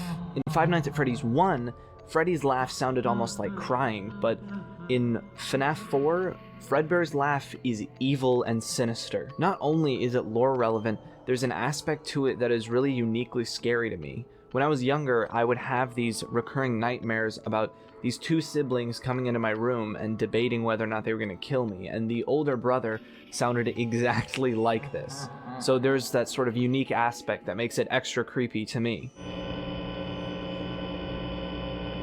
Unlike the other games, Phone Guy isn't here to explain the premise. He's not in the game at all, actually. Well, kinda. Instead, you just get a tutorial. Instead, the game opens with a countdown, 5 days until the party. And here we go. So before the start of each night, you are thrown into a minigame, counting down the days until the party. In these minigames, you play as this crying child, tormented by his brother and guided by this creepy Fredbear plush.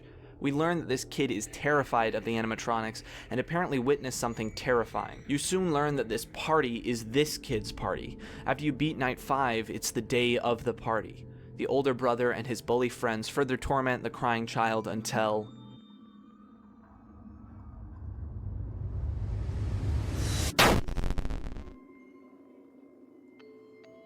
Was that the bite of 87? And so, at least for the time being, we figured out the bite of 87. Until the 1983 date came up, but whatever. After beating night 6, the crying child is seen in a void, with a voice talking to him. Who exactly is speaking is up for debate. Then his plushes, including his Fredbear friend, disappear and a quiet sound of a flat line is heard. There are plenty of other little secrets in minigames and gameplay. Of course, there's the 1983 TV with the Fredbear and friends. Phone Guy is also technically in the game. A distorted and slowed version of his Night 1 FNAF 1 phone call can be heard sometimes in the ambience. Some people have pointed out that this is where the bite of 87 is first mentioned, further putting the focus of the game on this. In one area of the minigame, you can double back and see Purple Guy helping someone in a Springlock suit. And another large part of the theory crafting section, your bed. Behind you are items on your bedside table that will change. Flowers, a bottle of pills, and an IV bag. If you're not looking in the heat of gameplay, you won't notice it, but the changes are definitely there. Less of a secret and more like a fun fact, the pictures on the wall are of Scott and his family. And then there's 2020 mode. By going into the extras menu and typing 2020 into your keyboard, you unlock an extra and hard night, although it doesn't reveal anything besides giving you an extra star. But I know what you're thinking. There's something else, something missing, and you're right. There is one last thing. After beating Nightmare mode, you get a screen of a box. The box. Clicking on the 2 locks moves them slightly, but there's no way to open it. There were countless attempts, even going into the source code to find out. After a while, the text appears on screen. Perhaps some things are best left forgotten, for now. And so it began. Alright, this is the motherlode of theories, so we'll get to that last. For now, it's pretty much the usual stuff. The fan songs, Break My Mind, slaps so hard. Fan games, there was a really cool Iron Horse Cinema, Five Nights at Freddy's 4 short film. If I remember correctly, this is when the hate train for Five Nights at Freddy's really picked up because of the infamous Five Nights at Freddy's PewDiePie video where he wasn't scared at all. Okay, bud. Of course, there was the Bite of 87 meme that came up more recently as like a meme resurgence. On a more personal note, this was the first game I ever actually finished. And Scott Cawthon also made a Halloween update. There was a lot of debate about what all of this update meant in the story, but Scott Cawthon clarified that it was largely non-canon, so it was more just for fun. Okay, theories. There are so many theories for this, it would be insane to try and cover them all, so I'll break it up into 4 points. The bite, the main story, the box, and of course, Dream Theory. The bite. Now, the most obvious explanation for this bite scene is that it's the bite of 87. But the entire thing was thrown into question with the 1983 Easter egg. There were 2 ways to interpret this. This was actually a separate bite called the Bite of 83, or this was the Bite of 87, and the 1983 date was the date of Fredbear's founding. In the current FNAF lore meta, I have no idea what the more accepted theory is, but there you go. To me, this being the Bite of 87 makes the most sense because Scott was literally telling us it was in the source code earlier. Then again, it wouldn't be the first retcon in the series, so there's that. Okay, there's one more thing I want to bring up here. It's more of a tangent, so bear with me. I also remember MatPat making a video about the Bite of 87 and how if we were the bite victim scientifically, it wouldn't work out. Now, obviously this was just a snarky, I know more than you video that, what can you expect? It's MatPat, and it didn't actually have to do with the story. But I remember 13, 14-year-old me posting a comment because I was genuinely surprised how many times he proved himself wrong with his own points. I don't want to make this too long, so let me just say what that comment was because I want to be the snarky YouTuber this time. MatPat's main points are these. Number 1, people with frontal lobe damage tend to lose their fear, their inhibitions. So why would the player be scared? Well, just because the player is scared doesn't mean that the character is. To be honest, if you think about how a kid would react with a monster in their room, They would be hiding under the covers or going to turn the light on, not running around potentially shining a flashlight in the monster's face for no reason. The second is that frontal lobe patients don't usually have nightmares in the first place. I think there's a decent case to be made here that these nightmares actually take place before the bite, but because of the medical supplies, let's give them the benefit of the doubt and say that they do. In his own example, he gives the example of somebody who had a recurring nightmare about animals attacking him. Then after he had a frontal lobe lobotomy, he said he would have very similar dreams, but he described the animals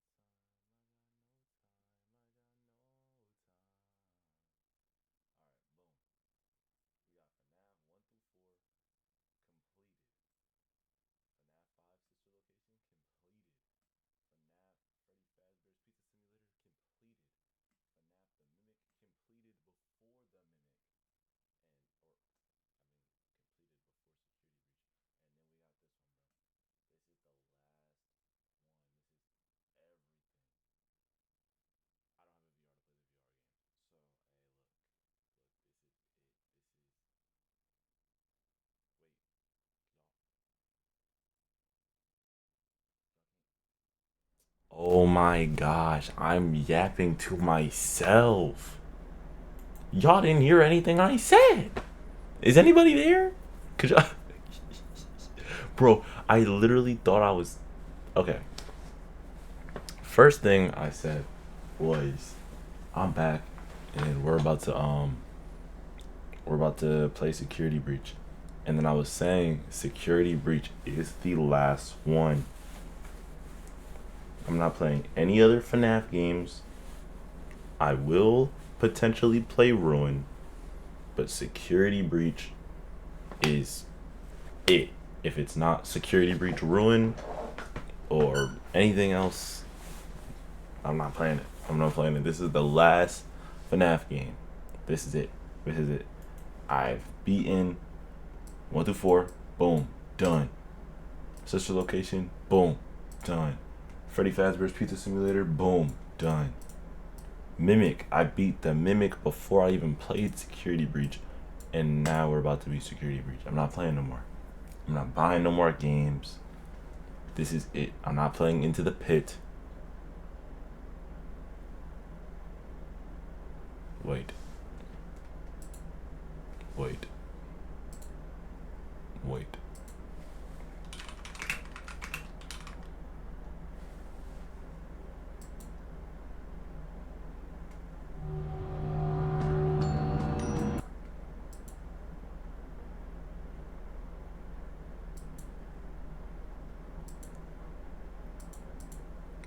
Do people take Into the Pit into account when they're talking about lore or no? Nah, Into the Pit don't seem like a regular FNAF game. Right? Like... Into the Pit is my first Five Nights at Freddy's game. I'm not big on jump scare games. Very good story set in the FNAF universe. Not a lazy cash grab. Yes, there's jump scares.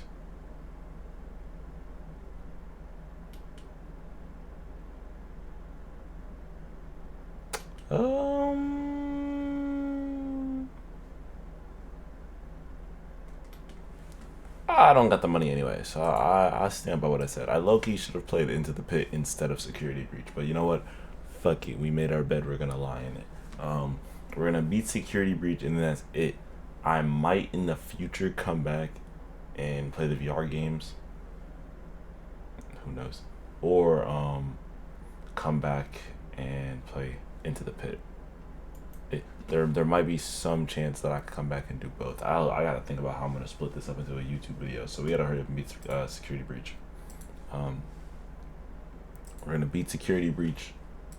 We're gonna beat Security Breach so gosh darn good that we're locked. How are you still locked? I have to beat Security Breach. I beat everything else.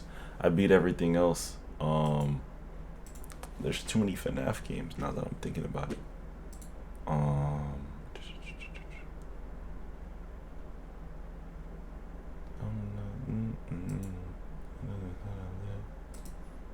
Welcome back, Shark. Do not play Security Breach. Yeah, hey, I wasn't gonna not play it because it was ass. I was gonna not play it because of some other third thing, but oh, I can't even change my. Hold on. Give me 2.3 seconds. I'm about to make space on my PC so I can continue recording. Because I would prefer being able to just record it so it's easier for me to edit.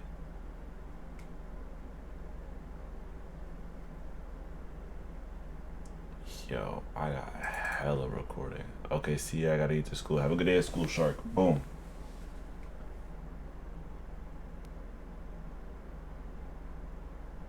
Steffi-kun's got a lot of recordings. Rules of the FNAF marathon. I know it can be a bit overwhelming. Rules of the FNAF marathon, because this is coming out of nowhere. This is just a random event that's happening. I got my heart monitor on. We can. Oh my gosh, I don't have my heart monitor on. I don't think I need it though. So everything from here into modern time. This is all FNAF. So I'm finna highlight it and I'm gonna make a folder for it on a different drive so I can take care of that. Five Nights at Freddy's. Is this where you wanna be?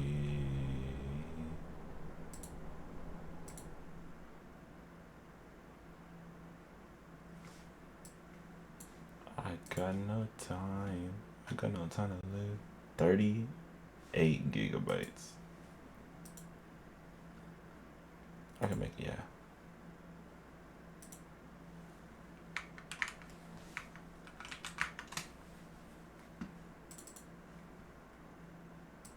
Move all these into here.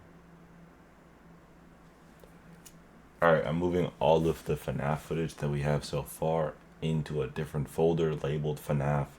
That way I can record more FNAF footage, because I pray we're not on Security Breach for like hella long. If Security Breach can take me as long as the Mimic took me, I'll be done by tonight. Hopefully. And I don't think I'm gonna need the heart monitor for this one, bro. Thank you, Gabe. I appreciate that. W Gabe. I do appreciate that. Alright, I'm almost done moving the footage over so we can continue. I've been really enjoying this series so far. I mean, I never expected not to. I grew up loving FNAF, the original games. Even though I only played 2 of them, I loved the theorizing behind it, honestly, more than anything. And now, like, playing through the games, I can see why people loved them so much. Even the modern ones, the Mimic's good. The Mimic's really, really good. I won't say the Mimic is the best game I've ever played, ever. But I like the Mimic.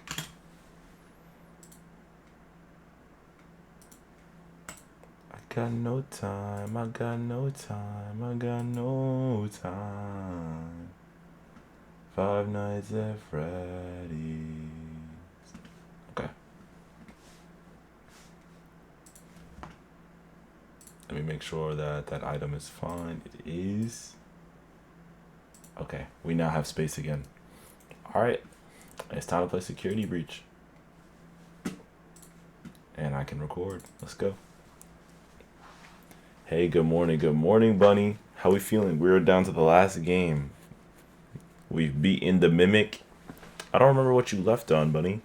I think you left right before I started playing the Mimic, right? Well, we beat that.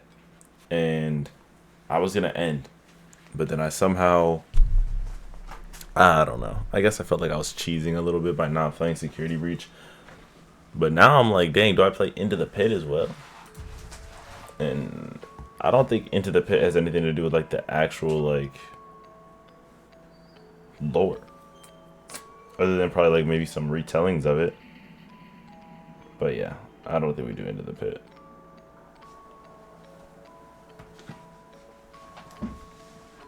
Alright, let's check the options. Resync off.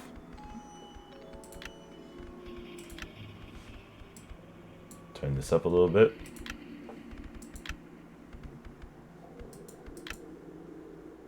It's just lore from a book, so it doesn't matter. Ah. See? Excuse me.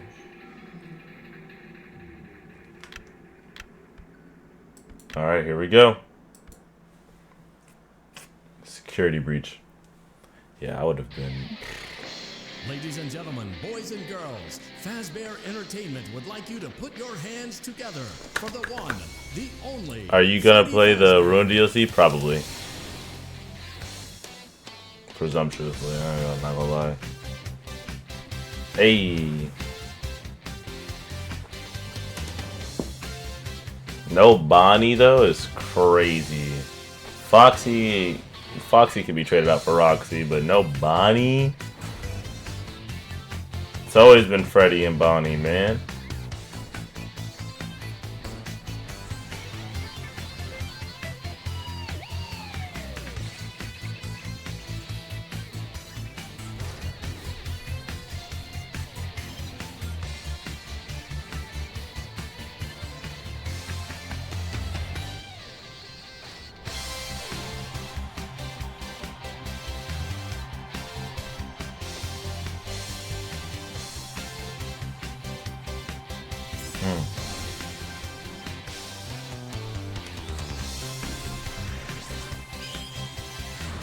Wait. Oh, this isn't skippable. I kind of was just letting it play because I thought it was skippable.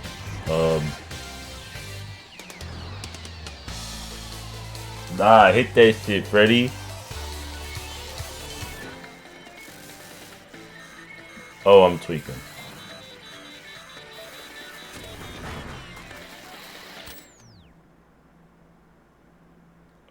GG.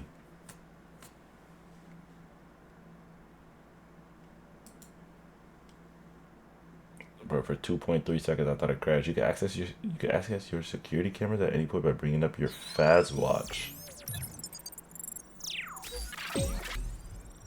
Safe mode.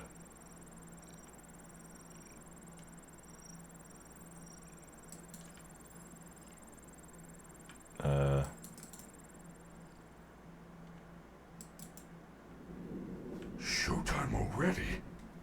I am experiencing a malfunction. The recharge cycle is not complete. Shh! Will you shut up? Who said that? I did. And down here. Down where? I still do not see you. Okay, listen. You were sleeping, so I opened the stomach hatch and climbed inside. My stomach hatch? Why are there That still... place is reserved for oversized birthday cakes and piñatas. It is not a safe play area. There you are. Yo, please back up. Scanning complete. How odd. Your guest profile is unknown to me. Who are you? Nobody. Stop worried about me. I'm Gregory. Straight to the games. Damn. I will notify the main office. Gregory is a little brat. I don't know if you'll like him. Connection error. I remember watching this game, but now I don't. It's her. She cut you off. She's not going to let you call for help until she finds me. Who? Who is looking for you? Your mother? Shh! I hear footsteps. That is the security guard. She can help. No, I don't trust her. Why not? I don't know who she is, but she's trying to get me. What? Isn't there some other way for you to communicate with me besides talking so loudly? Take this. Bro, It is a novelty Freddy Fazbear. I'm not gonna lie. Like, oh, that doesn't look safe. Bro, your innards look so unsafe. I was in there? What was that? I am sending you an encoded message. Hello, Gregory. It is me, Freddy. I will escort you to the main entrance. However, I am unable to leave this room. You should have no problem. There is a button on the wall that will open the door to the back room. I will make it accessible to you now. Well done, New Gregory. mission, free Freddy. There is an open air vent inside the maintenance room. Yo, You will have to climb what? through the ventilation system and release me from the outside. Yes. Oh, I have to autosave? This is... Or not autosave, I have to manually save? That's crazy. Wait, so if I don't save, I'm cooked, right? Oh, jeez, it's one of these. Okay. Like I said, I watched this. Your performance was perfect tonight. Thank you. Your hair is beautiful. Your tail is beautiful. Why do you... Everyone was watching you. Everyone loves you. okay. Everyone wants to be you. Oh, alright. Roxy got an ego of doom. That's crazy. So, I'm assuming if the other animatronics caught me, that they would be like, no, you're going to the security guard. You gotta get the freaky up out of here. So, what makes Freddy different?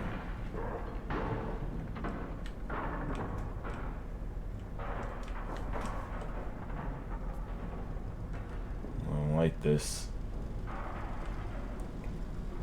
This doesn't give off of a too horrific of a vibe, which is probably good, but I think it's just like whatever era these animatronics are from. I remember seeing her when it was so bugged, and I don't want to look at anything about the game. Oh, you remember seeing the game when it was so bugged? Valid. It probably still is a little bit. Presumptuously. I remember I watched Markiplier play it, and I don't remember if it was like super bugged or not at that time. Yeah, shout out them for keeping cheeky at least.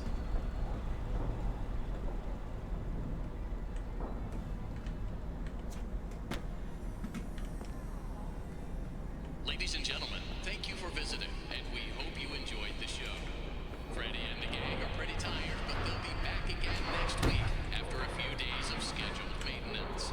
Oh, he's cheaping. To the front of the building, where you will be given novelty glasses, a voucher for one free soda refill, and where you will sign a legal disclaimer releasing us of all liability for anything that might have happened during your visit. Have an awesome night, and we'll see you again soon. The stupid door won't open.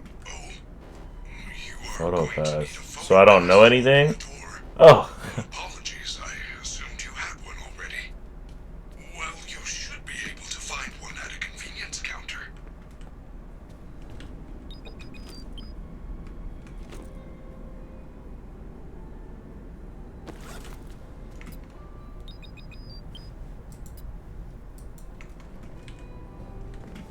Do I have a map? Or do I just have to run around and try to...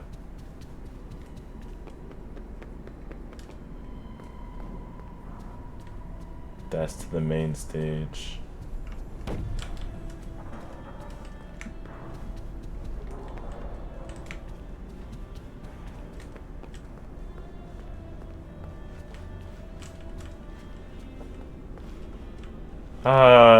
No, I don't trust y'all. What's in here? Backstage pass.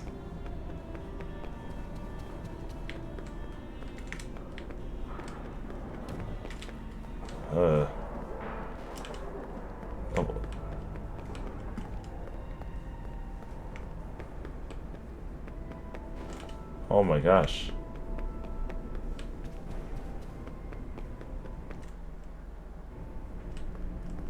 Requires Freddy.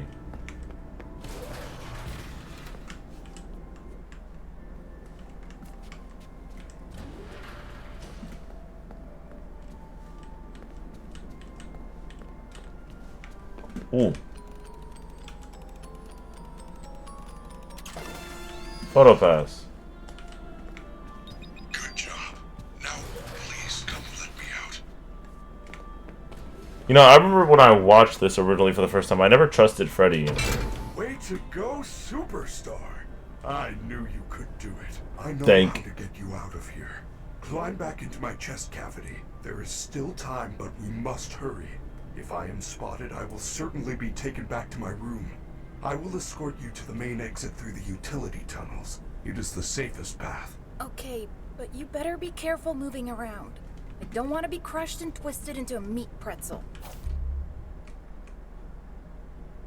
I mean, shout out Gregory for not wanting to get oobity whoop, but I think even being in here. Oh my gosh, bro. Oh.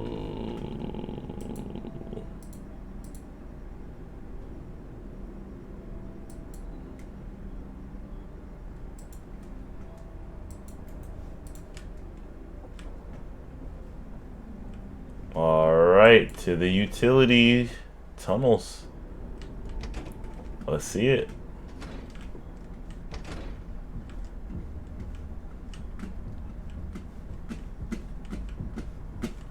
That is odd. What the f is that? Honestly, I think the game's running pretty good. I might need to change like the video settings a little bit. There we go. There's the settings I can change. We're gonna turn these down. And then view distance doesn't necessarily need to be too high. Hi, hey Jazzy. How are we? Yeah, we'll put it like that. And then audio, we'll just turn this all the way up. Let us resume. You, let me in now. Nah, okay. Hello, little boy. If you're down here, say something. She's down here. We have to go back. Do not worry, Gregory. Even if we are spotted, you are safe with me. She would never suspect we are traveling together. However, we should still do our best to avoid her. If I am sent back to my room, we will never get to the lobby before midnight. I feel you are broken. Don't worry about it. I'm fine. No. I feel that something is wrong. I am taking you to the first aid station. There's no time. I'm fine. I feel you are broken.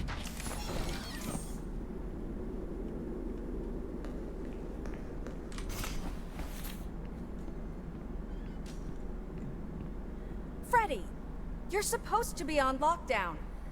Officer Vanessa, I do not know. No, wait, I remember those memes. You totally Freddy, tonight, you know. you're supposed to Your be on. system crashed and you ruined Yeah. the show. Now, parts and services have you on reduced power. It's funny. They said it's a safety precaution. Just one more thing to deal with. I apologize. Okay. Look, we're like 15 minutes from closing and some kid is sneaking around backstage.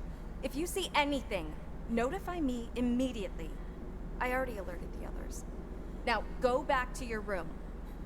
You alerted the others, but not. Oh, I guess Freddy was offline. Freddy, you're supposed to be on lockdown. She was after me. I said nothing. I will keep you safe. Let us go. You're trying to eat me. Like, it never made sense to me on why Freddy was helping and like. I don't know. Freddy. Where are we? We You're are supposed now to be under the pizza on plex. lockdown. These utility tunnels connect all the attractions. We can go anywhere in the building? Correct. Fazerblast, Monte Golf, Roxy Raceway. They are all accessible to staff, jeez. with high enough clearance, of course. Guests are never allowed down here, but yours is a special situation. Freddy, you're supposed to be on lockdown. Low power.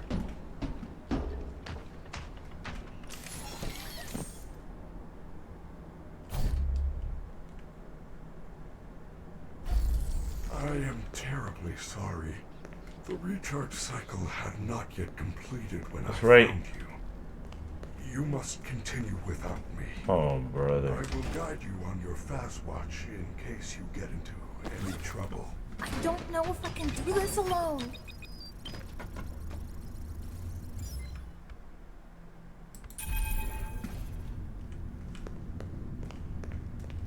So, you come here often or you're new?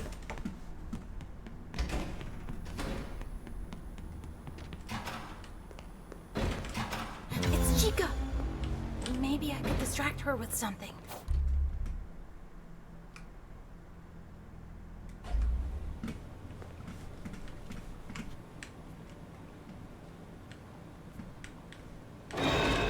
Wait, Chica.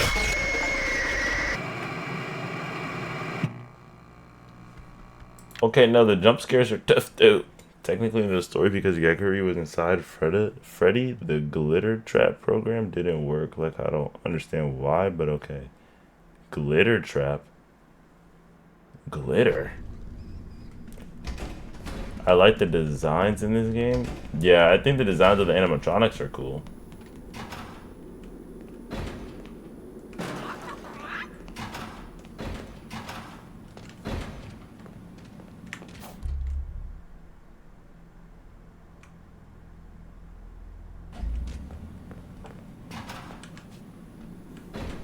This area is off limits.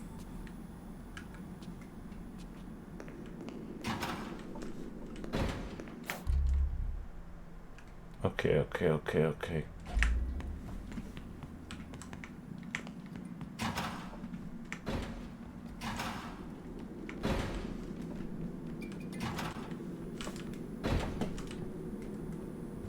Yes.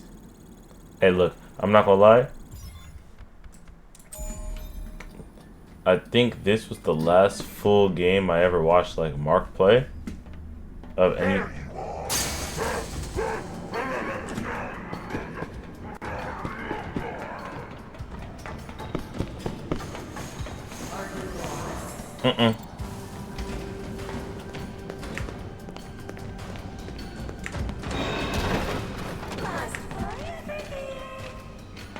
I'm not lost.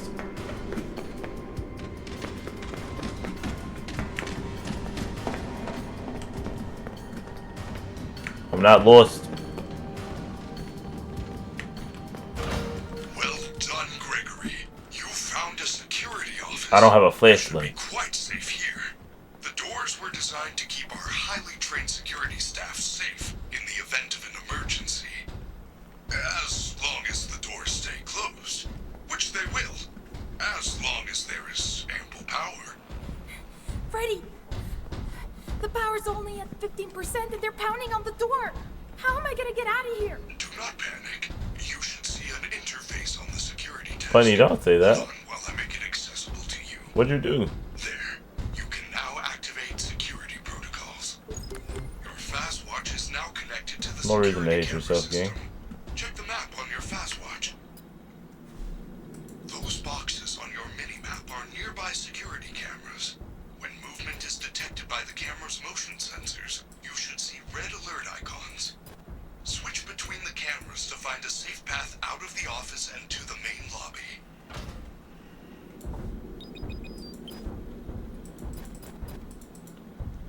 Hey, we started security breach. Yes, we have. What's good, yo?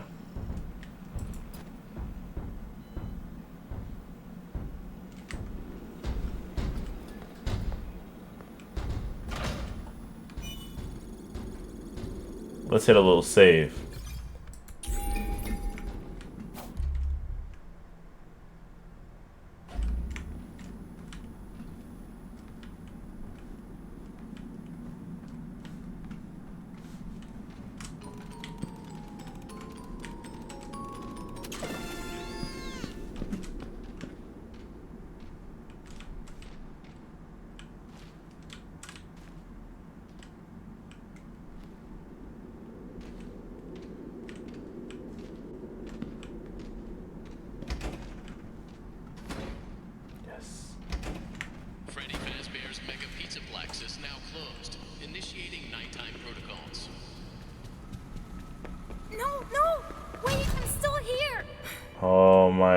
gosh, I was about to leave. You missed your chance, but there is still hope. You should be able to escape when the security doors reopen at 6 a.m. Until then, keep moving and try not to draw attention to yourself. If there is another way out, Is that a save? I will help you find it. GG. I promise.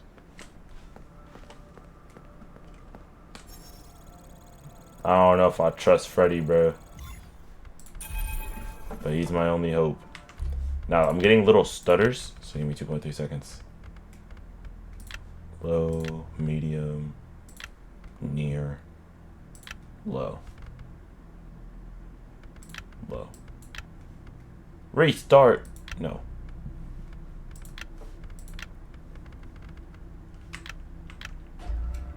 Well, I just saved. I could restart, yeah.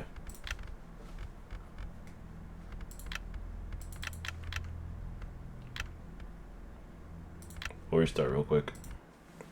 Glitter and glitch are so similar. What's the difference?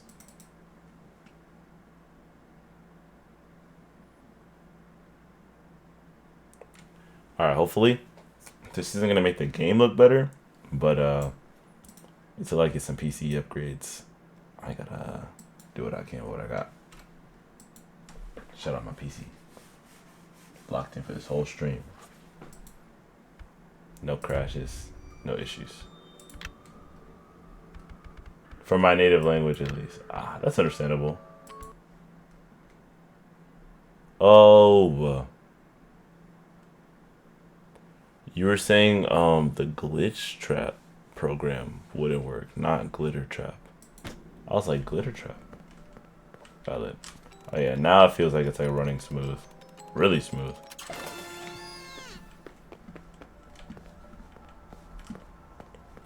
I believe those cleaning bots take me out.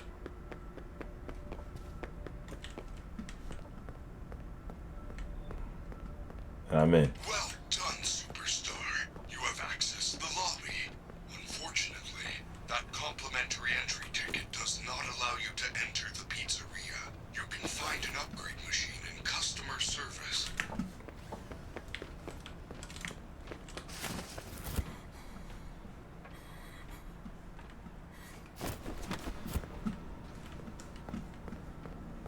Dang, this place is huge. It's a mall, man.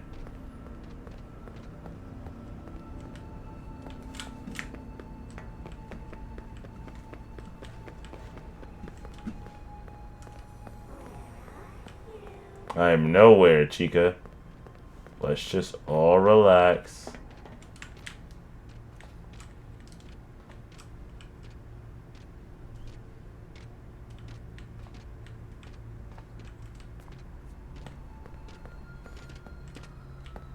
Who wants candy?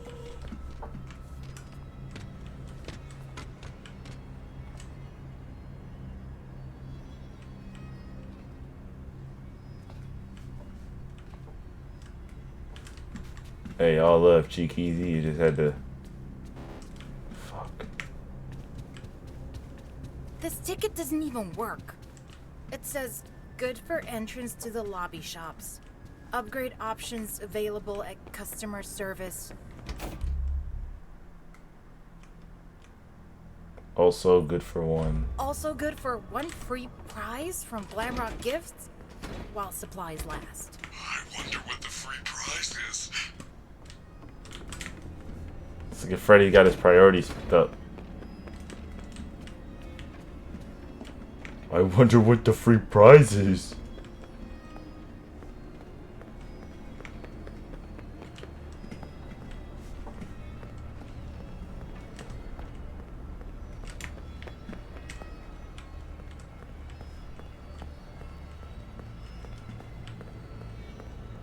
Employees only.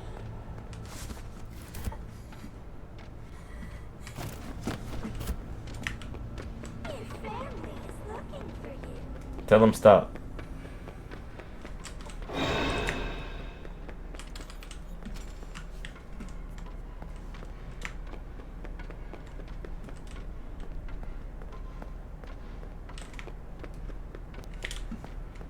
Holy Jeebus.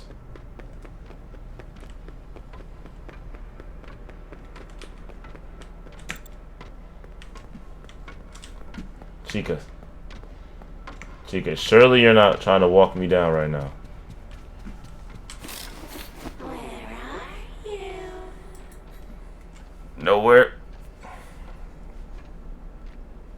I'm not even up here.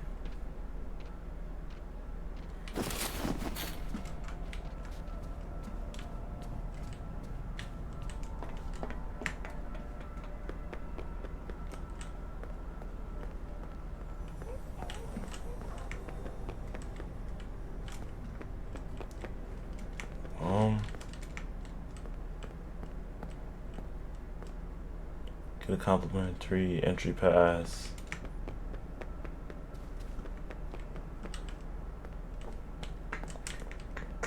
We're a little lost right now, y'all, but we're gonna figure it out. I need that box. I need a level 2 security pass though, don't I?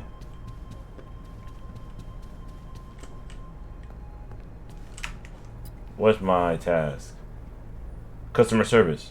Wait.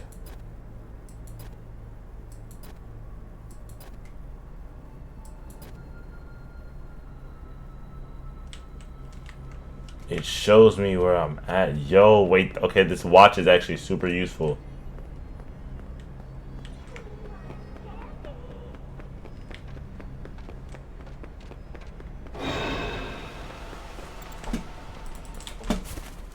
Employees only. Tuh.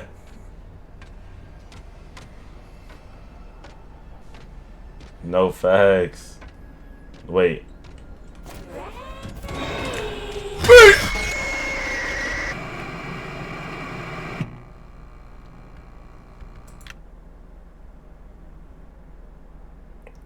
She paying a little too much attention, bro.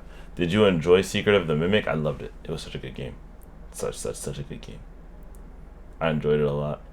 I think I like those types of games because I play a lot of Poppy Playtime. And then I also played Poppy's Playtime and then Bendy's. Oh my gosh, I can't wait for the new Bendy's. These turnstiles require a complimentary Pizzaplex entry pass. There should be one located near the main entrance.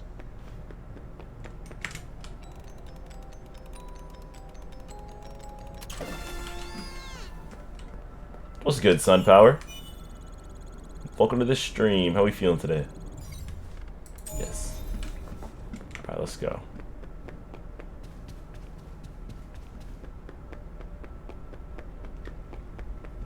Alright. Will you post the gameplay on YouTube? Yes. Superstar, you have accessed the lobby. Unfortunately, that complimentary entry ticket does not Y'all think she saw me or no? enter the pizzeria. You can find an upgrade machine in customer service. Wait!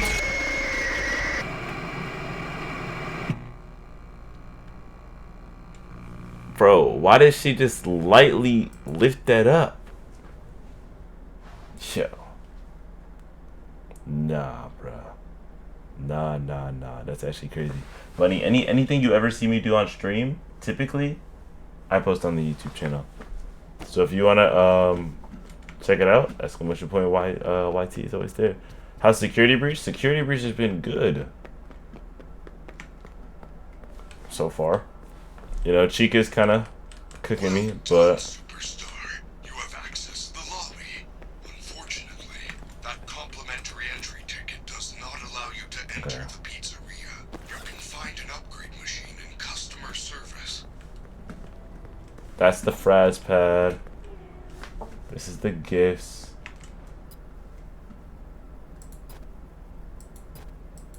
Customer service is the left side next to the Fraz pad upstairs. Alright, we're locked.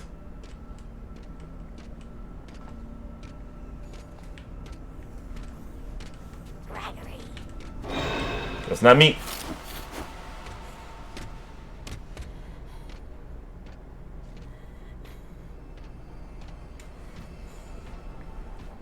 She don't see me. Surely. This Dumb. ticket doesn't even work. It says, good for entrance to the lobby shops. Upgrade options available at customer service. Also good for 1 free prize from Glamrock Gifts while supplies last. They ain't gotta go through here.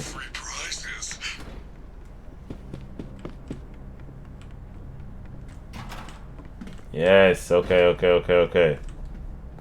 I wasn't locked in the first time. Now we're gonna figure it out. Lost and found. What's this one? Customer service. She can't even get in here if she wanted to. It ain't my pass. Perhaps there is a way to hack it back out. Bro, what? Try Glamrock Gifts. They have lots of trinkets, knickknacks, and doodads. Oh my gosh.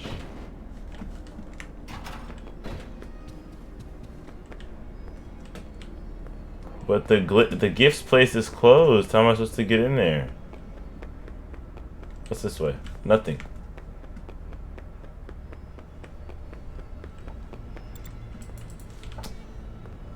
Oh jeez. There's gonna be a lot of running around, isn't it?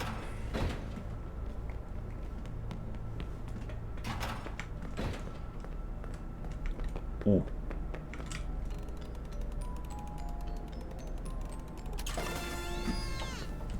Chica, I got a plush. You wouldn't want to kill.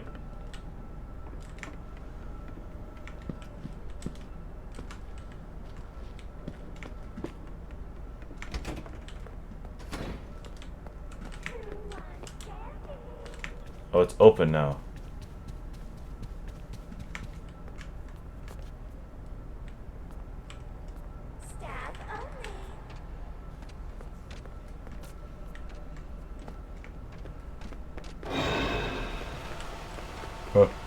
Huh.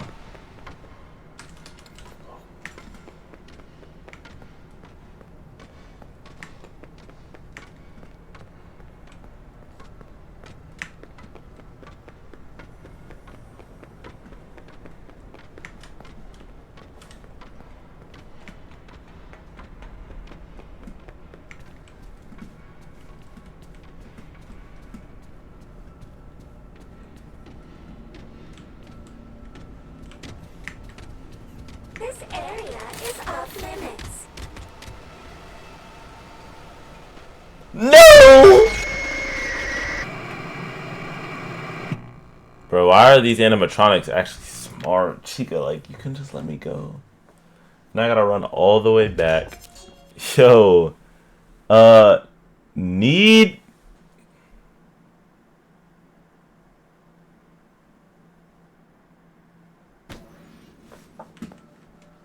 That area off limits, gang. I see. Nah, I'm not gonna lie. We gotta prioritize our definition of need, bruh.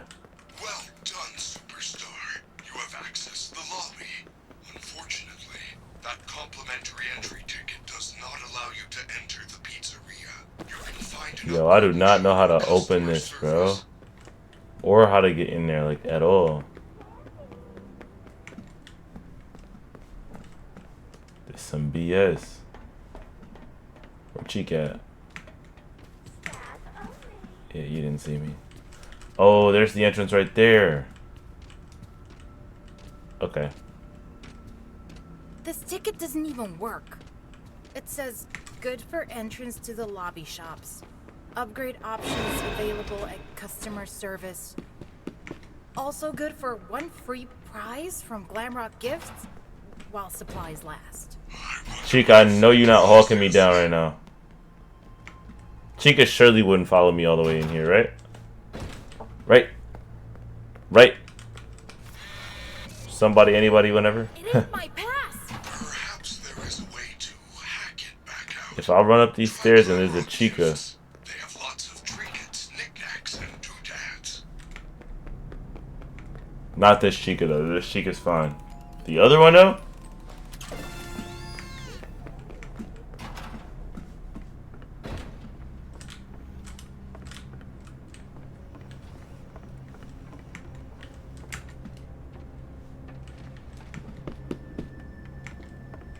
Where's she at? I know you're out here.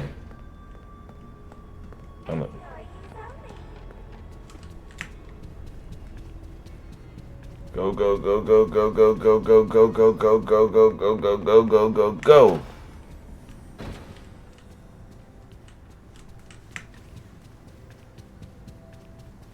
Nice.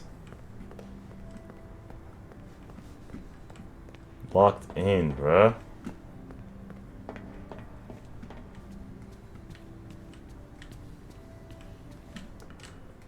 Yep, this is the trinket I need. It's funny, I remember the security breach that takes place in 2035. It's a W's. crappy Mr. Hippo fridge magnet? Lame. I am sorry, Gregory. I am truly sorry.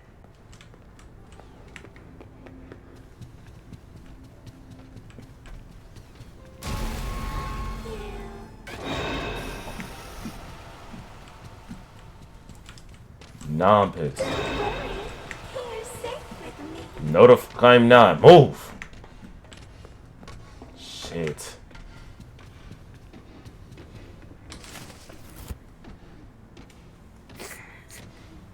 Our friendly security staff can help. But you did not see me! Why is it letting me hide there if she's just gonna kill me? Nah, the hiding in this game is hot doo-doo garbage. It's actually bad. It's bad, bro. Stinks. Stinks something fierce. How do I hide from the animatronic? Noisemakers can be used to distract enemies. So I need to be, like, aware of those? Okay. So considering I had no save, I need to go all the way back to the first area, then back to the second area, ensure I don't get caught by these gosh darn little security guards. You have accessed the lobby. Unfortunately, that complimentary entry ticket does not allow you to enter the pizzeria. Where's You Cheeks? can find an upgrade machine in customer service.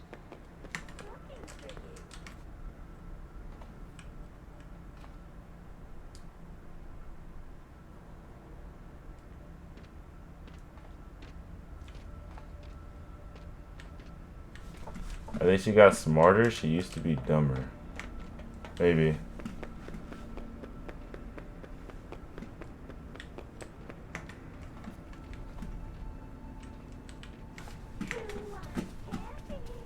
Good question. Let's go.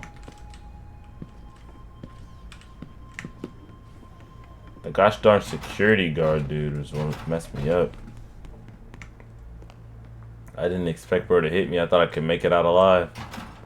It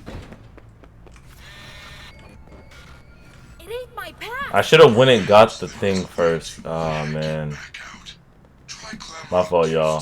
They have lots of trinkets, knickknacks, and doodads. L awareness.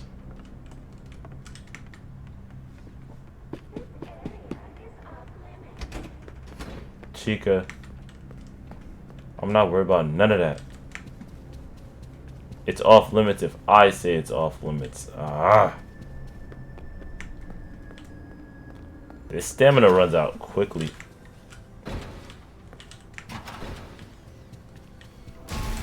Oh my god.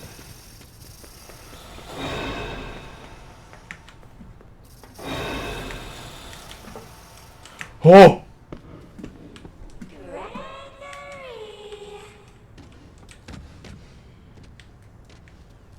Chica, please.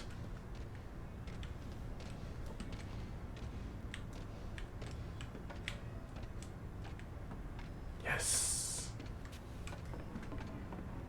Okay. I'm the dumb one. Freddy, I found the free gift. It's a crappy Mr. Hippo fridge Let me out. magnet? Lame. I am sorry, Gregory. I am truly sorry. I'm about to go save.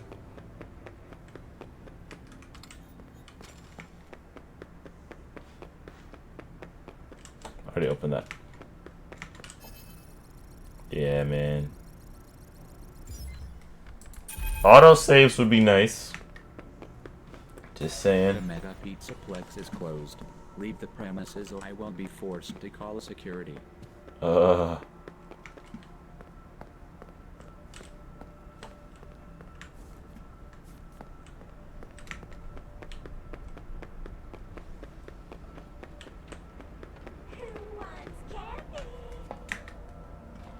Oh my god, I can speed crouch.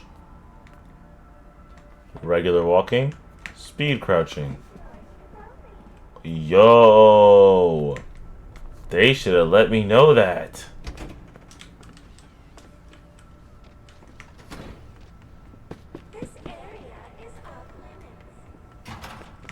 So does she instantly teleport to where I am when the security bots call her? Because I'll be completely honest, like, definitely, they had a very significant improvement from that game to Secret of the Movement. Yeah. Oh man, now it's some kind of daycare pass? That is great news. I will meet you in the daycare. The entrance is on the second floor balcony.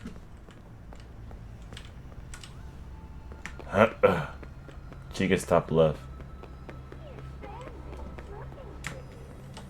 Don't know if that's true.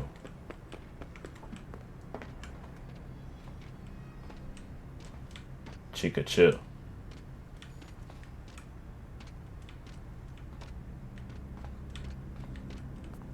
Our friendly security staff can help. I don't think so.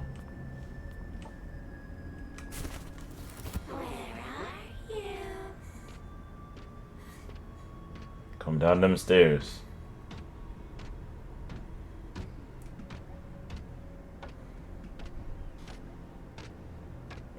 Keep going.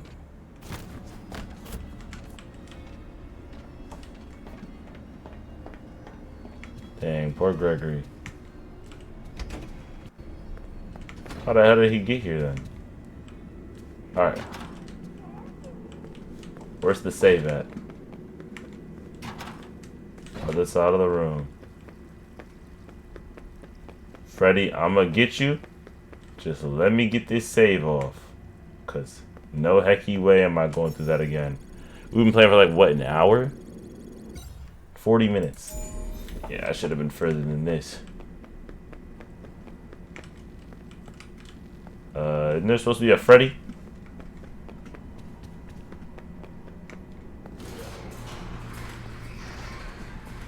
Oh man. I am unable to reach you. Check the daycare security desk for a security badge, then let me in.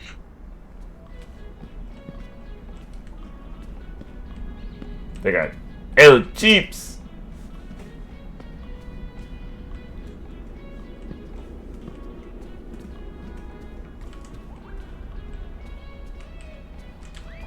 I don't see no badge. Usually there's like a box, right?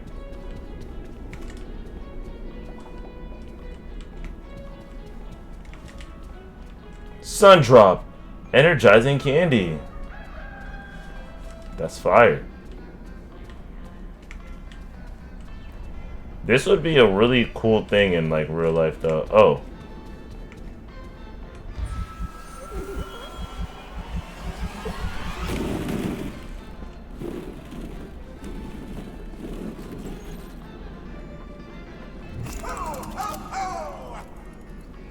Oh no no no. Hello? Dude, new friends. You're sure I'm late. Are we having a slumber party? Where are all your friends? We can finger paint, tell stories, drink fizzy fast until our heads explode, and then stay up all night. There is no. What a mess. Oh, what's the bottom? Where is the top? Clean up. No! What a mess! Oh, what's the bottom? Where is the top? Clean up!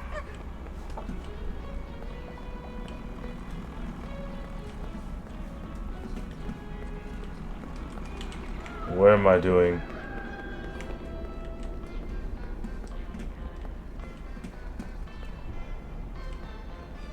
Oh, the security desk is over there. Yo, I'm about to be getting lost.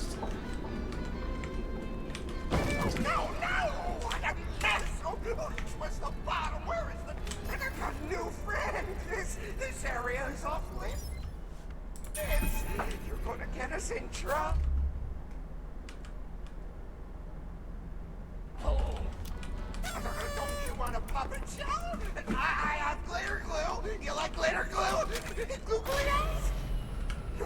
No! Why would you do that? Lights Wait. on! Lights on! I warned you! I warned you! Wait, I did that?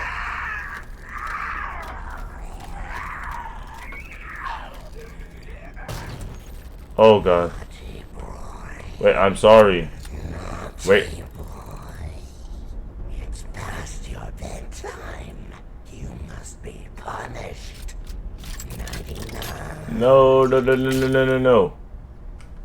Gregory, I do not know what you did, but the lights are out in the daycare. You need to find the emergency backup generators and turn them on. They are in the play structures.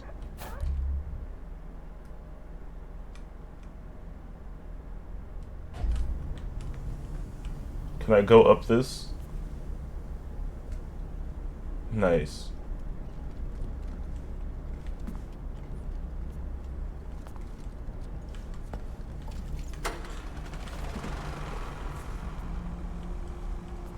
Okay, all the Children must be found.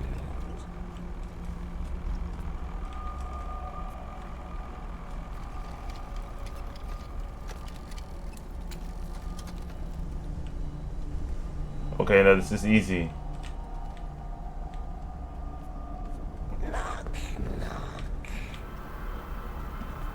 If I make a distraction, does it still help me here?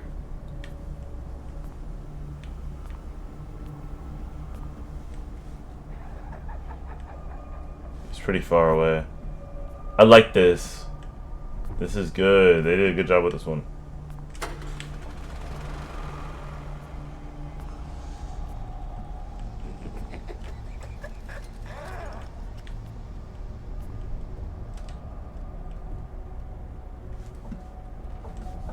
Oh, I can't see. It's past your bedtime. We're getting really close to him.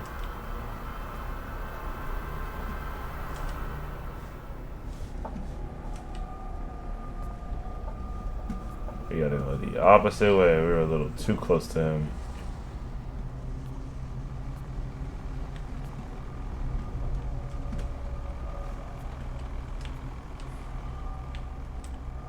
He's over there. As long as I take my time, I should be good. Let's take. Children must be punished.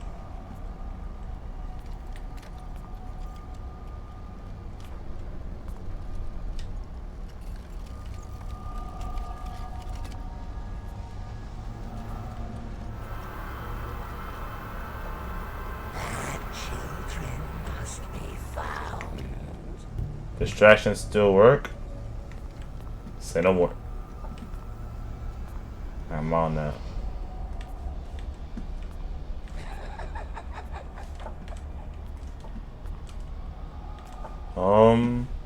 This way. Uh-oh. Uh-oh. This way.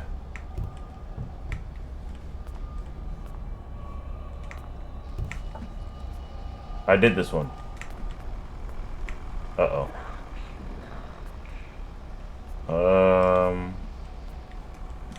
Another way, another way.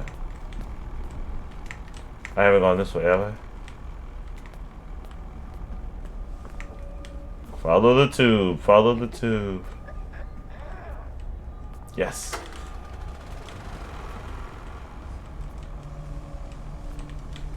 I can't squeeze through that?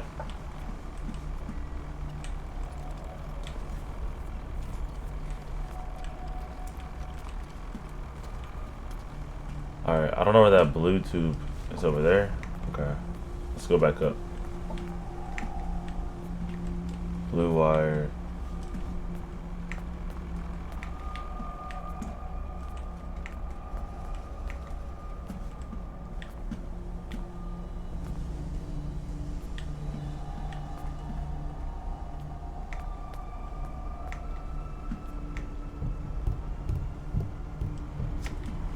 Shit. No, he just put me back where I was just at. Oh, jeez. Yeah, this isn't too bad as long as you're crouching.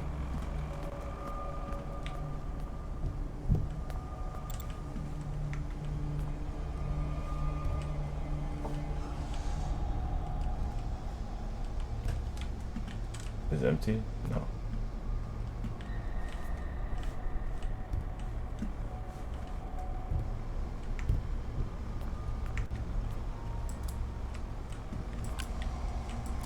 Oh, my flashlight's about to die. Children must be punished. Uh-oh.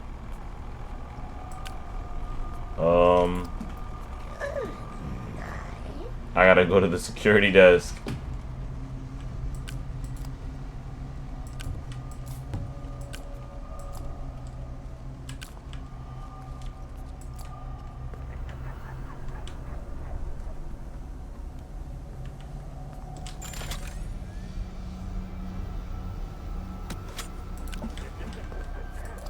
Can I save mid? Ah, ha, ha, ha. Okay, this. Okay.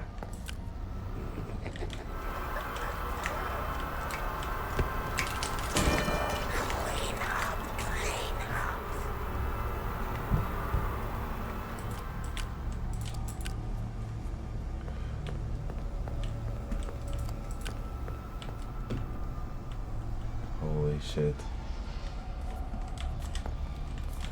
Children must be found.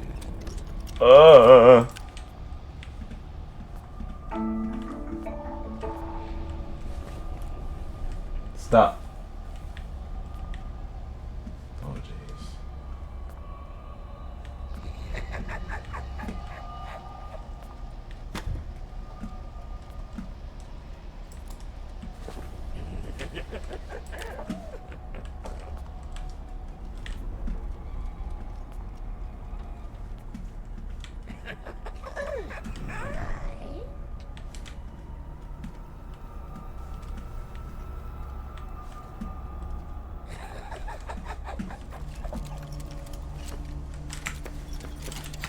Oh my god, there's no fucking exit, bro.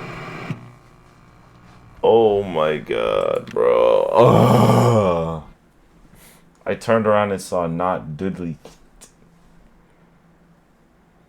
That's unfortunate.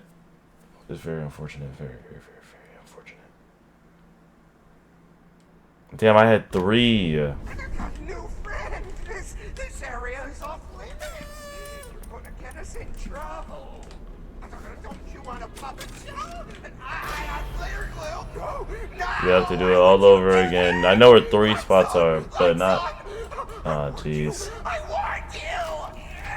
This flashlight is really low, in my opinion, so it's kind of hard to see. And then all the plastic and bars and stuff, like. GG.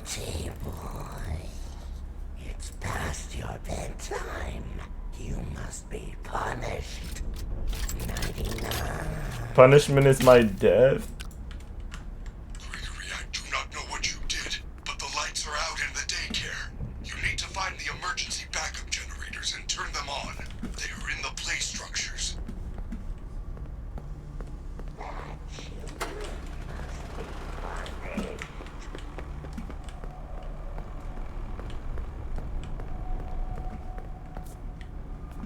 Like, the first 3 are easy.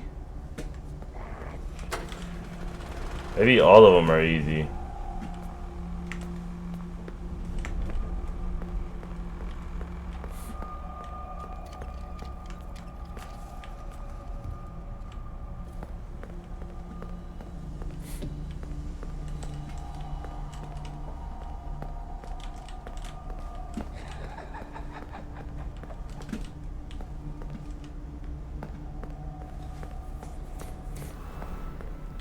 I'm gonna just keep walking and mind my business.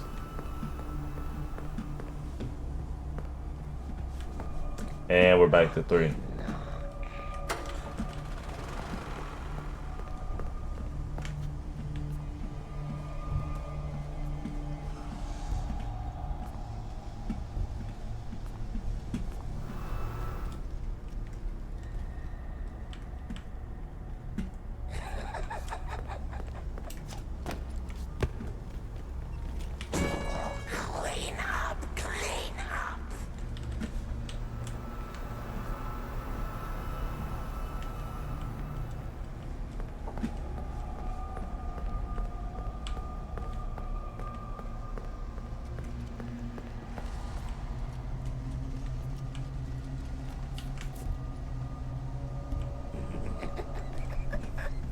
My game froze. Wait, my game froze. No way. What? Nah, security breach bullshitting me right now.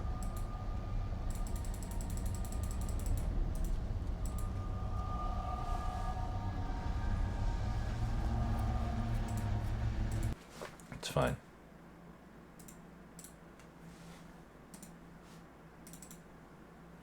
Let's run it back.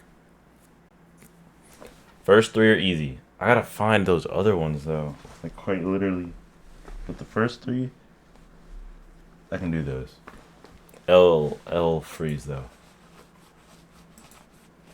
I kinda expected it to not do that, but whatever.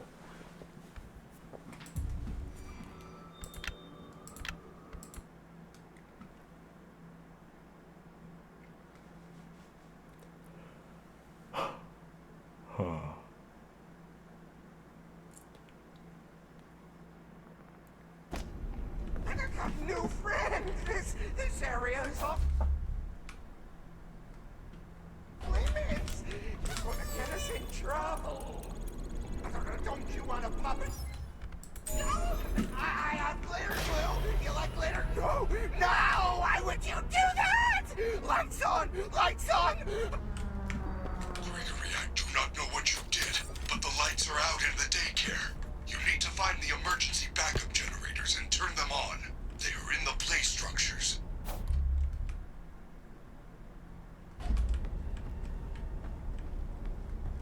Bad children must be punished.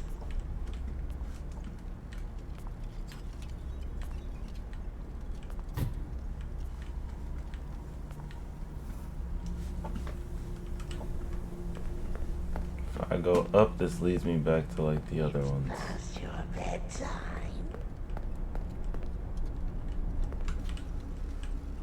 I gotta get over there.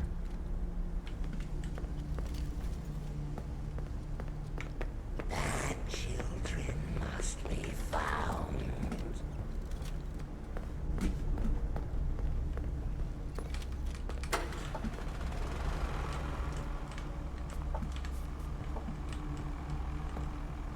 The slide leads to that side. Bad children must be punished.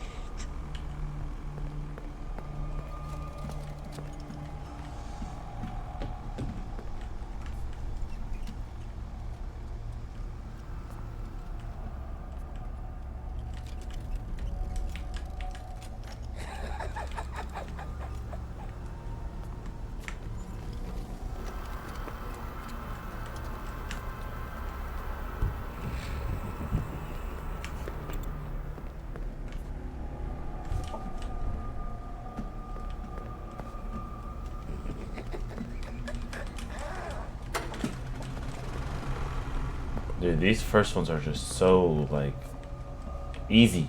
I just know right where they're at. And it's the blue and the other ones.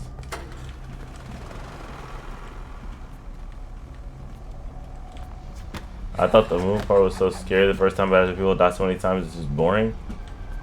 I think it can be scary. I think the...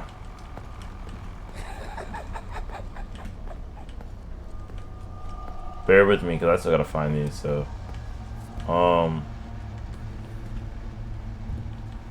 I know that's your opinion. I don't think it's boring. I think, Children must be punished. I, however, do think they could add something to it.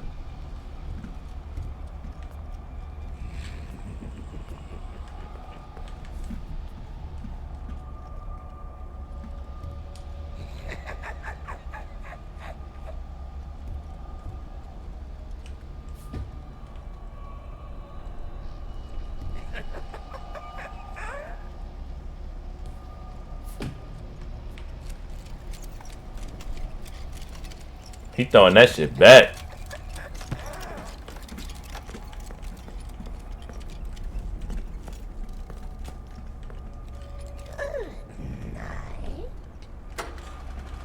Do me a favor and stay glitched right there, birdie.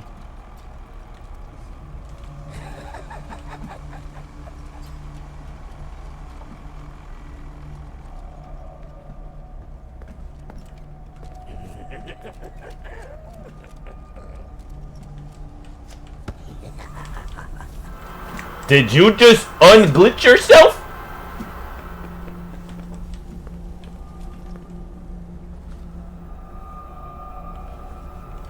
Bro just like hits a teleport when he has to, I guess.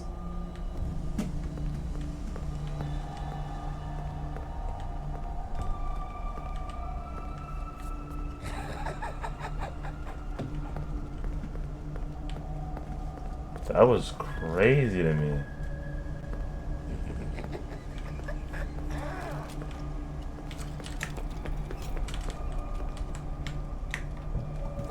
Children must be punished. Mm-mm.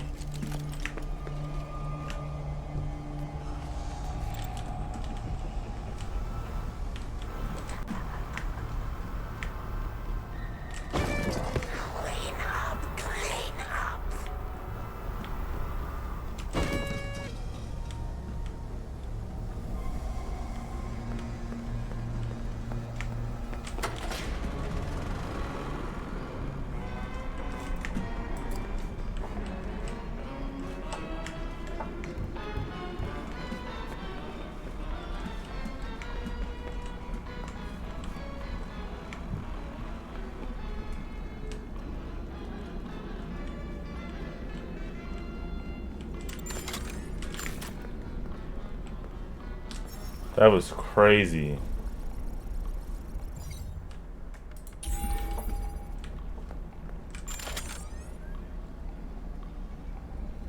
That yellow one was really hard to find. Rule breaker, rule breaker. Hey. You are banned from the daycare. Okay. Security alert! Security alert! Gregory, jump in. We need to get out of here now. Let me in then. Oh, she tweaking. Go upstairs. And do not worry. They cannot find you while we are together. Security alert, security alert. Woo, woo, woo. Wow, so me and the son literally could have been like homies. You need to get to a recharge station immediately. Every hour the power is diverted to the recharge stations.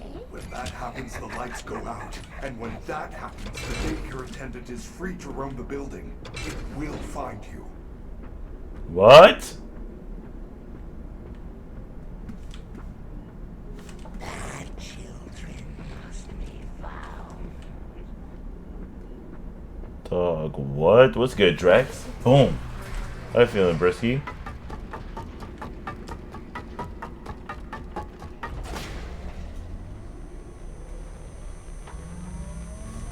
What is happening? Whoa! What the? Chillin' man, I'm at college. W college. How's college been, Birdie? Decorative reservoir used for discharging water. No. Not the fountain. You didn't see the dancing rabbit lady right in front of us? No, I did not. There is Oh, no jeez. rabbit at the Mega Pizzaplex. Not anymore. This is crazy. It's like the whole place is trying to get me. I am not. Facts. Why? I do not know. Rabbit lady. Yeah, if I only want they to knew. help you. Maybe they want to help you too. They don't. I doubt it. Yeah, I don't think they do. For some reason, you're different. Good news. The front doors will open in 5 hours. Good Okay, news. we're 1 hour in. 5 hours? Look, Gregory, we gotta take what we get. Do not panic. If we get separated, Gregory again, go you tripping can out. always call me on your fast watch, as long as I have power, and I am able to reach you. Alright. Cue to call Freddy for help. Let's get We it. should get moving. You can access the main atrium with your new security badge.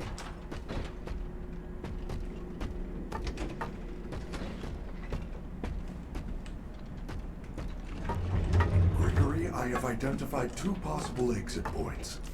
Talk to me. The main loading dock is located under the food court on the 1st floor. There is also a fire escape in the 3rd floor prize counter. Check your fast watch. I will mark both locations on your FAS map. It appears that you have no FAS map. You should be able to obtain one from the greeter on the center balcony.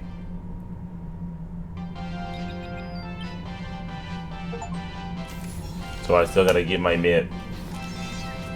Alright, let's do this, Freddy. Hey, superstars! It's me, Freddy! Welcome to the Mega Pizzaplex. Grab a jumbo slice of pepperoni and top it off with an ice-cold Fizzy Faz. Then enjoy our super games and attractions.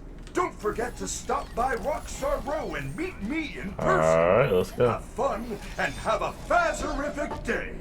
Hi, please take this map. Take a map. So you pulled me out Thank of you. Freddy. Please enjoy.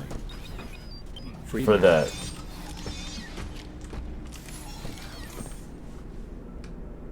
Now if I crash out, I'm wrong. Freddy, I'm trapped. Okay.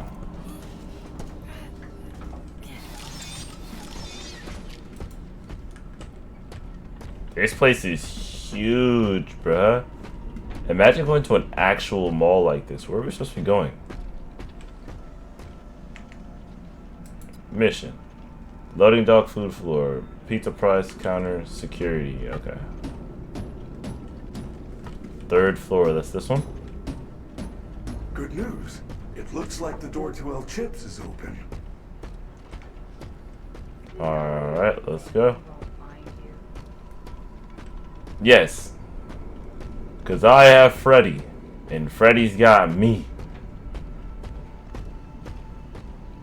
I must warn you, when you enter an area where you do not have a locator map signal, I will be unable to reach your location. You can update your minimap at a security office. Be safe.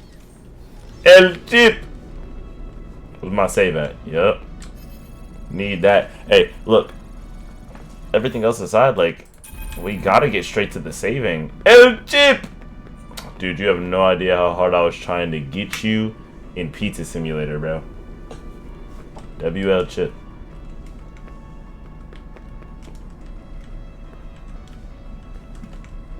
Would you guys go to a...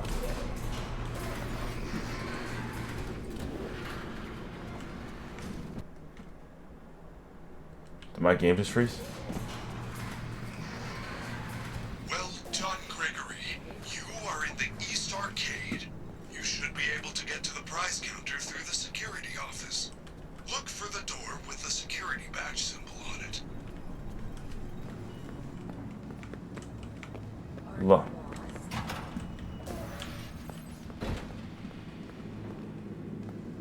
Oh my gosh.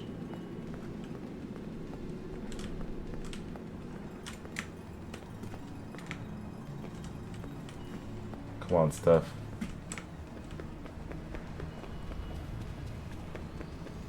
That way, that way, that way, that way, that way, that way. Freddy, it's not opening. How unfortunate.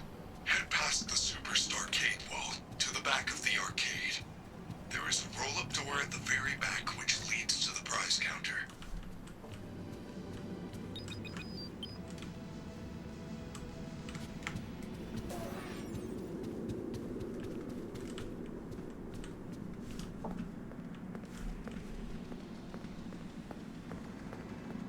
You can't hide forever.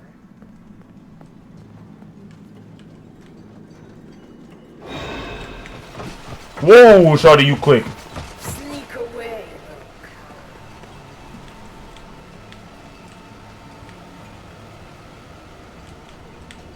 Are you hungry?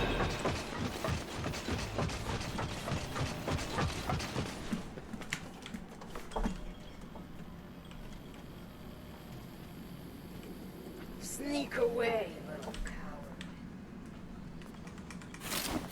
Why is she so fast? Why is she so fast? Nobody will miss you. Oh my gosh. Yo, no, she got ego doom, bruh. Let's get a slice of pizza.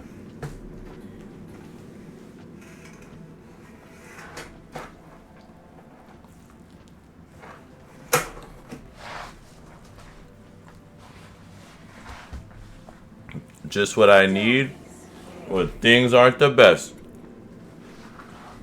Some FNAF pizza. It's not FNAF pizza. She is a wolf. Yeah, but she is zooming.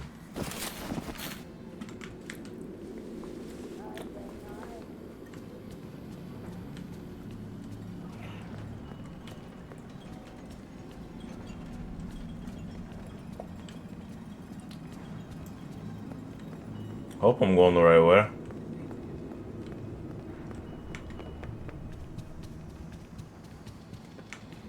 Locked again? Why does a pizza Yo. place need so much security? They are required safety measures due to past issues. Look for another way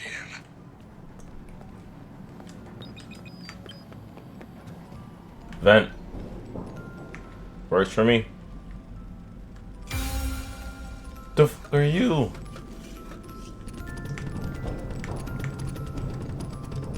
Back up, man.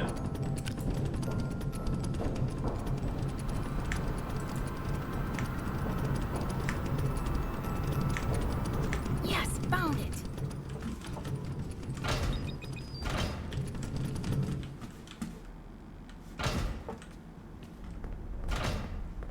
Give me that save.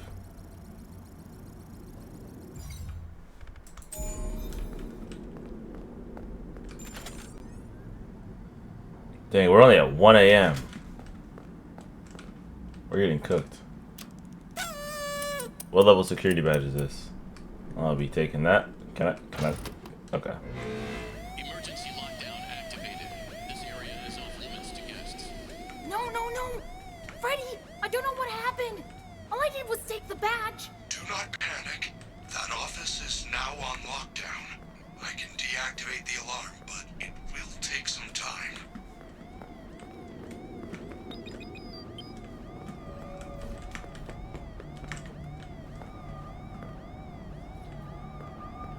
I bet you don't even have.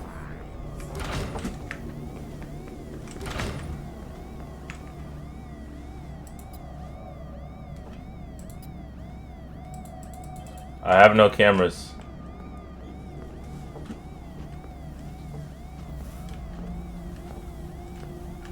You are nothing.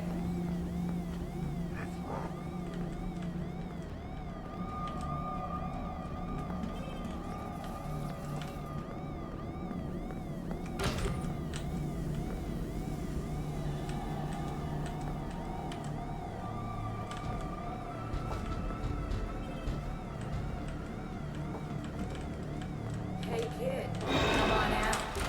We're only trying to help.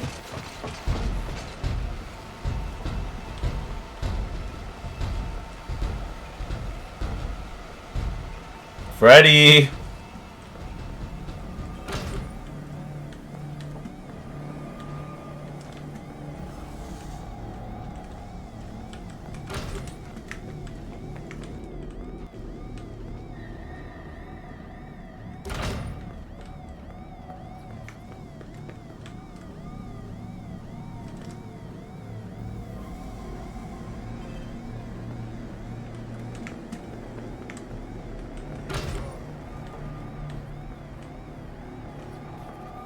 Are you lost? Anytime now, Fred.